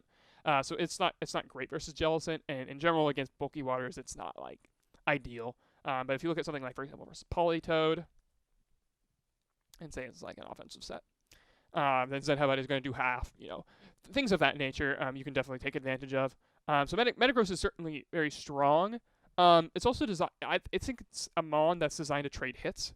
It's not necessarily going to be OHKOing every one of your opponent's Pokemon, but it doesn't really need to, because it's really typically difficult to KO the Heatran, or excuse me, to KO the Metagross back, unless you happen to have one of those Pokemon like Heatran, like Volcarona, something like that. If you don't happen to have one of those Pokemon, or you don't happen to have that Pokemon on the board right now, then Heatran can substitute up, or it can Gem Meteor Mash and really take advantage of things. If a Metagross gets a attack boost because of Meteor Mash, it's also very hard to stop because you can't intimidate it. Clear Body is very, very good on Metagross, being able to be unintimidated, and you can't. It is really funny. Kyurem Black's Earth Power actually can still drop Metagross' special defense, which is very funny, but it KOs Metagross anyway. But Metagross does do a lot of damage back, and so you want to be very, very careful when playing against Metagross. With Metagross versus Kyurem, I'd say Metagross typically beats Kyurem, but Metagross is already weakened, and it's sub Kyurem Black, then it can Earth Power for damage. Vice versa. If it already has a sub, if Metagross already has a sub, then it can Meteor Mash. Things of that nature. So Metagross, I think, is very, very good. It's just not a Pokemon that's going to be picking up OHKOs every 5 seconds. So as long as you understand that, then you're going to be good with Metagross. Scizor, on the other hand, is a Pokemon that is looking to take OHKOs, and it's looking to take OHKOs right now, and it will take OHKOs immediately. So if you look at, like, for example, Scizor, and its typical set is going to be Technician with Steel Gem, Bullet Punch, Bug Bite, Swords Dance, and Protect. So this is going to be Scizor's standard set. It's one of the few Pokemon in the tier that actually has a stat boosting move that it sets up with. If you look at everything that we've described so far, there's really not any Pokemon on here that runs like Swords Dance or Calm Mind. You'll see a lot of Substitute, but not very much like dedicated setup with your like attack stat or with your special attack stat. And Scizor is one of the few Pokemon that can actually do that, and it does it effectively too. Swords Dance plus priority move is really, really powerful, and it KOs a variety of targets at +2. So, like, for example, if you look at Scizor versus Latios, you could Bug Bite Latios. That would be one thing that you could do. However, you can see Bullet Punch already does 64% just at neutral, and if you get that up to +2, then it KOs like very easily. It will KO at +1, I'm pretty sure. Yeah, it KOs at +1 pretty reliably.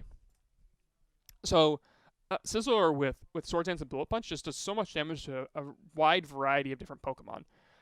And that gives it the capability of just like if you SD up with Scizor and it's unpressured, especially in late games when your team is already damaged, Bullet Punch can just eat through things. Like, for example, if you look at like something like Thundurus. Thundurus is a Pokemon that you'd think would beat Scizor very reliably. But you can see here that +2 Gem Bullet Punch does 60% to max HP Thundurus. So a slightly weakened Thundurus is something that could die to Steel Gem Bullet Punch, which forces the Thundurus to not be able to Thunderbolt you. They'd have like emergency Thunder Wave you, which would not be ideal for it because you would still die 75% of the time. And you can see here, I mean, if you just compare it like Bullet Punch to Bug Bite, it does the exact same amount of damage, and that's because of the Steel Gem, of course. If you took away the Steel Gem, then Bug Bite would still be its 60 base power, and so it'd still be really powerful. It also plays very well, Scizor does, in Rain. It plays very well in Rain because of its sworn enemy Heatran. Obviously, Bullet Punch, no matter how many Sword Stance boosts you get, is not going to be breaking through Heatran anytime soon, who quad resists the move. You can see here, it is very sad. Very sad VGC. I mean, to be fair, for a resisted hit, doing 20% is like not, the worst thing ever. But it's definitely not great. So playing it with Rain or with other Pokemon that can really take advantage of like beating Heatran is very, very good. Bug Bite is also really cool as a neutral target move. So like it's really, really good versus Pokemon like Cresselia especially. But it's good versus Pokemon like Tyranitar. You can use it versus the bulky waters. You can use it versus Thundurus as well to steal their citrus berries. And that's really effective at being able to just be like, yep, I'm going to get a little bit of health back with this. And it's also a very strong stab move. I mean, it's just another good stab move for Scizor. However, it does not necessarily need Bug Bite. You could drop Bug Bite for another attack. Probably the most common to drop it for would be Night Slash. And this is primarily so that way, okay, you can still hit the Cresselia and still hit the Latios with not a stab move, but with a super effective attack. But primarily so you can hit Jellicent, because Jellicent again is like Heatran, where Jellicent just destroys Scizor. It can burn it, which will neutralize it effectively. Scald does a ton of damage to it. And you can recover off all of Scizor's damage that you deal to it. So Night Slash can be nice for the extra damage on Jellicent, although it doesn't really do that much more. Like if you load up Jellicent, you can see 252-100 with Night Slash. You can see, oh, actually that KOs. I didn't know that KO'd. Holy crap. Okay, never mind, I take it back. Apparently Night Slash is really good versus Jellicent. I thought that wasn't a KO. But anyway, so yeah, you can run Night Slash as an alternate. You give up the power to hit other bulky waters as effectively, though, so like Politoed. I would much rather take a Night Slash at +2 than a Bug Bite. You can see here Bug Bite would KO where Night Slash does, only about 60%. So there's trade-offs. Another move that you can run in place of Night Slash is Acrobatics with Flying Gem. And the reason you want to do this is primarily for the similar reason why you want to do it on a Pokemon like Tornadus. So the way that Flying Gem, Technician, Acrobatics works is first, Technician is checked. So the first thing that happens is Technician will boost Acrobatics from 55 base power to 55 times 1.5 base power. So it's this.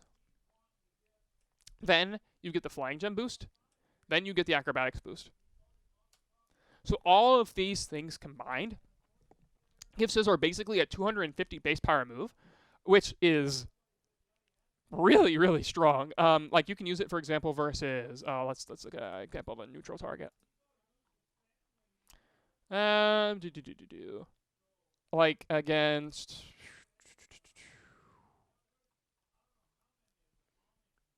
I mean, we can just look at a Pokemon like Politoed. Politoed would be a fair example.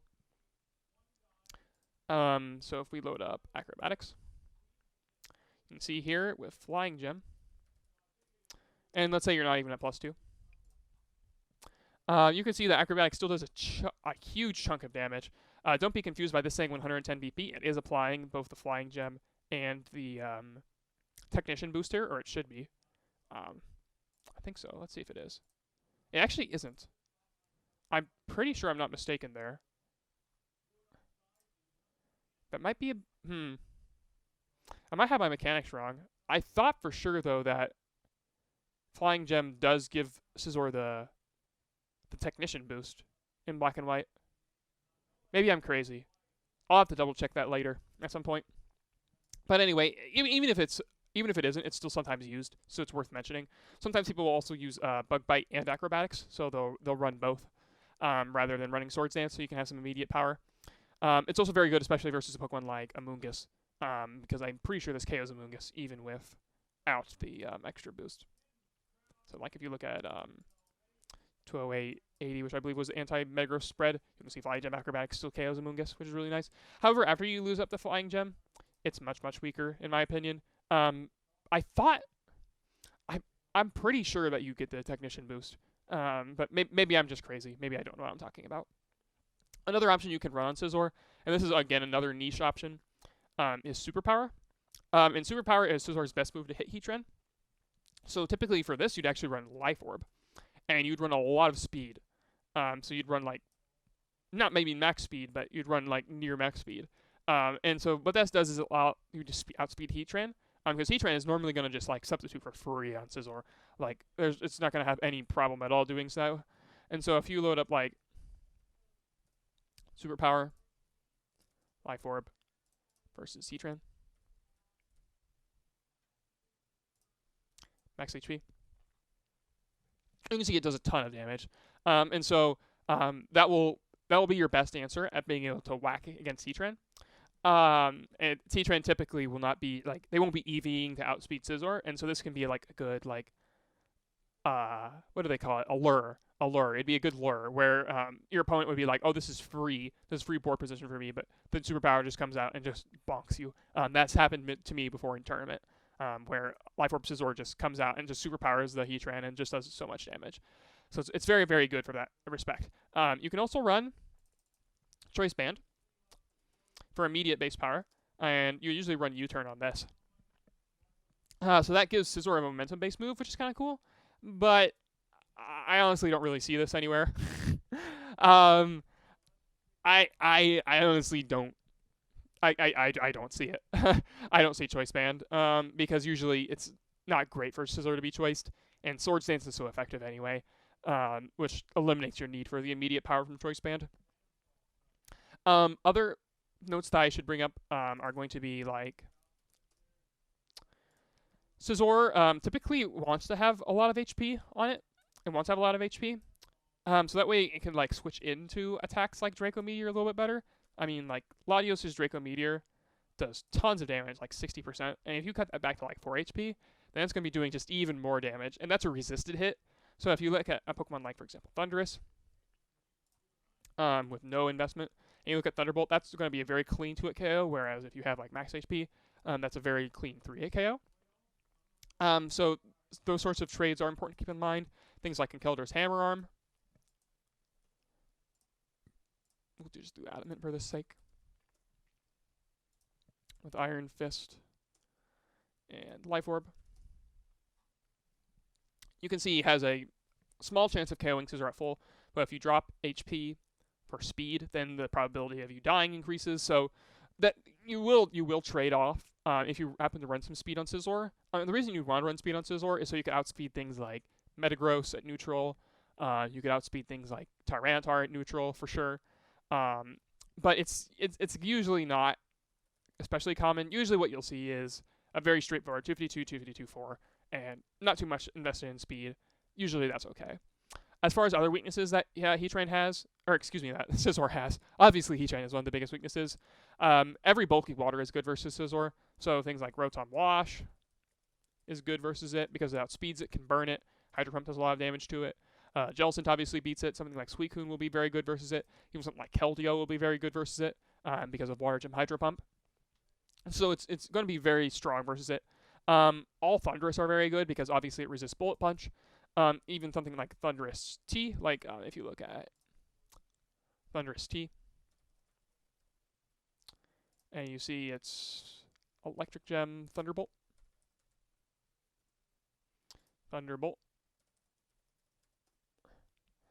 You can see that is going to be a pressure in a KO on Scizor. If it cuts back on bulk, even if it's not like full, like if it takes a little bit of chip damage, then it will be in KO range, like for example from Stealth Rock. So all Thundurus beat it. Also Volcarona destroys it too. Volcarona is, again, Scizor's worst nightmare. Even if it runs one of the coverage moves like Night Slash, it's not going to be able to beat Volcarona. Either the setup variant with Clever Dance or the Rage Powder variant. It loses very hard to both of those, so Scizor cannot touch the fire types is basically the general rule of thumb there. But Scizor is still pretty good because of how good its priority move is. And ignoring speed control is really, really cool with that. And given it's a steel type, it works very well on rain. So it has a lot of options going for it. So I think Scizor is still definitely a very, very good Pokemon. If you underestimate Scizor, then it will come around and just Swords Dance Bullet Punch your entire team. And then they'll be like, huh, I left my Scizor checks at home. And finally, the last Pokemon that I have in Tier 2 is going to be Volcarona.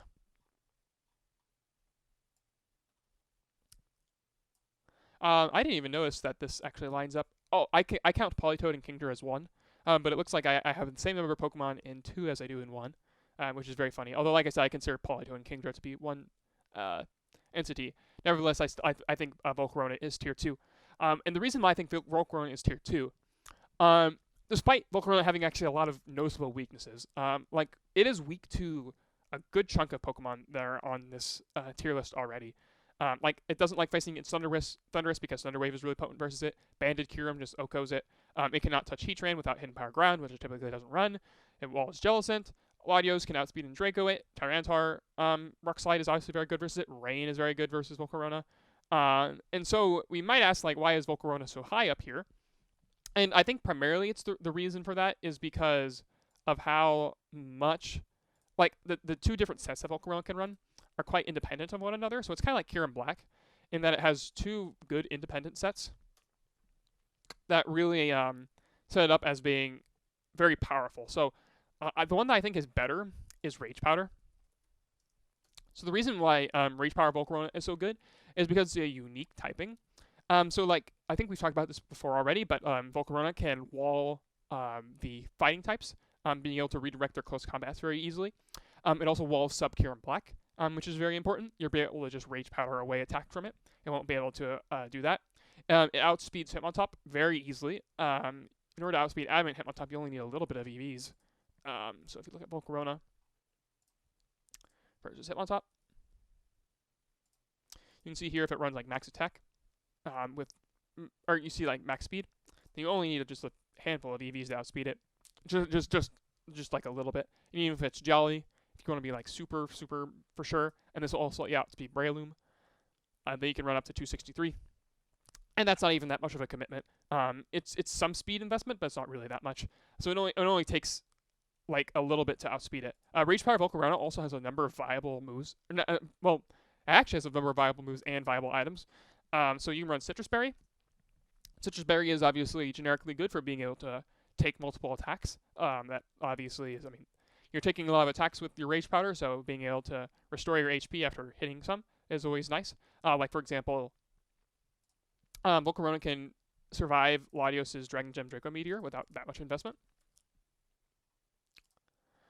So if you've done like 252 and like I think it's 40, you can live Dragon Gem Draco, and then you can heal up with your Citrus Berry, and you'll still be at a, you'll be at low health, but you'll still be at a reasonable amount of health.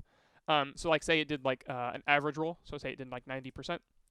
So you'd be at 100 minus 90 plus 25. So you'd be at 35%, which is still, that's enough to take another attack from a weakened target. So there's still definitely things you can do with it. Also, you can survive on the physical side. You can survive like a Choice Band Kyurem Black's Dragon Claw, not Scarf. Kyurem-B. If you look at Dragon Claw, you can definitely survive this. I think it's 120. Yeah, it's 120, I think. Yeah, it's 120 to guarantee it. You cannot survive Landorus-T's Rock Slide straight away, but we've already talked about why Rock Slide is poor on Landorus-T, so it's usually not that big of a deal. You can see here, like, Rock Slide, it's not even a guaranteed KO, which is very funny. So if you want to, you can use, like, Intimidate to guarantee that you survive the attack, but I don't think it's worth the actual EV for Rock Slide, because, again, Rock Slide has so many downsides that they're going to be running Stone Edge anyway, so Landorus should be able to knock you out. You can also run, in addition to Citrus Berry, you could run Lumberry. Lumberry is nice. You can just redirect Spore away from Amoonguss. You can redirect a Thunder Wave away from Thundurus. Because Thundurus may just Thunder Wave you rather than taunting you. If they're worried about Quiver Dance, they might want to Thunder Wave you as well. Just like because Quiver Dance Volcarona could run Lumberry, and you want to Thunder Wave it twice, so that way you actually get your Thunder Wave off, so you can Thunder Wave through the Lumberry. So Lumberry can be nice because you don't necessarily strictly need the speed on Volcarona. I mean, it's nice to be faster, but you don't strictly need it.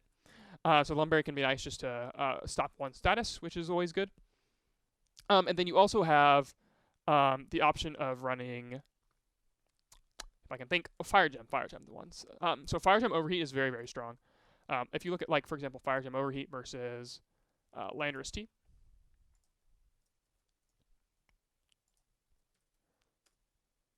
Fire Gem Overheat versus Endless Tree. This is with no investment. 0 investment KOs Landorus-T. And I think that is incredible. Just being able to knock that out in one hit is really nice. Or bring it down the sash, obviously. But it's also especially relevant for a Pokemon like Kyurem-Black. So you need a little bit of investment here to do that. So like if I say run Modest, and then run a little bit of EVs in here, then I can outspeed Kyurem-Black and knock it out in one hit, which I think is very, very powerful. I probably want to outgo 4 HP, so maybe a little bit more than that. But you can do this, and then you can also outspeed Kyurem-Black relatively easily. So this would be like a more offensively variant of Rage Powder Volcarona, but so you could like outspeed up to 290. So you run this, and then you still have a decent chunk of points available for HP. So if you run like 216, 144. Oh, that's defense. 144. And then Modest. You can like do a HP dump, and you still have a good bit left over in HP, and so you can run like Overheat, and then Bug Buzz. And so this would be like a more offensively inclined Rage Power Volcarona, but you can also run a more defensively inclined Rage Power Volcarona with something like Citrus Berry, and Rage Powder, maybe still Bug Buzz, and you can run like you can cut back with that. You can still run Modest. You can cut back, say, to just outspeed Adamant Hitmontop, and then you survive Banded Kyurem-Black, and you outspeed. You survive Latios' Draco, and then you'd have a good chunk left for special attack investment, which would enable you to KO Pokemon like Metagross very comfortably. So if you like load up Metagross.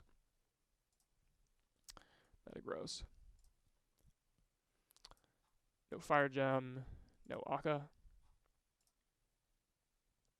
Then you can see here, it's going to very comfortably KO Metagross. Even in rain, you're pressuring a KO on Scizor. So even with max HP, you can see it's very easily pressuring a KO even in rain. So that's always nice. So Volcarona has cool things going for it with both offensive and defensive Rage Powder sets, which already is like pretty impressive, right? The fact that you can run either of those and still come out effectively, I think that's really cool.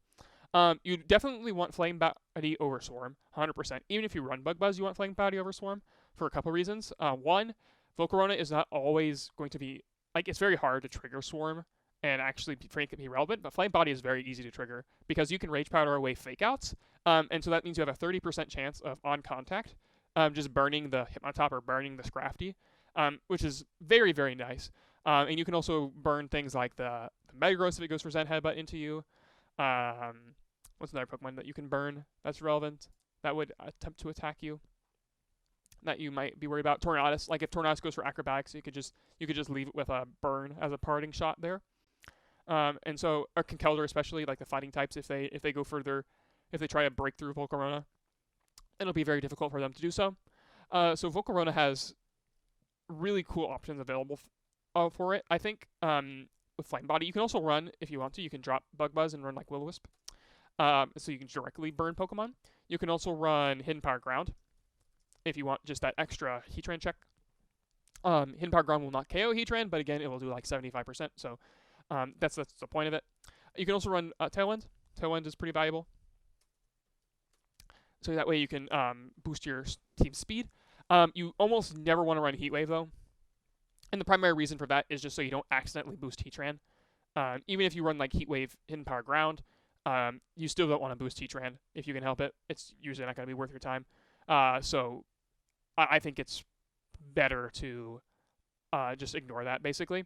So it threatens every Steel type except Heatran, and it does if you run Hidden Power Ground. You can threaten Heatran as well as redirecting away for Subcube, for Hitmontop and Conkeldurr, for other lower tier threats. So it has a lot of things that's really cool that I can do with it. Meanwhile, Volcarona can also run Bug Gem Quiver Dance. This is something you would want to run Heat Wave on. Bug Buzz, Quiver Dance, Protect.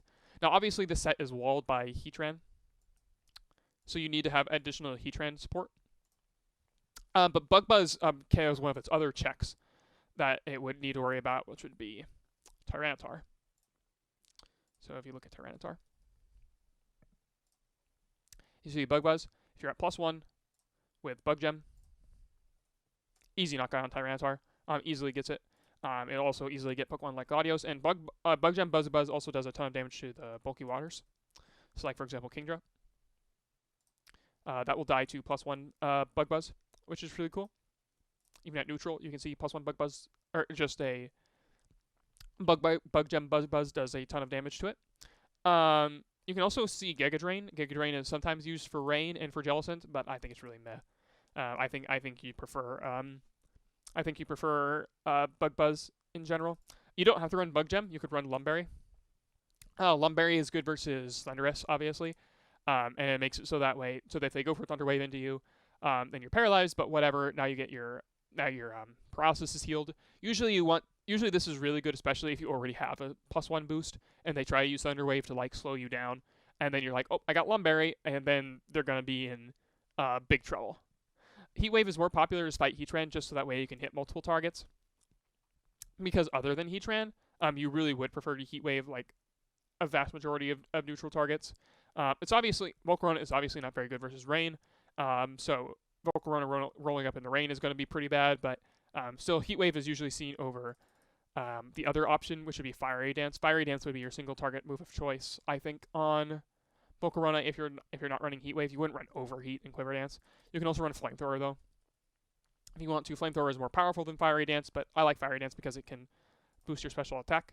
I believe it's a 50% chance to boost your special attack, which means you can kind of just steamroll with Volcarona compared to Flamethrower. So I think Fiery Dance is really cool. It's often paired with Intimidate and Rain techs. Volcarona is, because obviously Tyranitar, Rock type moves in general, and Rain are going to be Volcarona's biggest weaknesses. So Rain and Rock are going to be what Volcarona hates fighting, but it likes fighting, or it doesn't mind fighting pretty well everything else, except, again, Heatran is kind of problematic. So you need to sometimes, one of the problems with Quiver Dance Volcarona in particular is that you have to buy turns for it in order to get it set up. Like, for example, Skyman. You would beat Skyman if you were attacking before it, because Heat Wave would obviously KO it. But if you're not attacking before it, then Air Slash is going to do 1,000,000% to you, and you could flinch. Or another example would be a Pokemon like Latios, where you could even live the Draco Meteor at +1. But you need to be at +1 first, or else you're not going to be threatening with either Bug Buzz, or by having the Quiver Dance boost, you're not going to just have that available to you. Another example of a Pokemon like this would be Tornadus. Another reason why Volcarona is held back is because of Stealth Rocks. So Stealth Rock really nerfed Volcarona because it takes 50% on switch in. So that's really bad for Quiver Dance Volcarona because it can't use its bulk that it gains from the special defense boost as effectively. And it really hurts bulky Volcarona because it's not able to take advantage of its bulk as well to Rage Powder multiple attacks. So Volcarona has some very poignant weaknesses, but it has some very good strengths as well. So if it doesn't roll up into Rain, Volcarona, I think, has tools that it can use to be effective in a wide variety of matchups. So I think that Volcarona is pretty cool.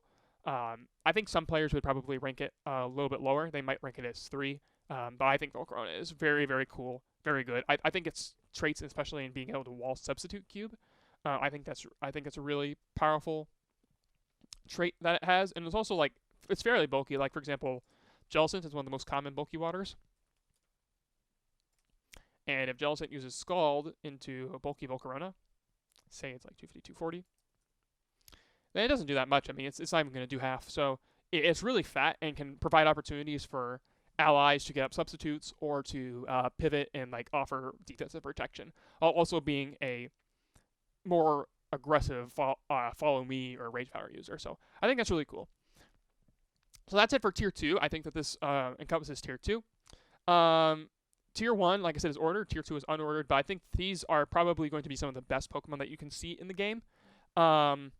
I have a, or well, I didn't make up this connotation for myself, but there's a joke among Stratos and other DOU players that I am a big proponent of Pokemon called Listmons. So the list is Thundurus, Kyurem-B, Heatran, Jellicent, Latios, Titar, Amoonguss, Conk, Lando, Metagross, and those are the Pokemon that are on the list. And the joke is that all I do is I take 5 or 6 of these Pokemon. I just pick them at random and I put them on a team, and so it's called Listmons.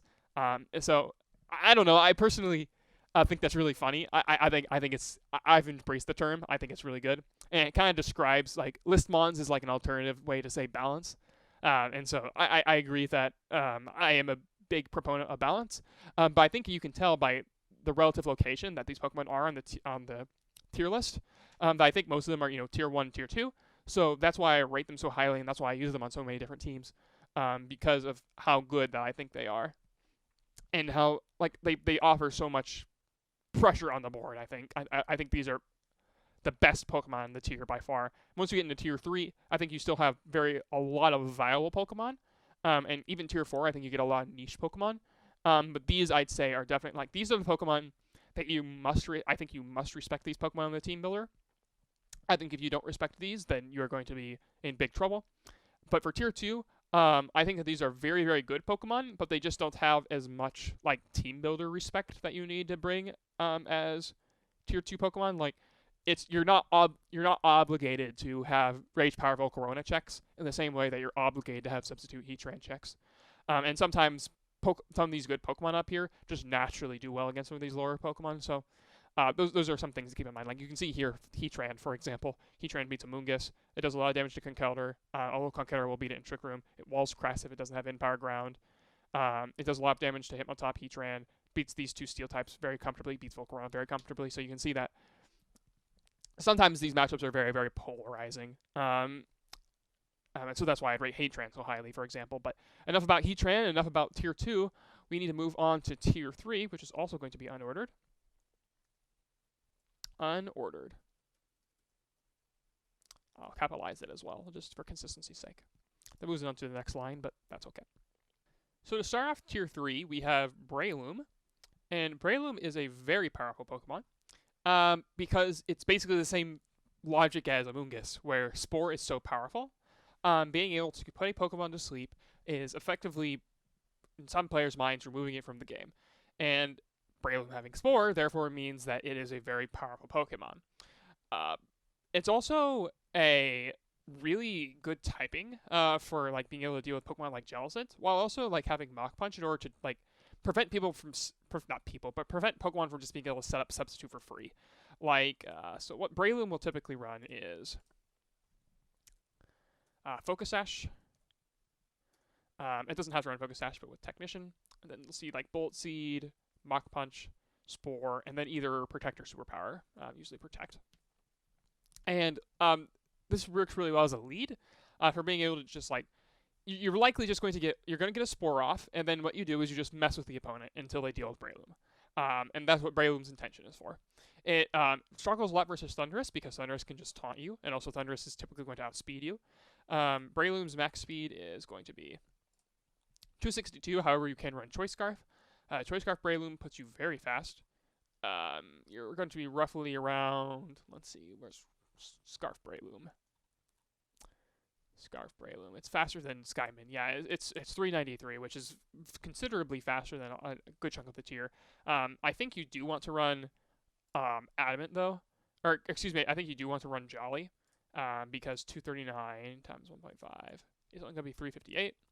Which, while that does outspeed the Thundurus Latios core or something like that, I don't think it's worth it to not outspeed Skymin. And also, you can be faster than certain Pokemon in Tailwind, because if you're just EVing to outspeed those Pokemon, then like potentially Breloom can be faster than a few Pokemon in Tailwind. So you might want to do that for Scarf. But generally speaking, for Focus Sash, you're going to be seeing nothing more than 252, 252, 4. You don't really have to think too much harder about that. I don't even think you need, like, even if this was a sand number, you wouldn't adjust for it because it doesn't really matter. Once Breloom gets his Focus Sash broken, it is very, very frail and will faint to all other Pokemon. So like I said, it's very, very good early game with either Sash or Scarf. The problem with Scarf is that if you use Spore, you immediately will trigger Sleep Claws. Like so you have to switch out. So that's the downside of Scarf Breloom. Although you can remove a Pokemon from the game, you also are like obligated to use Spore, and then you have to switch out. So that's 2 turns that the opponent could wake up. So you have to be very, very careful with what you do with Spore. You can't. I think you have to be cautious and not just like click it blindly, because if your opponent sleep sacks and they get a good sleep sack, then you're going to be like, oh, now my Breloom is Choice Scarf and it really can't do anything. So you have to keep that in mind. Breloom, like I said, you can often run Superpower over Mach Punch or over Protect. If you're Scarf, you typically will be running Superpower. I actually don't know if you run Mach Punch on Scarf or not. I don't really have any good opinions on that. You could run like Seed Bomb, I guess, over it. Yeah, I don't really know what else you'd run that you would particularly care about. But Bullet Seed is, like, for example, really nice. You can see Bullet Seed's damage versus Jellicent, just to get a rough idea of the kind of damage that Breloom is going to do. Not Life Orb. We'll assume no Life Orb. You can see here that 3-hit Bullet Seed would knock out Jellicent if it wasn't holding a Citrus Berry, which is very, very nice, you know. So, and then Breloom, it won't be able to defeat Kyurem-Black. So you can see here, like I say, you have a 4 HP Kyurem-Black. You can see that it Mach Punches half, so that's really good. And so if it was a substitute Kyurem-Black, you're definitely not like you can break Kyurem-Black substitute, which forces it to attack you. So Breloom is really, really good at messing with opponents really early game. I think it's pretty cool for that. The downside of Breloom is that it can become very, very easy to wall it after you sleep sack something. Like, for example, Amoonguss can redirect its attacks forever because grass types are not immune to Rage Powder. So Breloom can just, like Amoonguss will just redirect its attacks for days. Lots of different Pokemon, like, for example, Cresselia, for example, Metagross, for example, Scizor. Once a Pokemon has already been put to sleep, they will just be able to be like, lol, you cannot touch me. And then they can either ignore the Breloom or they can just KO it very easily. Sometimes Breloom runs Life Orb. If it doesn't run either Focus Sash or Choice Scarf. The reason you'd run Life Orb is because especially if you have Tyranitar on your team as well. So if you have Tyranitar plus Breloom, then it doesn't make very much sense to run Focus Sash because you're very, very likely to break your Focus Sash naturally. And that's generally true as well. Focus Sash Breloom is not going to... it does not like Tyranitar, even despite the fact that it can Mach Punch, it can Bullet Seed, it can Spore it. It doesn't really like Tyranitar breaking its Focus Sash. So what you'll see sometimes against Breloom is you'll lead Tyranitar, you'll switch out Tyranitar, and then you'll do something like Protect with the other slot, or you'll like taunt it, or you'll mess with Breloom in some other way, just to remove it. And so Breloom is really, really cool. But it's very, very good at like shutting down Pokemon that are slower than it. Pokemon that are slower than it really don't like it because once you Spore it, then it's just like, okay, that's bad. Because, again, Spore is so powerful in this tier. But yeah, a Breloom, there's not really too much to say about it. It's really just good, I think, because Spore is so good. I think that's why Breloom is particularly so good, or why I would rank it at tier 3, but not any higher. I don't think it's like tier 2 because, unlike Amoonguss, it doesn't have it's very much a lead Pokemon. You just try to deal some damage with it, and its other sets are like just kind of meh. Whereas Amoonguss is much more consistent, reliable, beats Trick Room, things like that. The next Pokemon that I have in tier 3 is Excadrill. Some players would probably rank Excadrill a little bit higher. They'd probably put it in tier 2. But I am not an Excadrill believer. I do not think it's very good, honestly. I think it could even go down to 4, which might be a hot take, given how often it's used. It has a lot of usage, but I do not think it's very good. So it's, in theory, it's a physical attacker with high speed that isn't slowed down by Thundurus. But in reality, it loses to many pieces that balanced Thundurus teams already have. So, like, for example, yeah, you beat Thundurus. Thundurus can't Thunder Wave you. Thundurus can't slow you down. But almost all Thundurus teams are probably going to have Intimidate. So they're going to have either Landorus or Hitmontop.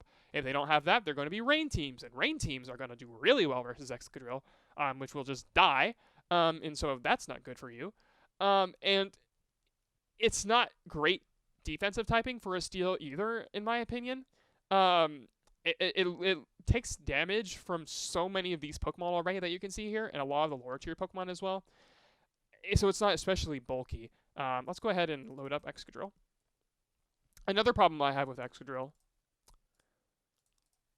is like, for example, in theory, so like in theory you can say, okay, I'll add Excadrill because Excadrill beats Heatran, beats Thundurus, it beats Latios, things like that. But in reality, it really doesn't, in my opinion, it just doesn't beat those Pokemon. So if you run Sand Rush and say you run Earthquake, Rock Slide, and Iron Head, and Protect, not Iron Defense. That would not be very good. And Protect. So Iron Head, you want Iron Head for... You want Iron Head so you can hit Kyurem Black. If you don't run Iron Head, then Rock Slide is going to do very minimal damage to Kyurem Black. Earthquake would actually do more. So if you look at Excadrill versus Kyurem Black, actually we already have it all loaded up here. You can see that Earthquake and Rock Slide do identical amounts of damage. Rock Slide, just 0.3 more, but who cares, right?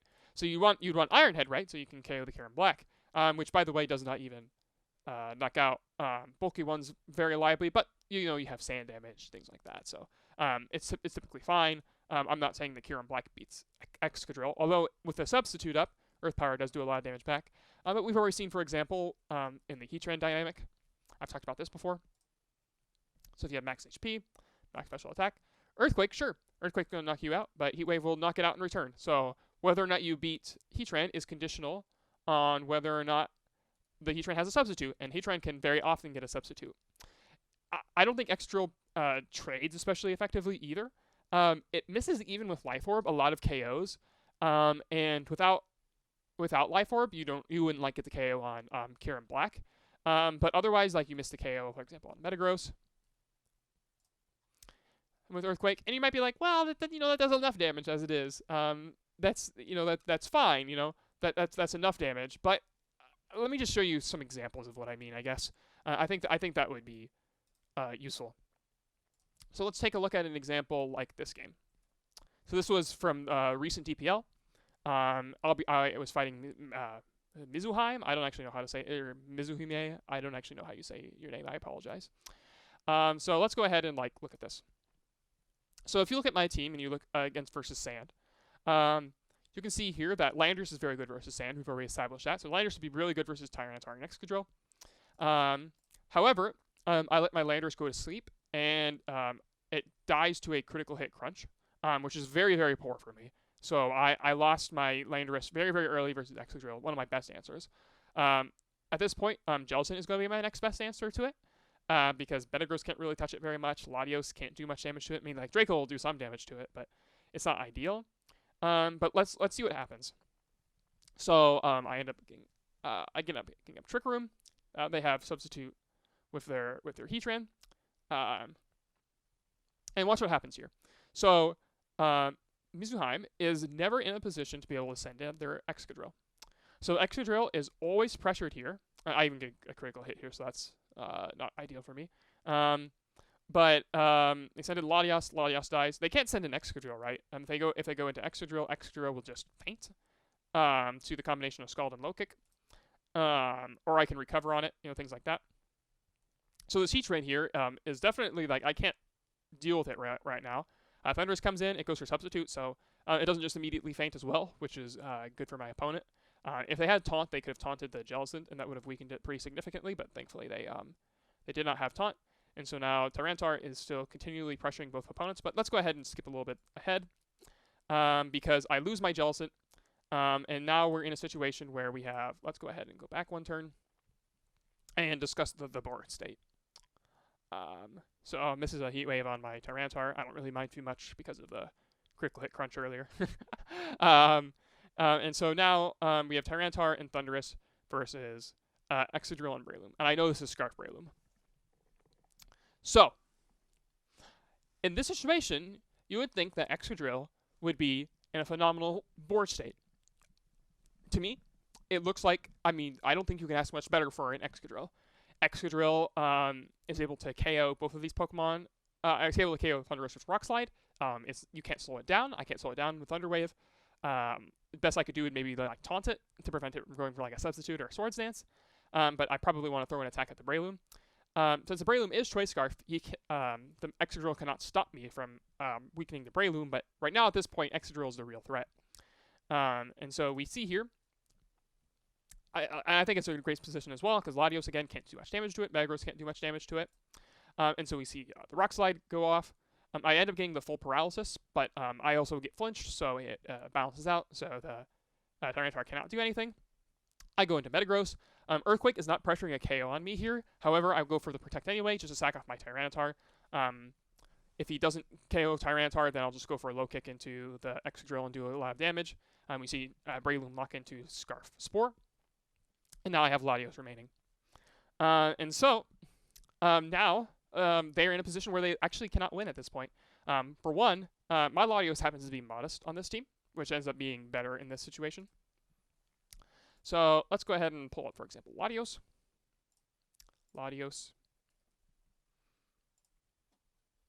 With Dragon Gem and Modest. So that does 73 min. And so that is actually in KO range already. And I also happen to be HP Ground. So I am Hidden Power Ground as well on my Latios. So Hidden Power Ground is weaker than Draco in this situation, but it will KO it after... or it will have a very probable chance of KOing after one tick of Life Orb Recoil at this point. So the Excadrill has revealed Rock Slide and Earthquake. It could be Scizor. Scizor would threaten to knock out on my Latios. So I go ahead and I protect my Latios, and we see a Rock Slide. And thankfully I do not flinch. If I had flinched, that would have been very bad for me. Then I go Present Headbutt, remove the Breloom, and now they're stuck in a situation where they cannot win. Because if they attack my Latios, first of all, they have to have Scizor. They are obligated to have Scizor at this point, or else Latios will just knock it out with Hidden Power Ground. If I didn't have Hidden Power Ground, Timid Gem Draco would also still knock it out. So if we look at this, for example, Timid Gem Draco would already put it in KO range because it'd be at 67, and it would take the last hit of Life Orb Recoil to guarantee that it puts it in that KO range. So definitely is in KO range. So if it has Scizor, you can knock out my Latios. However, because I'm Substitute with Metagross, what I can do is I can just alternate Substitute Protect forever. And that will now allow me to rack up additional chip damage onto the Excadrill. So it will be obligated to take 4 more turns of Life Orb Recoil, which means that it will definitely be in KO range of Sand Headbutt. I think it's 4 more turns. I remember I calced it during the actual battle. You can see me taking a lot of time on these individual turns trying to figure out what the best play here is. And so I go for Substitute and my Hidden Power Ground because I happen to have it, so I don't have to risk the Draco Meteor. Earthquake fails to even knock out the Metagross, but if they were Scizor and they knocked out my Latios, then that would be really bad for them. Or that would still be fine for me. All I'd have to do is hit a Zen Headbutt to win. If they were Rock Slide and Iron Head, and so they go for Rock Slide to try to double flinch both, then Latios would be able to take that pretty well. Both Pokemon would have to flinch, and the board state doesn't really change. I would just be able to do the exact same thing on the following turn. So, again, you'd think that Excadrill, in this board state, where it has a Paralyzed Tyranitar, a Thundurus at very low health, a Metagross, and a Latios, you'd think that it would be good in that sort of situation, and yet it still loses. I think that this is a really common trend with Excadrill as well. If you compare it to the usage stats, and I haven't been referencing the usage stats very heavily here, but let's go ahead and look at Excadrill. So if we scroll down to Excadrill, it has 11.76% usage, so pretty high usage percent, but look at its win rate. It's used 16 times, or 6 plus 16, so it's used 22 times, and it lost 16 of those times. It lost 16 of those 22 times. It took an L. Now, to be fair, it had 1 mirror, but that is still insanely poor. I think it has the lowest of whatever Kyle Cole uses for this viability score. It has one of the lowest ones among the highest usage Pokemon. Like, the next one that gets down here is like Gothitelle, and that has an even win rate. I don't know how this is determined, this viability score, honestly. But you can see Excadrill, in the last, 100 and so games of Black and White, only had 6 wins and 16 losses. And I think that this sort of situation that I described here is not even that uncommon. And so where Excadrill is actually, in theory, in its best board state, but it still doesn't really do what it's supposed to do. And now you might be like, oh, okay, well, if the Metagross had a little bit of chip or Latios had a little bit of chip, but come on, I lost my Landorus here, and Landorus destroys sand as well. So, I don't know. To me, I think Excadrill is hyper overrated. just because you're immune to Thunder Wave does not make you a good Pokemon. Or else, like, you could just pick any ground type and it'd be a good Pokemon. Like, if I just picked, if I say pick Sandslash, that's not a good Pokemon. Neoking isn't a good Pokemon. These Pokemon aren't viable. Donphan isn't a good Pokemon. So just because you're immune to Thunder Wave and just because you're fast does not necessarily make you a good Pokemon. With that being said, that's all to say that I just think Excadrill is overrated. I just think Excadrill is overrated. That's the only thing that I really think about it. I still think Excadrill is fine as a Pokemon because, I mean, it is still a threat. Like, you don't have to run Life Orb. You could run Ground Gem as well. You could run Focus Sash. And these wouldn't cut into your bulk as a Steel type. And so those would be pretty cool. You can run Drill Run over Earthquake, although I think that you do need Earthquake personally. Because otherwise, for example, something like Amoonguss plus Heatran would actually beat you, which would be very poor. But, so generally speaking, I have Excadrill here at 2 because I do think it's I don't think it's unusable, for sure. But I do think it is very much overrated. I think if you don't believe me and my opinions on it, or, think that the example that I picked here was cherry-picked, I mean, look at the usage stats. And you can see that Excadrill's poor win rate, I think, should be evidence of why I don't think it's certainly not tier 2. And this is all also independent of being weak to rain as well. Like, it's really weak to rain. So, in my opinion, it's not especially effective as a Pokemon. So, I would not recommend Excadrill. But however, I still think it is it's not a trivial threat to deal with. It's still one of the best Earthquake Pokemon. Like Landorus is, I think, the best Earthquake Pokemon, but Excadrill is still really good too. There's lots of ground resists in this tier already, as you can see. Like, Thundurus doesn't count really because Excadrill beats Thundurus, but Latios is a ground resist. Cresselia is a good ground resist. Lando is a good ground resist. But there's other good flying types as well that we'll discuss in tier 3 and 4 that can be used. So Excadrill by far is not it's not unviable. So don't take my tirade as saying that it's not tier 3 worthy. But I do think it is minimally tier 3. It could be even tier 4. I don't rate Excadrill very highly. I think also, I also happen to have, I think, 100% win rate versus Excadrill, which also it makes me a little bit biased. But I don't think I've ever lost to Excadrill in tournament. And people bring it into me all the time, despite me loving Pokemon like Conkeldurr and Landorus. I don't really get why you'd use Excadrill if your opponent loves using those Pokemon so much, but hey, who knows? That's enough about Excadrill, though. Let's go ahead and move on to another Pokemon, Genesect. Genesect is really cool. So Genesect, primarily, it's going to be using a Choice Scarf set. So Genesect, we have Choice Scarf. So it plays kind of similarly to Choice Scarf Landorus, but it has a really, really cool coverage move. So U-turn, Iron Head, not Iron Defense. Trying to use Iron Defense on all my Pokemon here, I guess. I don't know. Flamethrower and Ice Beam.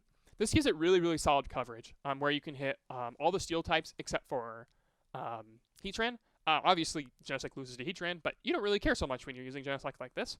What you're using it for is you're using for big Scarf U-turn.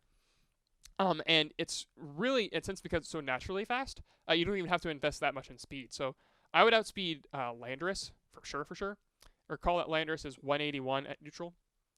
181 at neutral. So Choice Scarf puts it at 421. So if you run 282 speed on your Genesect, you're going to be outspeeding the vast majority of the tier. 282. And so that's sufficiently fast enough in my opinion. You can go a little bit faster than that if you want to, but if you want to outspeed Scarf Hydreigon, but yeah, it's not really a threat. I typically run Lonely. I prefer Lonely, so that way you can switch in better on special attacks. For example, maybe taking a little bit of chip damage from something plus Kingdra's Muddy Water. So if we load up Genesect, and then Kingdra. So you can see Life Orb, Muddy Water, and Rain does a good chunk of damage if you were minus special defense, which would be naughty. Then you would take you could be in KO range very easily from something like a Bullet Punch. Whereas otherwise, you might actually still be in range of Bullet Punch because of how strong Scizor is, but that's a testament to Scizor. I prefer having the extra special defense, so I prefer running minus defense. I think that's better on it slightly. Then you can go ahead and just run something like max attack, and then just dump the rest in special attack, and that should usually get you the KOs and rolls you need. So Scarf U-turn is really, really strong. It's really, really powerful, but I mean, you do so much damage. I mean, obviously you KO Latios, but you do so much damage to a Pokemon like Cresselia. So if you look at like 252 HP Cresselia, and you do this, and we'll give it Lonely, and we'll give it U-turn. It does so much damage. You can see that this does an insane amount. This is at +1, so it's accounting for download somehow, even though I don't have download set in here. But this does an insane amount of damage. This is just a huge amount of damage. Iron Head is very useful as a neutral stab for being able to hit a wide variety of Pokemon neutrally. And then Flamethrower and Ice Beam are very good coverage moves. Flamethrower is for your Pokemon like Metagross, for Pokemon like Scizor, and Ice Beam is good for Pokemon like Landorus. So it's not... It's pretty cool. It's obviously weak to things like speed control. Like it doesn't like it when the opponent sets Trick Room. It doesn't like Pokemon like Jellicent. It doesn't like Pokemon like Heatran. So it's more niche. But it offers a similar role to what Scarf Landorus does without Intimidate and with more coverage. That's what Scarf Genesect typically does. You can also run kind of similar to Landorus. If it gets Explosion, you can run it. So you can run like Explosion, U-turn, Ice Beam, something like that. Maybe even you'd run 4 attacks, I don't know. Flamethrower. And then, or maybe you'd run Iron Head. Iron Head is really good for, like, for example, Kyurem-Black. And so you can run, like, 252, Jolly, something like that. And then you can explode on, like, say, bulky water types that are not named Jellicent. So you can, like, explode on Thundurus, for example. That'd be a good example of a Pokemon you can explosion on, where Scarf Genesect would not like to take a Thunder Wave at all. So it's pretty cool. It has a lot of competition with Scizor, especially on Rain, because Rain doesn't really need a fast choice-locked Pokemon on its team. So it doesn't really play well with the standard builds of Rain, in my opinion. You don't really need what Genesect offers on Rain. So Genesect is kind of like an independent Scizor sort of Pokemon. So it's more niche. But it is, I think, a powerful enough threat. Being a Bug Steel type is obviously pretty good. Gives you good typing. The only thing you're weak against is Fire types, so if you can avoid those, and if you can avoid bulky waters, then you're usually going to be in a good spot. Scarf Genesect is really, really cool. I think more players could experiment with it. There's obviously no Assault Vest, so you can't use that. But I think Scarf Genesect is pretty cool. It's just, it's kind of like, it has the same weaknesses of every Choice Scarf Pokemon where, like, okay, if your opponent knows it's Choice Scarf, then they can double protect to see what you're going to lock into. Okay, you can set speed control and it can't protect, you know. Those sort of classic Choice Scarf counterplay is always available. But Genesect is, I still think, pretty cool, and I think it's Tier 3 worthy. The next Pokemon I want to bring up is Gothitelle. And Gothitelle, the reason why I think Gothitelle is so highly ranked relative to, I think most players would probably put it at like Tier 4. Some players might even unrank it, is because of what it's doing, of what it's able to do in removing very defensive Pokemon. So, especially for Pokemon like Jellicent, you are able to trap them in because in this generation, Ghost types cannot switch out of Shadow Tag. So you're able to trap in Jellicent, taunt it, and make it very, very ineffective. Or you can trap in Pokemon like Politoed, or Pokemon like Amoonguss, or Pokemon like Cresselia, and just leave it so that way they're completely ineffective. So I will go ahead and show a replay of this, because I think this is a great example of it. SMB versus Sporific. This is in Black and White Cup, so 2019, so relatively recent game. And so you can see here, SMB leads with Landorus and Jellicent, and Sporific leads with Scrafty and Cresselia. These are both very defensive Pokemon. And so what SMB immediately does is double back into Gothitelle, and Sporific actually makes it a poor play for his stake. It wasn't bad if Landorus was staying in, but yeah. Because the Gothitelle comes in now, Gothitelle is going to be able to trap both of these Pokemon, and it can use like things like Taunt to slow them down. But SMB actually had a different set on his Gothitelle. Gothitelle, in this case, wasn't Taunt. It was actually Skill Swap. So what he's able to do is Skill Swap the Shadow Tag onto Heatran. And while that means he's no longer immune to Flash Fire, now he can switch out the Ferrothorn. This Amoonguss cannot put this Ferrothorn to sleep, and this Cresselia Psychic is doing nothing. These Pokemon are just trapped in, and they cannot do anything.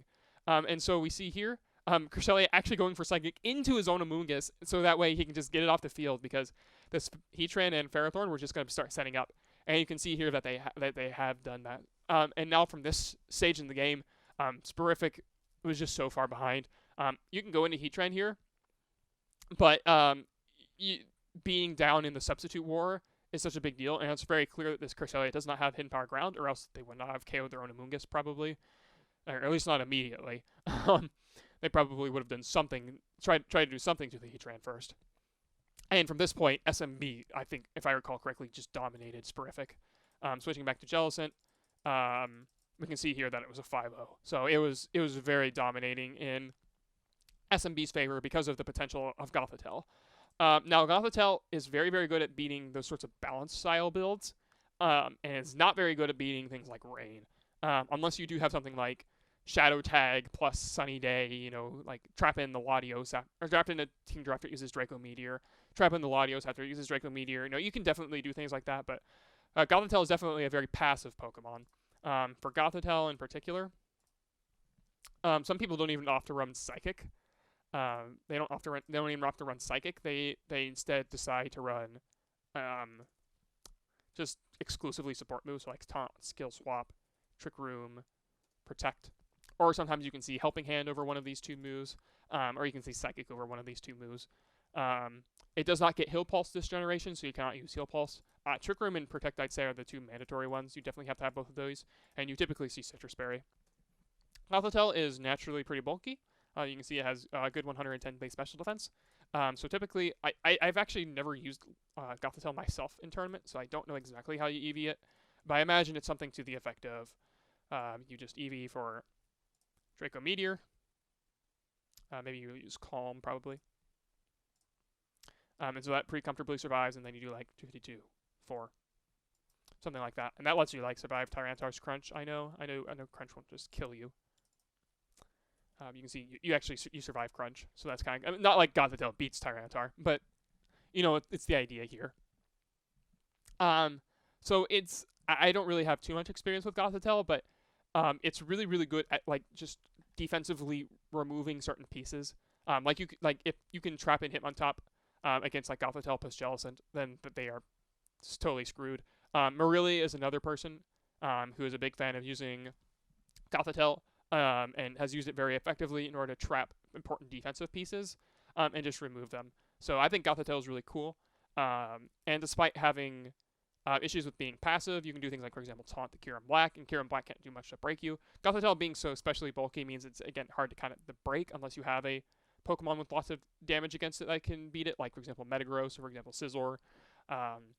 So Gothitelle is cool. It is very passive, though, so you need to use it to beat the other passive Pokemon. That's what Gothitelle is intended for. A fun fact about Gothitelle is that it must be male in this generation. You cannot run female Gothitelle because Gothitelle was only released with Shadow Tag in Dream World as a male-only Pokemon, so you could not pass down its hidden ability. So you could not use female Gothitelle, which notably also locked it out of its egg moves, but Gothitelle does not get any relevant egg moves that it cares about. I don't even think Imprison is an egg move. But I'd have to double check, but it doesn't get any relevant egg moves.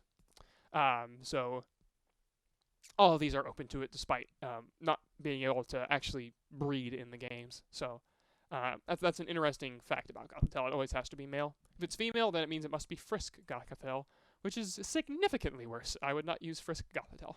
That would just be a worse Cresselia. So the next Pokemon that we're going to put in Tier 3 here is Hydreigon.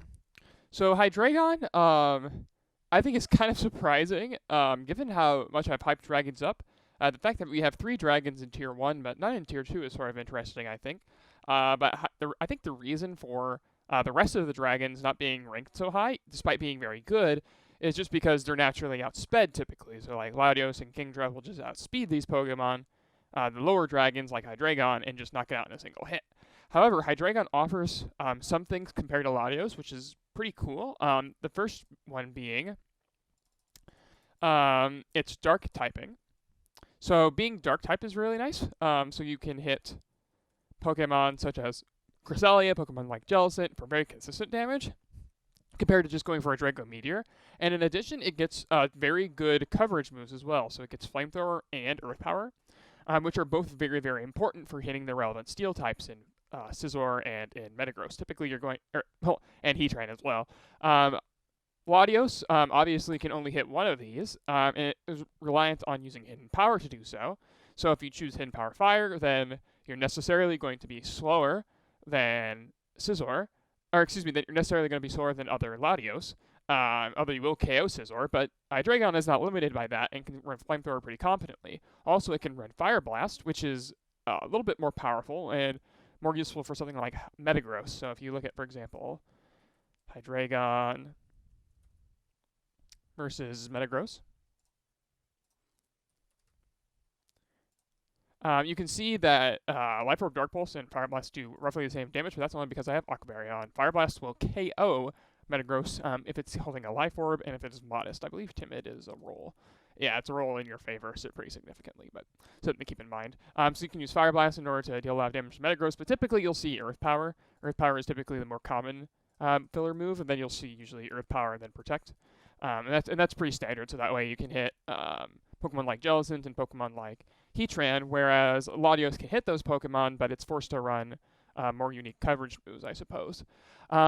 It trades those this additional Dark type for a fighting weakness, which is not ideal. Draco Meteor still does a ton to both of the relevant fighting types. So you can do it like, for example, Hitmontop. So say they are not this awful spread. I keep selecting that spread, and it's still not ever going to be good. So say they're 252 HP. You can see Life Orb Draco Meteor still does a ton to Hitmontop, which is really important if it's Modest. Even if Timid, it'd still do a good chunk of damage, and it would KO 4 HP as well, which is pretty cool. But still, taking the Fighting type weakness is not ideal, especially for a Pokemon like Conkeldurr, which can just knock it out. Not in one hit, typically, but it comes very close. So if we add all of our effects onto this Hydreigon, and we see Mach Punch. You see Mach Punch does a ton of damage. If you are Life Orb, after a few hits, after just 2 hits of Life Orb recoil, you put yourself in the KO range with Conkeldurr's Mach Punch, whereas Latios obviously would not be in KO range of that. And obviously, Hitmontop can pressure it with Speed Control, and so can Conkeldurr. Though Conkeldurr also pressures Latios with Speed Control thanks to having Ice Punch. So that's not too big of a deal. But I think the bigger issue is you drop a little bit of speed, or a little bit of special attack. You have less than Latios. Latios is 130 relative to Hydreigon, which is 125. So you do lose out on some special attack, which means also that necessarily any Dragon-type moves that you use, like any benchmarks that the opponent has for like Dragon Gem Draco Meteor from Latios, that's the limit. Even if Hydreigon itself holds a Dragon Gem and is Modest, it might be slightly more powerful, but not to enough degree to make a significant difference. So, for example, if you compare Hydreigon versus Thundurus, and we'll use 252, 176 with Calm. You can see here this is Life Orb Draco Meteor, but even if you switch to Modest with Dragon Gem, which is slightly stronger, ever so slightly stronger than Timid Draco Meteor from Latios, you can see it's still not a very reliable KO. It does some extra damage, but it's not significantly more powerful.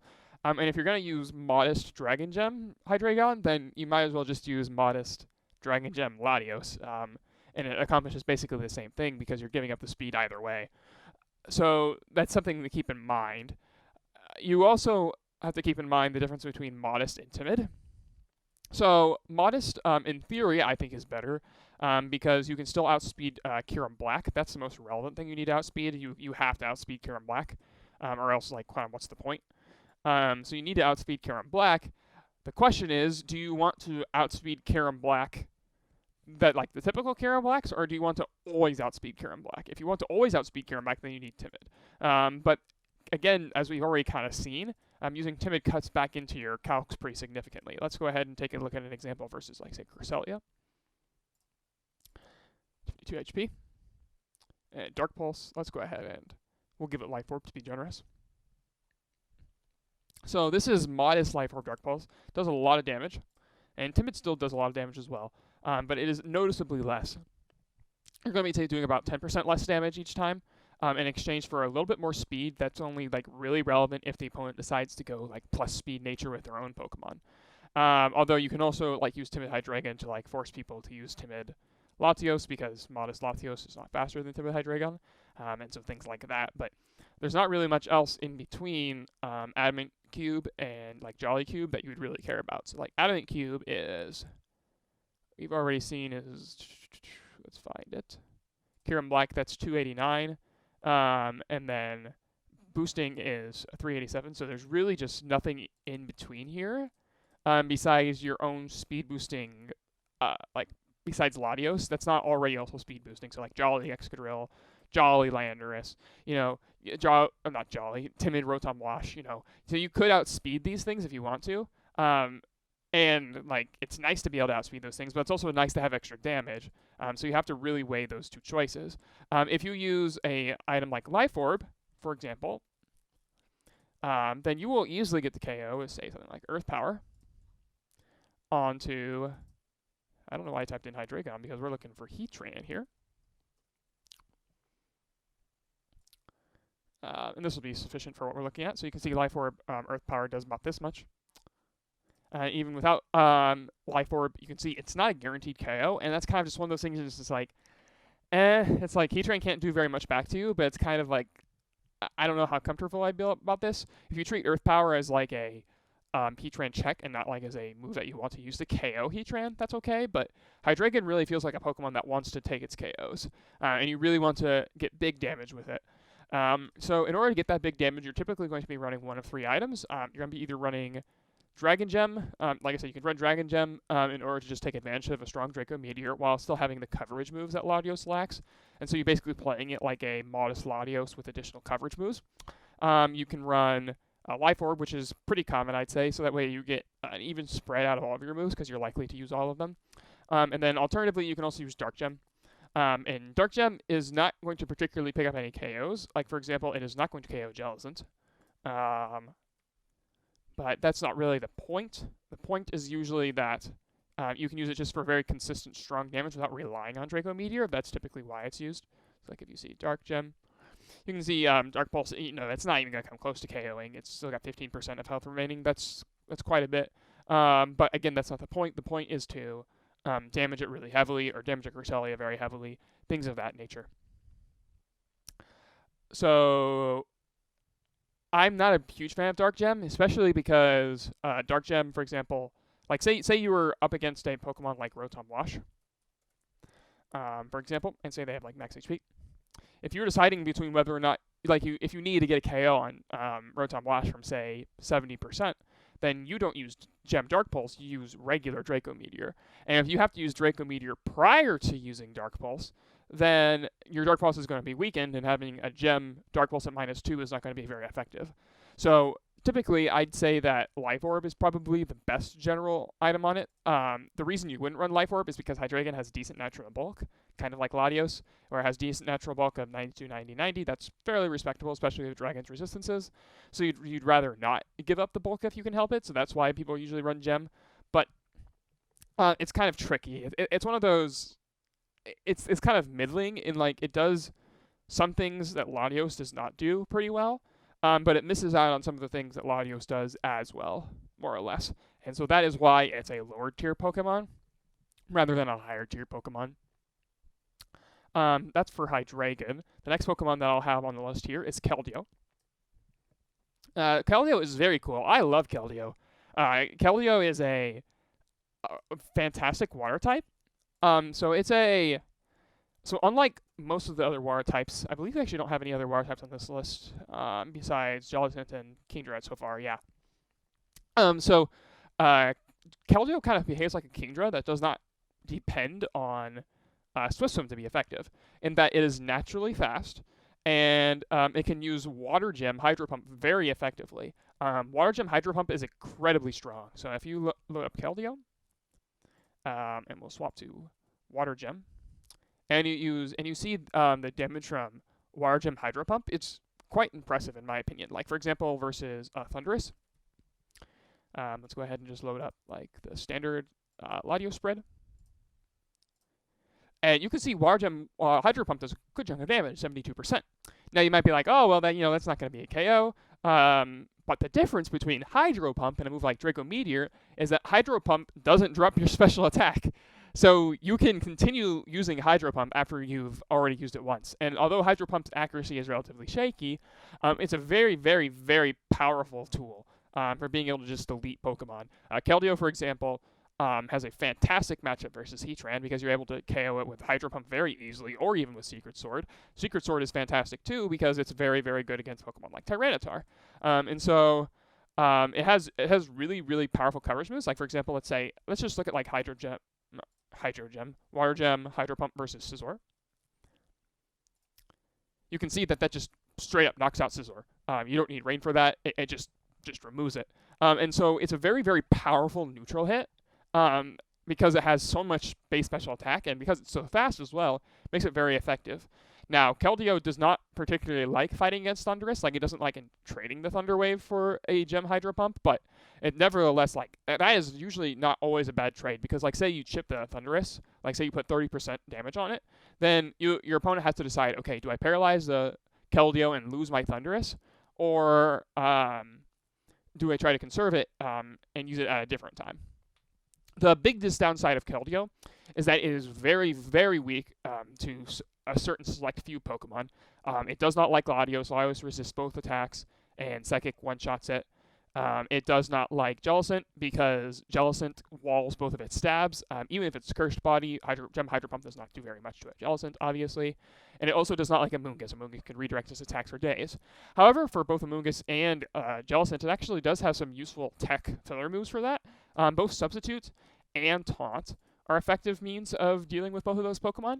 Taunt is really great for Amoonguss and Jellicent because it shuts them down. It prevents them from going for Trick Room or prevents them from going for Spore. Obviously, Amoonguss can go Giga Drain you, and that's why potentially Substitute could be used instead in order to sub up on those Pokemon so they can't use Spore on you. Keldeo sub will not be broken by Jellicent's Skull, things of that nature. Keldeo isn't the bulkiest thing in the world, so it's not going to be withstanding very many resisted hits. But I'm pretty sure, like, for example, you'll be able to survive a Heatran's Heat Wave, things like that, and you're likely going to be able to Force Protect from Heatran. So, if you look at Heatran, this will be sufficient for what we're looking for. You see its Heat Wave. You see that it very rarely breaks a sub. It has a chance to, but it's not guaranteed by any means. And so Keldeo is really, really cool at, like, forcing those offensive situations. I think it's very strong. It also doesn't like facing off against Kingdra too much. Generally speaking, Pokemon that are faster than it usually doesn't like especially it hates Pokemon like Skymin. Skymin would just absolutely destroy it. But you can see, like, it even lives Draco a good chunk of the time. Obviously, with the Muddy Water plus Draco, but it can be used, and the Secret Sword does 50% to it. So it's really a unique Pokemon that doesn't really find its place, I think, because it is overshadowed by other water types or other fighting types, because there are certainly an abundance of those that you can use that have a lot of viability. And so Keldeo is, I think, very strong at what it does in its roll compression, but it certainly is, like, not unbeatable, and it has some very, very obvious weaknesses. Like I said, particularly the weaknesses to Amoonguss, Jellicent, and Latios are really, really big deals. But, like, for example, Secret Sword being able to hit Kyurem-Black means that it's a bulky water that can damage Kyurem-Black, which is a big deal. Kingdra is not really so much bulky, and Keldeo, I guess, isn't bulky either, but it's very, very strong. I think you should definitely... I think Keldeo is underrated relative to how much I think it gets used. You can also use other moves on it. It gets Icy Wind. I don't think Icy Wind is good. This is not really the best support move for it. You've also got Helping Hand again. These are both options, but I think that Substitute or Taunt are probably your better filler moves. It also gets Quick Guard in theory, so you can stop Fake Outs, but that's the only thing it stops, because recall that Quick Guard does not stop Prankster attacks, so it's not that good. So typically, like I say, either Substitute or Taunt are typically going to be your go-to Keldeo moves. You can also run a Hidden Power of choice, but you don't need Hidden Power Ground or Fire because you can just knock those Steel types out. So you don't exactly need a Hidden Power. You could run Toxic if you really wanted to like mess with Jellicent, but I think taunts would be a more effective method of screwing with Jellicent than going for Toxic on it. But anyway, so yeah, I think Keldeo is a really cool pick that doesn't really see enough love. I think Keldeo is really cool. Marowak is the next Pokemon I want to rate in Tier 3. And I will rank them in alphabetical order as I have continued to do. So Marowak is the best Lightning Rod Pokemon in the tier, pretty far and away. It is a solid Trick Room attacker as well, because especially of how it can handle Substitute Heatran. It is the best Pokemon at fighting against Substitute Heatran if you got an offensive board against it, because of Bone Meringue. So Marowak gets a unique move called Bone Meringue that has the property of hitting twice. So Bone Meringue hits twice in one turn. And because of Marowak's Thick Club, which doubles its attack, so it is literally like objectively better choice band, things like that. Like it gives Marowak basically a free Swords Dance boost, which is insanely good. That means that Marowak's Bone Meringue can very easily KO Heatran, like with no trouble at all. Like you can see here, the damage that's going to do is very, very high. So if you see Bone Meringue, Adamant, you can see it does an absolutely insane amount of damage. It is going to just do a ridiculous amount. Oh, by the way, that's without Thick Club. So yeah, it just absolutely bodies it. The first hit does more than 100% damage to Heatran. So at -1, it does not actually one-shot a Heatran at -1 if the Heatran is at full HP at a substitute. But a Heatran at full HP with a substitute is not exactly easy to get. I mean, you can do it, but it's not trivial, or it's not super easy to get that. So typically, you can suppose a Heatran will be at, like, say, 82% or something like that, which in this case, the Bone Ring would kill it. And even if that's the case, like, Bone Ring is still, like, super, super good. So it's a really, really awesome option that Marowak has. It can also pressure the Thundurus offensively as well, as you might expect. Being a ground type, it gets access to both Rock Slide and Stone Edge. Stone Edge is going to be your move of choice if you really want to kill it. But unlike Landorus, Rock Slide does do, I think, a respectable amount enough damage, where you will 2-hit KO through the Citrus Berry. So I think Rock Slide is acceptable if you want to have the spread move option available to you. So that way you can just so that way you don't have to Stone Edge the Thundurus sort of thing. So typically Marowak will run Bone Meringue, either Rock Slide or Stone Edge. And then they will have some filler move and then Detect, again, to prevent the epic troll Kyurem Black from trolling you with its Prison Protect. So you can see Bone Meringue, Rock Slide are these two standard moves. And then the other filler move, it could be Substitute to capitalize on pressure. Like, for example, if the Thundurus does not have Hidden Power Ice, then you can sub up on it, and it's very free to do so. So you can generate a free substitute that way, or else you can also generate substitute versus Heatran as it tries to make a defensive play. You can also use Parashong. Parashong is a really unique option for Marowak because it allows you to have an alternative win con during endgames.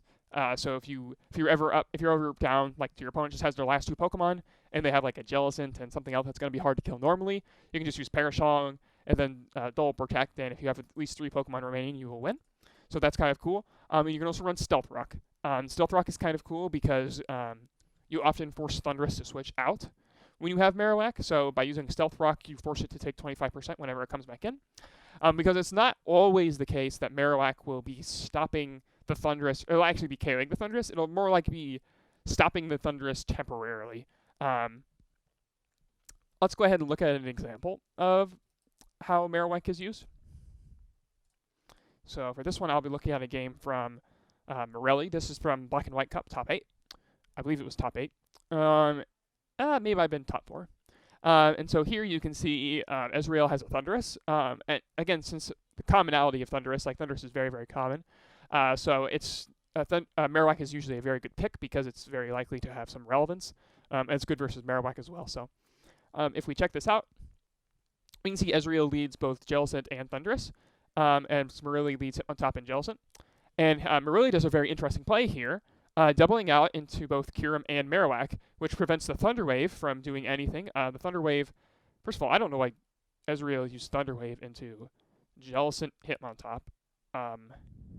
You just Thunderbolt there if you were going to attack or taunt the Jellicent. I don't know why he did that, but anyway, so it turns out very badly for Ezreal because a Scald does do a critical hit to Kyurem, but now it is with neither of these Pokemon can protect, and so it's completely open to a Bandit Outrage. So Bandit Outrage is able to just knock out Amoonguss, and Marowak is able to get up rocks, which now will damage the Thundurus for later. Outrage here doesn't get its mark. It lands into the Protect here. If it landed in the Conkeldurr, it would have been another KO, but it didn't happen to. Bone Ring hits into the Heatran and doesn't happen to get anything out of it. We see some switches out. We see a critical hit Heat Wave into the Marowak, which does a lot of damage. But Boomerang is able to just knock out the Heatran right afterwards. Conkeldurr takes out the Marowak, but Marowak ends up doing a lot there, enabling the Choice Band Kira Black to attack with its Outrage with impunity, and also pressuring the Heatran. So, and it got up Stealth Rocks as well. So Marowak had a very good game in this one. Sometimes Marowak doesn't have so good of a games, but you can see also that it did not actually knock out the Thundurus. That's another thing. So Marowak typically is not going to be knocking out Thundurus. And that's kind of a downside, I'd say. You definitely have the tools to pressure it, but it's just more like when you have the Marowak, it's unlikely that your opponent is going to let you actually KO them unless they also have HP Ice and they go for that. Thundurus' HP Ice is sufficient to 3-8 KO Marowak if you have a little bit of investment into it. So this is like max HP. So you can see here that it has a decent shot of 2-8 KOing. So say you're like relatively have a lot of investment in there. Marowak has to cut back from attack quite a bit in order to guarantee that this is a 3-8 KO. And so you can see that's a decent chunk. It's a non-trivial amount. Something like this is roughly about what you're going to be looking at if you want to make sure Marowak can switch in on Thundurus reliably. There's also this is just the case with any Pokemon like this when you run a dedicated counter, but there's a much higher chance that your opponent is going to have HP Ice if you run a Marowak on their Thundurus. At least it feels that way. It's just like, oh, I happen to run, the one move that can actually do something to Marowak, and I don't immediately force it to switch out, that sort of thing. But so Marowak is pretty cool in that it's very it just shuts down Thundurus for both sides of the field, and that's not something like Landorus can do, where Landorus you can make Thundurus be like, okay, this is a really bad idea, to stay in. I mean, maybe I can get off a paralysis, but I'll die to Stone Edge in return. But Marowak, what it does with Lightning Rod is it forces the Thundurus to stay on the field, or to leave the field. It just can't stay in. You can't Thunder Wave an ally. You simply just cannot do that.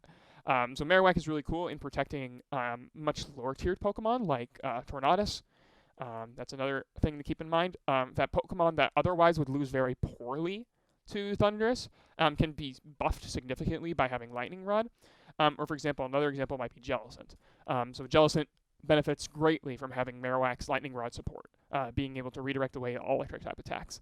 But generally speaking, being able to switch in and be like, okay, oh, the Thundurus can't Thunder Wave here. It's just and can't Thunderbolt either. Kind of got to switch out here. And that, again, gives Marowak the opportunity to set up Stealth Rocks or do something similar to that.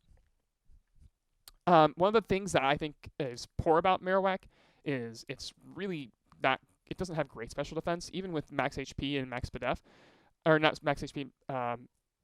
If you had max HP, and the Thundurus even has no special attack investment, and you have no special defense investment, the fact that HP Ice is a 2-8 KO, the majority of the time, really is telling for how weak Marowak is, relative to the rest of the tier. For example, if you look at Conkeldurr, this should be Iron Fist.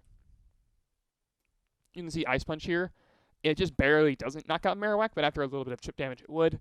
And you can see here, for example, if you look at Jellicent's Scald, and I recall that Jellicent is a very non-offensive Pokemon. It is a super effective attack, but you can see Scald does half to Marowak. If you look at something like Heatran, without investment, or without investment on Marowak's part, Heat Wave does half. So you can see here that you do have to invest a little bit in SPDF if you're Marowak, I think, in order to be effective. I don't think you can purely run max attack, which is kind of sad for Marowak because its Bone Meringue does do a lot of damage to Pokemon in general. Like, say we look at a neutral hit like on something like Scizor. You can see a Bone Ring does quite a bit of damage. It's a non-trivial hit. It's basically 100 base power, single target ground type attack, which is something that's very useful since Stomping Tantrum is not in this generation, and High Horsepower has I don't think High Horsepower exists either. The only move that single target has any type of distribution is Drill Run, and I think only Excadrill can use that. So Marowak is really, really cool for being able to, like I said, break the substitutes of Heatran and knock it out in the same hit, which is really, really cool. And it does a good chunk of damage to a lot of other Pokemon, but it really is primarily used as a Thundurus check. And that's realistically what you should be using Marowak for. But because of its frailty, and also because of its natural speed, it's kind of like Conkeldurr in that it needs speed control in order to be effective. But it's very hard to combine Marowak with your own Thundurus. Not in the sense that, obviously you just don't use Thunder Wave while you're out on the field at the same time with Marowak, but it forces the two never really to be out in the field at the same time, which can be kind of awkward. So using your own Marowak sort of limits your capability in using Thundurus yourself. But yeah, if you want to learn more about how to use Marowak, I would recommend watching some of Marili's replays, because Marili, by far, I think uses Marowak the best out of any other black and white player. So that's Marowak. The next Pokemon I want to mention in Tier 3 is Ninetales. And this might be a hot take. So let's go ahead and grab Ninetales. So I believe on the current metagame thread, Ninetales, I don't even think Ninetales is ranked. Yeah, I don't think Ninetales is even ranked. which I think is personally a big oversight. Because, now, granted, Ninetales loses to Tyranitar and Rain and Heatran. Obviously it loses to those Pokemon. But so does Volcarona. So do these other Pokemon that are fire type. But Fire Gem Overheat in the Sun is stupid strong. Let's look at Fire Gem in the Sun because it is so strong. Let's say we have, okay, so this is 81 special attack, right? So you might be like, oh, that's not too strong. That's not going to be that good. Let's give it Fire Gem. Let's put this in the Sun. That cooks Scizor, obviously, but let's look at some relevant attackers. For example, Choice Band Kyurem. Let's actually keep Sun up, so let's go ahead and switch this to be Drought. So that easily knocks out Kyurem Black, which is incredibly impressive. Let's look at, for example, Bulky Thundurus. Bulky Thundurus with 252, 176, Calm. You can see that this has a decent shot at knocking out Thundurus. This has a good chance of knocking out Thundurus. All it needs is just a little bit of chip damage, and then it knocks it out. So it's stronger than Latios' Gem Draco Meteor, which is very, very important. But even more than that, Ninetales is a fast fire type, if it wants to be, with Will-O-Wisp. And Will-O-Wisp is really, really nice at being able to burn a variety of physical attackers as well as burning defensive Pokemon. So you can use Will-O-Wisp to cripple certain threats. Other moves that Ninetales gets that are, I think, cool is like Power Swap.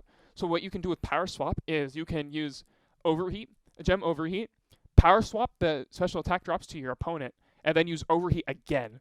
And I think that is very, very unique. And also very interesting. You can also combo this with your own Latios, although I don't think you typically run Latios and Ninetales due to the shared weakness to Tyranitar. But in theory, you could do like Draco Meteor and then Power Swap away the special attack drops from Latios, so that way you could do Draco Meteor again. Things like that. So Power Swap is a really cool move on it. You can also use Iron Ball with Ninetales. You don't get the Fire Gem Oko boost from that, but Iron Ball makes you incredibly slow. If you look at the speed tiers, I have Iron Ball Ninetales listed, and its min speed is actually 56, which is significantly slower than Amoonguss. So you underspeed Amoonguss, and you underspeed Conkeldurr, and you do massive damage to them. Like if you look at Ninetales versus Amoonguss,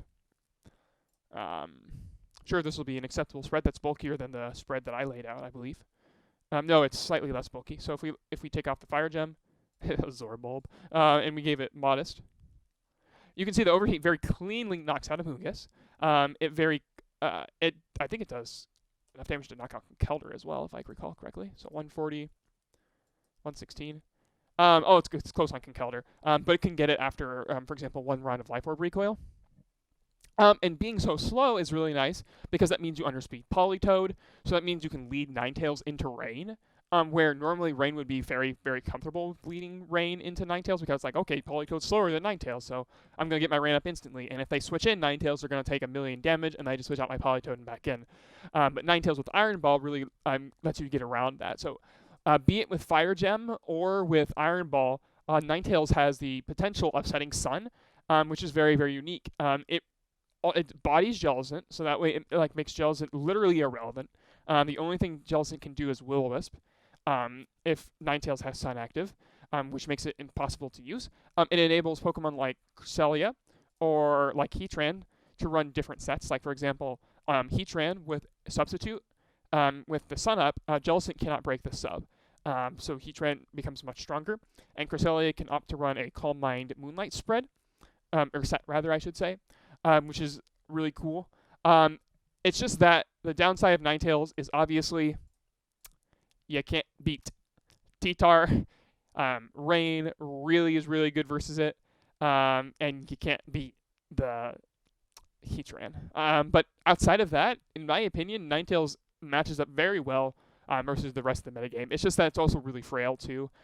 So if it's not in the right environment with its speed control, then it's going to be pressured pretty heavily. But I think Ninetales is certainly very useful as an alternate weather, unlike Abomasnow. When Abomasnow has like 700 weaknesses, and the only thing that it does is like being okay versus versus Thundurus and okay versus Jellicent. That doesn't seem as impressive to me. Whereas Ninetales with Fire Gem Overheat just does so much damage. It does so much damage. And if you run Iron Ball, then you become a very effective Trick Room attacker, which Heatran does not do in the same way, at least, in my opinion. So Ninetales, I think, is a very cool pick for Tier 3. It's not very commonly used, if I recall correctly. I don't even know if there's any usages of Ninetales, but I play it a lot in practice against Paraplegic. Paraplegic loves Ninetales. Ninetales, there we go. It has a negative win rate, unfortunately, only 7 uses. Very sad, but I think it's still pretty cool. I think it's a niche option for sure, but I think it has some merits. And it's also like okay versus Rain as well. Like if you have a lot of bulk on it, then Rain does not really like having its options not only cut off. Like unlike Tyranitar, which I mean it doesn't appreciate switching into sand, or it doesn't appreciate switching into muddy water, and Ninetales doesn't really either. But it's not as if you cut off its muddy water damage completely. You switch it from being 1.5 times normal to half as effective, which is a huge drop compared to what it was before. So Ninetales is very, very cool at shutting down water types. And also, I mean, it's a good steel killer besides Heatran, obviously. Heatran beats a lot of more niche Pokemon, for better or for worse, and Ninetales is certainly one of them that it defeats. The next Pokemon that I have in Tier 3 is Rotom-Wash. Rotom-Wash. So Rotom-Wash, it's a very good hybrid Thundurus and Jellicent, if you ever wanted to combine those two Pokemon together, because it has both Will-O-Wisp, and Hydro Pump, and Thunderbolt, probably Thunderbolt for the most part. And so it finds itself being able to deal with Steel types very effectively. So like, for example, you can use Hydro Pump versus Heatran, and you can use Will-O-Wisp versus Pokemon like Metagross, and you can burn a lot of different Pokemon, like you can burn Hitmontop. So it's very useful. In this generation, Rotom is Water type. It's in Generation 4 that's Electric and Ghost, and it ends up being better by being an Electric Water type, in my opinion, in this generation, because you wall, for example, Steel types much better. Like, for example, Rotom-Wash is a hard stop to Scizor's Bullet Punch, although it's not necessarily a hard stop to stop the Scizor itself. So Rotom-Wash can use Citrus Berry pretty effectively. Being bulky, you can EV it to survive Draco Meteors. So if I look at Rotom-Wash, and then we look at Latios' Draco, You can see it does an awful lot of damage, but if you give it max HP, you can survive it. Wow, actually, that takes way more than I thought it did. I thought you could live this trivially. It looks like you need Calm. That's a good deal of investment. Jeez, that's a lot. Okay, never mind, I take that back. Don't underestimate Latios, people. But anyway, you can live Draco Meteor if you want to, but typically that's not even what I see on there. Usually what you see is something like, you'll see some Spidef, but there's usually a decent bit of special attack as well. Like, for example, to be able to pressure Heatran. I don't think you can one-shot Heatran with Hydro Pump. But it's good damage on it nevertheless. It's like if you run Modest, then you run Max. Yeah, it doesn't necessarily knock it out. So I do see usually some sort of hybrid, like they'll have max HP, some special attack with Modest, and then usually the rest is in special defense. You can also run Specs with Trick. Specs with Trick allows you to ignore some of those issues that we talked about with being able to, like, not being as offensive. And Choice Specs Trick is always pretty cool for crippling defensive threats, which is what you would use Trick for. But typically, I'd say the most popular set, something like Hydro Pump, Thunderbolt, Will-O-Wisp, Protect. Sometimes you can also run Thunder Wave over Will-O-Wisp, or you can run Thunder Wave over Protect. And like I said, it's sort of a hybrid Jellicent and Thundurus, which is sort of good and sort of bad, because it means it shares a lot of weaknesses. Like, the popularity of Jellicent is not necessarily good for Rotom Wash. It's not as if you'd run Rotom Wash to beat Jellicent either, because Thunderbolt is not especially good versus it. Like, say you ran like that amount of special attack for some reason. That's just an arbitrary number I picked out of my head. And you use Calm. Obviously, Hydro Pump does not do very much damage. And you can see Thunderbolt, like, it's a 2-hit KO, but that's about all it is. So Rotom Wash will beat Jellicent, but it doesn't beat it very quickly, and so it has that same problem of it doesn't really beat Jellicent. It, like, beats it in a 1v1, but Jellicent has partners, and you click recover a bunch of times, and it doesn't really beat it. And so Rotom Wash faces competition with all the other water types that we've already seen. Again, it faces competition with Jellicent. You don't really want to run it on Rain. It's not especially effective there. Keldeo is a better offensive water type. So Rotom Wash is cool because its only weakness is Grass.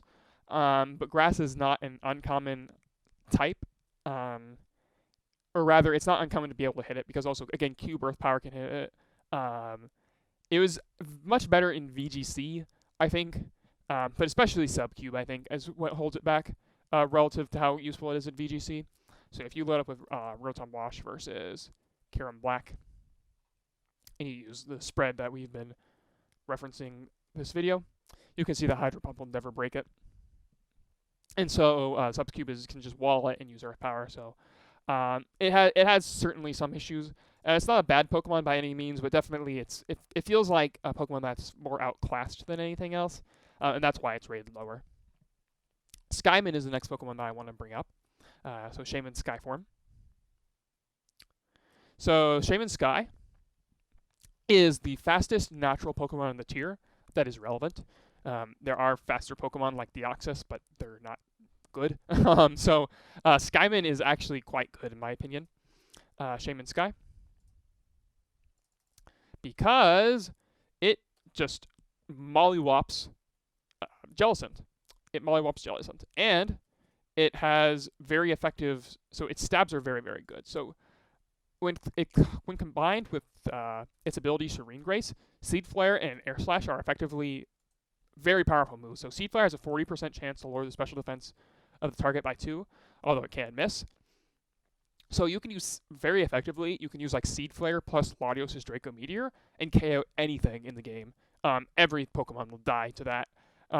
Like even Ferrothorn, I'm pretty sure will die to a -2 Draco Meteor, or -2 Gem Draco Meteor at the very least. So if we look at like Ferrothorn, which is like the bulkiest Pokemon that we could get in this situation, we'll just give it 252 HP. They usually will run a little bit more bulk than that, but we'll be generous here. So you look at Latios' Draco Meteor, you can see at -2. This would do 85%, and Skyman's Seed Flare will do a good chunk to it as well. So let's say we're Life Orb. You can see Seed Flare will definitely put, oh, well, that's -2. So Seed Flare does the 15% needed in order for Dragon Gem Draco Meteor to KO Ferrothorn, which means therefore it KOs every Pokemon. Seed Flare is very, very good. And Air Slash is also great because of the 60% flinch rate. And it has 95% accuracy as well, so it's very likely to flinch. Or at least it is in your favor. Which is really, really good given its general good speed. I mean, 127 base speed is very fast. It allows you to outspeed Pokemon like Scarf Tyranitar with certainty, which I think that's really cool. And it gets Earth Power as well. So normally a Pokemon like Shaymin would be utterly walled by Heatran. But if you look at Skymin's damage versus Heatran, not only does it threaten a knockout, well, it's a very reliable knockout too. Even if you don't have Life Orb, it still does a ton of damage. But Life Orb is needed to guarantee things. So I think Life Orb Skymin is incredibly powerful. If you don't want to run Life Orb, though, you can run a viable... There's plenty of other items you can run. You can run Grass Gem. Grass Gem with Skymin just boosts Seed Flare to enormous heights. You knock out Tyranitar with that, which is stupid because Tyranitar has a Sandstorm special defense boost that you'd think would stop this, but apparently not. You can see Grass Gem has a 50% chance to KO 252 HP T-Tar, which is insane. So you're able to just destroy things. Also, Skymin has a number of viable other filler moves. If you don't want to run Earth Power, like for example, you can say, all right, well, I don't need Skymin to deal with the Metagross, or I don't need Skymin to deal with the Heatran. I've got other Pokemon that can handle that, and I want my Skymin to have alternative moves. So you can do things like Substitute. You usually want Protect, but Substitute is really good. You can use Substitute in combination with Lumberry to troll Thundurus, because Thundurus is typically going to want to Thunder Wave the Skymin. And if you have Lumberry, then you can eat the Lumberry, and then you Substitute until they have to Thunderbolt you on the subsequent turn, which you can flinch them. Or by that time, the Thundurus had to spend several turns dealing with the Skymin, and hopefully by that time you've pivoted to another Pokemon that can handle the Thundurus. You can also run Tailwind. Tailwind lets you... since it's very, very fast, the only other Tailwind that would be faster than this would be like Prankster Tailwind from Tornadus, but that's not really used. So Skymin can get a very, very fast Tailwind in order to guarantee that the rest of its partners can deal heavy damage very quickly. So that's very cool, and another cool thing that Skymin can do. Skymin can also run HP Fire, but it's not like... Air Slash already does enough, honestly, to Scizor. So if you look up Scizor, like even without the Life Orb, you can see Air Slash still does a good chunk of damage to Scizor, and if you were holding Life Orb, then it's obviously a 2-hit KO. And so Scizor can SD and Bullet Punch you, but you can flinch it, so that way it can't use Bug Bite, or it can't Swords Dance to actually kill you with Bullet Punch. So Skymin has a lot of things going for it. It's just mainly the disadvantage is that it's a generally all generally fast Pokemon in this tier are, I think, less effective, just due to the presence of Thundurus being able to slow Pokemon down and how many good Trick Room centers there are. Obviously, Skymin destroys Jellicent, it just absolutely bodies it. But Cresselia, for example, it doesn't matter too much if it gets, you can afford to get flinched 1 or 2 times and you'll be just fine. Another important thing is that it does not necessarily beat Amoonguss, because Air Slash definitely does not KO Amoonguss. And it can put you back to sleep with Spore, or it can Rage Powder away a Seed Flare or an Air Slash to prevent you from getting flinched. So it's not as a surefire of a way of beating Amoonguss as it might be in subsequent generations like X and Y or Sun and Moon. Although I don't think Skywing is ever used in Sun and Moon Doubles OU now that I think about it. But in X and Y, it's used pretty frequently. It's pretty cool there. I actually recently just got unbanned from there. Another thing that Skymin doesn't really like fighting against is Kyurem-Black. Both Kyurem-Blacks do very well against Skymin because Air Slash simply does not do very much damage to it. So if you look up Kyurem-Black, you look up Choice Band, you can see that Air Slash, even with the Life Orb, is not going to be a 2-hit KO. So you'd have to get 2 subsequent flinches in order to pressure it with a knockout on subsequent turns. However, again, you have the probable flinch. And having the probable flinch is really, really nice for being able to just turn situations around. In the finals of DPL this season, I used Air Slash Skymin and flinched a Kyurem-Black for the win. it turned the game around from a situation where I was down very, very significantly. But by going for the probable flinch on Kyurem-Black, I was able to turn the game around, and my opponent let me do so, so I was quite grateful. But Shaymin is really cool. It can also run Focus Sash, since it is relatively frail. So you can run Focus Sash in order to take one hit from a Pokemon, but I don't think Focus Sash is as common as some of the other moves, and I think for good reason. I think it has superior options to Focus Sash. I think you probably want to run either Grass Gem or Life Orb or Lumberry. I think those are your best options, but Focus Sash is something to mention. Also, another thing to mention is that you don't have to run Timid. You could run Modest. So Modest is faster than Latios. Modest is faster than Latios. But it's not faster than Tornadus. It's speed size Tornadus. And so I personally would recommend using Timid. You can get away with Modest, but also another useful reason to run Timid is because if you run Modest, then you are basically hitting the same speed tier as Tornadus, which means that because everybody and their mother is going to be considering like Tornadus or Thundurus as the thing to outspeed in Tailwind or the thing to outspeed after Thunder Wave. So by using Timid, you can guarantee that you actually outspeed those things. Like for example, Conkeldurr would love to be able to Ice Punch Shaymin before it can Air Slash it, because Air Slash does a ton of damage to Conkeldurr. I think it might just one-shot it. Yeah, it might one-shot it. I actually don't think it will, but yeah. No, it can one-shot it. So Conkeldurr would love to be able to Ice Punch the Shaymin prior to being able to prior to getting flinched or prior to getting KO'd just straight up. And by using Timid, you decrease the probability of it being able to do so, because 388 divided by 4. 388 divided by 4 is 97, and 97 is relatively fast for Conkeldurr, because you tend to want to, again, run closer to minimum speed. You'd be wanting to run like around the 89 area. Recall to outspeed Latios and Tornadus at paralyzed speeds. So that would not be sufficient in order to outspeed Shaymin. So that could potentially make the Conkeldurr run faster, or it forces them to be faster, basically. So I am a big fan of Timid, and also for the mirror. You don't want to be the guy who lost to opposing Shaymin because they air slashed you before you air slashed them, sort of thing. So I'm of the opinion that Timid is better, but it is worth noting that it is not explicitly required. You could run Modest. So that's Shaymin. The next Pokemon that I have on the list is Terrakion. So Terrakion, unlike Conkeldurr and Hitmontop, is a fast fighting type that can outspeed Kyurem-Black. And so close combat will just annihilate this thing. Also, it typically can run Lumberry in order to make this thing very irrelevant. So if we look at Terrakion, then you can see that it has quite a bit of speed and special attack available to it. You typically run like this with Jelly. Close combat. Then typically you'll run a Rock move. You don't have to run Stone Edge. You can. Rock Slide or Stone Edge is acceptable. You can run either Substitute or Taunt. Those are going to be your typical fillers. I think Substitute is better, personally.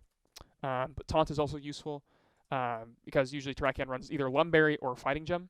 Those are the two things that it runs typically. And Terrakion is really, really good, especially at killing Pokemon that normally are like not pressured by stuff. Like Heatran normally is not pressured by... it's pressured by Hitmontop with fast Fighting Gem close combat, but it's not normally pressured by something like Terrakion. And it's also Tyranitar is also nice for Terrakion, because not only does Terrakion just completely body it, and if it switches in, it gets an attack boost, which is very funny, although I don't ever think I've seen it happen, switching it on Crunch to get an attack boost thanks to its justified ability. It gets a special defense boost from Sand that Terrakion would not otherwise have, which gives it a lot of inherent bulk. It's like giving it an Assault Vest. So you can see, for example, Latios would normally deal a lot of damage with Draco Meteor and Psychic. So Psychic would normally knock out Terrakion in one hit, but in Sand, neither of these attacks KO it because of the special defense boost that you get. So it's kind of cool that popularity of Tyranitar can boost Terrakion's viability just by existing, which I think is pretty interesting. You You can run Focus Sash on Terrakion as well, but in my opinion, that sort of defeats the purpose of running Terrakion. I don't really see why you would want Focus Sash. You're not using it because you... I don't know. I don't think Terrakion effectively uses Focus Sash. It's not like you would be fighting off against a Hitmontop and it'd be like, gee, I want to use close combat and then have them close combat into me, and then I'll survive with 1 HP so I can die to a feint or Sucker Punch. It's like, I don't really see the need for having Focus Sash on it. You can also run Focus Sash, I guess, for like Kingdra and stuff like that, but realistically what you want to do is just beat Kingdra another way. You don't want to use your Terrakion as a method of beating Kingdra. You almost always run Jolly, and you run just 252, so that way you can outspeed Pokemon like Volcarona, Pokemon like Hydreigon, just so you can outspeed them for sure. Usually it's not worth it to run Adamant because I don't think there's really any calcs that you get by running Adamant. But Terrakion in general is just a nice, solid, strong Pokemon. But obviously it has the same issues. It's better versus Thundurus than a Pokemon like Skymin would be, where Skymin really does not like fighting Thundurus. It has to rely on basically gimmicks. Terrakion also doesn't really like facing Thundurus if it has Fighting Gem, but even still, like, Rock Slide does a ton of damage. Stone Edge will obviously just one-shot it, and you can use Taunt to mess with it.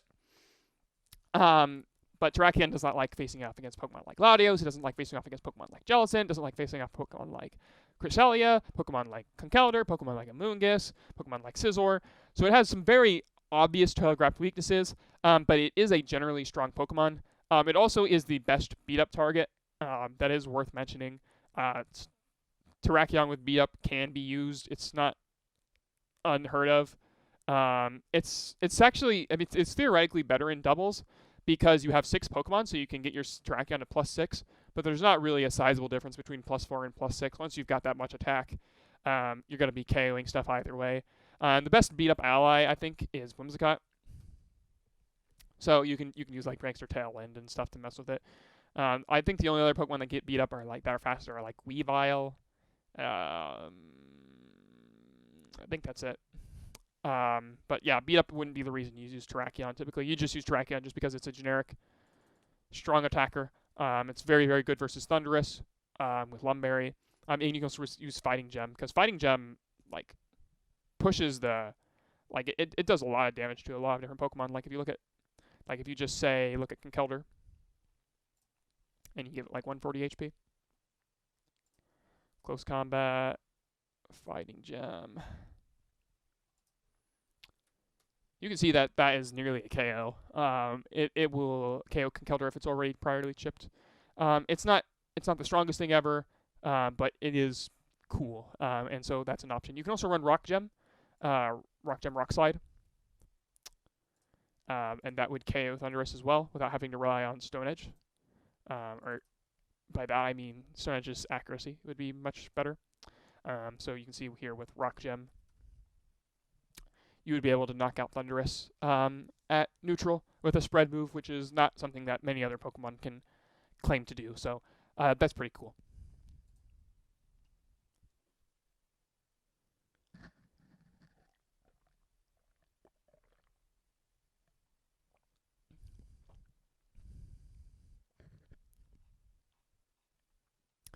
The next Pokemon in Tier 3 is going to be Tornadus.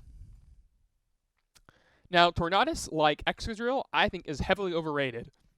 But I don't think it's heavily overrated by the player base so much as it's heavily overrated on the old VR.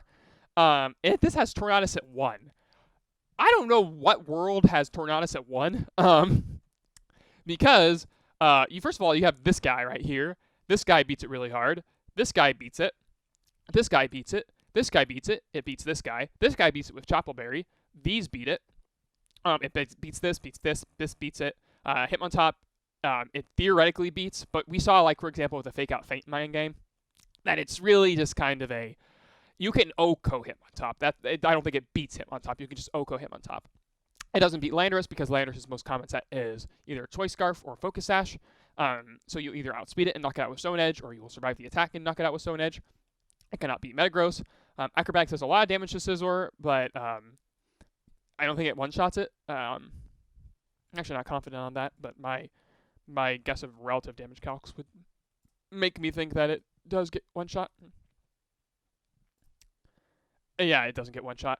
Yeah. So Flying Gem Acrobatics will do a good chunk of damage to it, but I mean, you can see like again here, Steel Gem Bullet Punch in return does this much damage. That's pretty insane. So you can Swords Dance and just delete it. So one of the issues with Tornadus is that although it does get Defiance, which is a very, very good ability, because in theory, you stop the Intimidate Pokemon, but like I said, both Hitmontop and Landorus are going to be your primary Intimidate Pokemon, and it already kind of beats both of those. It doesn't beat Landorus, and versus Hitmontop, it's sketchy because you have to deal with the Fake Out Feint Mind game. I've always never been very impressed by Tornadus with respect to its ability to beat flying types, or excuse me, with respect to its ability to beat Hitmontop. I mean, obviously it does in the 1v1, but in the context of most normal games, it doesn't seem to be as effective. Another problem with Tornadus, a really big problem with Tornadus, is it has big 4 moveset syndrome, probably the biggest of the tier. So this is the spread that won the World Championships back in 2013. So you use Superpower, so that way you can actually hit Steel types. So that's kind of important, right? You'd want to be able to hit a Pokemon like Heatran or hit a Pokemon like Tyranitar. Tyranitar would be another good Pokemon to hit. I mean, otherwise, you'd U-turn and then like you'd switch out, I guess. But if you didn't have Superpower, then it would just Rock Slide you and knock you on one hit. Obviously, it can do that with Chople as it is. But it also wants a number of other moves. Like, you'd really like Tornadus to be able to have Tailwind. Tailwind can take advantage of the pressure of Acrobatics, so you can get speed. And Tornadus is very, very fast naturally, so it's very probable that you would get the speed boost for an ally. And it also wants something like Taunt, or else something like Jellicent will be able to just Trick Room on it and burn it, and that you can't do anything to it. Let's compare, for example, the damage from Tornadus versus Jellicent. Now, for example, the Jellicent that I run is typically very specially defensive, so it would take more damage from Acrobatics. So you can see here that this is Flying Gem Acrobatics. So you'd use Flying Gem Acrobatics into this Jellicent. Jellicent would heal up with Citrus Berry. So let's say it does the maximum amount of damage. So it does 84. So you'd be 100 minus 84. And then you do plus 25. So now you're at 41%. And now you don't have the Flying Gem anymore. And if the Jellicent burns you, now you are going to be at minus 2 attack. Minus 2. So say they use Will-O-Wisp on the following turn or Scald burn you. You live that really comfortably. You can see. So Tornadus, although it can do a lot of damage to Jellicent initially, it does not do very much damage after that point. And you can see here, even in general, doing 50% is pretty poor. And it's really poor versus a number of other Pokemon as well. Like, for example, if you look at Kyurem-Black. This is no HP. And you can see here, let's go ahead and give the Flying Gem again so that way it's not utterly useless. You can see here, this is against no HP Kyurem-Black. And it completely takes this, and Dragon Claw will demolish it in return. And obviously Kyurem-Black, that's a substitute variant, would take even less damage and would do even more damage back with Ice Beam. So, although it is good to chunk the Kyurem, if you're using your Tornadus to just simply chunk the Kyurem, then you're not using it in a very effective way. And besides all that, again, it cannot beat Thundurus. So that is a big deal. It's not able to beat Thundurus, and I think that's just not impressive. If you look at the usage stats, Tornadus has, I think, a negative win rate, which isn't to say too much. So if you look at Tornadus, can we load up Tornadus on the correct side, please?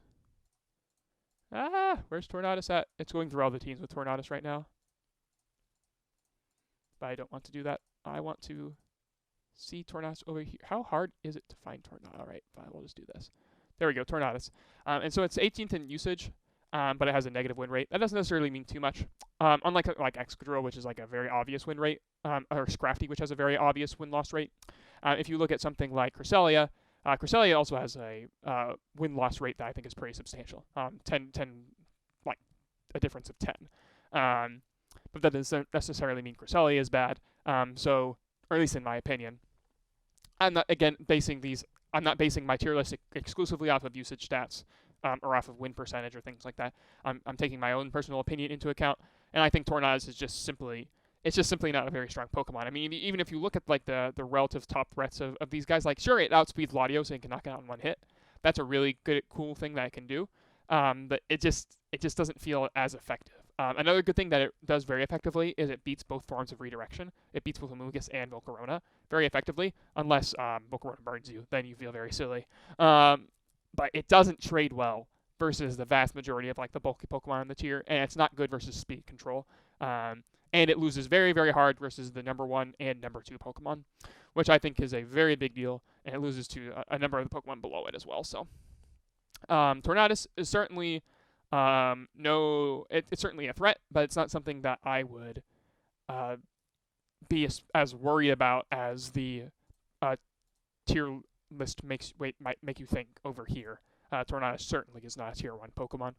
I don't think there's any world where you can argue for that. You might be able to argue Tornadus for tier 2, but I think there's a better argument for tier 4 than there is for tier 2 for Tornadus rather.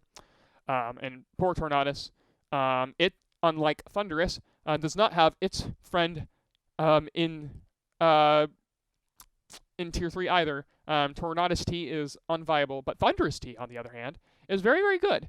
Thundurus-T, I think, is a very underrated Pokemon.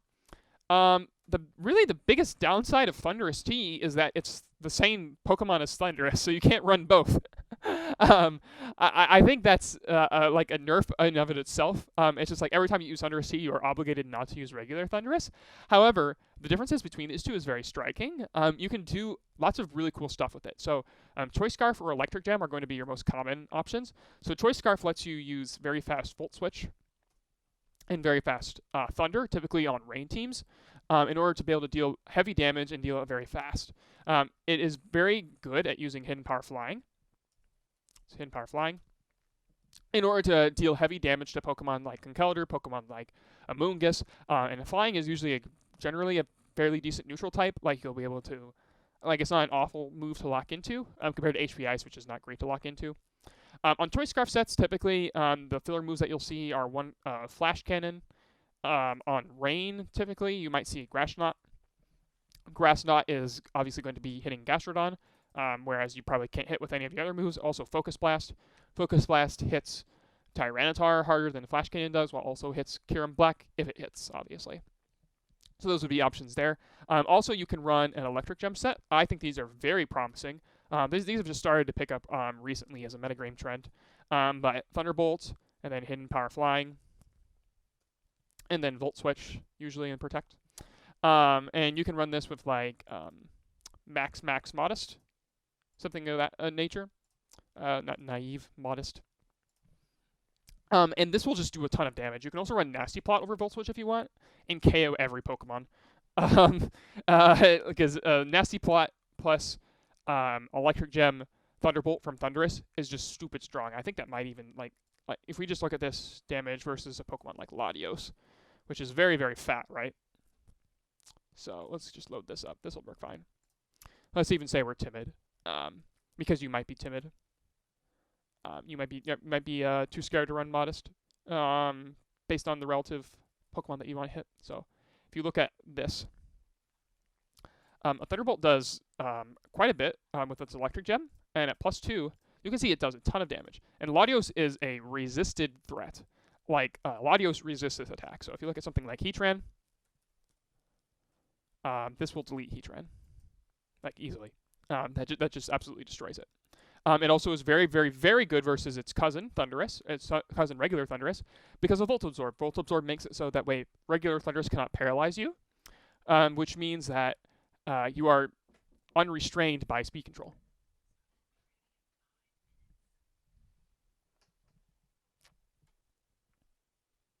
So Volt Absorb. So although it's still going to be pretty weak to things like Trick Room, being immune to Thunder Wave is always really nice, and it's a nice thing to have. Oh, another relevant calc would be, like, for example, versus Tyranitar. I'm pretty sure you KO Tyranitar. Oh, you don't KO Tyranitar. I thought you KO Tyranitar. Maybe with Modest it's a roll. Yeah, with Modest it's a roll. But anyway, the fact that you can do this much damage with a normal hit is indicative of the relative power of Thundurus. And I think it's very, very potent as a special attacker. It obviously has some very obvious weaknesses. Given that it is relatively slow, that means you can outspeed it with Latios, and you can no-coat with Draco Meteor. That's always a big issue. Tyranitar, if it doesn't have a nasty plot up, or it doesn't have its electric gem, Rock Slide will just knock you out. Kingdra can just knock you out. So it's Landorus will obviously knock you out with its Stone Edge. So it is very, very strong. But its speed tier, if it was faster, it would be better. Like if it didn't have so much attack. Like it has 105 attack. If you cut away some of that attack and give it back into speed, whoo boy, it would be good. You would be able to outspeed stuff with the regular Thundurus speed. Oh man, that would be good for Thundurus-T. But Thundurus-T, with Modest, it hits 301. Let's see what I think. I don't even have Modest Thundurus-T in here, and I should. As far as my threat list, but that outspeeds again a good chunk of the tier, and so those are important to keep in mind. So I think Thundurus-T is very good. It's definitely not something that's it struggles from being like weak to the same things that regular Thundurus is, besides the momentum problems. It is not going to have momentum problems with like not knowing what to do on a particular turn, but you're giving up Prankster Thunderwave for speed control, and that in and of itself is a tricky choice to make. So this would be all of Tier 3. All of Tier 3 are Pokemon that I would consider to be more niche, or I would say something like these are like the top tier Pokemon. Like these are, Pokemon that you can use on pretty well any team. They command respect in the team builder. These are Pokemon that I say are very viable. And you can use these on a wide variety of teams, and they will be effective. These are usable. I'd say these are not niche quite yet, because I'd say Tier 4 is what's more niche. And we'll get into Tier 4 in just a second. But Tier 3 Pokemon are certainly nothing to sneeze at. Like, Breloom is very much a threat. Thundurus-T is very much a threat. It's just that they have some very pronounced weaknesses to several different Pokemon in the higher tier ranks that hold them back from being in the higher tiers, in my opinion. In Tier 4, we have Abomasnow. And for Tier 4 in general, I'm just going to be listing off some brief notes that I have on it, on each individual Pokemon. I don't intend to go as in-depth unless I feel the need to, because Tier 4 Pokemon are generally more niche, and as a result, once you explain their niche, it kind of just, I think, follows logically how to handle it. Abomasnow has very, very polarizing matchups, because it is very, very bad versus the Steel types. It's very, very bad versus Fire types. It's not great versus... I am in the opinion that it's not very good versus Rain teams as well. Most Rain teams that are worth anything at all are going to have sufficient answers to Abomasnow. Like they're going to have a Hitmontop, or they're going to have something that can handle blizzards and things like that. And Abomasnow, with its grass typing even, is still not especially good. It doesn't want to switch into Kingdra's Draco Meteor, which is one of its niches that it might have. However, one of the things that it does do very well is it's very, very good versus Genies. So you're able to Blizzard Thundurus, you're able to Blizzard Landorus and offer a lot of pressure. Or you're able to Blizzard Dragon types like Latios or Hydreigon, or to a lesser degree these Genies. Kyurem takes Ice Beams very, very well though, and it doesn't mind Hail. The sub cube set does not mind Hail. It actually prefers having Hail set up, so that way it chips the opponent, and it itself has not got chipped. So it's very, very cool. Another thing that's really weird about Abomasnow is that you might think that they'd run something like Focus Sash. You need Focus Sash for the ability to actually take a hit from every Steel type ever, and every Fire type ever, and like from most neutral hits as well, like Latios' Dragon Gem Draco Meteor would be pressuring against it. And so that's really, really slow as well. So it's kind of like, well, what exactly do you run with it? So you'd usually run like a Blizzard, and then you'd run like a Grass type attack, then you'd run Ice Shard, and then you'd run Protect. And maybe you'd run some other move over Ice Shard, but that's not the case usually. So you'd run like Max Special Attack. But what's very interesting, I find, is that typically you don't actually run something like this. You actually run the same. You still run Focus Sash, but you run Wood Hammer, and you run Ice Shard Protect with Max Attack, Max Special Attack. And this is one of the few Pokemon I've ever seen in any tier that EVs like this. But the reason you do it is so you can actually pressure Pokemon like Tyranitar, or actually pressure Pokemon like Politoed, because Giga Drain versus a Pokemon like Jellicent or Politoed is not going to be threatening them. I mean, let's just take a look at it. So Abomasnow, if you look at versus Jellicent. If you take a look at 252, 170, 56, Calm, and then 100. And then let's take a look at Giga Drain and Woodhammer.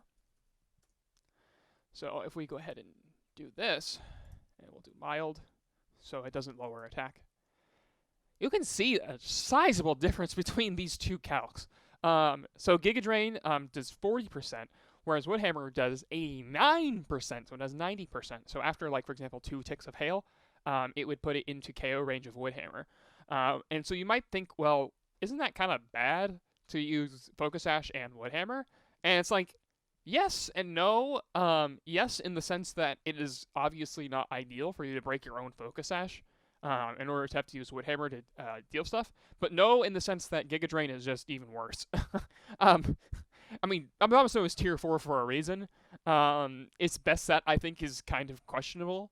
You can run, if you want to, on Abomasnow, you can run like this speed that we've got here, or you can run a lot slower, so you can run min speed. Min speed is, so you run quiet. That's 112, but that doesn't even underspeed Jellicent. It does underspeed Tyranitar, though, so you can do that, which is kind of cool. You can guarantee that you underspeed Tyranitar. But another example would be like Woodhammer versus Tyranitar. So if you look at standard Tyranitar, this is with Sand Up, obviously, so Woodhammer does significantly more than Giga Drain, even without Sand Up. Giga Drain does not do more, but you can see that Tyranitar just does so much damage back in return with even something like Rock Slide or Low Kick. So Abomasnow is not... It has very, very polarizing matchups, and it's not even that good versus Thundurus. Like, this is how much it does versus Thundurus. 252, 176, 176. Calm. With Blizzard. You can see that this is not impressive damage. Like, obviously it 2 KOs, but it's not especially impressive, so... it's not that good. You can also, like, in theory, you could use Choice Scarf Abomasnow, but lol. I don't really see. I mean, then you're just making it timid, and you don't have Focus Sash, you just die to Bullet Punch. Abomasnow is not very good, but it does have a niche in being able to turn off Rain, and being able to threaten Genies. So it's a very niche pick. I've used it in tournament before, but it is very, very mediocre. The next Pokemon I have on this list is actually Chansey. So Chansey, you might not think Chansey would be very good in a metagame where you have big fighting Pokemon that kind of destroy it. There's actually a lot of good physical attackers in this tier. Kyurem-Black, Tyranitar is very good versus Chansey. Conkeldurr, again, is the 2 fighting types are obviously very good. Metagross is very good versus Chansey. Scizor is pretty good versus Chansey. But against special attackers, it actually does very, very well. So obviously Thundurus can taunt it. And Kyurem-Black's substitutes are, you can make them bulky enough so that way Seismic Toss does not break them. You need to have at least 401 HP to do that, and that is trivially easy for Kyurem-Black. Every Kyurem should have at least that much. You can see that it only takes like 40 HP EVs to make it so that you can substitute and make it so a Seismic Toss won't break your sub, so it's trivially easy to do that. But other Pokemon like Heatran or Metagross do not have that luxury. They are not able to make 100 HP substitutes. Actually, it would not be 400. I am stupid. It should be at least 404 HP. So that way you actually have 101 HP on your substitute. Yeah. So you want at least 404 HP. But again, it's the same idea. It's very, very trivial to do so. But you can't do it with a Pokemon like Heatran. Heatran is never going to get anywhere close to 404. It has very polarizing matchups, but it's very, very good versus everything else. Like it beats Cube, it beats Thundurus because Taunt is really good versus it, but you just Seismic Toss Thundurus. It beats Heatran. It beats Jellicent super hard because he used Toxic, and Jellicent cannot touch this thing. It beats Latios because Latios again has to run Psychic. It beats Rain. It beats Amoonguss eventually. It beats Cresselia. It beats Volcarona, although not as fast as you would like it to be for Quiver Dance. And it beats a lot of the lower-tiered special attackers as well. So Chansey is... It's good versus some special attackers And it's good versus a lot of special attackers, actually, because it doesn't do very much damage. And Chansey has the opportunity to set up things like Stealth Rock. So Chansey can have a Violite, and it can set up like Stealth Rock. You can use Soft Boiled. You can use Seismic Toss and Toxic. This is like what your typical set is going to be. You can also drop this. I believe it does get Heal Pulse in this generation. Yeah, it does get Heal Pulse in this generation, so you can use Heal Pulse as well, which is kind of cool. Some people also use Aromatherapy as a means of, like, once your entire team gets paralyzed, you use Aromatherapy and just remove all that. So that's kind of cool. So that's all viable. You can use Healer as well. Healer will let you potentially cure an ally's status instantly, which is really, really cool. So you can, like, your opponent can Thunder Wave you with Thundurus, and then just like, oh, that really sucks, but then Healer wakes you up. Or you can increase the probability that you wake up from sleep each turn, things like that.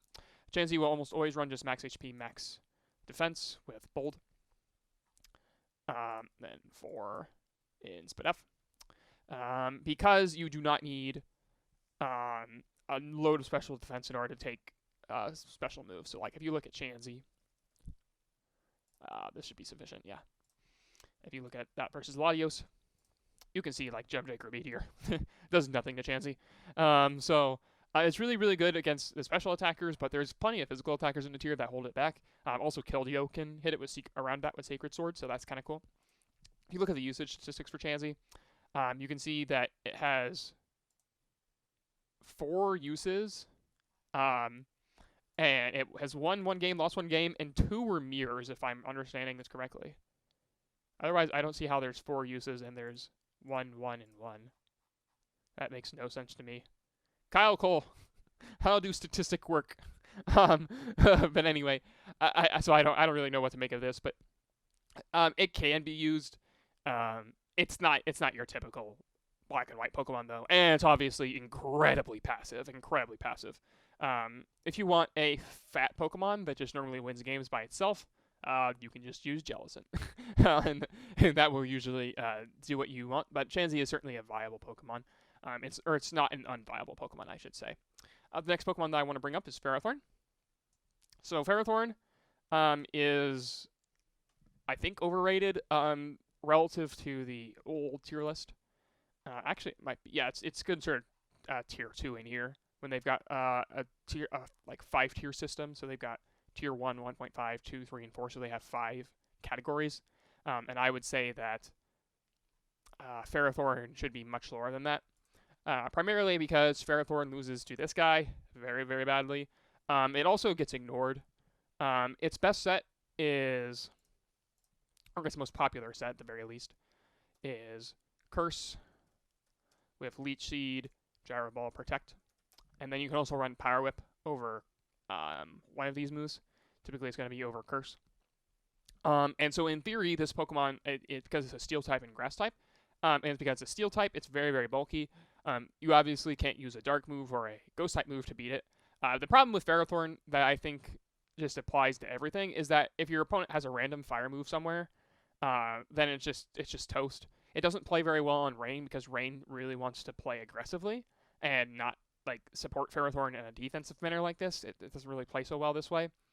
So Ferrothorn is just simply not that effective, I think. I think there's probably a set out there like Gyro Ball, Power Whip, Stealth Rock, and then I don't know if you'd run Protect or if you'd run another move, but where you aren't basically trying to make Ferrothorn the win con mon, because that's typically how Ferrothorn plays, and it just doesn't work because it's also weak to fighting.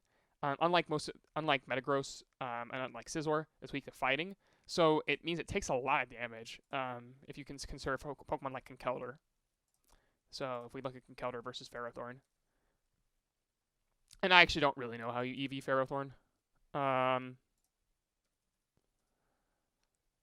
252 attack. We'll just give it Adamant. That'll work for now. Iron Fenced. And then we'll give it Life Orb. You can see that does a ton of damage. Even if you have +1 from Curse, you still do a ton of damage. So it's not really, in my opinion, that impressive. There's plenty of Pokemon that can just whack at it. And it's very, very vulnerable to Substitute. It does not like Substitute from a vast majority of these Pokemon. And again, being randomly cooked by fire moves is something that it really just does not like. your team doesn't necessarily need a fire type. If your team does not have a fire or a fighting type move at all on it, then it can be problematic. But you can also do things like have Amoonguss Spore it and Rage Powder forever, because Gyro Ball does nothing to Amoonguss, and Leech Seed also does nothing to Amoonguss. Just because Amoonguss is not immune to Spore, it is immune to Leech Seed. So Amoonguss completely walls. Ferrothorn can put to sleep. Haxing it is a relevant way of beating it. There's just Ferrothorn is it's set up like a WinCon Mon, but it doesn't really actually win very often. It doesn't have very much offensive pressure. It really needs to hit the right matchup where your opponent does not have a fire or a fighting type move on their team, but that is kind of hard to come by in black and white. So typically Ferrothorn, I'd say, is a very, very good Pokemon. Or excuse me, not a very good Pokemon. Ferrothorn is not a very good Pokemon. I would not recommend Ferrothorn. But it is usable because it does beat some Pokemon really, really hard. Like, for example, it beats Pokemon like Metagross really, really hard. It beats Pokemon like Latios hard. It beats Pokemon like Tyranitar hard. It beats Rain, whereas other Steel types do not enjoy fighting against Rain, but Ferrothorn does. But even the most popular set does not run Power Whip, and if you're not running Power Whip, then that means Rain kind of, like, you don't knock out the Ferrothorn, but the Ferrothorn doesn't knock out you either. So it's not, I think, pretty. I've never been a big fan of Ferrothorn in any generation, and it doesn't really perform very well in black and white, especially with Heatran, again, being top 3 Pokemon with Substitute. Really, really hurts Ferrothorn's viability. The next Pokemon I want to discuss is Gastrodon. Unfortunately, I've downloaded this inferior Gastrodon with pink. East Sea is a much better Gastrodon because it is a much better color. So if we pull up Gastrodon. Storm Drain is really useful. It has a good niche in being able to beat Jellicent. It also is very good at checking Rain. Not in the sense of beating Rain, but in, like, you discourage Muddy Water usage. But every Rain team has to have Jellicent answers. And unless their only answer for Rain is Thundurus, then unless their only answer for Jellicent is Thundurus, like if they're running a Rain team with only Thundurus as their Gastrodon answer, then it's going to be problematic for them. But otherwise, Gastrodon is not particularly a large threat. It's good versus Steel types. Like, it's a bulky water, but again, it faces competition as a bulky water from Pokemon like Jellicent, from other water types like even Rotom Wash. So it has to deal with, like, okay, I'm not really the best bulky water type in the first place, and my unique role of beating Rain is kind of overshadowed by Jellicent, because Jellicent beats Rain harder than Gastrodon does, because it's like, well, yeah, they are more discouraged from attacking me with Muddy Water, but my counterplay back is something like an Earth Power, and it's just not that strong. Also, Gastrodon has pretty bad 4 Moosot syndrome. It really wants Muddy Water, Earth Power, and you'd probably want Ice move, right? So you can hit Pokemon like Latios, you think you'd be able to hit Dragon types would be kind of important. And then maybe Protect, but then you don't have Recover. And if you want one of these, then you're missing one of these attacks, so potentially maybe you're dropping Muddy Water. Okay, well maybe you want Toxic, so that way you can actually beat Jellicent, because otherwise Jellicent will eventually beat you. And if they have Toxic, then it's really, really good. Gastrodon is really passive, and I don't... It just kind of reiterates, like, oh, another thing that does really well is it walls Thundurus. That is an important thing, but it doesn't do very much in return, that sort of thing. So I'd say Gastrodon is tier 4. It's definitely something that you can use, but it's usually not a big issue to deal with when you actually fight against it in the game. Heracross is very, very scary. Bug Gem, Megahorn does stupid damage, so you can use Heracross. And it gets 2 viable abilities. You can run either Moxie or Guts. I think Guts is preferable, so that way you can't be burned. Or rather, it discourages the opponent from burning you. So, like, for example, Heracross cannot touch Jellicent at all, unless you run, I think, Night Slash. I think that's its best move that it gets for Jellicent. I believe it is. So, Megahorn, Close Combat. I think its best move is Night Slash. Yeah, its best move, I'm pretty sure, is Night Slash. That's the best move you've got for it. So you can run Night Slash. If you don't run Rock Slide, Thundurus kind of bodies you. But yeah, you can run Guts, and it discourages Thundurus from Thunder Waving you, and discourages Jellicent from burning you, which is kind of cool. and being a faster bug type, the bug types that are on the list already, which is Genesect, Scizor, Volcarona. I think that's all the bug types. These do not fare very well against Heatran, so being able to use close combat is very, very nice. So you can see, for example, Heracross versus Heatran. Does a good chunk of damage. You can see it one-shots Heatran. It won't kill at -1. And that's kind of what Heatran's problem, or excuse me, what Heracross's problem is. It's really weak at a reduced stage of attack. Like, being intimidated really sucks for it. Even though it can get a boost from being paralyzed, it still doesn't like being outsped by a vast majority of Pokemon. Pokemon like this 85, I believe, 80, or is it faster than that? Yeah, it's 85. So Kyurem Black outspeeds it. So you can't close combat it. Well, I mean, you can run Jolly, but then you are very, very weak in my opinion. But you can see like Dragon Claw just straight up OHKOs you. If you look at like the damage on Cresselia, this is the reason why you'd want to run it in the first place. So if you're max HP, we are assuming that we are neutral here. So you can see Bug Gem Megahorn does a ton of damage to a lot of stuff. So it's cool. It's a cool Pokemon. It's not something that I don't really know when I want to add it in my team builder. But it can definitely be a threat when you're fighting against it. So because of the pressure it offers on the board versus a number of viable Pokemon, I think it's worth being ranked. So yeah, I think Heracross is pretty cool. The next thing I want to talk about is with Mamoswine. So Mamoswine is similar to Kyurem Black in that it has ice ground coverage, which means that it can hit Heatran, and it can hit Genies. And that's always a very nice combination. It also gets Stealth Rock. So Mamoswine can use Stealth Rock very effectively. I believe its best ability is Snow Cloak, or Thick Fat in this generation, so that way you take reduced damage from opposing Ice and Fire type moves. So you can run like Ice Crash, Earthquake. You can run Stealth Rock or Superpower, and then Protect. And that gives you some nice coverage on a wide variety of Pokemon. You can also run Choice Scarf. Choice Scarf won the World Championships in 2013, so it's certainly a viable set. It also gets Ice Shard, which is a cool feature. The biggest downside of Mamoswine, I think, is that it's just so frail. It is like super, super frail, and it's very, very abusable if you are choice locked. So if you look, for example, at Kyurem Black versus Mamoswine.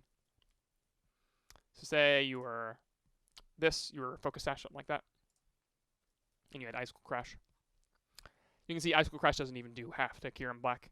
And if this is a substitute Kyurem Black, that means it has Terra Volt, which means it goes through Thick Fat with its Ice Beam. And that's not Ice Beam. And you can see Ice Beam does a good chunk of damage to the Mamoswine, even through that. It's just very frail. It has the same issue where it kind of like with Excadrill, where it does and doesn't beat Mamoswine, or Heatran does and doesn't beat Mamoswine. So if like Heatran has a substitute already, then obviously Earthquake will one-shot it. But if it has a substitute, then Heat Wave does half back to it. So it doesn't one-shot it, but it's very, very good. So like if you have Trick Room up and you have a substitute, then you're going to beat Mamoswine. Mamoswine also hates all the bulky waters. It hates Rotom Wash especially, but it hates Jellicent too, because you can't do anything to it. You won't be able to do any damage at all, and Scald is like a 2-hit KO pretty comfortably. So it doesn't really like the bulky waters. It doesn't like the steel types very much.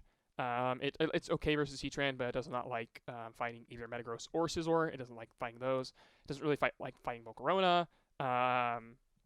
It's okay versus Tyranitar if you have Superpower, but then it doesn't have to be Chople. You know, those sorts of things. It hates Rain. It despises Rain. It's good versus Amoonguss, which is nice. But yeah, it's just not a it doesn't like the fighting types either. It has a lot of weaknesses and not a lot of strengths. Its role is usually better filled by Kyurem Black. So the advantage of Mamoswine is that it gets either Stealth Rock or Superpower, and it can run a Scarf set, whereas Kyurem Black really can't. But that's about all it's got going for it.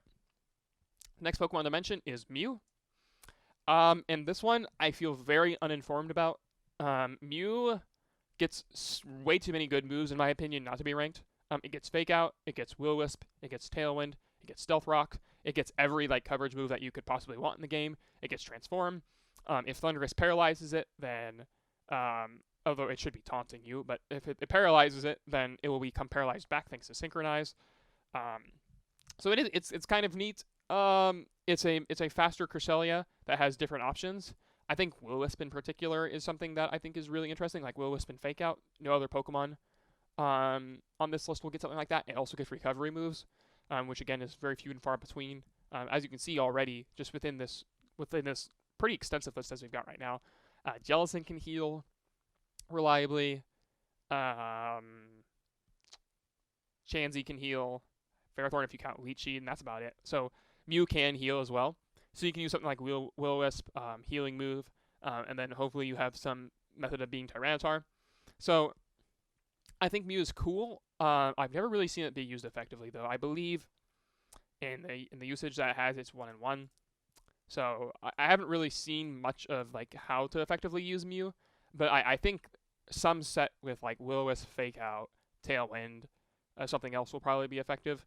But if you do run that many status moves, then you're going to be affected by Thundurus. So who knows? There's probably some way of making Mew really pressuring, but I don't really know what it is. But I think that there is some way of doing it, so I'm ranking it tier 4.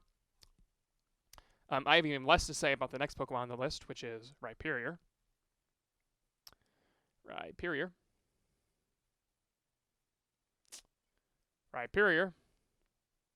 Well, apparently I don't have Rhyperior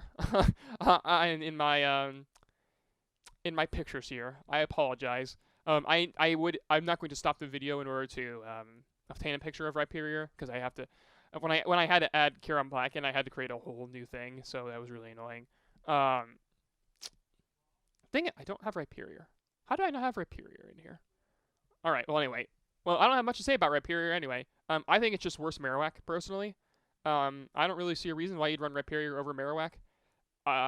In theory, it's because you get like Rock Slide, which is stronger versus Thundurus, but it's weaker versus everything else because you add the additional rock weakness.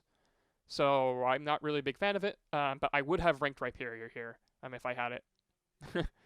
Where's Rhyperior? Come on, man. Rhyperior did nothing wrong. Anyway, let's go ahead and add Sableye next. Sableye is similar to Gothitelle in the fact that Taunt is really, really effective at shutting down really, really fat things like Amoonguss, like Jellicent. You can run Mental Herb on it, so you can reverse Taunt. Thundurus, you get Prankster Will-O-Wisp, which is something that no other Pokemon can get. You also get Prankster Sunny Day, which very few other Pokemon can get. So you can use this as a method of beating Rain. It also gets Recover, so it's bulky. And because Fairy type doesn't exist yet, it has no weaknesses. However, it is actually very, very frail. And it has a very serious problem for Moveslot Syndrome. Like, for example, even if you ran 252 Calm, Latios can still kill you. So, yeah, that's pretty bad. But it is generally especially bulky, so you can typically take attacks like Heatran's Heat Wave and be okay. Although it doesn't like fighting against Heatran either, to be fair. But Sableye is cool. Being Dark and Ghost is unique. And the Prankster Will-O-Wisp is especially its claim to fame, but it is very passive. So you have to be very careful with it. The next Pokemon I want to mention is Salamence. Salamence, I think, is ranked at tier 4. So Salamence is, what if you had Latios, but Intimidate, and it's still faster than the other relevant dragons? So Salamence still outspeeds Hydreigon, which is important. It still gets a fire move, which is important. It does not get a ground move. So you're either running Earthquake or you're not hitting Heatran, which is something to keep in mind. But likely you're probably using Salamence because you have some method of hitting it anyway. But it's useful because it's like as a roll compression of Latios plus Intimidate. It's actually not too bad. You also get Stab, Hidden Power, Flying if you want that. But typically you're just gonna be running like 252, Life Orb, Salamence, and it's cool. I I think Hydreigon is better generally speaking. But like I said, Salamence is cool as a roll compression if you want a Dragon plus Intimidate.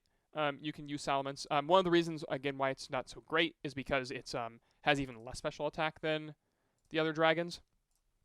So if you look at Salamence, you can see it has 110. So right now we're 20 below what Latios standard is, which is a pretty big drop. And you can't run physical. Physical doesn't make any sense. There's no outraging here with Salamence.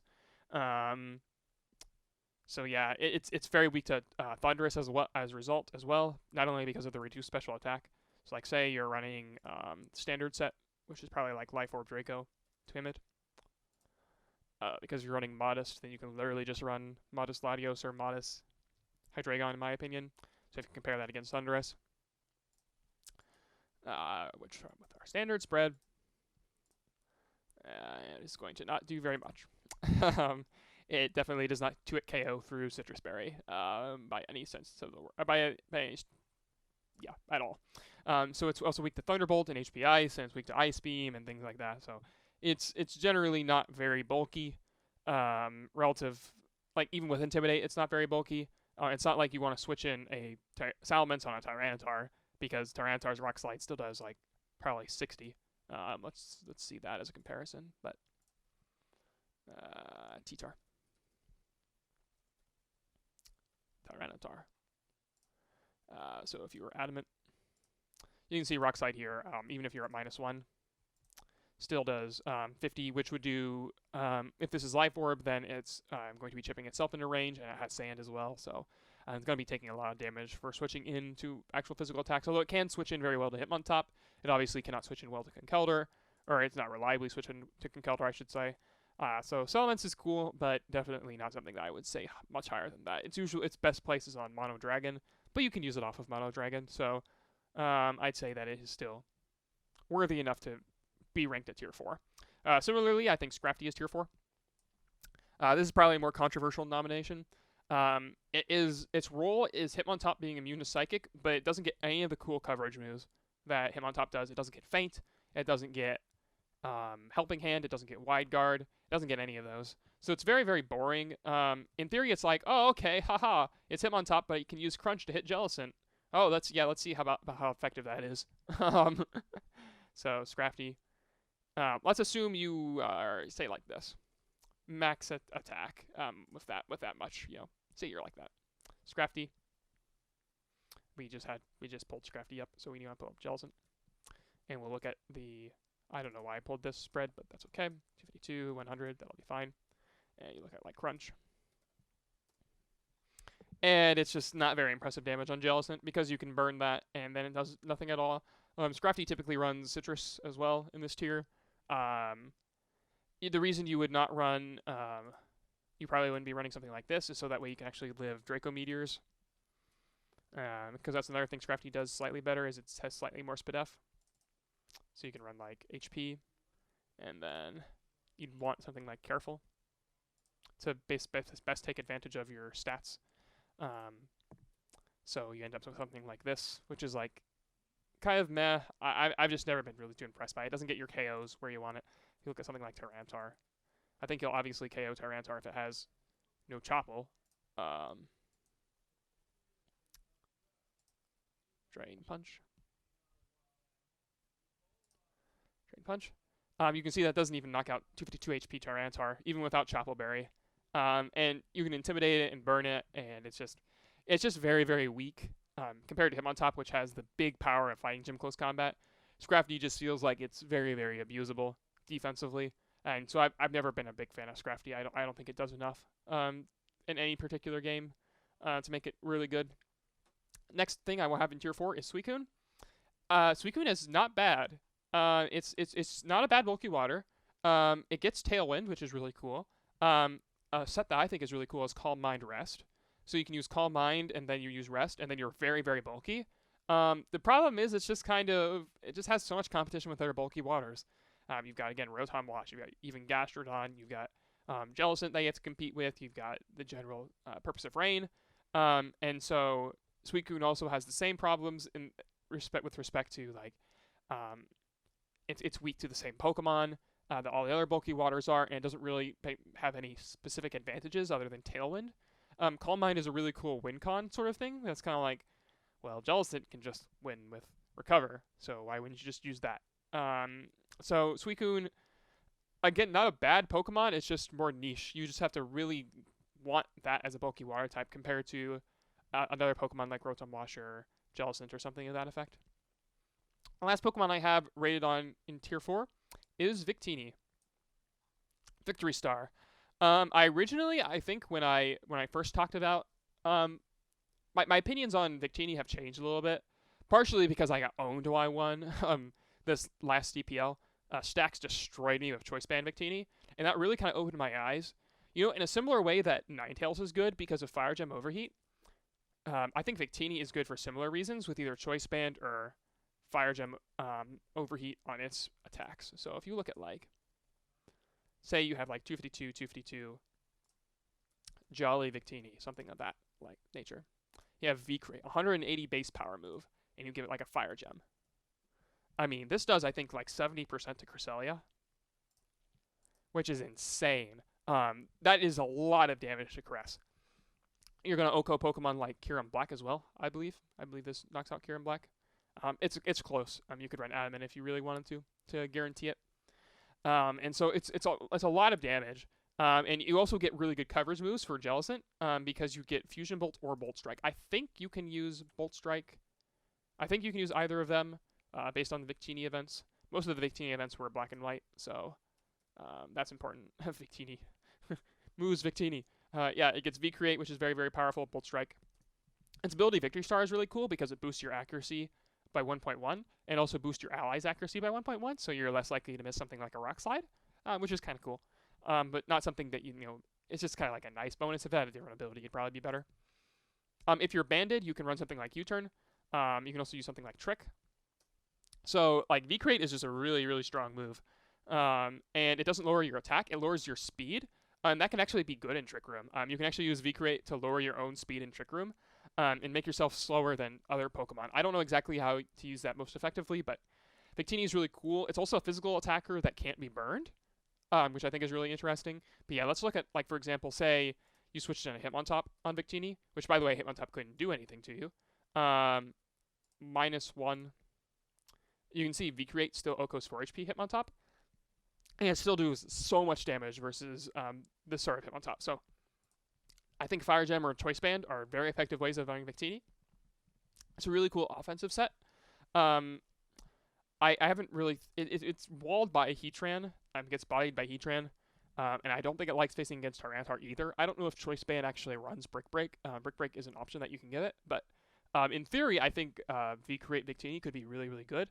But it doesn't see very much usage. I think the only usage that it's had, if I check the usage stats, I think the only game it might have had was against me, and maybe there's an old black and white team that was an old sample that had Victini on it, but it was trash. It was like Scarf Victini or something like that. Victini.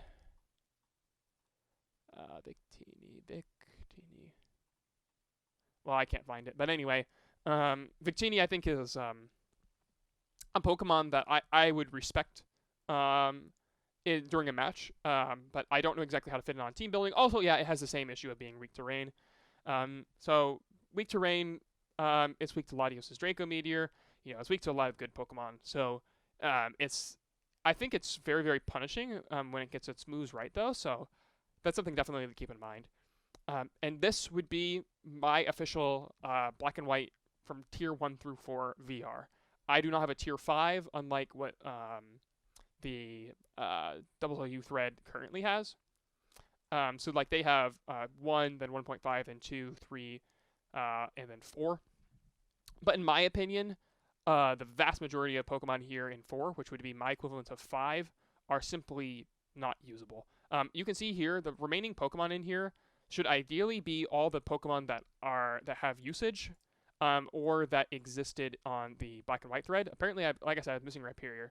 But if we count all of these Pokemon up, I count 1, 2, 3, 4, 5, 6, 7, 8, 9, 10, 11, 12, 13, 14, 15, 16, 17, 18, 19, 20, 21, 22, 23, 24, 25, 26, 27, 28, 29, 30, 31, 32, 33, 44, 35, 36, 37, 38, 39, 40, 41. So by my count, we have, including Rhyperior, which is not listed on here, poor Rhyperior, we have 42 different viable Pokemon.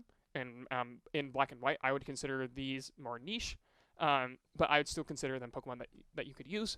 Beyond that, there are definitely Pokemon that you can see usage, but I would say that they are generally bad. I'll go ahead and go through them. I won't be going from it from this perspective, but I'll go through it on this perspective, just to talk about them, and why I think that they should be probably unranked. If there was a tier 5, if I included a tier 5, then maybe some of these Pokemon would exist on there, but I don't include a tier 5 because I think most of these Pokemon are just simply bad. Bisharp. So Bisharp, the one thing that it does very, very well is it beats Latios very well. And it also is, because of Defiant, it beats Landorus-T because of Dark Gem Sucker Punch. So that's really, really cool. However, it does not beat Hitmontop, which will outspeed you and kill you if you are not Focus Sash. But the problem is, if you are Focus Sash, then you are not Dark Gem, and so therefore you cannot KO Landorus anymore. So you've kind of got that issue going on, and you also have Big 4 Moveset Syndrome. You really want Sucker Punch, Night Slash, Low Kick, Iron Head, and Protect. So Bisharp really wants all of those moves. So you want Sucker Punch, Night Slash, Low Kick, Iron Head, and Protect. And the reason you want these moves, if you don't have Iron Head, then you lose out on any damage at all versus Steel types, versus Fighting types. If you don't have Low Kick, then you cannot damage Heatran whatsoever, because recall that Dark is resisted by Steel in this generation. In general, Bisharp, even though it's a Steel type, you think it might have like a slightly better usage rate than what it does, but it's just not. It doesn't do anything really. Like even though you can have like Dark Gem Night Slash versus Jellicent, it's just not especially effective. I've never seen a Bisharp be effective in this tier. I don't think it does very well either in theory or on like relative to the, like in theory, like it's like, okay, this is okay versus Thundurus, like it Thunderbolts me, but that's pretty bad. It's not good versus Cube because Cube outspeeds and can go for Earth Power, or even Dragon Claw does 1,000,000% to it. It's probably good versus Jellicent, but not if Jellicent has Trick Room up already, then can burn it. It's good versus Latios. It's good versus T-Tar, unless it has Low Kick, and if you go for your own Low Kick, it'll survive and it can KO you back. It's not very good versus Rain. I could go through each individual Pokemon, but that's really not my point here. I don't think Bisharp, I don't even think it has any usage either. If I recall correctly, I don't think it has any usage. Yeah, it has no usage at all. So I think usage stats should be kind of indicative there. Not worth your time, definitely not a tier 3 mon. Deoxys. Deoxys, there are just so many Pokemon that either naturally outspeed it with respect to like there's Kingdra, you can run Scarflando faster than it. There's Priority, which is really relevant. You can use Scizor, you can do Conkeldurr. Deoxys is not strong enough in order to be able to KO these Pokemon. If you run Choppleberry, then Sand, it removes the Deoxys Focus Sash if it has that. Deoxys is probably going to want to run something like Psycho Boost, probably Low Kick or Superpower, probably Superpower. And then maybe Ice Beam. Probably can't afford to run Protect. Oh, it does get Ally Switch? Huh, he gets Ally Switch in this gen. That's interesting. Probably not good. You could run Extreme Speed to troll Sucker Punch from Hitmontop. Yeah, it's just so weak. Conkeldurr's Mach Punch, I think KOs 2 Deoxys if I recall correctly. If it doesn't KO 2 Deoxys, then it's very close. Let's go ahead and look at Deoxys attack. Mach Punch. Oh, it actually doesn't KO it. I thought it KO'd it. Huh. It doesn't O-code Deoxys. Imagine. That's for shame, Conkeldurr. Maybe if it runs minus defense. I guess that means you probably shouldn't run minus defense on Deoxys. So say you were probably not naive, but like what's plus special attack minus special defense? Or plus special attack mild would be the bad nature. Yeah, you can KO yourself, especially after Sand. I've seen Deoxys be used one time by I think Dragon Whale, and I wasn't impressed by it then. It also has the problem of, haha, Trick Room setters, just Trick Room. You can use Taunt on Deoxys, sure, but are you really gonna use Deoxys just to taunt the Jellicent as it scalds you for 100%? Or are you gonna use like, I don't know, anything else? Thundurus also can Thunder Wave it, and then everything can literally outspeed it and knock it out. And even Psychic Gem Psycho Boost, I don't think can kill. Actually, Psychic Gem Psycho Boost would kill Thundurus, now that I think about it. Yeah, that'd be kind of funny. I never really thought about that. 176. Calm. Probably, yeah, it probably does. Because it's stronger than Latios by a pretty significant margin. So let's say you ran max special attack. Yeah, that's gonna kill. Cool. So you can run Psychic Gem. Huh. I've never really thought about that before. But nevertheless, it still doesn't solve any of the problems that it has, which is it's weak to priority. And even if you do use Psychic Gem Psycho Boost to knock out Thundurus, it's like, is using Deoxys attack really worth it for doing that? And like, what if they switch into their Cresselia, or what if they switch into their Tyranitar? Then what are you gonna do? I don't know. Probably nothing. Probably cry. So I'd say Deoxys is unranked. The next Pokemon that I want to talk about is Gyarados. Gyarados, I think, is in theory actually pretty good, because you can basically use it as water type Thundurus with Thunder Wave and Taunt. The problem is it loses to Thundurus. It turns out that loses to Thundurus pretty hard. And in my opinion, you might as well just use Thunder Wave for Cresselia if you like want a bulky Pokemon to use Thunder Wave. Not as if Thundurus isn't bulky already, but Gyarados being weak to Electric type is just, I don't know, man. I mean, you can use Protection with it with Marowak, but are you really going to use Gyarados plus Marowak just to pretend that you're a Thundurus yourself? I don't know. You can't use Offensive, that's for sure. Offensive just makes no sense, because you need something like Normal Gem in order to be able to beat Thundurus, or excuse me, not Normal Gem.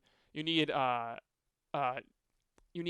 normal type attack in order to beat Pokemon like that are Dragon type. Like, for example, Gyarados, let's say you're like this.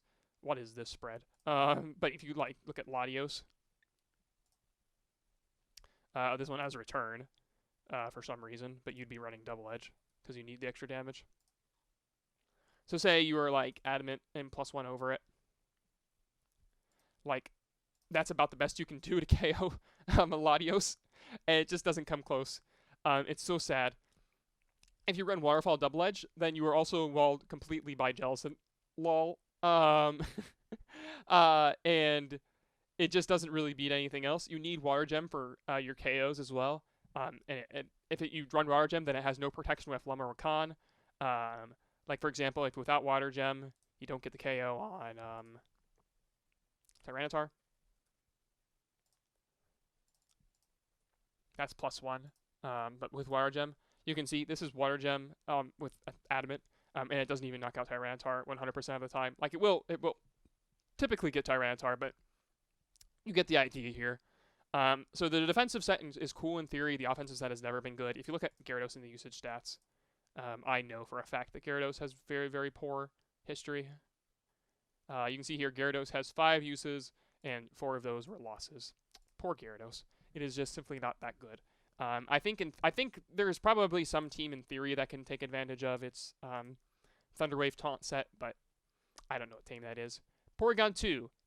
Yeah, so this is a Trick Room setter that is exactly like Jellicent, except it's weak to fighting types. And that is literally it. You should never use Porygon 2. I do not think it is worth your time. Moving on. Darkrai. This has no usage. I actually had to look up what this was originally used for. And this was used because it outspeeds Latios, which makes sense. So Darkrai, you can look at this. It outspeeds Latios, which is, that's pretty neat, right? And it knocks you out with Life Orb Dark Pulse, which is cool. And they run Ice Beam and Focus Blast. So yeah, that's pretty neat, right? Yeah, except you have like Thundurus. Basically Thundurus. I've actually never seen Darkrai used in a game of Black and White. I never saw it used like even in the olden days, like in old replays. I watched a lot of replays in preparation for like Black and White Money Tour. I never saw Darkrai. I've never seen Darkrai since then. It's weak to all the fighting types. so it doesn't like those. It doesn't like Thundurus. It doesn't like Cube, because you have to hit Focus Blast. It's just a poor Pokemon. Not worth your time. Next, Landorus-I. I theoretically really cool. It was used by King of Mars in 2013 U.S. Nationals. Same with Ludicolo as well, which is funny, because they're right next to each other. But it has no usage. Sheer Force, Life Orb, Earth Power is the set you run on it. So you run Landorus with Sheer Force, and then Earth Power, and then Life Orb. But the problem is you just don't need this, I guess. You don't really need super strong Earth Power in this tier. And also there's a Pokemon called Kyurem-Black. Yeah, also you cannot touch regular Thundurus unless you run Stone Edge. But at that point, if you're going to be running Stone Edge, why don't you just run regular Landorus-T sort of thing? Just my take on things. I've never seen Landorus-I. I think I have seen it used. I think it does have like 1 or 2 uses. Yeah, it did win actually. It's the only game that it played in. Huh. Good for you, Landorus. But yeah, I don't think it deserves to be ranked. I don't think it's anywhere near good. The next set is Ludicolo. So this is either a worse Kingdra, so it's either a worse Swift user, or it's some troll anti-rain set with Sunny Day. Those are its 2 uses, and neither of them are very good. Manaphy, this was used on a sample team, and that is the only reason why it's ranked here.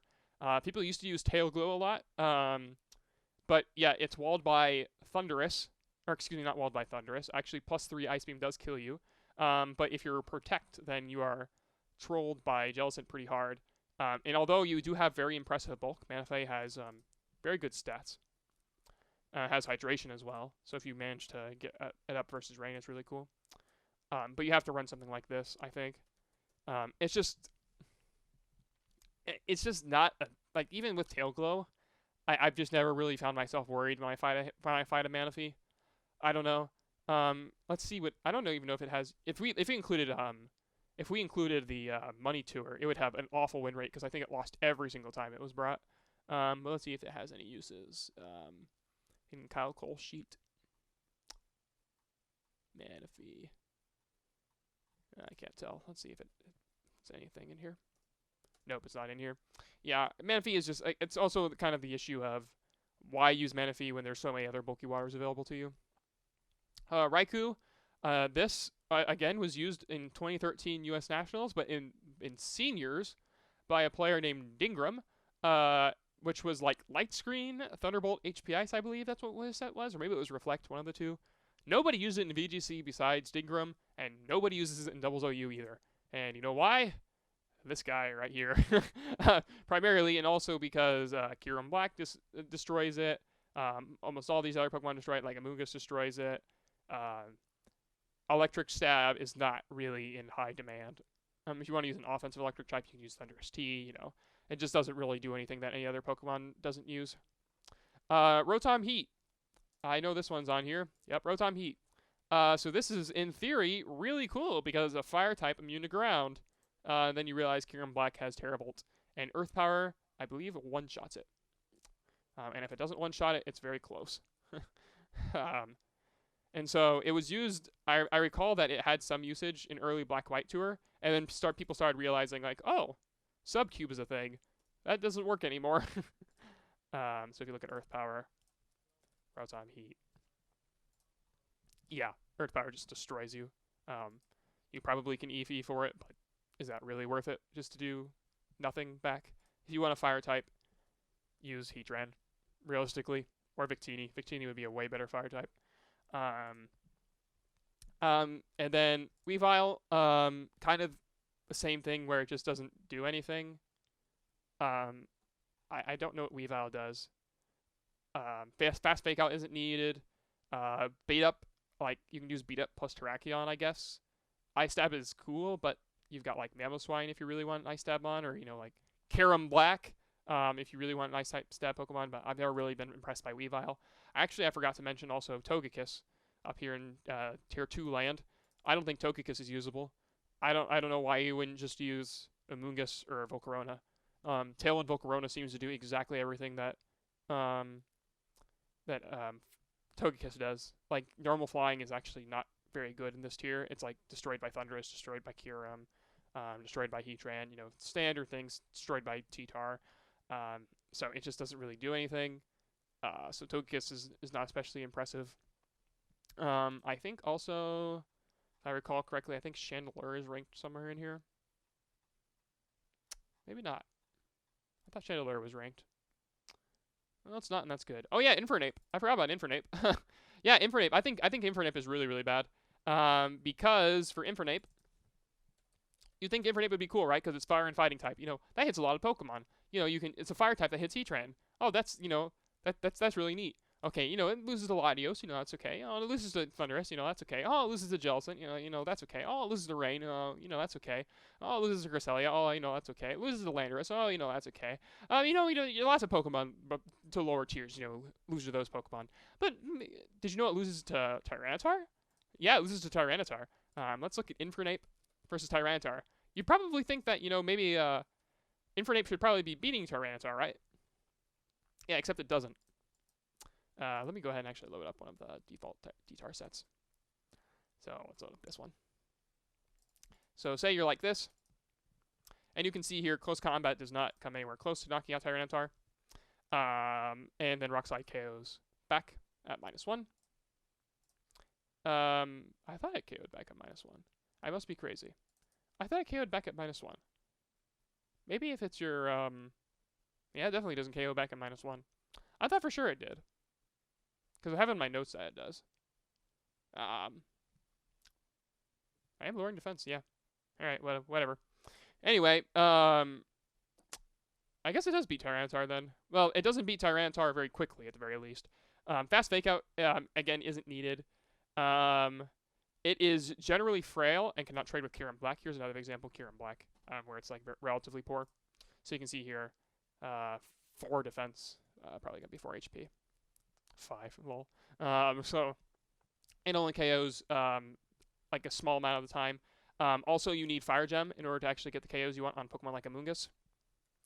So if you look at like Amoonguss, say you're the 208, 216 set, Calm.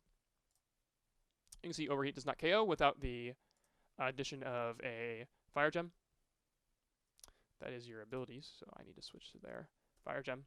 So you see that now it KOs, but if you're Fire Gem, then you're just O-Code by Kingdra, and you're O-Code by Latios, and you're O-Code by any faster Pokemon, which are several there.